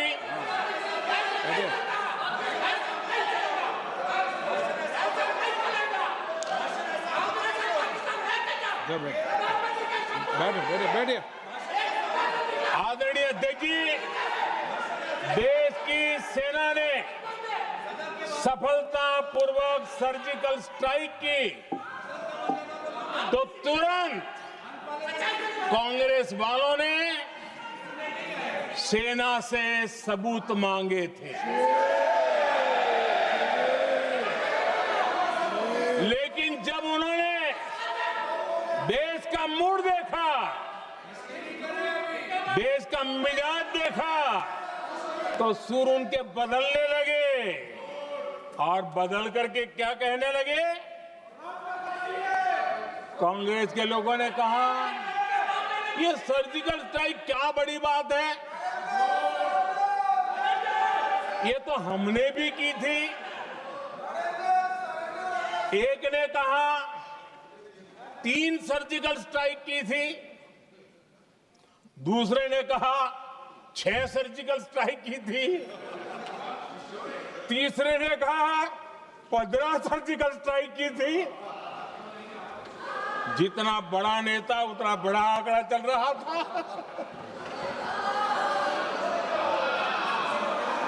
आदरणीय अध्यक्ष जी, इसके बाद बालाकोट में सेना ने एयर स्ट्राइक की। अब एयर स्ट्राइक तो ऐसी थी कि वो कुछ कह नहीं सकते थे, इसलिए ये तो नहीं कहा कि भाई हमने भी की थी। उसमें तो उन्होंने समझदारी दिखाई, लेकिन फोटो मांगने लगे। एयर स्ट्राइक हुई तो फोटो दिखाओ, क्या कहां गिरा, क्या तोड़ा, कितना तोड़ा, कितने मरे, बस यही पूछते रहे। पाकिस्तान भी यही पूछता था, ये भी यही पूछते थे। इतना ही नहीं, आदरणीय अध्यक्ष जी, जब पायलट अभिनंदन पकड़े गए तो पाकिस्तान में तो खुशी का माहौल होना स्वाभाविक था कि उनके हाथ में भारत की सेना का एक पायलट उनके हाथ लगा था।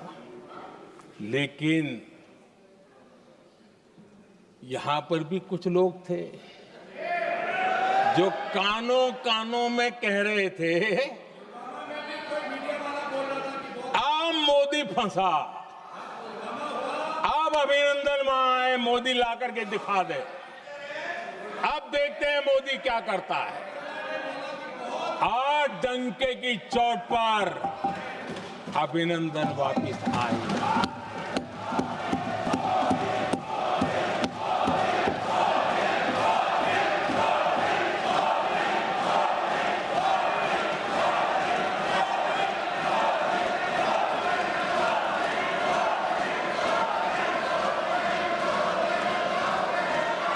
अभिनंदन को ले आए तो इनकी बोलती बंद हो गई।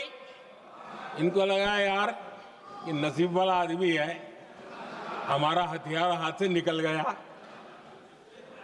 आदरणीय अध्यक्ष जी, पहलगाम हमले के बाद हमारा बीएसएफ का एक जवान पाकिस्तान के कब्जे में गया तो फिर इनको लगा वाह बड़ा मुद्दा हाथ में आ गया है, अब मोदी फंस जाएगा। अब तो मोदी की फजीयत जरूर होगी और उनकी इकोसिस्टम ने सोशल मीडिया में बहुत सारी कथाएं वायरल की कि ये बीएसएफ के जवान का क्या होगा, उसके परिवार का क्या होगा, ये वापस आएगा, कब आएगा, कैसे आएगा, न जाने क्या क्या चला दिया। आदरणीय अध्यक्ष जी, बीएसएफ का वो जवान भी आन बान शान के साथ वापस आया।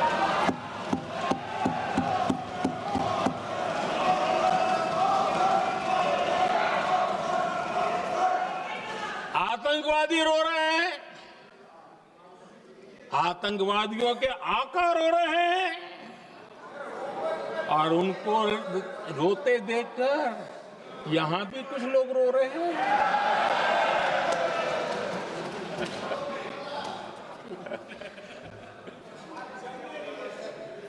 अब देखिए, सर्जिकल स्ट्राइक चल रही थी, उसके बाद उन्होंने एक खेल खेलने की कोशिश की, बात जमी नहीं। एयर स्ट्राइक हुई तो दूसरा खेल खेलने की कोशिश की, वो भी जमी नहीं। जब ये ऑपरेशन सिंदूर हुआ तो उन्होंने नया पैंतरा शुरू किया। और क्या शुरू किया? रोक क्यों दिया? पहले तो मानने को तैयार नहीं थे कि मुक्त करते, अब कहते रोक क्यों दिया? बाहरे बयान बहादुरों,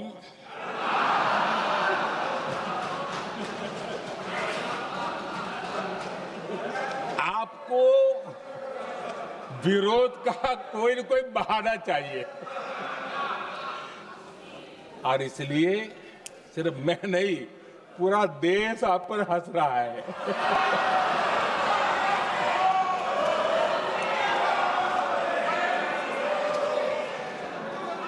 आदरणीय अध्यक्ष जी, सेना का विरोध, सेना के प्रति एक पता नहीं नेगेटिविटी, ये कांग्रेस का पुराना रवैया रहा। देश ने अभी करगिल विजय दिवस मनाया, लेकिन देश पूरी तरह जानता है कि उनके कार्यकाल में और आज तक करगिल के विजय को कांग्रेस ने अपनाया नहीं। न करगिल विजय दिवस मनाया है, न करगिल विजय का गौरव किया। इतिहास साक्षी है अध्यक्ष जी। जब डोकलाम में सैन्य हमारा शौर्य दिखा रहा था, तब कांग्रेस के नेता चुपके किससे ब्रीफिंग लेते थे, वो सारी दुनिया अब जान गई।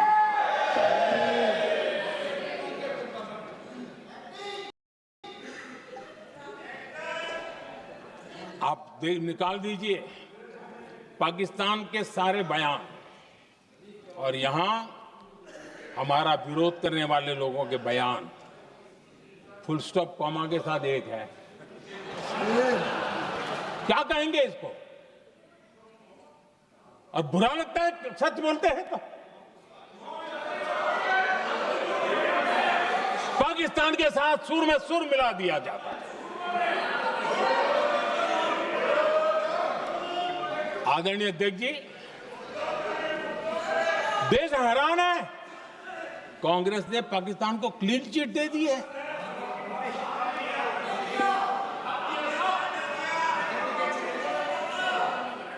उनकी ये हिम्मत, और इनकी आदत जाती नहीं है, ये हिम्मत कि पहलगाम के आतंकी पाकिस्तानी थे, इसका सबूत दो।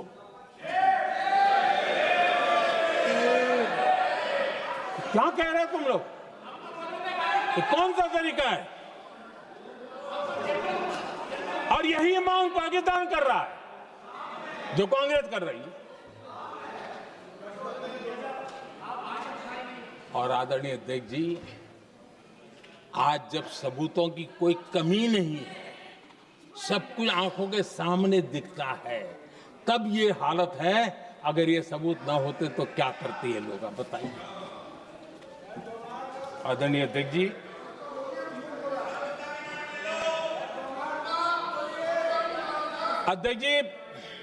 ऑपरेशन सिंदूर के एक पार्ट की तरफ तो चर्चा भी बहुत होती है, ध्यान भी जाता है, लेकिन देश के लिए कुछ गौरव की क्षणें होती हैं, ताकत के परिचय होता है, उसकी तरफ भी ध्यान जाना बहुत आकर्षित है।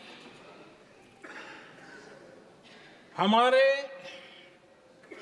एयर डिफेंस सिस्टम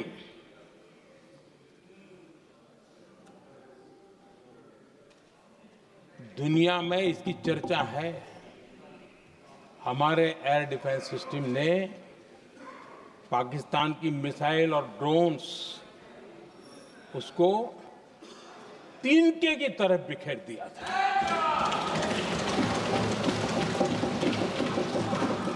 आदरणीय अध्यक्ष जी, मैं एक आंकड़ा आज बताना चाहता हूं,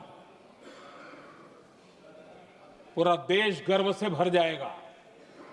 कुछ लोगों का क्या होगा मैं नहीं जानता, पूरा देश गर्व से भर जाएगा। 9 मई को पाकिस्तान ने करीब 1000 मिसाइलों और आर्म्ड ड्रोन्स के भारत पर बहुत बड़ा हमला करने की कोशिश की। 1000 ये मिसाइलें भारत के किसी भी हिस्से पर गिरती तो वहां भयंकर तबाही मचती, लेकिन 1000 मिसाइल्स और ड्रोन्स को भारत ने आसमान में ही चूर चूर कर दिया।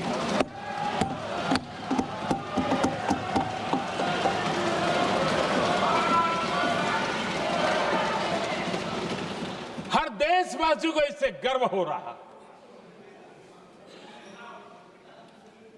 लेकिन जैसे कांग्रेस के लोग इंतजार कर रहे थे, कुछ तो गड़बड़ होगी यार, मोदी मरेगा, कहीं तो फंसेगा।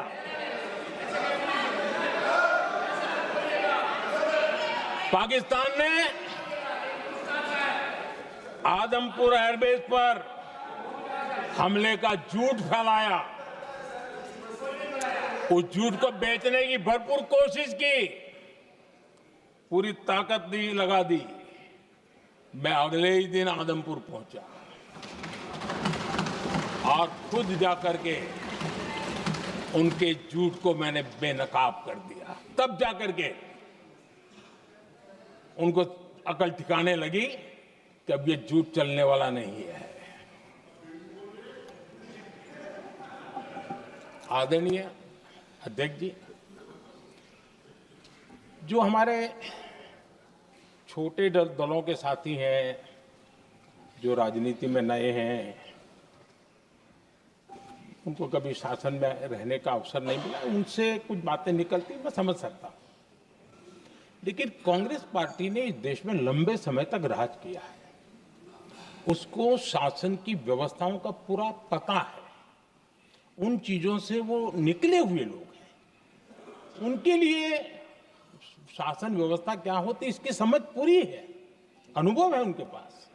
उसके बाद भी विदेश मंत्रालय तुरंत जवाब दे, उसको स्वीकारना नहीं, विदेश मंत्री जवाब दे, इंटरव्यू दे, बार बार बोले, उसको स्वीकारना नहीं, गृह मंत्री बोले, रक्षा मंत्री बोले, किसी पर भरोसा नहीं। जिसने इतने सालों तक राज किया, उनको देश की व्यवस्थाओं पर अगर भरोसा नहीं है, तब शक उठता है कि क्या हालत हो गई है इनकी। आदरणीय अध्यक्ष जी, अब कांग्रेस का भरोसा पाकिस्तान के रिमोट कंट्रोल से बनता है और बदलता है।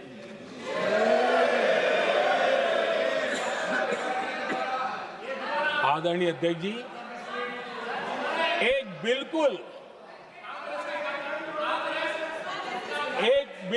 कांग्रेस के नए सदस्य, यानी उनको तो क्षमा करनी चाहिए, नए सदस्य को क्या कहेंगे, लेकिन कांग्रेस के आका जो उनको लिख करके देते हैं और उनसे बुलवाते हैं, खुद में हिम्मत नहीं है, उनसे बुलवाते हैं कि ऑपरेशन सिंदूर, ये तो तमाशा था, ये आतंकवादियों ने जिन 26 लोगों को मौत के घाट उतारा था ना, उस भयंकर क्रूर घटना पर ये तेजाब छिड़कने वाला पाप है। तमाशा कहते हो? आपकी असहमति हो सकती है, और ये कांग्रेस के नेता बुलवाते हैं।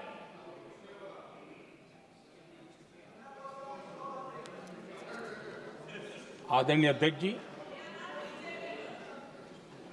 पहलगाम के हमलावरों को कल हमारे सुरक्षा बलों ने ऑपरेशन महादेव करके अपने अंजाम तक पहुंचाया।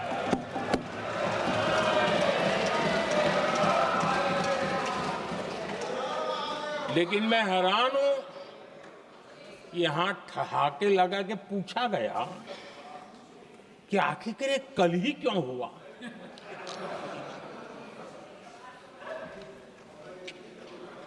अब ये क्या हो गया है मुझे समझ नहीं आ रहा है। क्या ये ऑपरेशन के लिए कोई सावन महीने का सोमवार ढूंढा गया था क्या? क्या हो गया है इन लोगों को?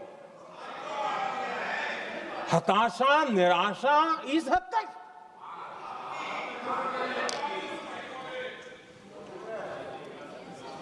और देखिए मजा, पिछले कई सप्ताह से हाँ ऑपरेशन सिंदूर हो गया तो ठीक है, पहलगाम के आतंकियों का क्या हुआ, पहलगाम के आतंकियों का। अब हुआ तो कल क्यों हुआ?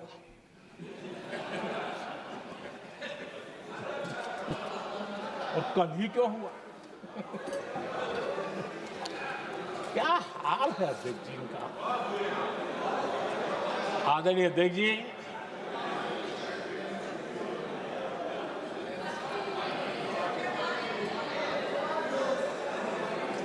आदरणीय अध्यक्ष जी, शास्त्रों में कहा गया है, हमारे शास्त्रों में कहा गया है, शस्त्रेण रक्षिते राष्ट्रे, शस्त्रेण रक्षिते राष्ट्रे शास्त्र चर्चा प्रवर्तते। अर्थात जब राष्ट्र शस्त्र से सुरक्षित होते हैं तभी वहां शास्त्र की, ज्ञान की चर्चाएं जन्म ले पाती है। जब सीमा पर सेनाएं मजबूत होती है तभी लोकतंत्र प्रखर होता है। आदरणीय अध्यक्ष जी, ऑपरेशन सिंदूर बीते दशक में भारत की सेना के सशक्तिकरण का एक साक्षात प्रमाण है। ऐसे ही नहीं हुआ है। कांग्रेस के शासन के दौरान सेनाओं को आत्मनिर्भर बनाने के संबंध में सोचा तक नहीं जाता था।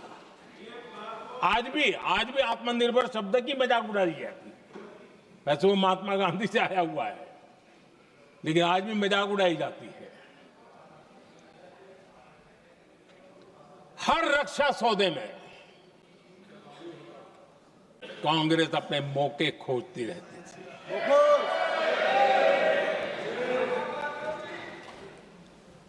छोटे छोटे हथियारों को लिए विदेशों पर निर्भरता, ये इनका कार्यकाल रहा है।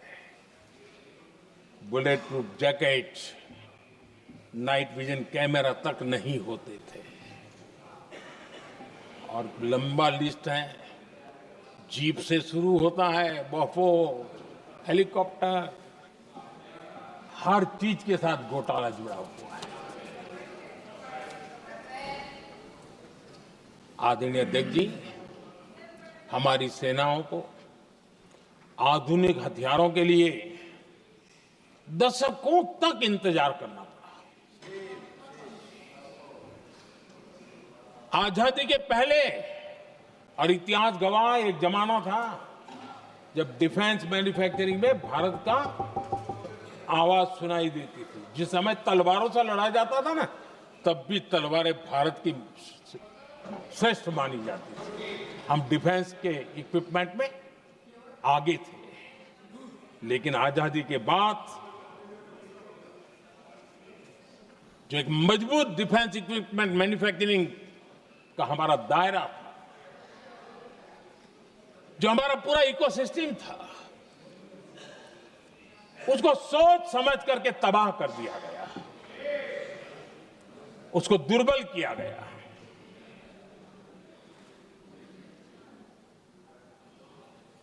रिसर्च और मैन्युफैक्चरिंग के लिए रास्ते बंद कर दिए गए।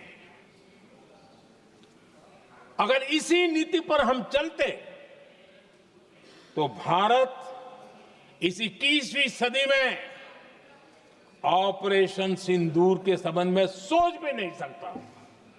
यह हालत करके रखा हुआ था उन्होंने। भारत को सोचना पड़ता कि अगर कोई एक्शन लेना है तो शस्त्र कहां से मिलेंगे, साधन कहां से मिलेगा, बारूद कहां से मिलेगा, समय पर मिलेगा नहीं मिलेगा, बीच बचाव में रुकता नहीं जाएगा, ये टेंशन पालना पड़ता है।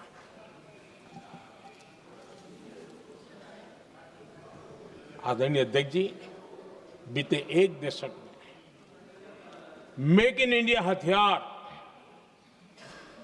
सेना को मिले, उन्होंने इस ऑपरेशन में बहुत निर्णायक भूमिका निभाई।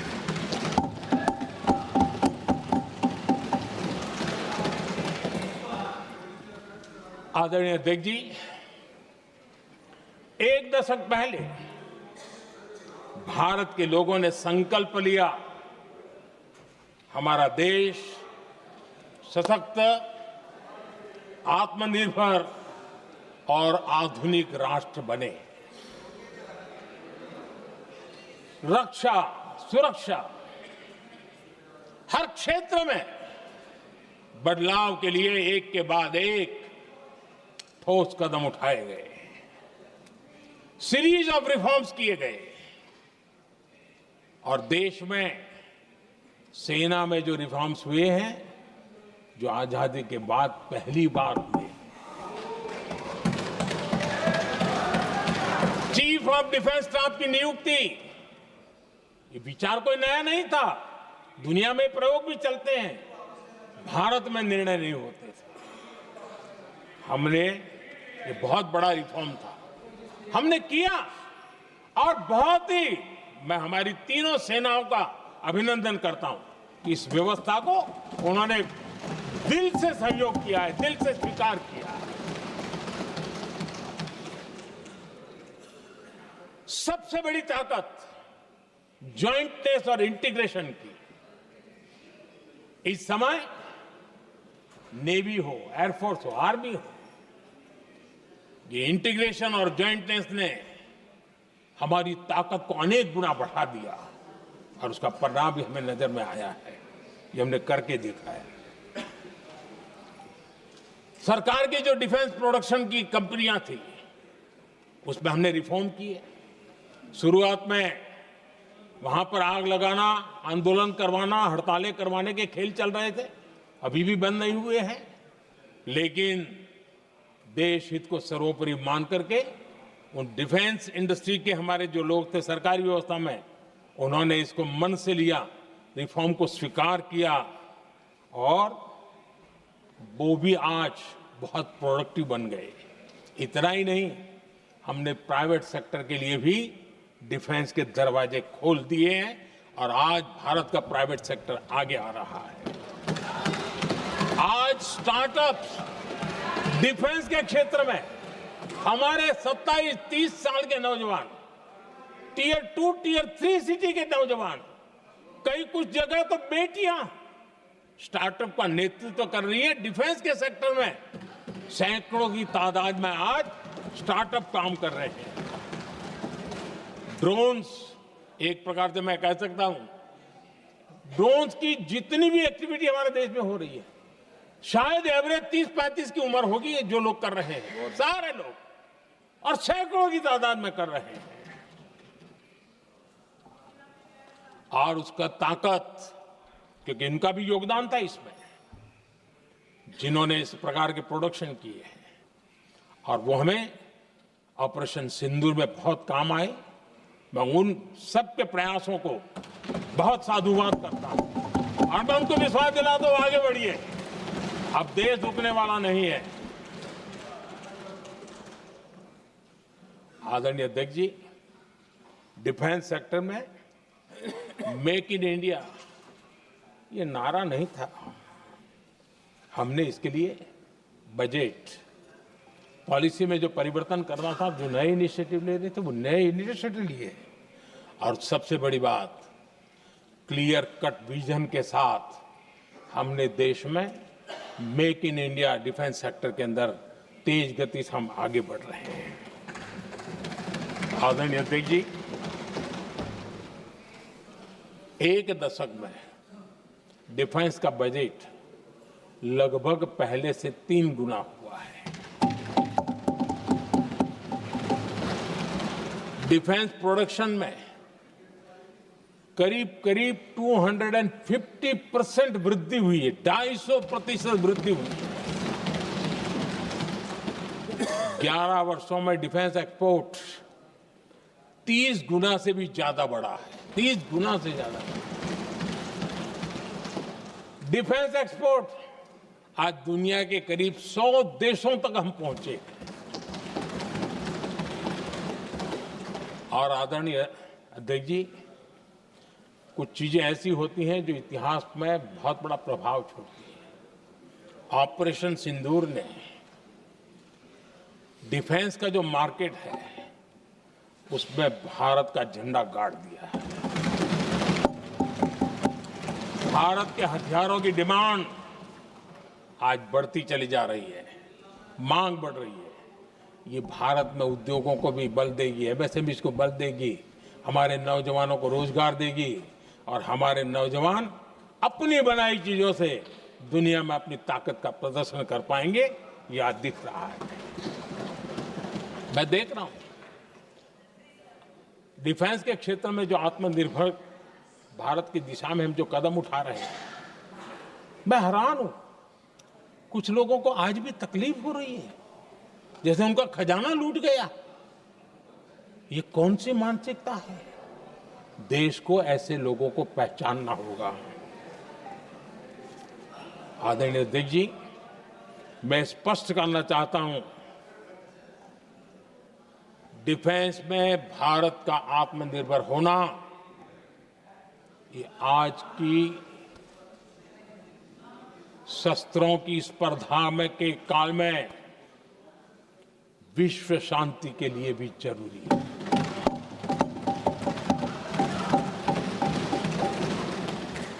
मैं पहले भी कह चुका हूं, भारत युद्ध का नहीं, बुद्ध का देश है। हम समृद्धि, शांति चाहते हैं, लेकिन हम ये कभी न भूले कि समृद्धि का और शांति का रास्ता शक्ति से ही गुजरता है।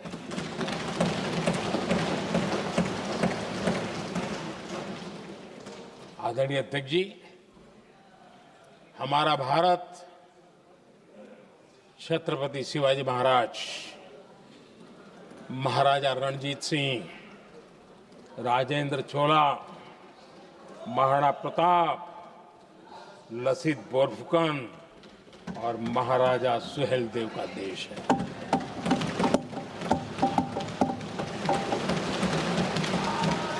आदरणीय अध्यक्ष जी, हम विकास और शांति के लिए सामरिक सामर्थ्य पर भी फोकस करते हैं। आदरणीय अध्यक्ष जी, कांग्रेस के पास नेशनल सिक्योरिटी का विजन पहले था और आज तो सवाल ही नहीं उठता है।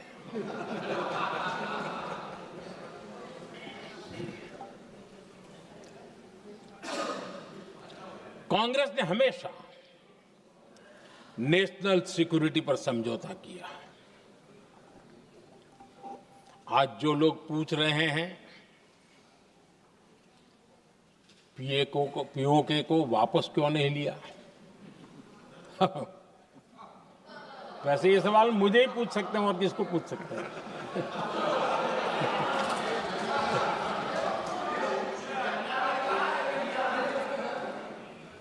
लेकिन इसके पहले जवाब देना होगा पूछने वालों को।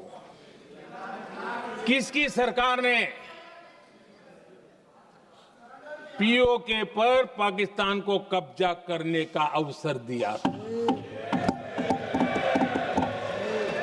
जवाब साफ है,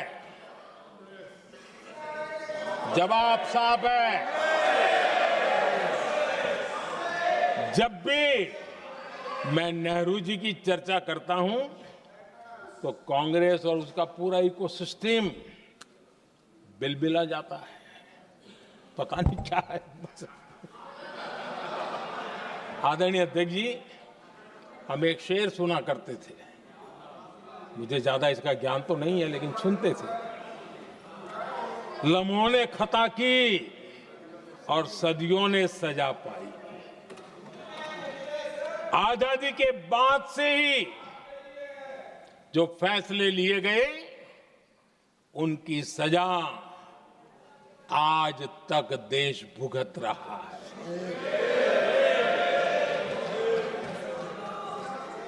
यहां बार बार एक बात का जिक्र हुआ और मैं फिर से करना चाहूंगा। अक्साई चीन की उस पूरे क्षेत्र को बंजर जमीन करार दिया गया, ये कह करके तो बंजर है। देश की 38,000 वर्ग किलोमीटर जमीन हमें खोनी पड़ी।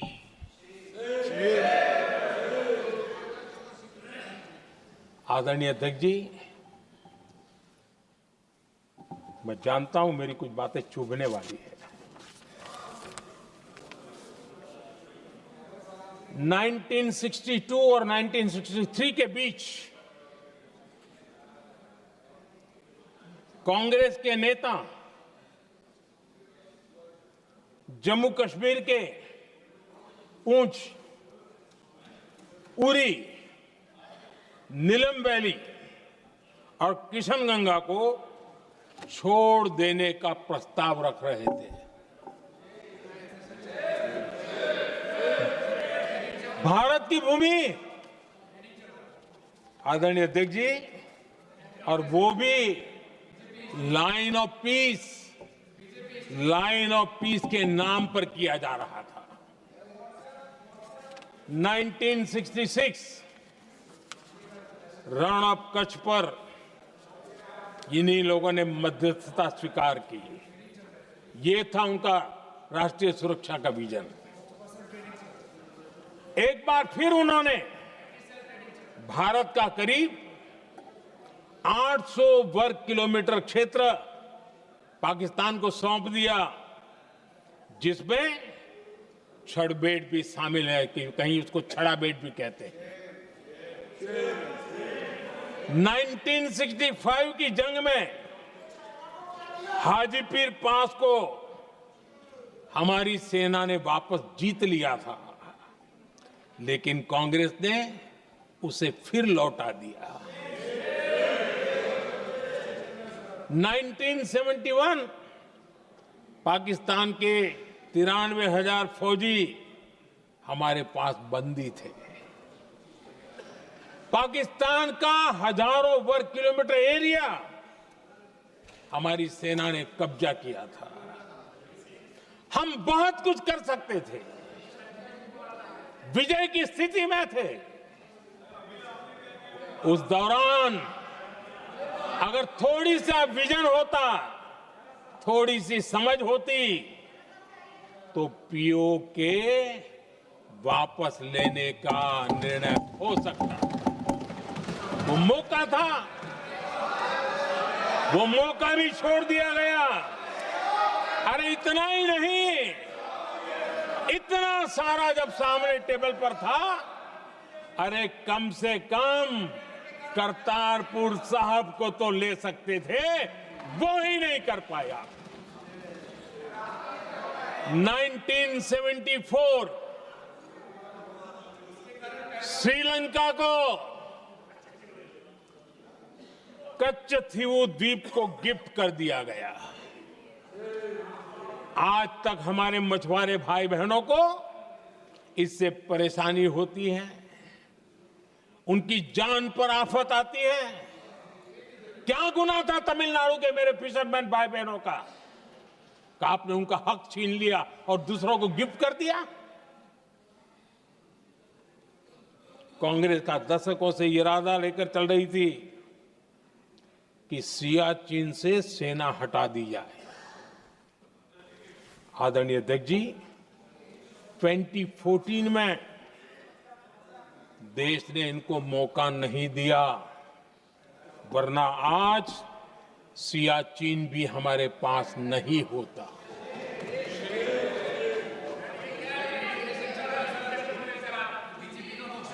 आदरणीय अध्यक्ष जी, आजकल कांग्रेस के जो लोग हमें डिप्लोमेसी का पाठ पढ़ा रहे हैं,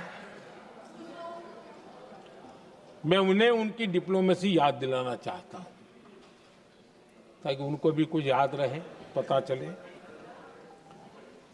26/11 जैसे भयंकर हमले के बाद बहुत बड़ा आतंकी हमला था।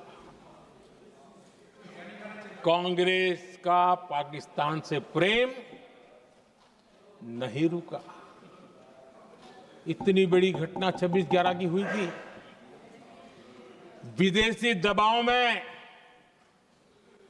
हमले के कुछ हफ्तों के भीतर ही कांग्रेस सरकार ने पाकिस्तान से बातचीत शुरू कर दी। आदरणीय अध्यक्ष जी, कांग्रेस सरकार ने 26/11 की इतनी बड़ी घटना के बाद भी एक भी डिप्लोमेट को भारत से बाहर निकालने की हिम्मत नहीं की। छोड़ो, इधर एक वीजा तक कैंसिल नहीं किया, एक वीजा तक कैंसिल नहीं कर पाए थे। देश पर पाकिस्तानी स्पॉन्सर्ड बड़े बड़े हमले होते गए, लेकिन यूपीए सरकार ने पाकिस्तान को मोस्ट फेवर्ड नेशन का दर्जा देकर रखा था। वो कभी वापस नहीं लिया था। एक तरफ देश मुंबई के हमले का ये न्याय मांग रहा था, दूसरी तरफ कांग्रेस पाकिस्तान के साथ व्यापार करने में लगी थी।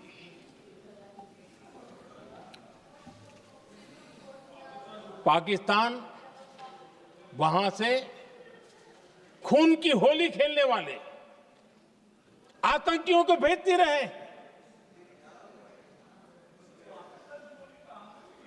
और कांग्रेस यहां अमन की आश के मुशायरे किया करती थी। मुशायरे होते थे। हमने आतंकवाद और अमन की आस का ये वन वे ट्रैफिक बंद कर दिया।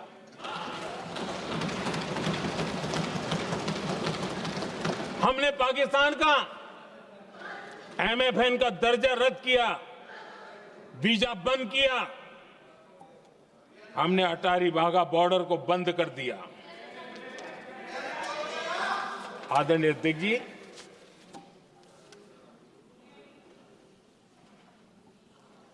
भारत के हितों को गिरवी रख देना ये कांग्रेस की पार्टी की पुरानी आदत है। इसका सबसे बड़ा उदाहरण सिंधु जल समझौता है। सिंधु जल समझौता किसने किया? नेहरू जी ने किया। और मामला किससे जुड़ा था? भारत से निकलने वाली नदियां, हमारे यहां से निकली हुई नदियां, उसका वो पानी था। और वो नदियां हजारों साल से भारत की सांस्कृतिक विरासत रही है, भारत की चैतन्य शक्ति रही है। भारत को सुजलाम सुफलाम बनाने में उन नदियों का बहुत बड़ा योगदान रहा है। सिंधु नदी जो सदियों से भारत की पहचान हुआ करती थी, उसी से भारत जाना जाता था। लेकिन नेहरू जी और कांग्रेस ने सिंधु और झेलम जैसी नदियों पर विवाद के लिए पंचायत किसको दी? वर्ल्ड बैंक को दी। वर्ल्ड बैंक फैसला करे क्या कर रहा है, नदी हमारी, पानी हमारा।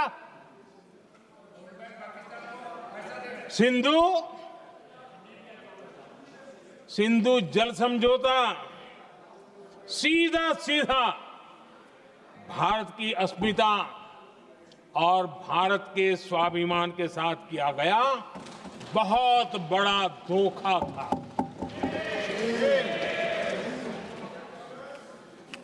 आदरणीय अध्यक्ष जी, आज के देश के युवा ये बात सुनते होंगे तो उनको भी आश्चर्य होगा कि ऐसे लोग थे हमारे देश का काम करते थे। नेहरू जी ने इस ट्रीटी करी और क्या किया? ये जो पानी था, जो नदियां थी, जो भारत से निकल रही थी, उन्होंने 80% पानी पाकिस्तान को देने के लिए वो राजी हो गए। और इतना बड़ा हिंदुस्तान, उसको सिर्फ 20% पानी। कोई मुझे समझाए भाई ये कौन सी बुद्धिमानी थी, कौन सा देश हित था, कौन सी डिप्लोमेसी थी, क्या हालत करके बना के रखा था आप लोगों ने। इतनी बड़ी आबादी वाला हमारा देश, हमारे यहां से निकलती हुई ये नदियां, और सिर्फ 20% पानी,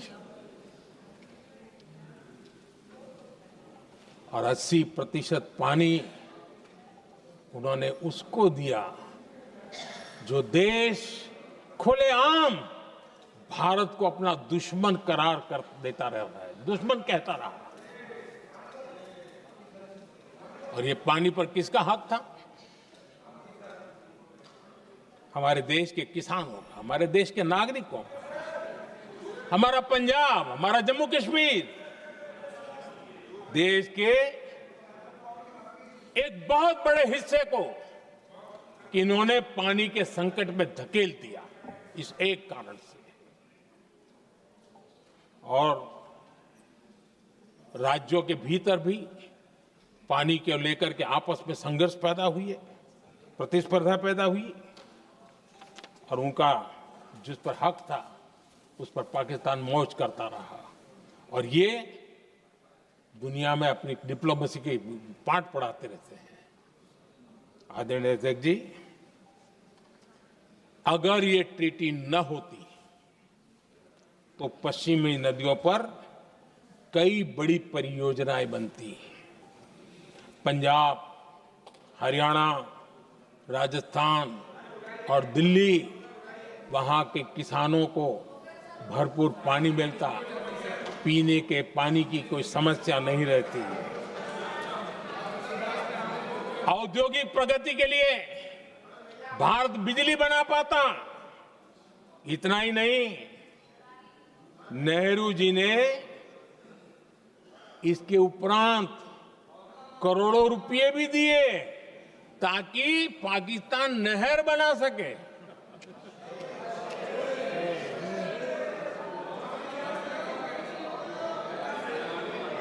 आदरणीय अध्यक्ष जी, इससे भी बड़ी बात, देश चौंक जाएगा। ये चीजें छिपाई गई है, दबा दी गई है।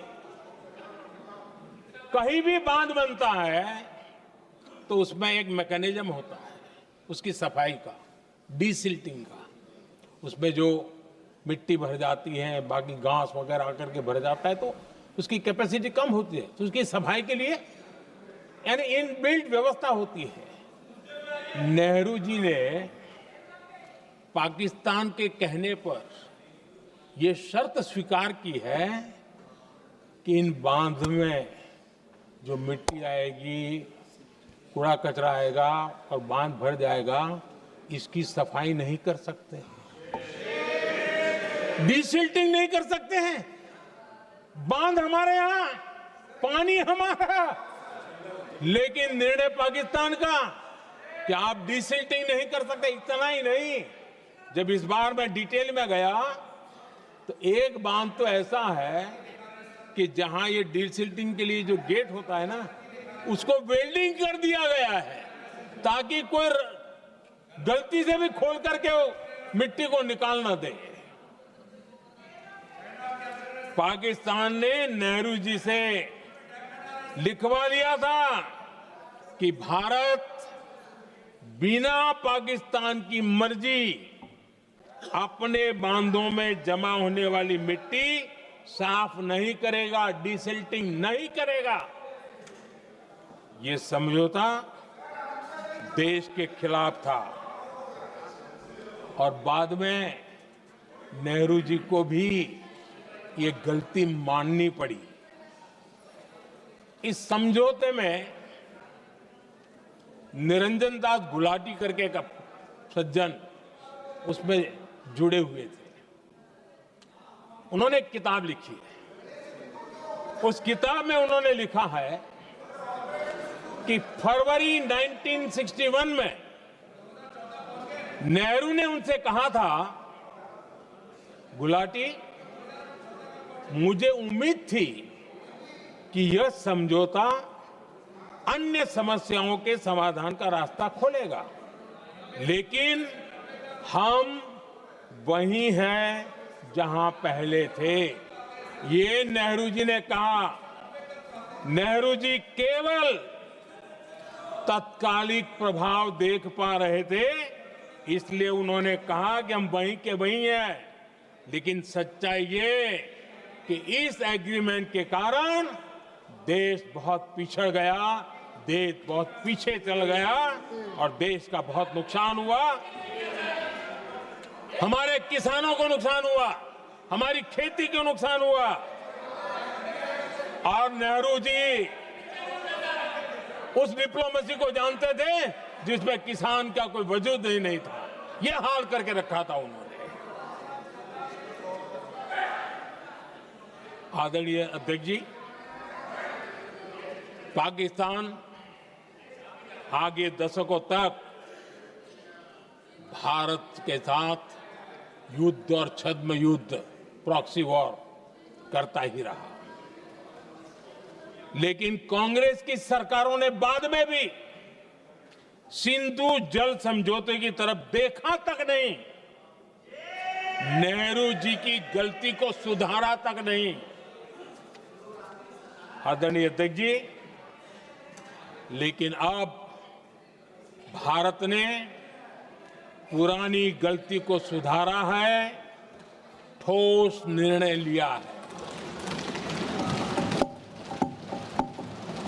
भारत ने नेहरू जी द्वारा किए गई बहुत बड़ी ब्लंडर, सिंधु जल समझौते को देश हित में, किसानों के हित में एबेंस में रख दिया है। देश का अहित करने वाला ये समझौता अब इस रूप में आगे नहीं चल सकता।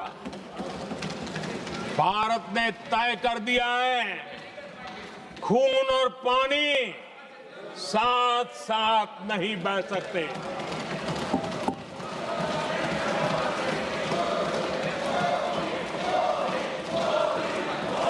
माननीय सदस्य, आप बहुत देर हो गई, आप उपनेता हैं, ये तरीका आप बैठे बैठे टोकते हैं, प्लीज, ये शोभा नहीं देता आपके लिए।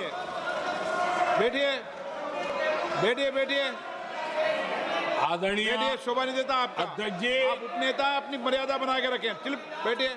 वहां बैठे साथी आतंकवाद पर लंबी लंबी बातें करते हैं। जब ये सत्ता में था, जब इनको राज करने का अवसर मिला था, तब देश का हाल क्या है, क्या रहा था, वो आज भी देश भूला नहीं है। 2014 से पहले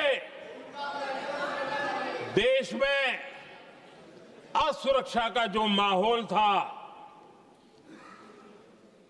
अगर वो आज याद भी करे ना तो लोग सिहर जाते हैं। आदरणीय अध्यक्ष जी, हम सबको याद है, जो नई पीढ़ी के बच्चे हैं उनको पता नहीं है, हम सबको पता है। हर जगह पर अनाउंसमेंट होता था, रेलवे स्टेशन पर जाओ, बस स्टैंड पर जाओ, एयरपोर्ट पर जाओ, बाजार में जाओ, मंदिर में जाओ, कहीं पर भी जाओ, जहां भी भीड़ होती है, कोई भी लावारिस चीज दिखे छूना मत, पुलिस को तुरंत जानकारी देना, वो बम हो सकता है। हम 2014 तक यही सुनते आए थे, ये हालात करके रखा था।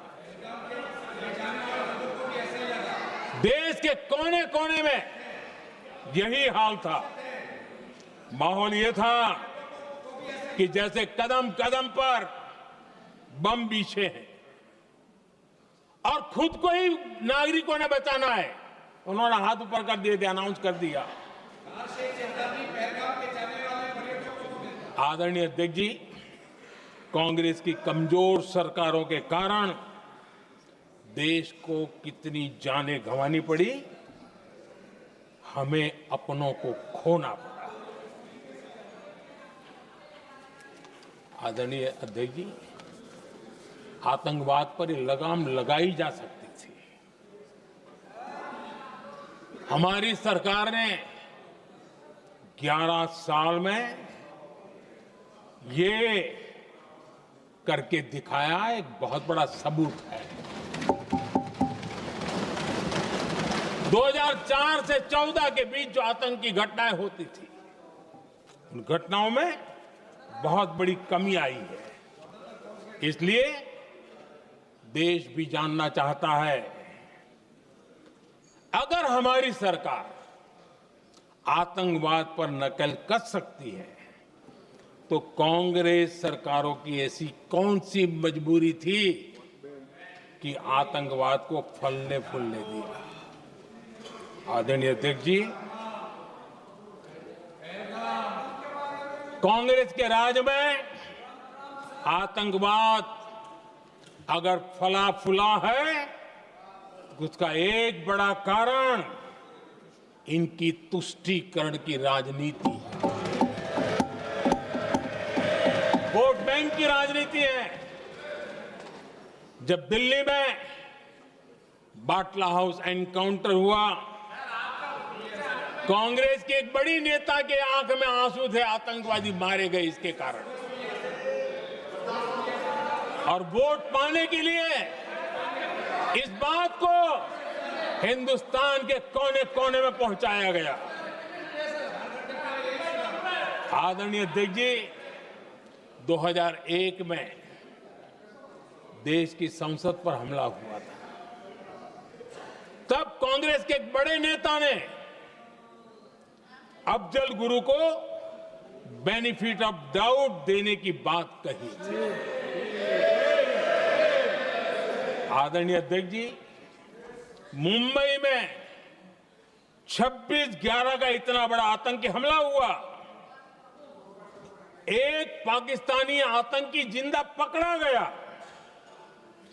पाकिस्तान की मीडिया ने, दुनिया ने यह स्वीकार किया कि यह पाकिस्तानी है, लेकिन यहां कांग्रेस पार्टी इतना बड़ा पाकिस्तान का पाप, इतना बड़ा पाकिस्तानी आतंकी हमला, और ये क्या खेल खेल रहे थे? वोट बैंक की राजनीति के लिए क्या कर रहे थे? कांग्रेस पार्टी इसको भगवा आतंक सिद्ध करने में जुटी हुई है।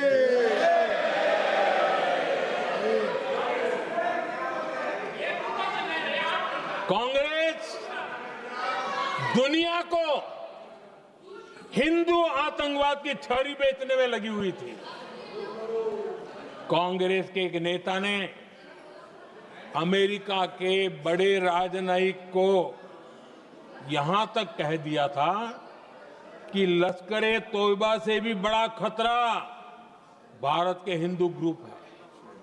ये कहा गया था। तुष्टीकरण के लिए कांग्रेस ने जम्मू कश्मीर में भारत का संविधान, बाबा साहब आंबेडकर का संविधान, उसे जम्मू कश्मीर में पैर नहीं रखने दिए। इन्होंने घुसने नहीं दिया, उसे बाहर रखा। तुष्टीकरण और वोट बैंक की राजनीति के लिए कांग्रेस हमेशा देश की सुरक्षा को बलि चढ़ाती रही। आदरणीय अध्यक्ष जी, तुष्टीकरण के लिए ही कांग्रेस ने आतंकवाद से जुड़े कानूनों को कमजोर किया। गृहमंत्री जी ने आज विस्तार से सदन में कहा है, इसलिए मैं इसको रिपीट करना नहीं चाहता। आदरणीय अध्यक्ष जी, मैंने इस सत्र की शुरुआत में आग्रह किया था, मैंने कहा था कि दल हित में हमारे मत मिले न मिले, दल हित में हमारे मत मिले न मिले, देश हित में हमारे मन जरूर मिलने चाहिए। पहलगाम की विभीषिका ने हमें गहरे घाव दिए हैं, उसने देश को झकझोर दिया है। इसके जवाब में हमने ऑपरेशन सिंदूर किया तो सेनाओं के पराक्रम ने, हमारे आत्मनिर्भर अभियान ने देश में एक सिंदूर स्पिरिट पैदा किया है।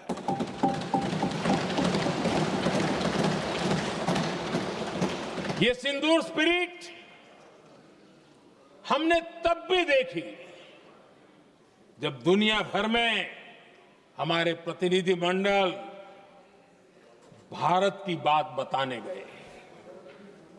मैं उन सभी साथियों को बहुत बहुत बधाई देता हूं। आपने बहुत ही प्रभावी ढंग से भारत की बात डंके की चोट पर दुनिया के सामने रखी। लेकिन मुझे दुख इस बात का है, हैरानी भी है, जो खुद को कांग्रेस के बड़े नेता समझते हैं, उनके पेट में दर्द हो रहा है कि भारत का पक्ष दुनिया के सामने क्यों रखा गया। शायद कुछ नेताओं को सदन में बोलने पर भी पाबंदी लगा दी गई।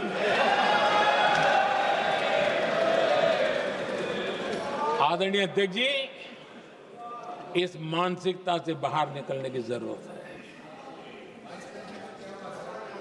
कुछ पंक्तियां मेरे मन में आती हैं, मैं अपने भाव व्यक्त करना चाहता हूं।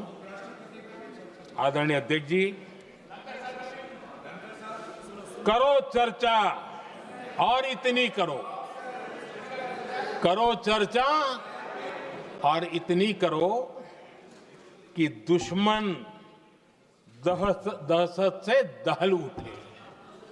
दुश्मन दहशत से दहल उठे। रहे ध्यान बस इतना ही, रहे ध्यान बस इतना ही, मान सिंदूर और सेना का प्रश्नों में भी अटल रहे।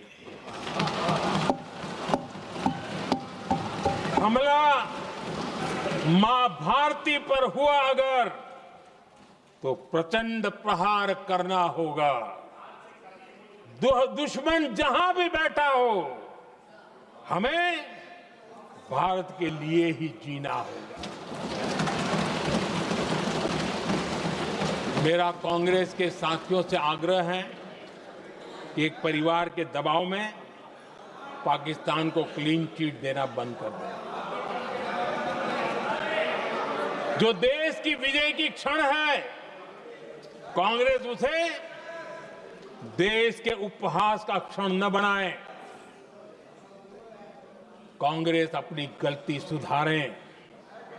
मैं आज सदन में फिर स्पष्ट करना चाहता हूं, अब भारत आतंक की नर्सरी में ही आतंकियों को मिट्टी में मिलाएगा।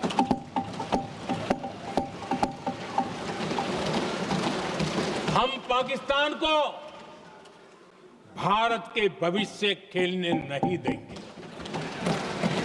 और इसलिए ऑपरेशन सिंदूर खत्म नहीं हुआ है, ऑपरेशन सिंदूर जारी है।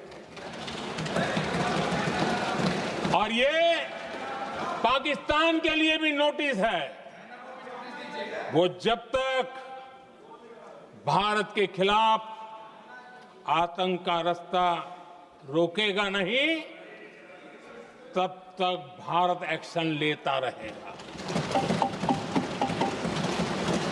भारत का भविष्य सुरक्षित और समृद्ध होगा, यही हमारा संकल्प है। इसी भाव के साथ मैं फिर से सभी सदस्यों को सार्थक चर्चा के लिए धन्यवाद देता हूं।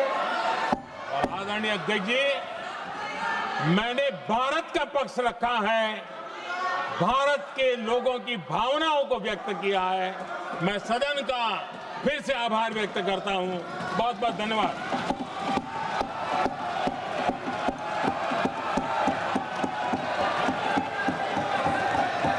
सभा की कार्रवाई बुधवार दिनांक 30 जुलाई 2025 को प्राप्त 11 बजे तक के लिए स्थगित की जाती है।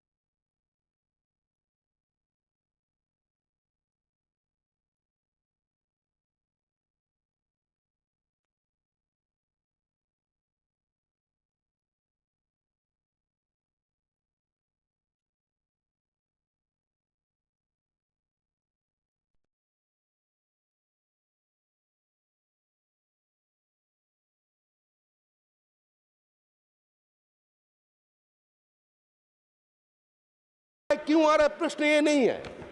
प्रश्न है वो सोच, जिस सोच वो रेडिकलाइजेशन जिसका आवेश में धीरे धीरे पश्चिम बंगाल घुस रहे हैं। Thank you. हम लोग भयानक स्थिति में आ गए अभी। इससे बचना है। कोई राजनीति नहीं है, इससे आपका पार्टी भी नहीं चलेगा, मेरा पार्टी भी नहीं चलेगा, कांग्रेस तृणमूल भी नहीं चलेगा।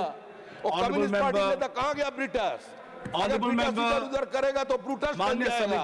लेकिन इसमें सब एक है। बंगाल को बचाने के लिए हमारा जय जी भी बैठे हैं, वो भी लड़ेंगे एकदम पूरा, लेकिन बचाना चाहिए उसको। पश्चिम बांग्लादेश नहीं बनाना चाहिए, इस्लामिक रिपब्लिक नहीं होने देंगे। धन्यवाद। Thank you honourable member. Honourable Shri P Chidambaram ji.